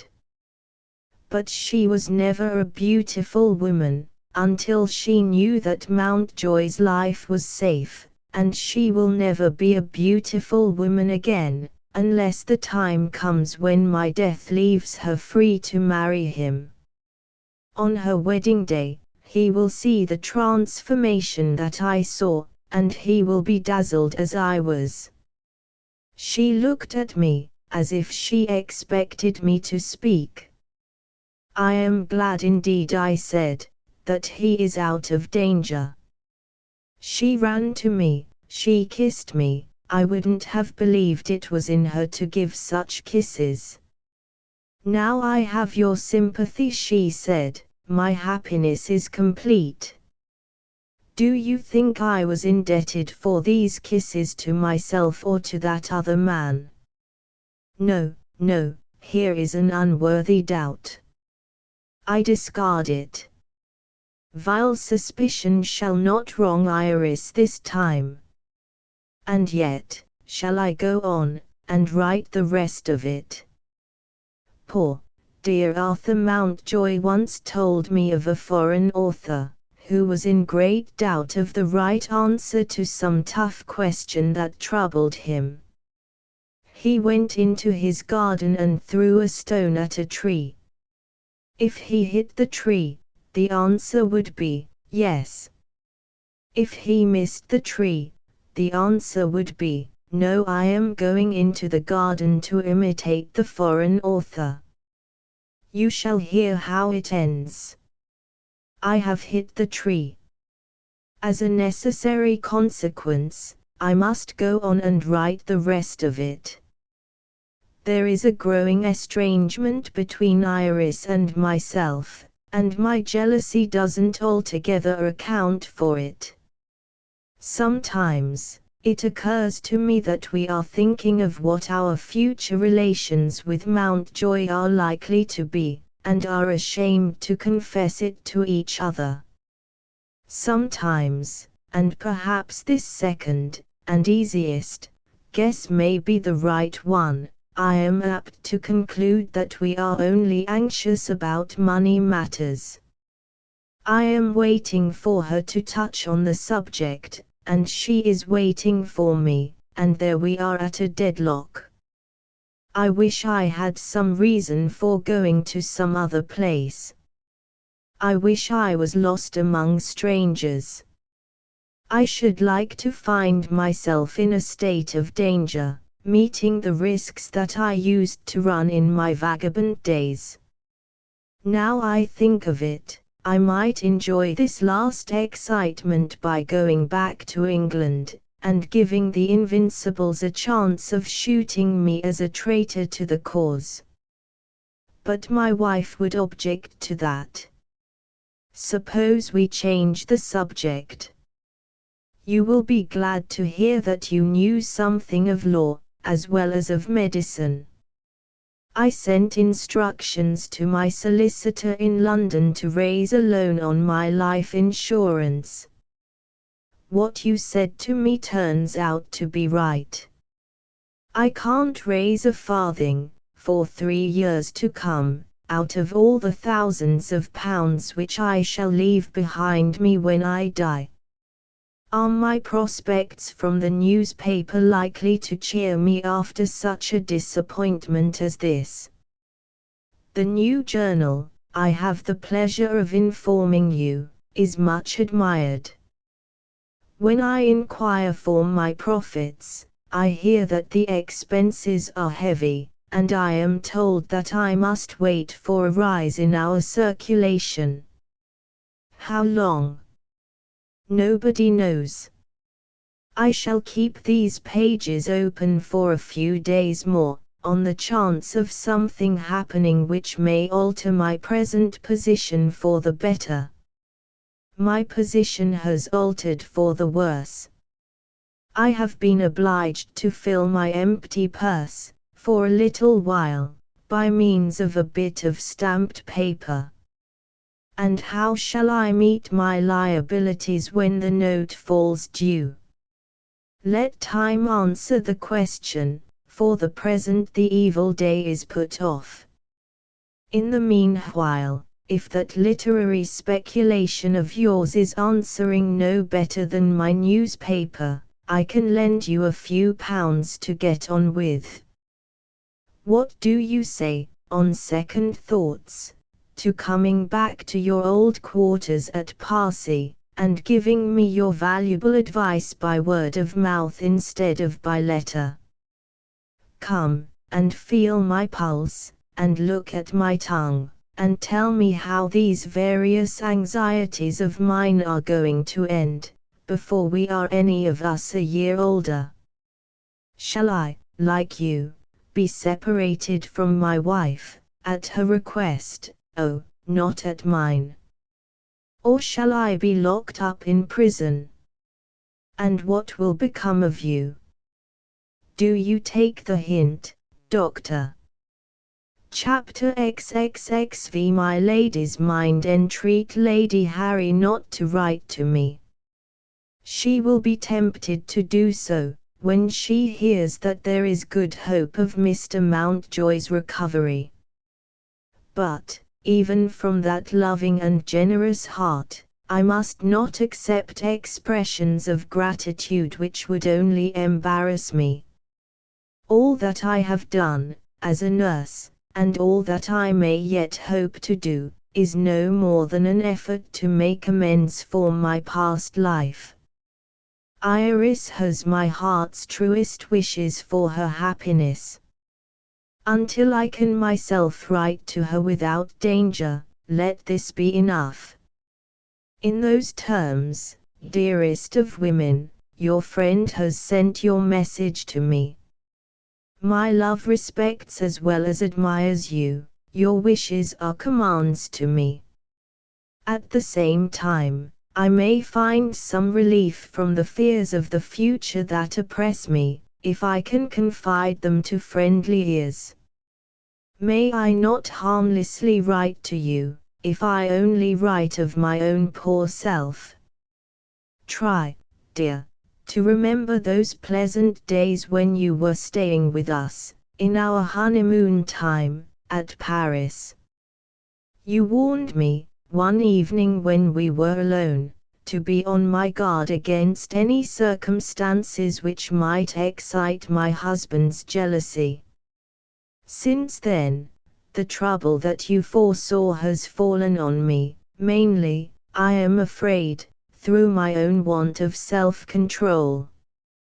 It is so hard for a woman, when she really loves a man, to understand a state of mind which can make him doubt her.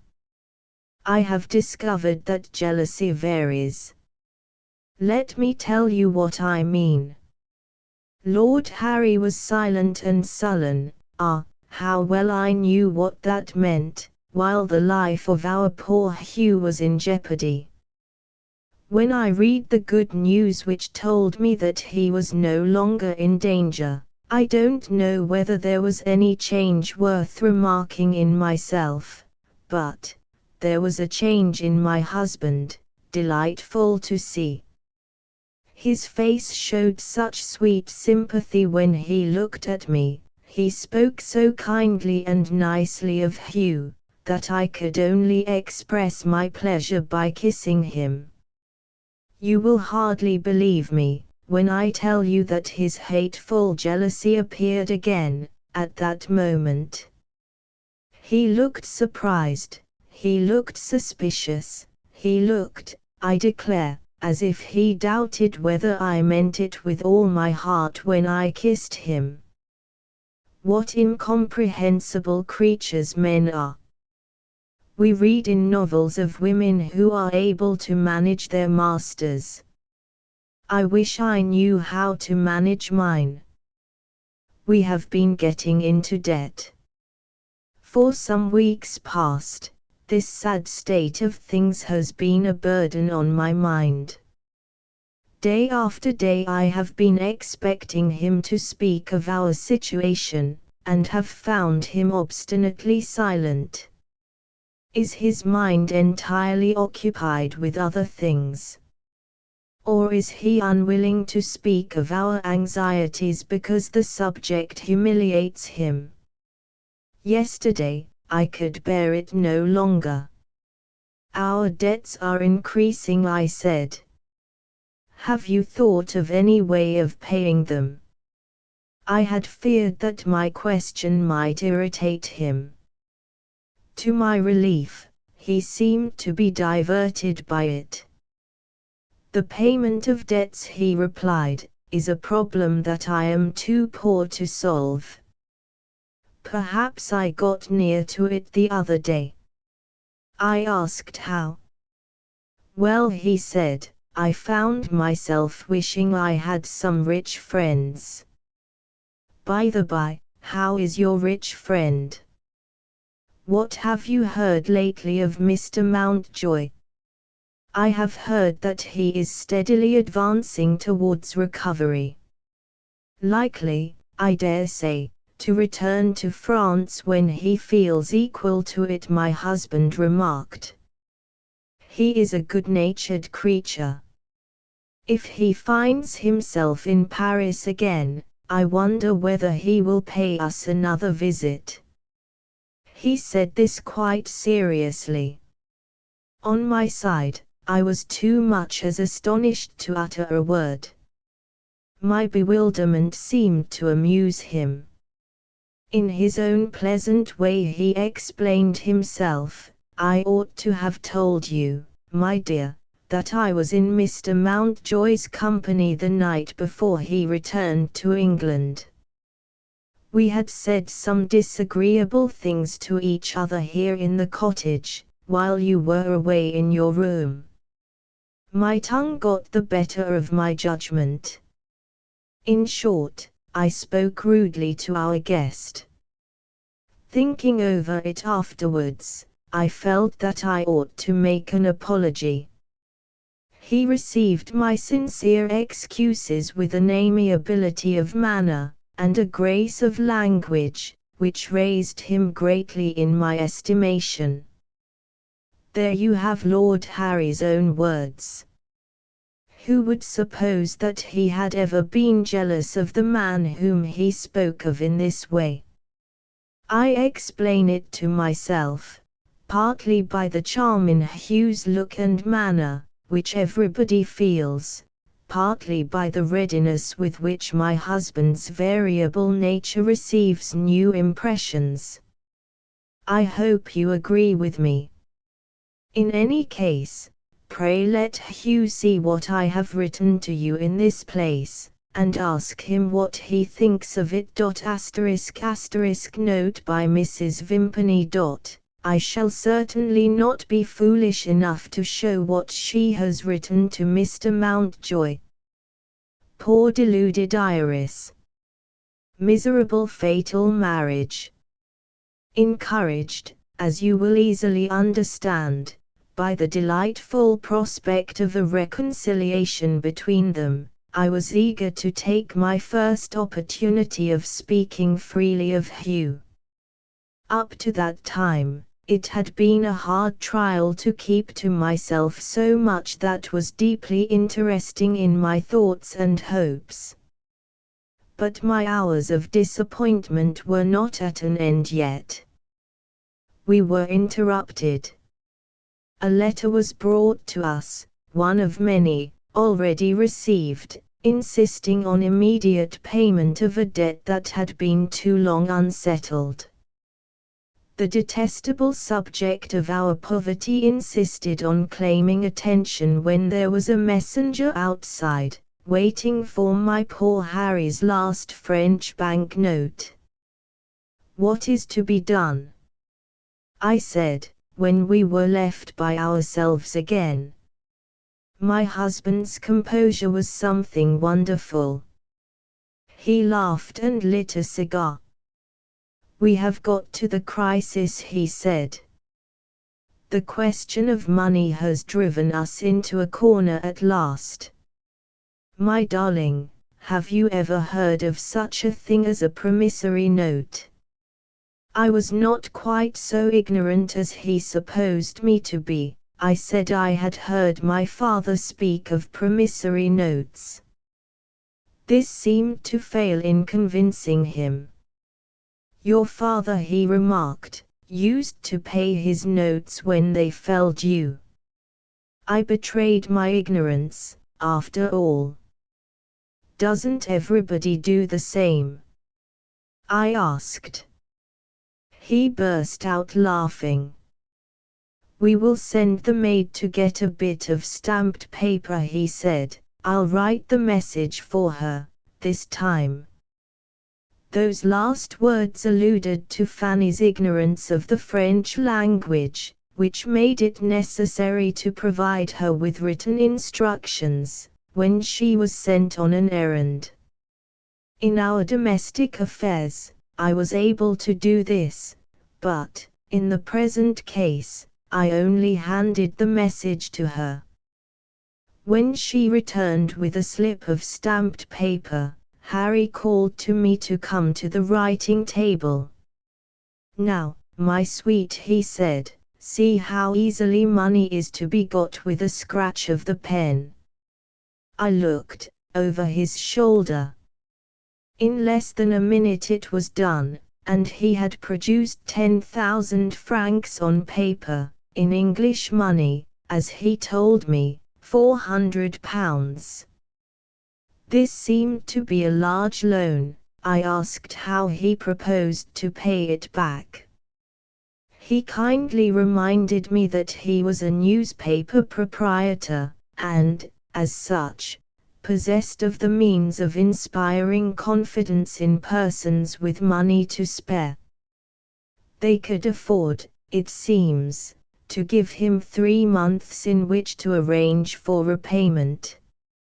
In that time, as he thought, the profits of the new journal might come pouring in. He knew best, of course. We took the next train to Paris, and turned our bit of paper into notes and gold. Never was there such a delightful companion as my husband, when he has got money in his pocket. After so much sorrow and anxiety, for weeks past, that memorable afternoon was like a glimpse of paradise. On the next morning, there was an end to my short-lived enjoyment of no more than the latter half of a day. Watching her opportunity, Fanny Mere came to me while I was alone, carrying a thick letter in her hand. She held it before me with the address uppermost. "Please to look at that," she said. The letter was directed, in Harry's handwriting, to Mr. Vimpany, at a publishing office in London. Fanny next turned the envelope the other way. "Look at this side," she resumed. The envelope was specially protected by a seal, bearing a device of my husband's own invention, that is to say, the initials of his name, Harry Norland, surmounted by a star, his lucky star, as he paid me the compliment of calling it, on the day when he married me. I was thinking of that day now. Fanny saw me looking, with a sad heart, at the impression on the wax. She completely misinterpreted the direction taken by my thoughts. "Tell me to do it, my lady," she proceeded, "and I'll open the letter." I looked at her. She showed no confusion. "I can seal it up again," she coolly explained, "with a bit of fresh wax and my thimble. Perhaps Mr. Vimpany won't be sober enough to notice it. Do you know, Fanny, that you are making a dishonorable proposal to me?" I said. "I know there's nothing I can do to help you that I won't do," she answered, "and you know why. I have made a dishonorable proposal, have I? That comes quite naturally to a lost woman like me. Shall I tell you what honor means? It means sticking at nothing, in your service. Please tell me to open the letter." "How did you come by the letter, Fanny?" "My master gave it to me to put in the post." "Then, post it." The strange creature, so full of contraries, so sensitive at one time, so impenetrable at another, pointed again to the address. When the master writes to that man, she went on, a long letter, if you will notice, and a sealed letter, your ladyship ought to see what is inside it. I haven't a doubt myself that there's writing under this seal which bodes trouble to you. The spare bedroom is empty. Do you want to have the doctor for your visitor again? Don't tell me to post the letter, till I've opened it first. I do tell you to post the letter. Fanny submitted, so far. But she had a new form of persuasion to try, before her reserves of resistance were exhausted. If the doctor comes back, she continued, will your ladyship give me leave to go out, whenever I ask for it? This was surely presuming on my indulgence. Are you not expecting a little too much? I suggested, not unkindly. If you say that, my lady, she answered, I shall be obliged to ask you to suit yourself with another maid. There was a tone of dictation in this, which I found beyond endurance. In my anger, I said, leave me whenever you like.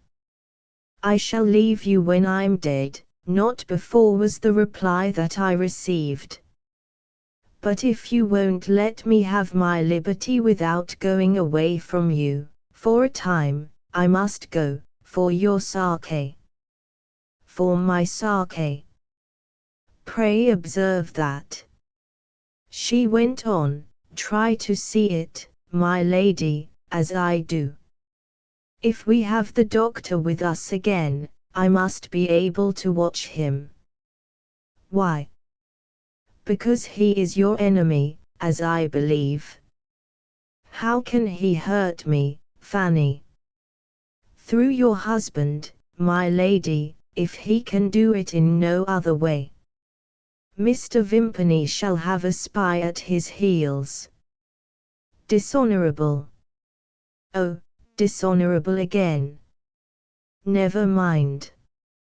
I don't pretend to know what that villain means to do, if he and my lord get together again.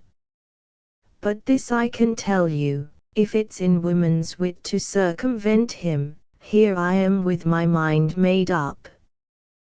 With my mind made up, she repeated fiercely, and recovered on a sudden her customary character as a quiet, well-trained servant, devoted to her duties. I'll take my master's letter to the post now, she said. Is there anything your ladyship wants in the town? What do you think of Fanny Mere? Ought I to have treated this last offer of her services, as I treated her proposal to open the letter? I was not able to do it. The truth is, I was so touched by her devotion to me, that I could not prevail on myself to mortify her by a refusal. I believe there may be a good reason for the distrust of the doctor which possesses her so strongly, and I feel the importance of having this faithful and determined woman for an ally. Let me hope that Mr. Vimpany's return, if it is to take place, may be delayed until you can safely write, with your own hand, such a letter of wise advice as I sadly need. In the meantime, give my love to Hugh, and say to this dear friend all that I might have said for myself, if I had been near him. But take care that his recovery is not retarded by anxiety for me. Pray keep him in ignorance of the doubts and fears with which I am now looking at the future. If I was not so fond of my husband, I should be easier in my mind. This sounds contradictory, but I believe you will understand it. For a while, my dear, goodbye. Chapter XXV. The Doctor means mischief. On the day after Lord Harry's description of the state of his mind reached London, a gentleman presented himself at the publishing office of Messrs. Boldside Brothers, and asked for the senior partner, Mr. Peter Boldside.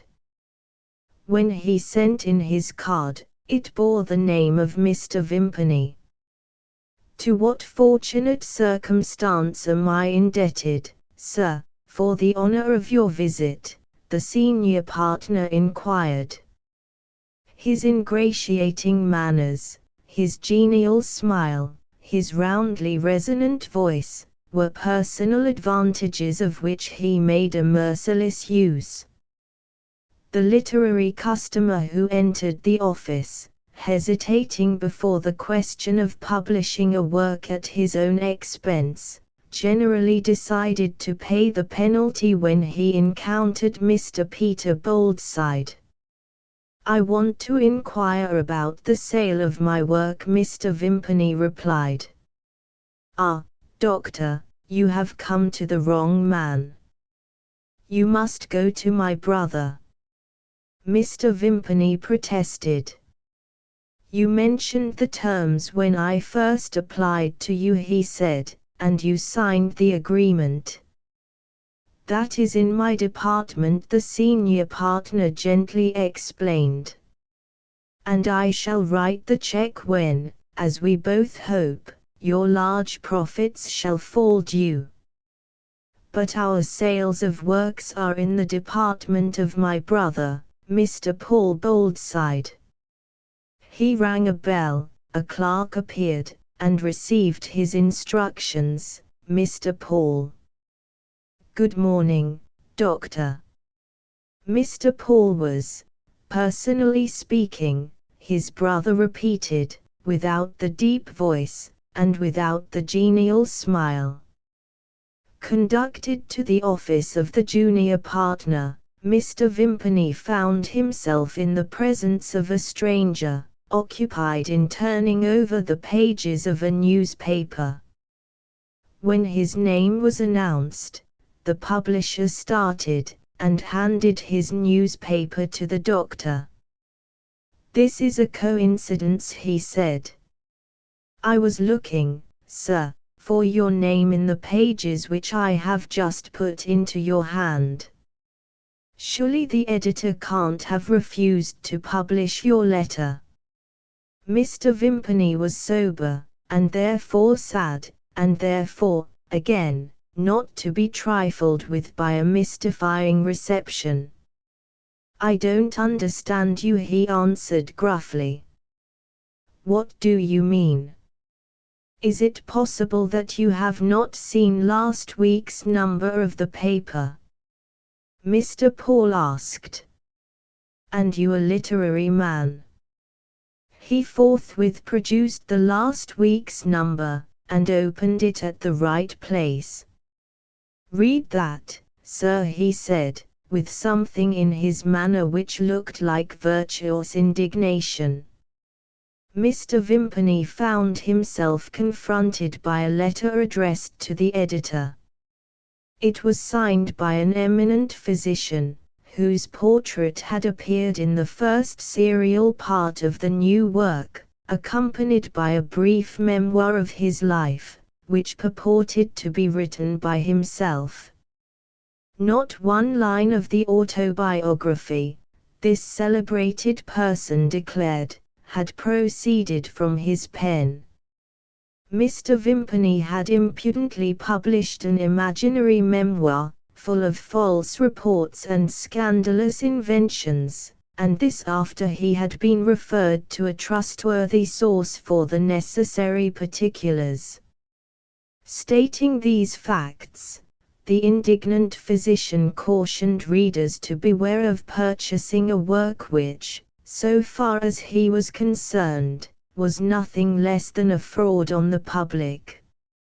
"If you can answer that letter, sir," Mr. Paul Boldside resumed, "the better it will be, I can tell you, for the sale of your publication." Mr. Vimpany made a reckless reply, "I want to know how the thing sells." "Never mind the letter." "Never mind the letter," the junior partner repeated. "A positive charge of fraud is advanced by a man at the head of his profession against a work which we have published, and you say, 'Never mind the letter.'" The rough customer of the bold side struck his fist on the table. "Bother the letter. I insist on knowing what the sale is." Still preserving his dignity, Mr. Paul, like Mr. Peter, rang for the clerk, and briefly gave an order. "Mr. Vimpany's account," he said, and proceeded to admonish Mr. Vimpany himself. "You appear, sir, to have no defense of your conduct to offer. Our firm has a reputation to preserve. When I have consulted with my brother, we shall be under the disagreeable necessity, here, as he afterwards told his brother. The publisher was brutally interrupted by the author. If you will have it said, this rude man, here it is in 2 words. The doctor's portrait is the likeness of an ass. As he couldn't do it himself, I wanted materials for writing his life. He referred me to the year of his birth, the year of his marriage, the year of this, that, and the other. Who cares about dates? The public likes to be tickled by personal statements. Very well, I tickled the public. There you have it in a nutshell.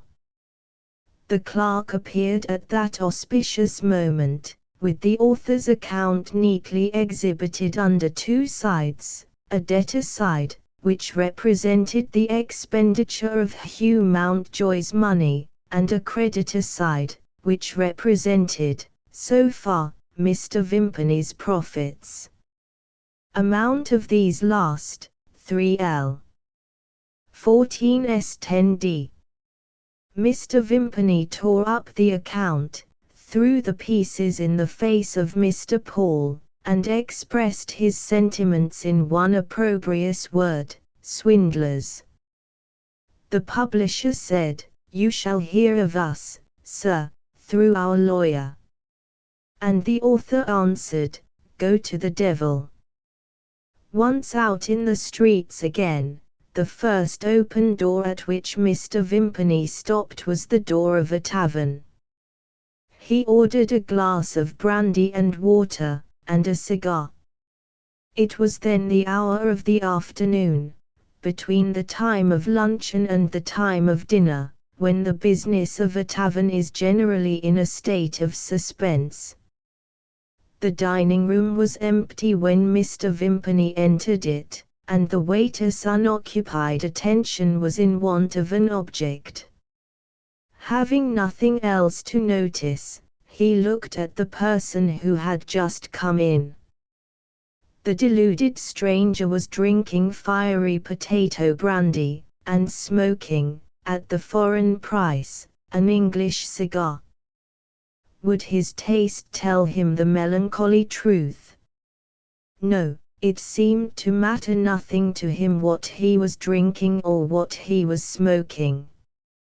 Now he looked angry, and now he looked puzzled, and now he took a long letter from his pocket, and read it in places, and marked the places with a pencil. Up to some mischief was the waiter's interpretation of these signs. The stranger ordered a second glass of grog, and drank it in gulps, and fell into such deep thought that he let his cigar go out. Evidently, a man in search of an idea. And, to all appearance, he found what he wanted on a sudden. In a hurry he paid his reckoning, and left his small change and his unfinished cigar on the table, and was off before the waiter could say, "Thank you." The next place at which he stopped was a fine house in a spacious square. A carriage was waiting at the door. The servant who opened the door knew him. "Sir James is going out again, sir, in 2 minutes," the man said.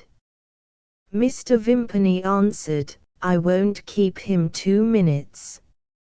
A bell rang from the room on the ground floor, and a gentleman came out, as Mr. Vimpany was shown in. Sir James's stethoscope was still in his hand, his latest medical fee lay on the table. "Some other day," Vimpany the great surgeon said, "I have no time to give you now." "Will you give me a minute?" the humble doctor asked. "Very well. What is it?"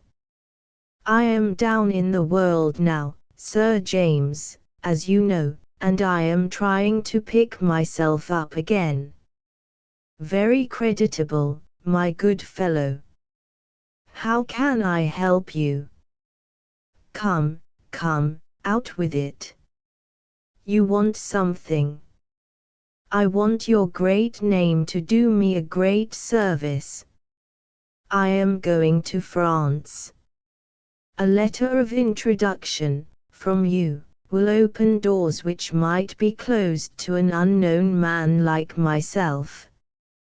What doors do you mean? Sir James asked. The doors of the hospitals in Paris. Wait a minute, Vimpany. Have you any particular object in view?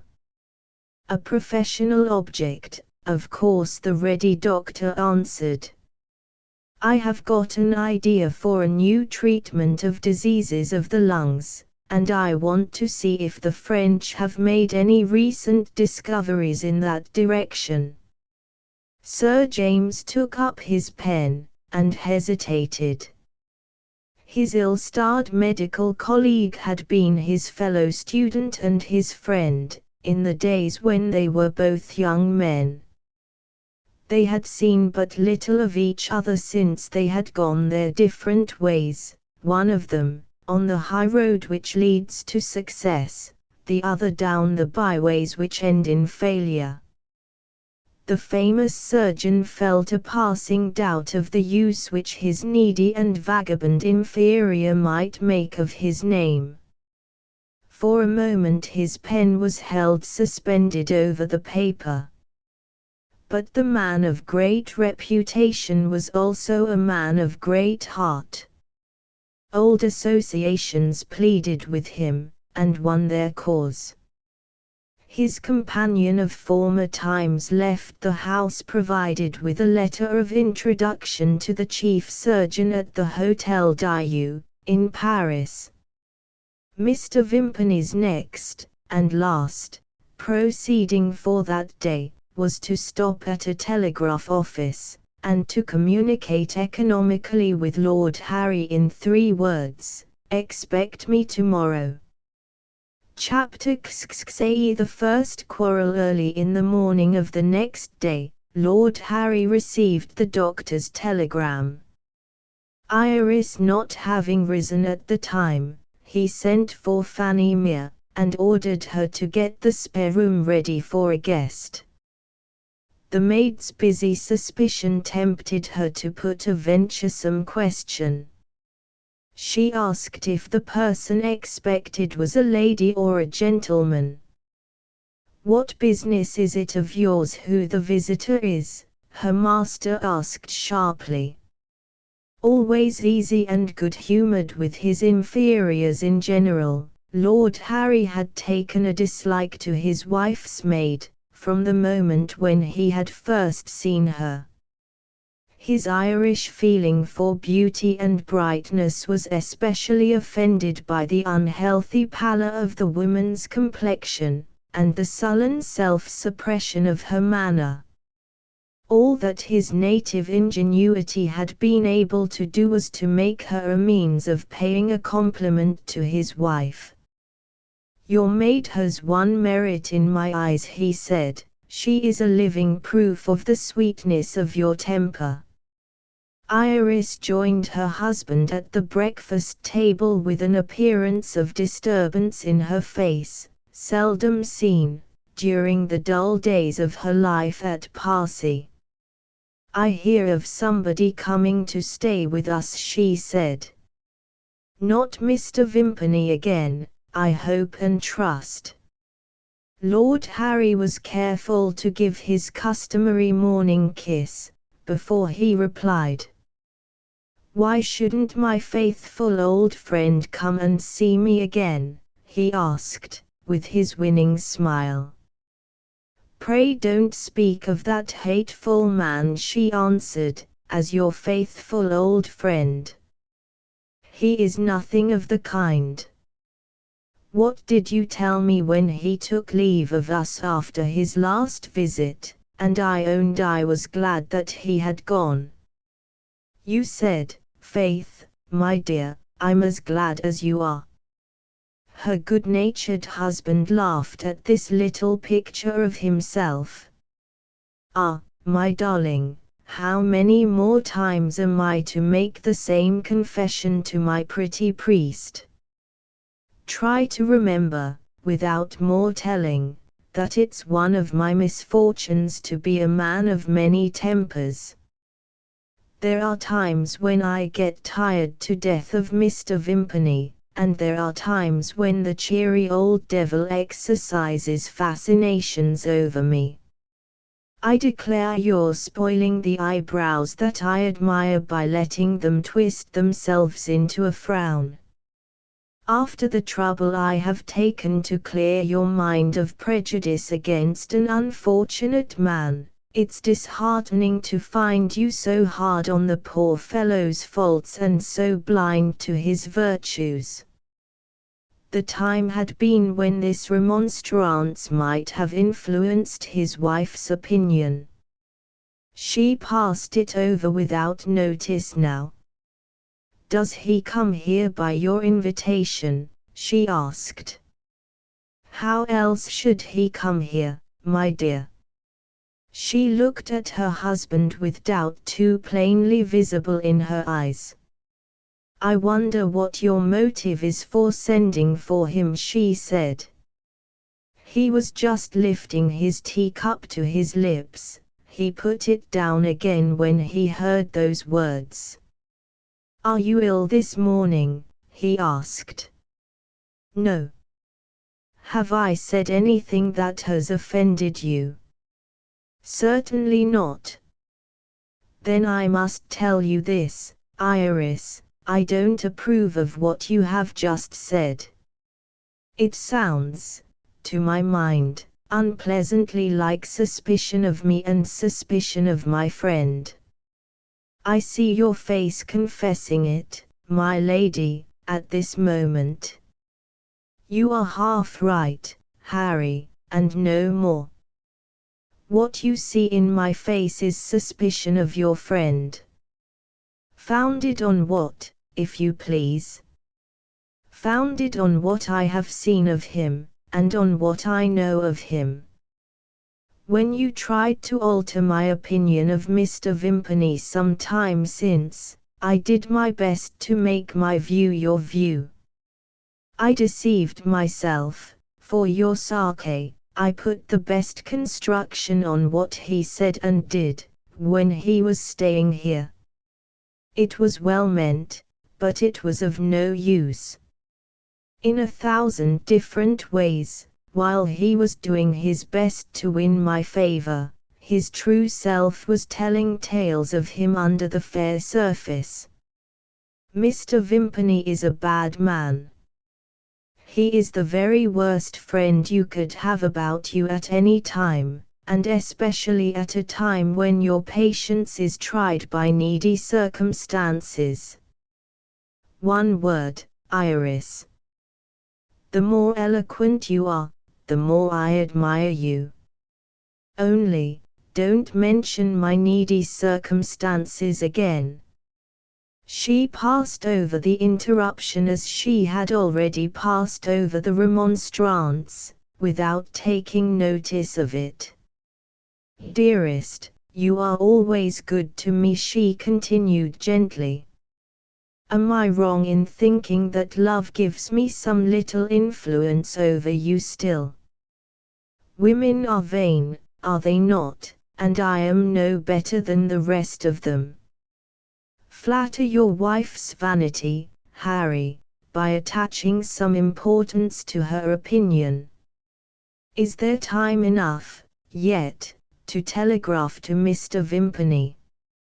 Quite out of the question, is it? Well, then, if he must come here, do, pray do consider me. Don't let him stay in the house. I'll find a good excuse, and take a bedroom for him in the neighborhood. Anywhere else, so long as he is not here. He turns me cold when I think of him, sleeping under the same roof with ourselves. Not with us. Oh, Harry, not with us. Her eyes eagerly searched her husband's face. She looked there for indulgence, she looked for conviction. No. He was still admiring her. On my word of honor, he burst out, you fascinate me. What an imagination you have got. One of these days, Iris, I shall be prouder of you than ever. I shall find you a famous literary character. I don't mean writing a novel. Women who can't even hem a handkerchief can write a novel. It's poetry I'm thinking of. Irish melodies by Lady Harry that beat Tom Moore. What a gift! And there are fortunes made, as I have heard, by people who spoil fair white paper to some purpose. I wish I was one of them.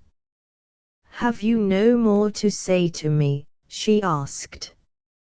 What more should there be? You wouldn't have me take you seriously, in what you have just said of Vimpany. Why not? Oh, come, my darling. Just consider. With a bedroom empty and waiting, upstairs, is my old Vimpany to be sent to quarters for the night among strangers? I wouldn't speak harshly to you, Iris, for the whole world, and I don't deny that the convivial doctor may be sometimes a little too fond of his drop of grog. You will tell me, maybe, that he hasn't got on nicely with his wife, and I grant it. There are not many people who set such a pretty example of matrimony as we do. Poor humanity, there's all that's to be said about it. But when you tell me that Vimpany is a bad man, and the worst friend I could possibly have, and so forth, what better can I do than set it down to your imagination? I've a pretty fancy, myself, and I think I see my angel inventing poetical characters, up among congenial clouds. What's the matter? Surely, you haven't done breakfast yet? Yes. Are you going to leave me? I am going to my room. You're in a mighty hurry to get away.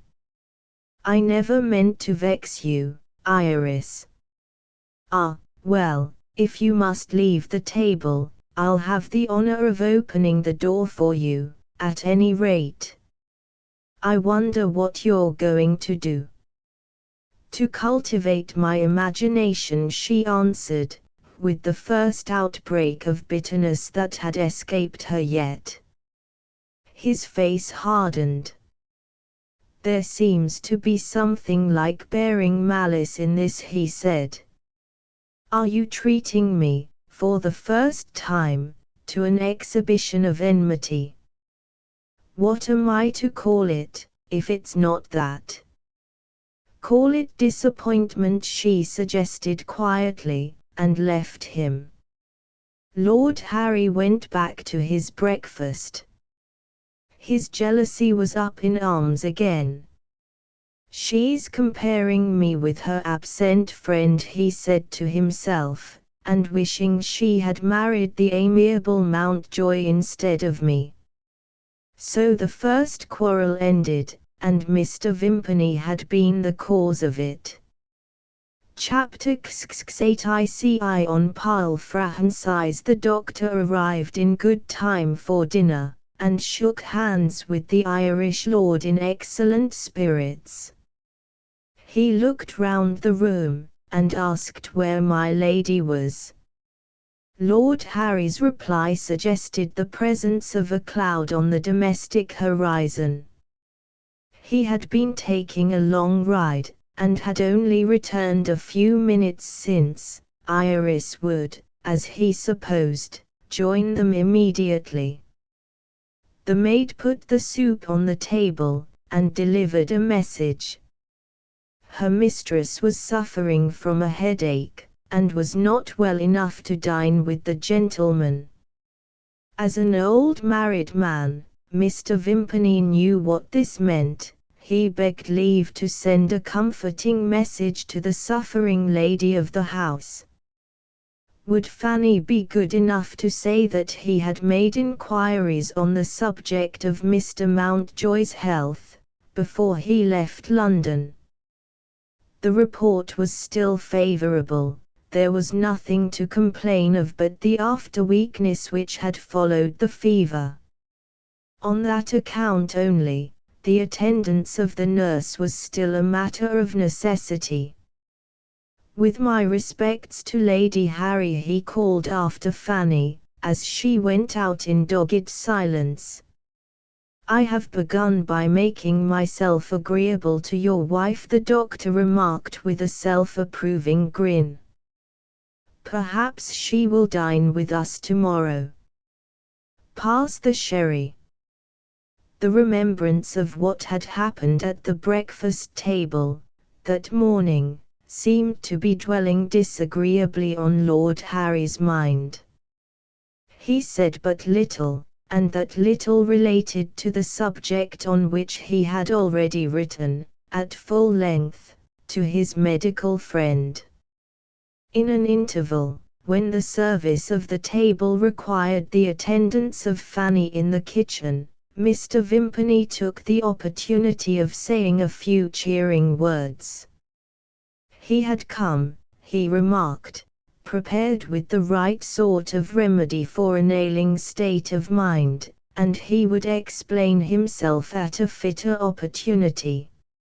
Lord Harry impatiently asked why the explanation was deferred.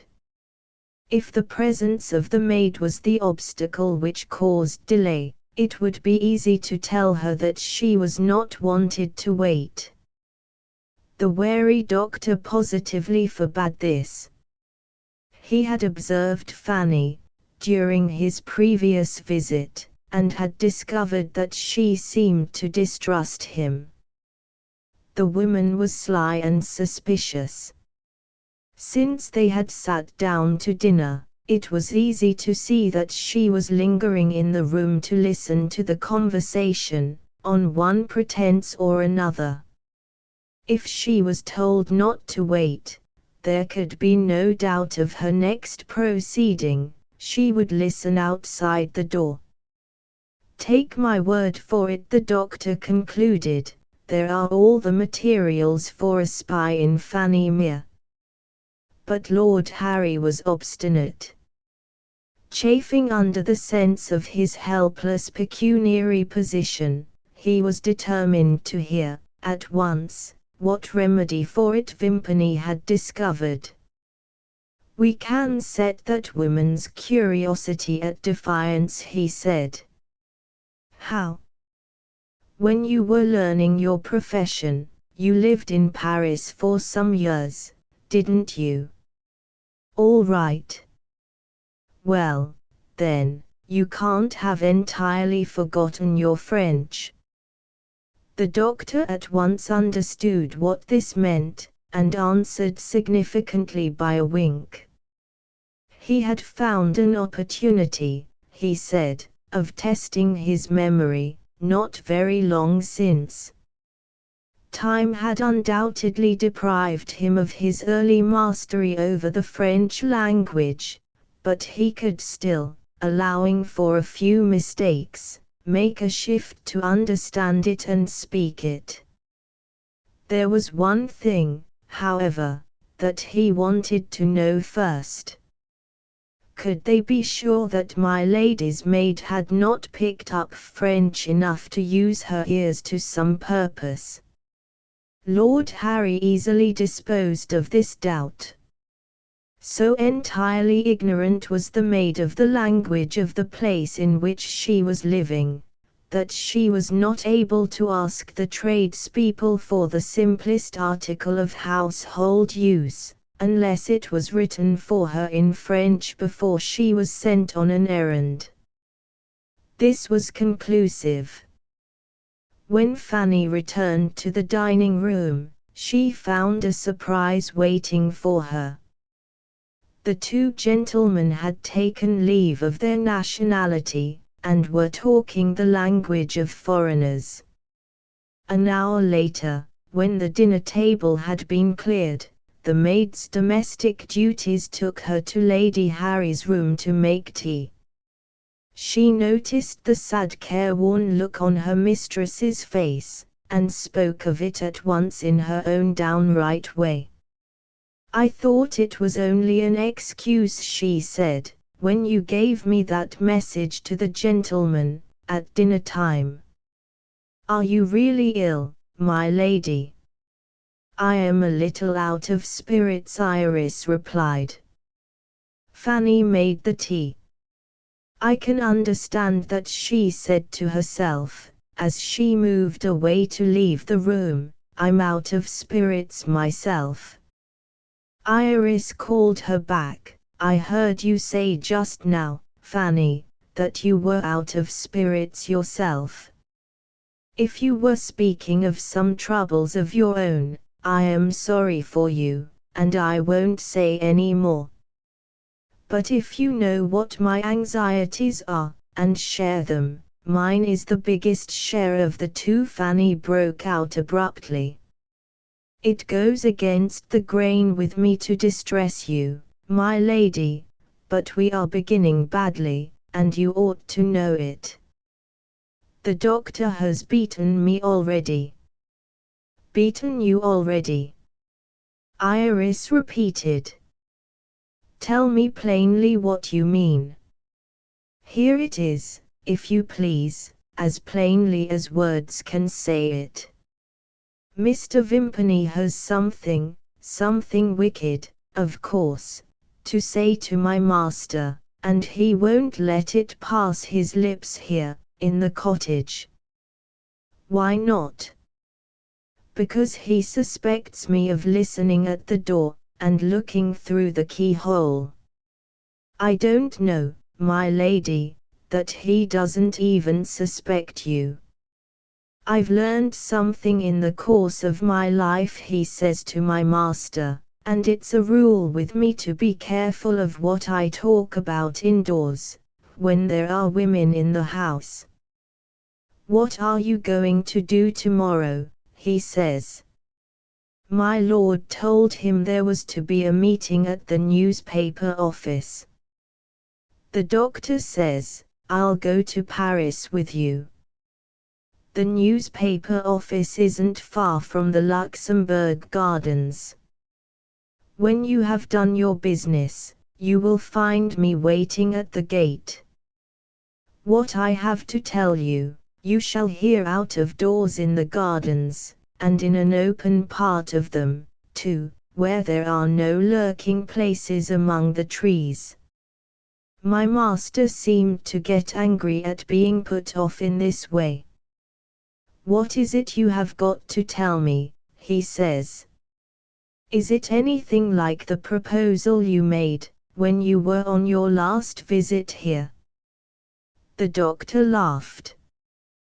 "Tomorrow won't be long in coming," he says. "Patience, my lord, patience. There was no getting him to say a word more. Now, what am I to do? How am I to get a chance of listening to him, out in an open garden, without being seen? There's what I mean when I say he has beaten me. It's you, my lady, it's you who will suffer in the end. You don't know that, Fanny. No, my lady, but I'm certain of it. And here I am, as helpless as yourself.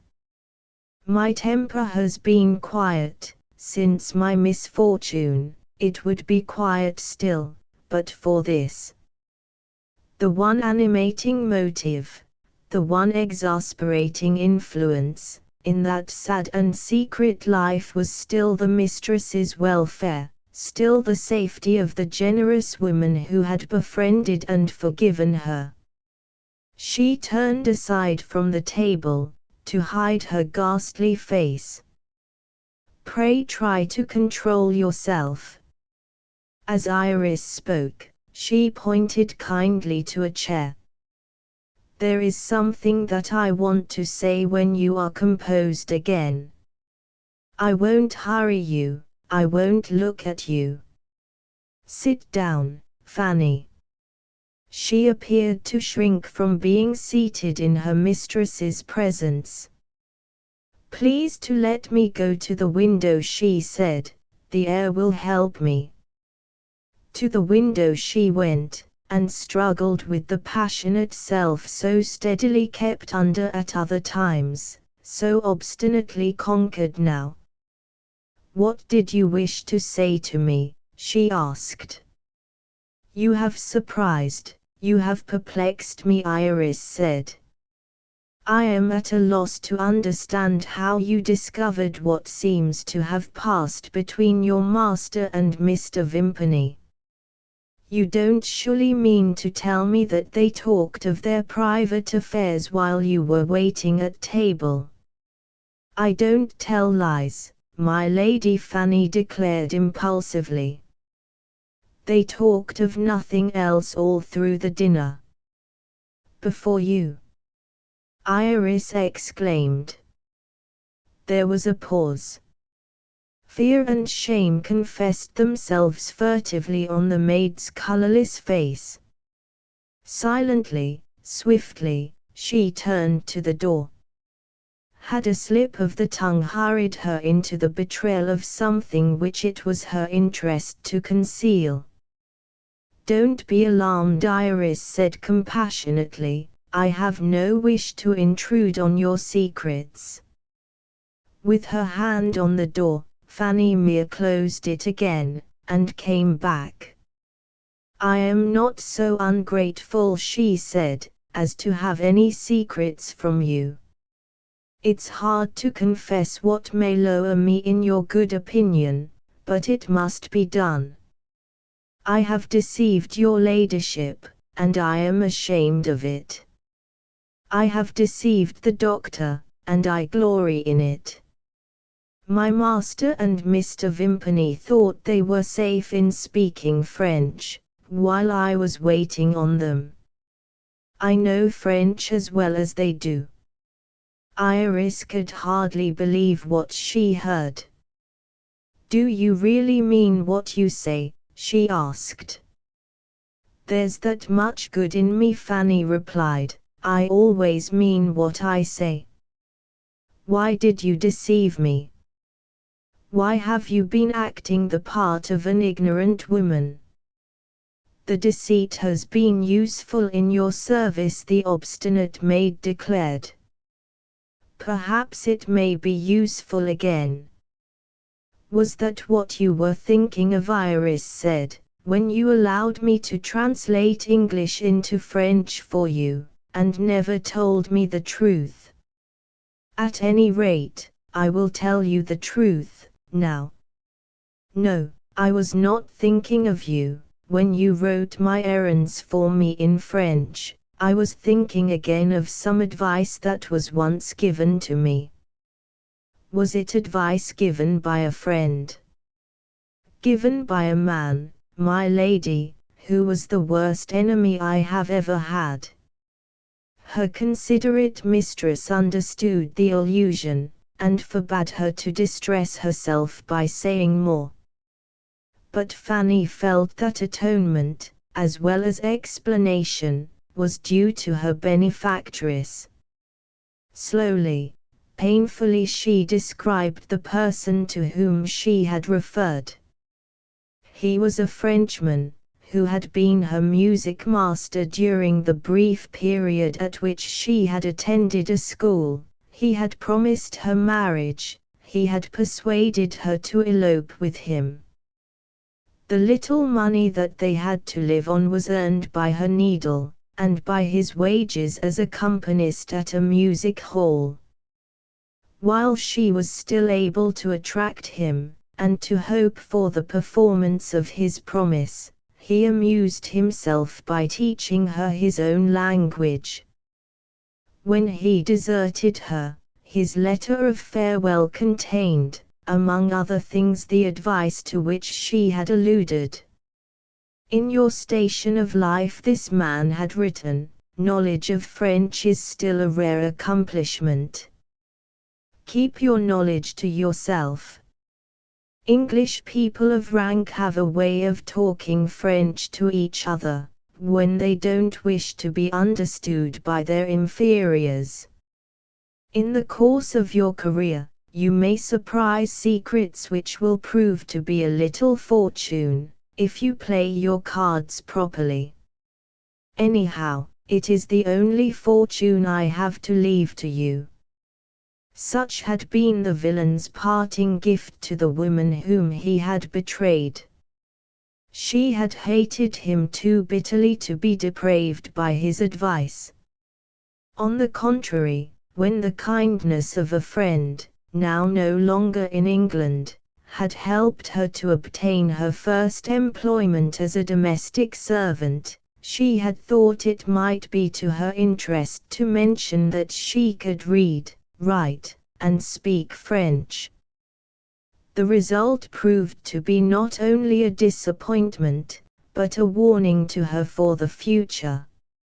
Such an accomplishment as a knowledge of a foreign language possessed by an Englishwoman, in her humble rank of life, was considered by her mistress to justify suspicion. Questions were asked, which it was impossible for her to answer truthfully. Small scandal drew its own conclusions, her life with the other servants became unendurable, she left her situation. From that time, until the happy day when she met with Iris, concealment of her knowledge of French became a proceeding forced on her by her own poor interests. Her present mistress would undoubtedly have been taken into her confidence, if the opportunity had offered itself.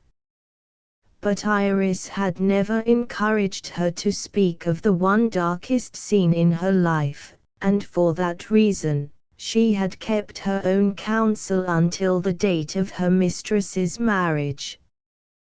Distrusting the husband, and the husband's confidential friend, for were they not both men, she had thought of the vile Frenchman's advice, and had resolved to give it a trial, not with the degrading motive which he had suggested, but with the vague presentiment of making a discovery of wickedness, threatening mischief under a French disguise, which might be of service to her benefactress at some future time.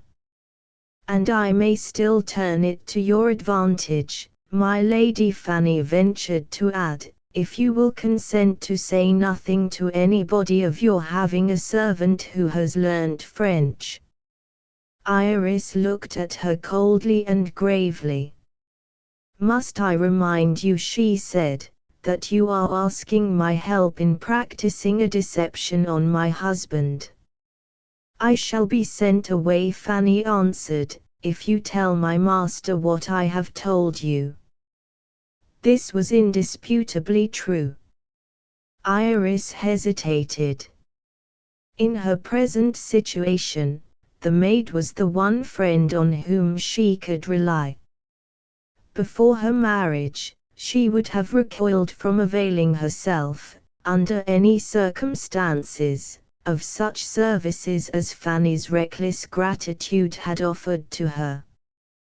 But the moral atmosphere in which she was living had begun, as Mrs. Vimpany had foreseen, to exert its baneful influence. The mistress descended to bargaining with the servant. "Deceive the doctor," she said, "and I well remember that it may be for my good." She stopped, and considered for a moment.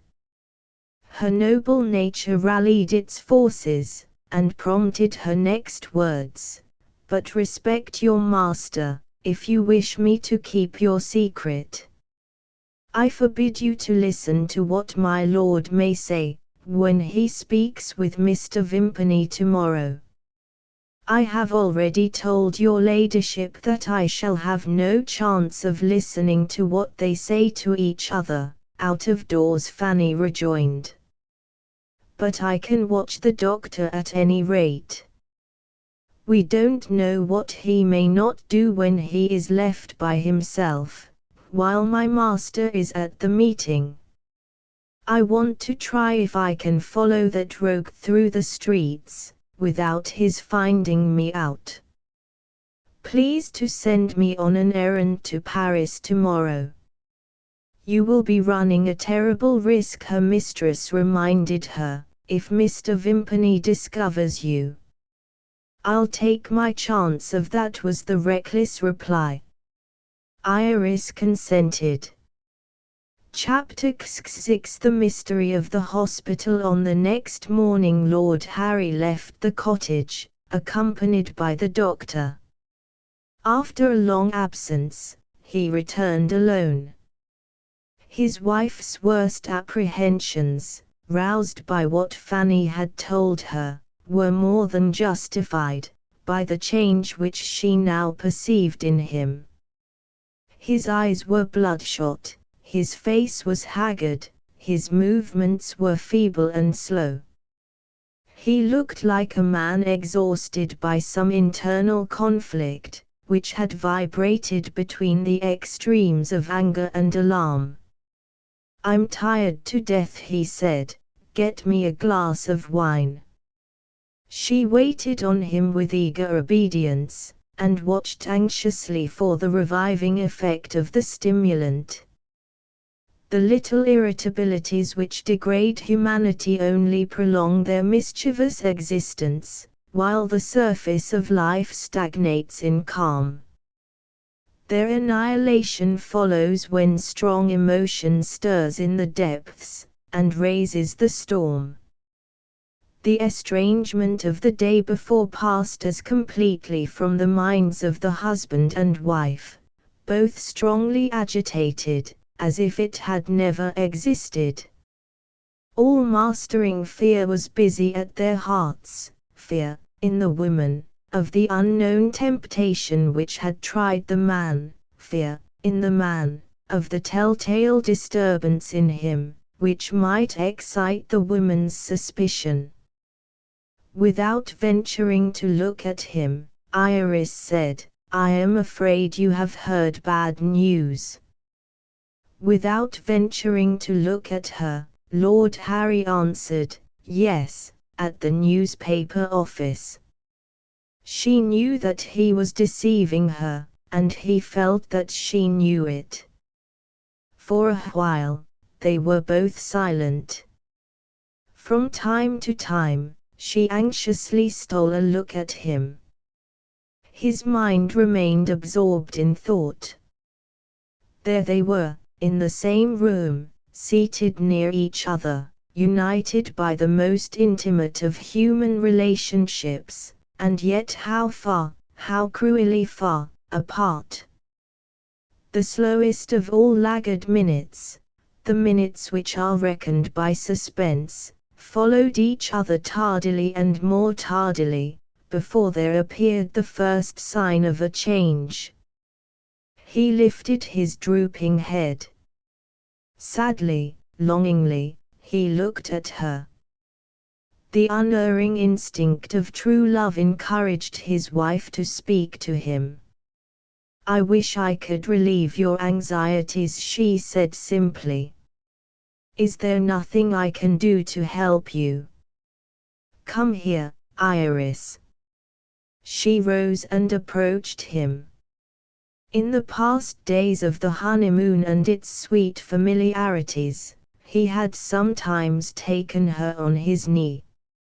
He took her on his knee now, and put his arm round her. "Kiss me," he said. With all her heart she kissed him. He sighed heavily, his eyes rested on her with a trustful appealing look which she had never observed in them before. "Why do you hesitate to confide in me?" she asked. "Dear Harry, do you think I don't see that something troubles you?" "Yes," he said, "there is something that I regret." "What is it?" "Iris," he answered, "I am sorry I asked Vimpany to come back to us." At that unexpected confession, a bright flush of joy and pride overspread his wife's face. Again, the unerring instinct of love guided her to discovery of the truth. The opinion of his wicked friend must have been accidentally justified, at the secret interview of that day, by the friend himself. In tempting her husband, Vimpany had said something which must have shocked and offended him.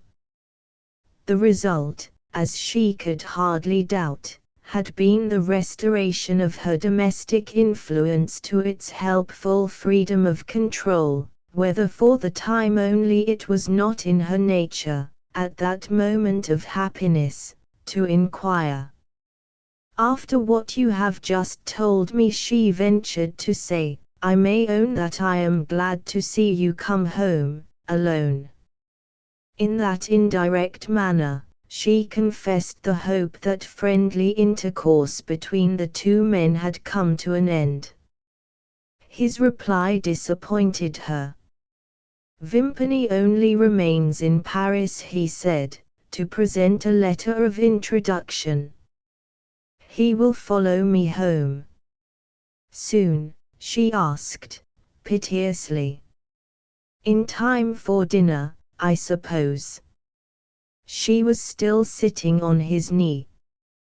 His arm pressed her gently when he said his next words, "I hope you will dine with us today, Iris." "Yes, if you wish it." "I wish it very much. Something in me recoils from being alone with Vimpany. Besides, a dinner at home without you is no dinner at all." She thanked him for that little compliment by a look. At the same time, her grateful sense of her husband's kindness was embittered by the prospect of the doctor's return. "Is he likely to dine with us often, now?" she was bold enough to say. "I hope not." Perhaps he was conscious that he might have made a more positive reply. He certainly took refuge in another subject, more agreeable to himself. "My dear, you have expressed the wish to relieve my anxieties," he said, "and you can help me, I think, in that way. I have a letter to write, of some importance, Iris, to your interests as well as to mine, which must go to Ireland by today's post. You shall read it, and say if you approve of what I have done. Don't let me be disturbed. This letter, I can tell you, will make a hard demand on my poor brains. I must go and write in my own room." Left alone with the thoughts that now crowded on her mind, Iris found her attention claimed once more by passing events. Fanny Mere arrived, to report herself on her return from Paris. She had so managed her departure from Passy as to precede Lord Harry and Mr. Vimpany, and to watch for their arrival in Paris by a later train. They had driven from the railway to the newspaper office, with the maid in attendance on them in another cab. When they separated, the doctor proceeded on foot to the Luxembourg Gardens. Wearing a plain black dress, and protected from close observation by her veil, Fanny followed him, cautiously keeping at a sufficient distance, now on one side of the street and now on the other. When my lord joined his friend, she just held them in view, and no more, as they walked up and down in the barest and loneliest part of the gardens that they could find. Their talk having come to an end, they parted. Her master was the first who came out into the street, walking at a great rate, and looking most desperately upset. Mr. Vimpany next appeared, sauntering along with his hands in his pockets, grinning as if his own villainous thoughts were thoroughly amusing him. Fanny was now more careful than ever not to lose sight of the doctor. The course which he pursued led them to the famous hospital called the Hotel Dieu. At the entrance she saw him take a letter out of his pocket, and give it to the porter. Soon afterwards, a person appeared who greeted him politely, and conducted him into the building. For more than an hour, Fanny waited to see Mr. Vimpany come out again, and waited in vain. What could he possibly want in a French hospital? And why had he remained in that foreign institution for so long a time? Baffled by these mysteries, and weary after much walking, Fanny made the best of her way home, and consulted her mistress. Even if Iris had been capable of enlightening her, the opportunity was wanting. Lord Harry entered the room, with the letter which he had just written, open in his hand. As a matter of course, the maid retired. Chapter XL. Dire necessity. The Irish lord had a word to say to his wife, before he submitted to her the letter which he had just written. He had been summoned to a meeting of proprietors at the office of the newspaper, convened to settle the terms of a new subscription rendered necessary by unforeseen expenses incurred in the interests of the speculation. The vote that followed, after careful preliminary consultation, authorized a claim on the purses of subscribing proprietors, which sadly reduced the sum obtained by Lord Harry's promissory note. Nor was this inconvenience the only trial of endurance to which the Irish lord was compelled to submit. The hope which he had entertained of assistance from the profits of the new journal, when repayment of the loan that he had raised became due, was now plainly revealed as a delusion. Ruin stared him in the face, unless he could command the means of waiting for the pecuniary success of the newspaper, during an interval variously estimated at 6 months, or even at a year to come. Our case is desperate enough, he said, to call for a desperate remedy. Keep up your spirits, Iris. I have written to my brother. Iris looked at him in dismay. Surely, she said, you once told me you had written to your brother, and he answered you in the cruelest manner through his lawyers. Quite true, my dear. But, this time, there is one circumstance in our favor. My brother is going to be married. The lady is said to be an heiress, a charming creature, admired and beloved wherever she goes. There must surely be something to soften the hardest heart in that happy prospect. Read what I have written, and tell me what you think of it." The opinion of the devoted wife encouraged the desperate husband. The letter was dispatched by the post of that day.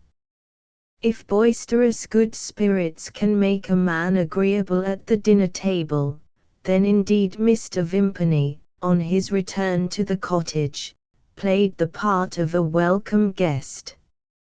He was inexhaustible in gallant attentions to his friend's wife. He told his most amusing stories in his happiest way. He gaily drank his host's fine white Burgundy, and praised with thorough knowledge of the subject the succulent French dishes. He tried Lord Harry with talk on politics, talk on sport, and, wonderful to relate in these days, talk on literature.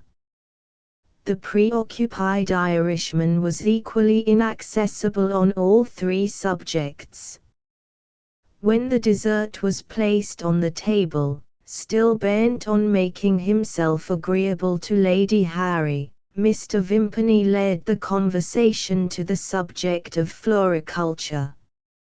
In the interests of her ladyship's pretty little garden, he advocated a complete change in the system of cultivation, and justified his revolutionary views by misquoting the published work of a great authority on gardening with such polite obstinacy that Iris, eager to confute him, went away to fetch the book. The moment he had entrapped her into leaving the room, the doctor turned to Lord Harry with a sudden change to the imperative mood in look and manner. "What have you been about?" he asked, "since we had that talk in the gardens today? Have you looked at your empty purse, and are you wise enough to take my way of filling it?"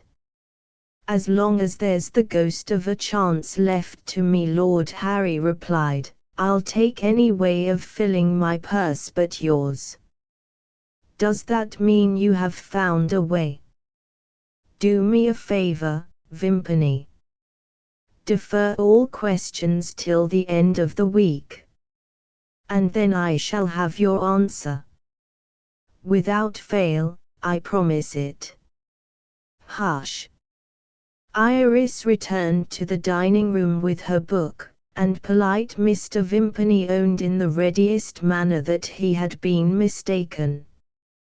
The remaining days of the week followed each other wearily. During the interval, Lord Harry's friend carefully preserved the character of a model guest. He gave as little trouble as possible. Every morning after breakfast the doctor went away by the train. Every morning, with similar regularity, he was followed by the resolute Fanny Mere. Pursuing his way through widely different quarters of Paris, he invariably stopped at a public building, invariably presented a letter at the door, and was invariably asked to walk in. Inquiries, patiently persisted in by the English maid, led in each case to the same result. The different public buildings were devoted to the same benevolent purpose. Like the Hotel Dieu, they were all hospitals, and Mr. Vimpany's object in visiting them remained as profound a mystery as ever. Early on the last morning of the week the answer from Lord Harry's brother arrived. Hearing of it, Iris ran eagerly into her husband's room. The letter was already scattered in fragments on the floor. What the tone of the Earl's inhuman answer had been in the past time, that it was again now. Iris put her arms round her husband's neck. "Oh, my poor love, what is to be done?" he answered in one reckless word, nothing. Is there nobody else who can help us? She asked. Ah, well, darling, there's perhaps one other person still left. Who is the person? Who should it be but your own dear self? She looked at him in undisguised bewilderment. Only tell me, Harry, what I can do. Write to Mountjoy, and ask him to lend me the money. He said it. In those shameless words, he said it. She, who had sacrificed Mountjoy to the man whom she had married, was now asked by that man to use Mountjoy's devotion to her, as a means of paying his debts. Iris drew back from him with a cry of disgust. You refuse, he said. Do you insult me by doubting it? She answered. He rang the bell furiously, and dashed out of the room. She heard him, on the stairs, ask where Mr. Vimpany was. The servant replied, in the garden, my lord. Smoking a cigar luxuriously in the fine morning air, the doctor saw his excitable Irish friend hastening out to meet him. Don't hurry, he said, in full possession of his impudent good humor, and don't lose your temper. Will you take my way out of your difficulties, or will you not? Which is it, yes or no? You infernal scoundrel, yes. My dear lord, I congratulate you. On what, sir? On being as great a scoundrel as I am. Chapter XLI. The man is found. The unworthy scheme, by means of which Lord Harry had proposed to extricate himself from his pecuniary responsibilities, had led to serious consequences. It had produced a state of deliberate estrangement between man and wife. Iris secluded herself in her own room. Her husband passed the hours of every day away from the cottage, sometimes in the company of the doctor, sometimes among his friends in Paris. His wife suffered acutely under the self-imposed state of separation, to which wounded pride and keenly felt resentment compelled her to submit. No friend was near her, in whose compassionate advice she might have taken refuge. Not even the sympathy of her maid was offered to the lonely wife. With the welfare of Iris as her one end in view, Fanny Mere honestly believed that it would be better and safer for Lady Harry if she and her husband finally decided on living separate lives. The longer my lord persisted in keeping the doctor with him as his guest, the more perilously he was associated with a merciless wretch, who would be capable of plotting the ruin of anyone, man or woman, high person or low person, who might happen to be an obstacle in his way. So far as a person in her situation could venture on taking the liberty, the maid did her best to widen the breach between her master and her mistress. While Fanny was making the attempt to influence Lady Harry, and only producing irritation as the result, Vimpany was exerting stronger powers of persuasion in the effort to prejudice the Irish lord against any proposal for reconciliation which might reach him through his wife. I find an unforgiving temper in your charming lady, the doctor declared. It doesn't show itself on the surface, my dear fellow, but there it is. Take a wise advantage of circumstances, say you will raise no inconvenient objections, if she wants a separation by mutual consent. Now don't misunderstand me, I only recommend the sort of separation which will suit our convenience. You know as well as I do that you can whistle your wife back again." Mr. Vimpany's friend was rude enough to interrupt him. "There. I call that a coarse way of putting it," Lord Harry interposed. "Put it how you like for yourself," the doctor rejoined. "Lady Harry may be persuaded to come back to you, when we want her for our grand project. In the meantime, for I am always a considerate man where women are concerned, we act delicately towards my lady, in sparing her the discovery of, what shall I call our coming enterprise, venturesome villainy, which might ruin you in your wife's estimation. Do you see our situation now, as it really is? Very well. Pass the bottle, and drop the subject for the present." The next morning brought with it an event, which demolished the doctor's ingenious arrangement for the dismissal of Iris from the scene of action. Lord and Lady Harry encountered each other accidentally on the stairs. Distrusting herself if she ventured to look at him, Iris turned her eyes away from her husband. He misinterpreted the action as an expression of contempt. Anger at once inclined him to follow Mr. Vimpany's advice. He opened the door of the dining room, empty at that moment, and told Iris that he wished to speak with her. What his villainous friend had suggested that he should say, on the subject of a separation, he now repeated with a repellent firmness which he was far from really feeling. The acting was bad, but the effect was produced. For the first time, his wife spoke to him. "Do you really mean it?" she asked.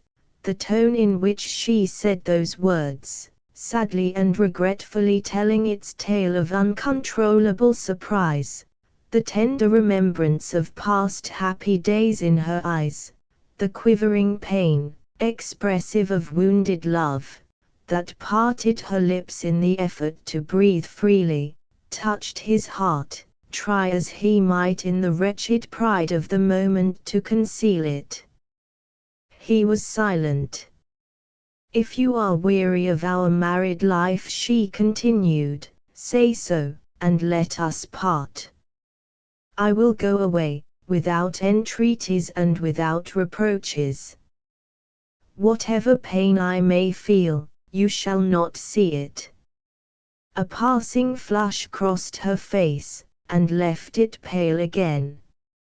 She trembled under the consciousness of returning love, the blind love that had so cruelly misled her. At a moment when she most needed firmness, her heart was sinking. She resisted, struggled, recovered herself. Quietly, and even firmly, she claimed his decision.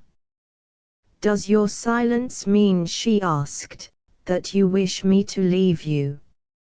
No man who had loved her as tenderly as her husband had loved her, could have resisted that touching self-control.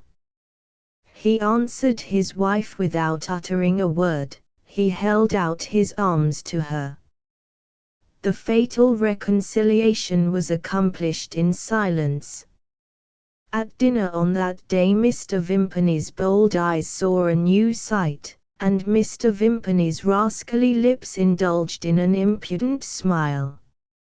My lady appeared again in her place at the dinner table. At the customary time, the two men were left alone over their wine. The reckless Irish lord, rejoicing in the recovery of his wife's tender regard, drank freely. Understanding and despising him, the doctor's devilish gaiety indulged in facetious reminiscences of his own married life. If I could claim a sovereign, he said, for every quarrel between Mrs. Vimpany and myself, I put it at a low average when I declare that I should be worth £1,000. How does your lordship stand in that matter? Shall we say a dozen breaches of the marriage agreement up to the present time? Say 2, and no more to come, his friend answered cheerfully. No more to come, the doctor repeated. My experience says plenty more to come. I never saw two people less likely to submit to a peaceable married life than you and my lady. Ha! You laugh at that. It's a habit of mine to back my opinion.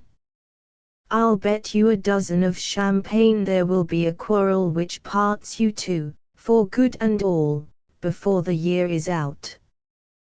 Do you take the bet? Done, cried Lord Harry. I propose my wife's good health, Vimpany, in a bumper. She shall drink confusion to all false prophets in the first glass of your champagne. The post of the next morning brought with it 2 letters. One of them bore the postmark of London, and was addressed to Lady Harry Norland. It was written by Mrs. Vimpany, and it contained a few lines added by Hugh Mountjoy. My strength is slow in returning to me, he wrote, but my kind and devoted nurse says that all danger of infection is at an end. You may write again to your old friend if Lord Harry sees no objection, as harmlessly as in the happy past time. My weak hand begins to tremble already. How glad I shall be to hear from you. It is, happily for me, quite needless to add. In her delight at receiving this good news, Iris impulsively assumed that her husband would give it a kindly welcome on his side. She insisted on reading the letter to him. He said coldly, I am glad to hear of Mr. Mountjoy's recovery, and took up the newspaper. Was this unworthy jealousy still strong enough to master him, even at that moment? His wife had forgotten it. Why had he not forgotten it too? On the same day Iris replied to Hugh, with the confidence and affection of the bygone time before her marriage. After closing and addressing the envelope, she found that her small store of postage stamps was exhausted, and sent for her maid. Mr. Vimpany happened to pass the open door of her room. While she was asking for a stamp, he heard Fanny say that she was not able to accommodate her mistress. Allow me to make myself useful, the polite doctor suggested. He produced a stamp, and fixed it himself on the envelope. When he had proceeded on his way downstairs, Fanny's distrust of him insisted on expressing itself. He wanted to find out what person you have written to, she said. Let me make your letter safe in the post. In 5 minutes more it was in the box at the office. While these trifling events were in course of progress, Mr. Vimpany had gone into the garden to read the second of the 2 letters, delivered that morning, addressed to himself. On her return from the post office, Fanny had opportunities of observing him while she was in the greenhouse, trying to revive the perishing flowers, neglected in the past days of domestic trouble. Noticing her, after he had read his letter over for the second time, Mr. Vimpany sent the maid into the cottage to say that he wished to speak with her master. Lord Harry joined him in the garden, looked at the letter, and, handing it back, turned away. The doctor followed him, and said something which seemed to be received with objection. Mr. Vimpany persisted nevertheless, and apparently carried his point. The two gentlemen consulted the railway timetable, and hurried away together, to catch the train to Paris. Fanny Mere returned to the conservatory, and absently resumed her employment among the flowers. On what evil errand had the doctor left the cottage? And why, on this occasion, had he taken the master with him? The time had been when Fanny might have tried to set these questions at rest by boldly following the two gentlemen to Paris, trusting to her veil, to her luck, and to the choice of a separate carriage in the train, to escape notice. But, although her ill-judged interference with the domestic affairs of Lady Harry had been forgiven, she had not been received again into favour unreservedly. Conditions were imposed, which forbade her to express any opinion on her master's conduct, and which imperatively ordered her to leave the protection of her mistress, if protection was really needed, in his lordship's competent hands. "I gratefully appreciate your kind intentions," Iris had said, with her customary tenderness of regard for the feelings of others, "but I never wish to hear again of Mr. Vimpany, or of the strange suspicions which he seems to excite in your mind." Still as gratefully devoted to Iris as ever, Fanny viewed the change in my lady's way of thinking as one of the deplorable results of her return to her husband, and waited resignedly for the coming time when her wise distrust of two unscrupulous men would be justified. Condemned to inaction for the present, Lady Harry's maid walked irritably up and down the conservatory, forgetting the flowers. Through the open back door of the cottage the cheap clock in the hall poured its harsh little volume of sound, striking the hour. "I wonder," she said to herself, "if those two wicked ones have found their way to a hospital yet." That guess happened to have hit the mark.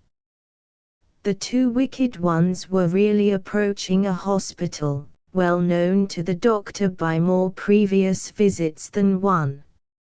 At the door they were met by a French physician, attached to the institution, the writer of the letter which had reached Mr. Vimpany in the morning. This gentleman led the way to the official department of the hospital, and introduced the two foreigners to the French authorities assembled for the transaction of business. As a medical man, Mr. Vimpany's claims to general respect and confidence were carefully presented. He was a member of the English College of Surgeons. He was the friend, as well as the colleague of the famous president of that college, who had introduced him to the chief surgeon of the Hôtel Dieu. Other introductions to illustrious medical persons in Paris had naturally followed.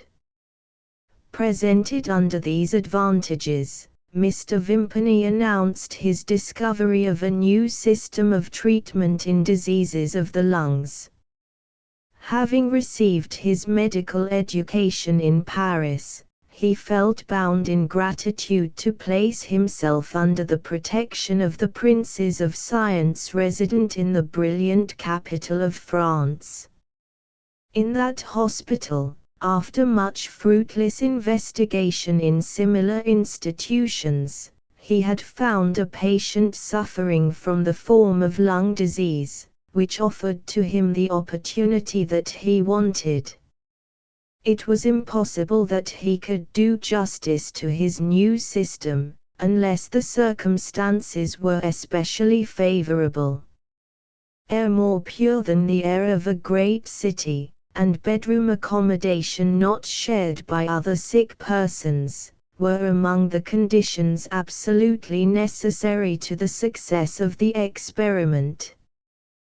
These, and other advantages, were freely offered to him by his noble friend, who would enter into any explanations which the authorities then present might think it necessary to demand.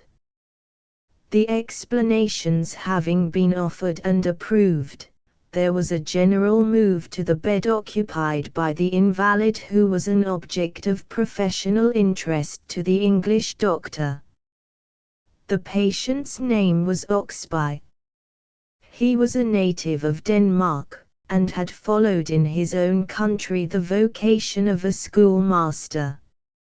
His knowledge of the English language and the French had offered him the opportunity of migrating to Paris, where he had obtained employment as translator and copyist. Earning his bread, poorly enough in this way, he had been prostrated by the malady which had obliged him to take refuge in the hospital. The French physician, under whose medical care he had been placed, having announced that he had communicated his notes enclosed in a letter to his English colleague, and having frankly acknowledged that the result of the treatment had not as yet sufficiently justified expectation, the officers of the institution spoke next. The Dane was informed of the nature of Mr. Vimpany's interest in him, and of the hospitable assistance offered by Mr. Vimpany's benevolent friend, and the question was then put, whether he preferred to remain where he was, or whether he desired to be removed under the conditions which had just been stated. Tempted by the prospect of a change, which offered to him a bedchamber of his own in the house of a person of distinction, with a garden to walk about in, and flowers to gladden his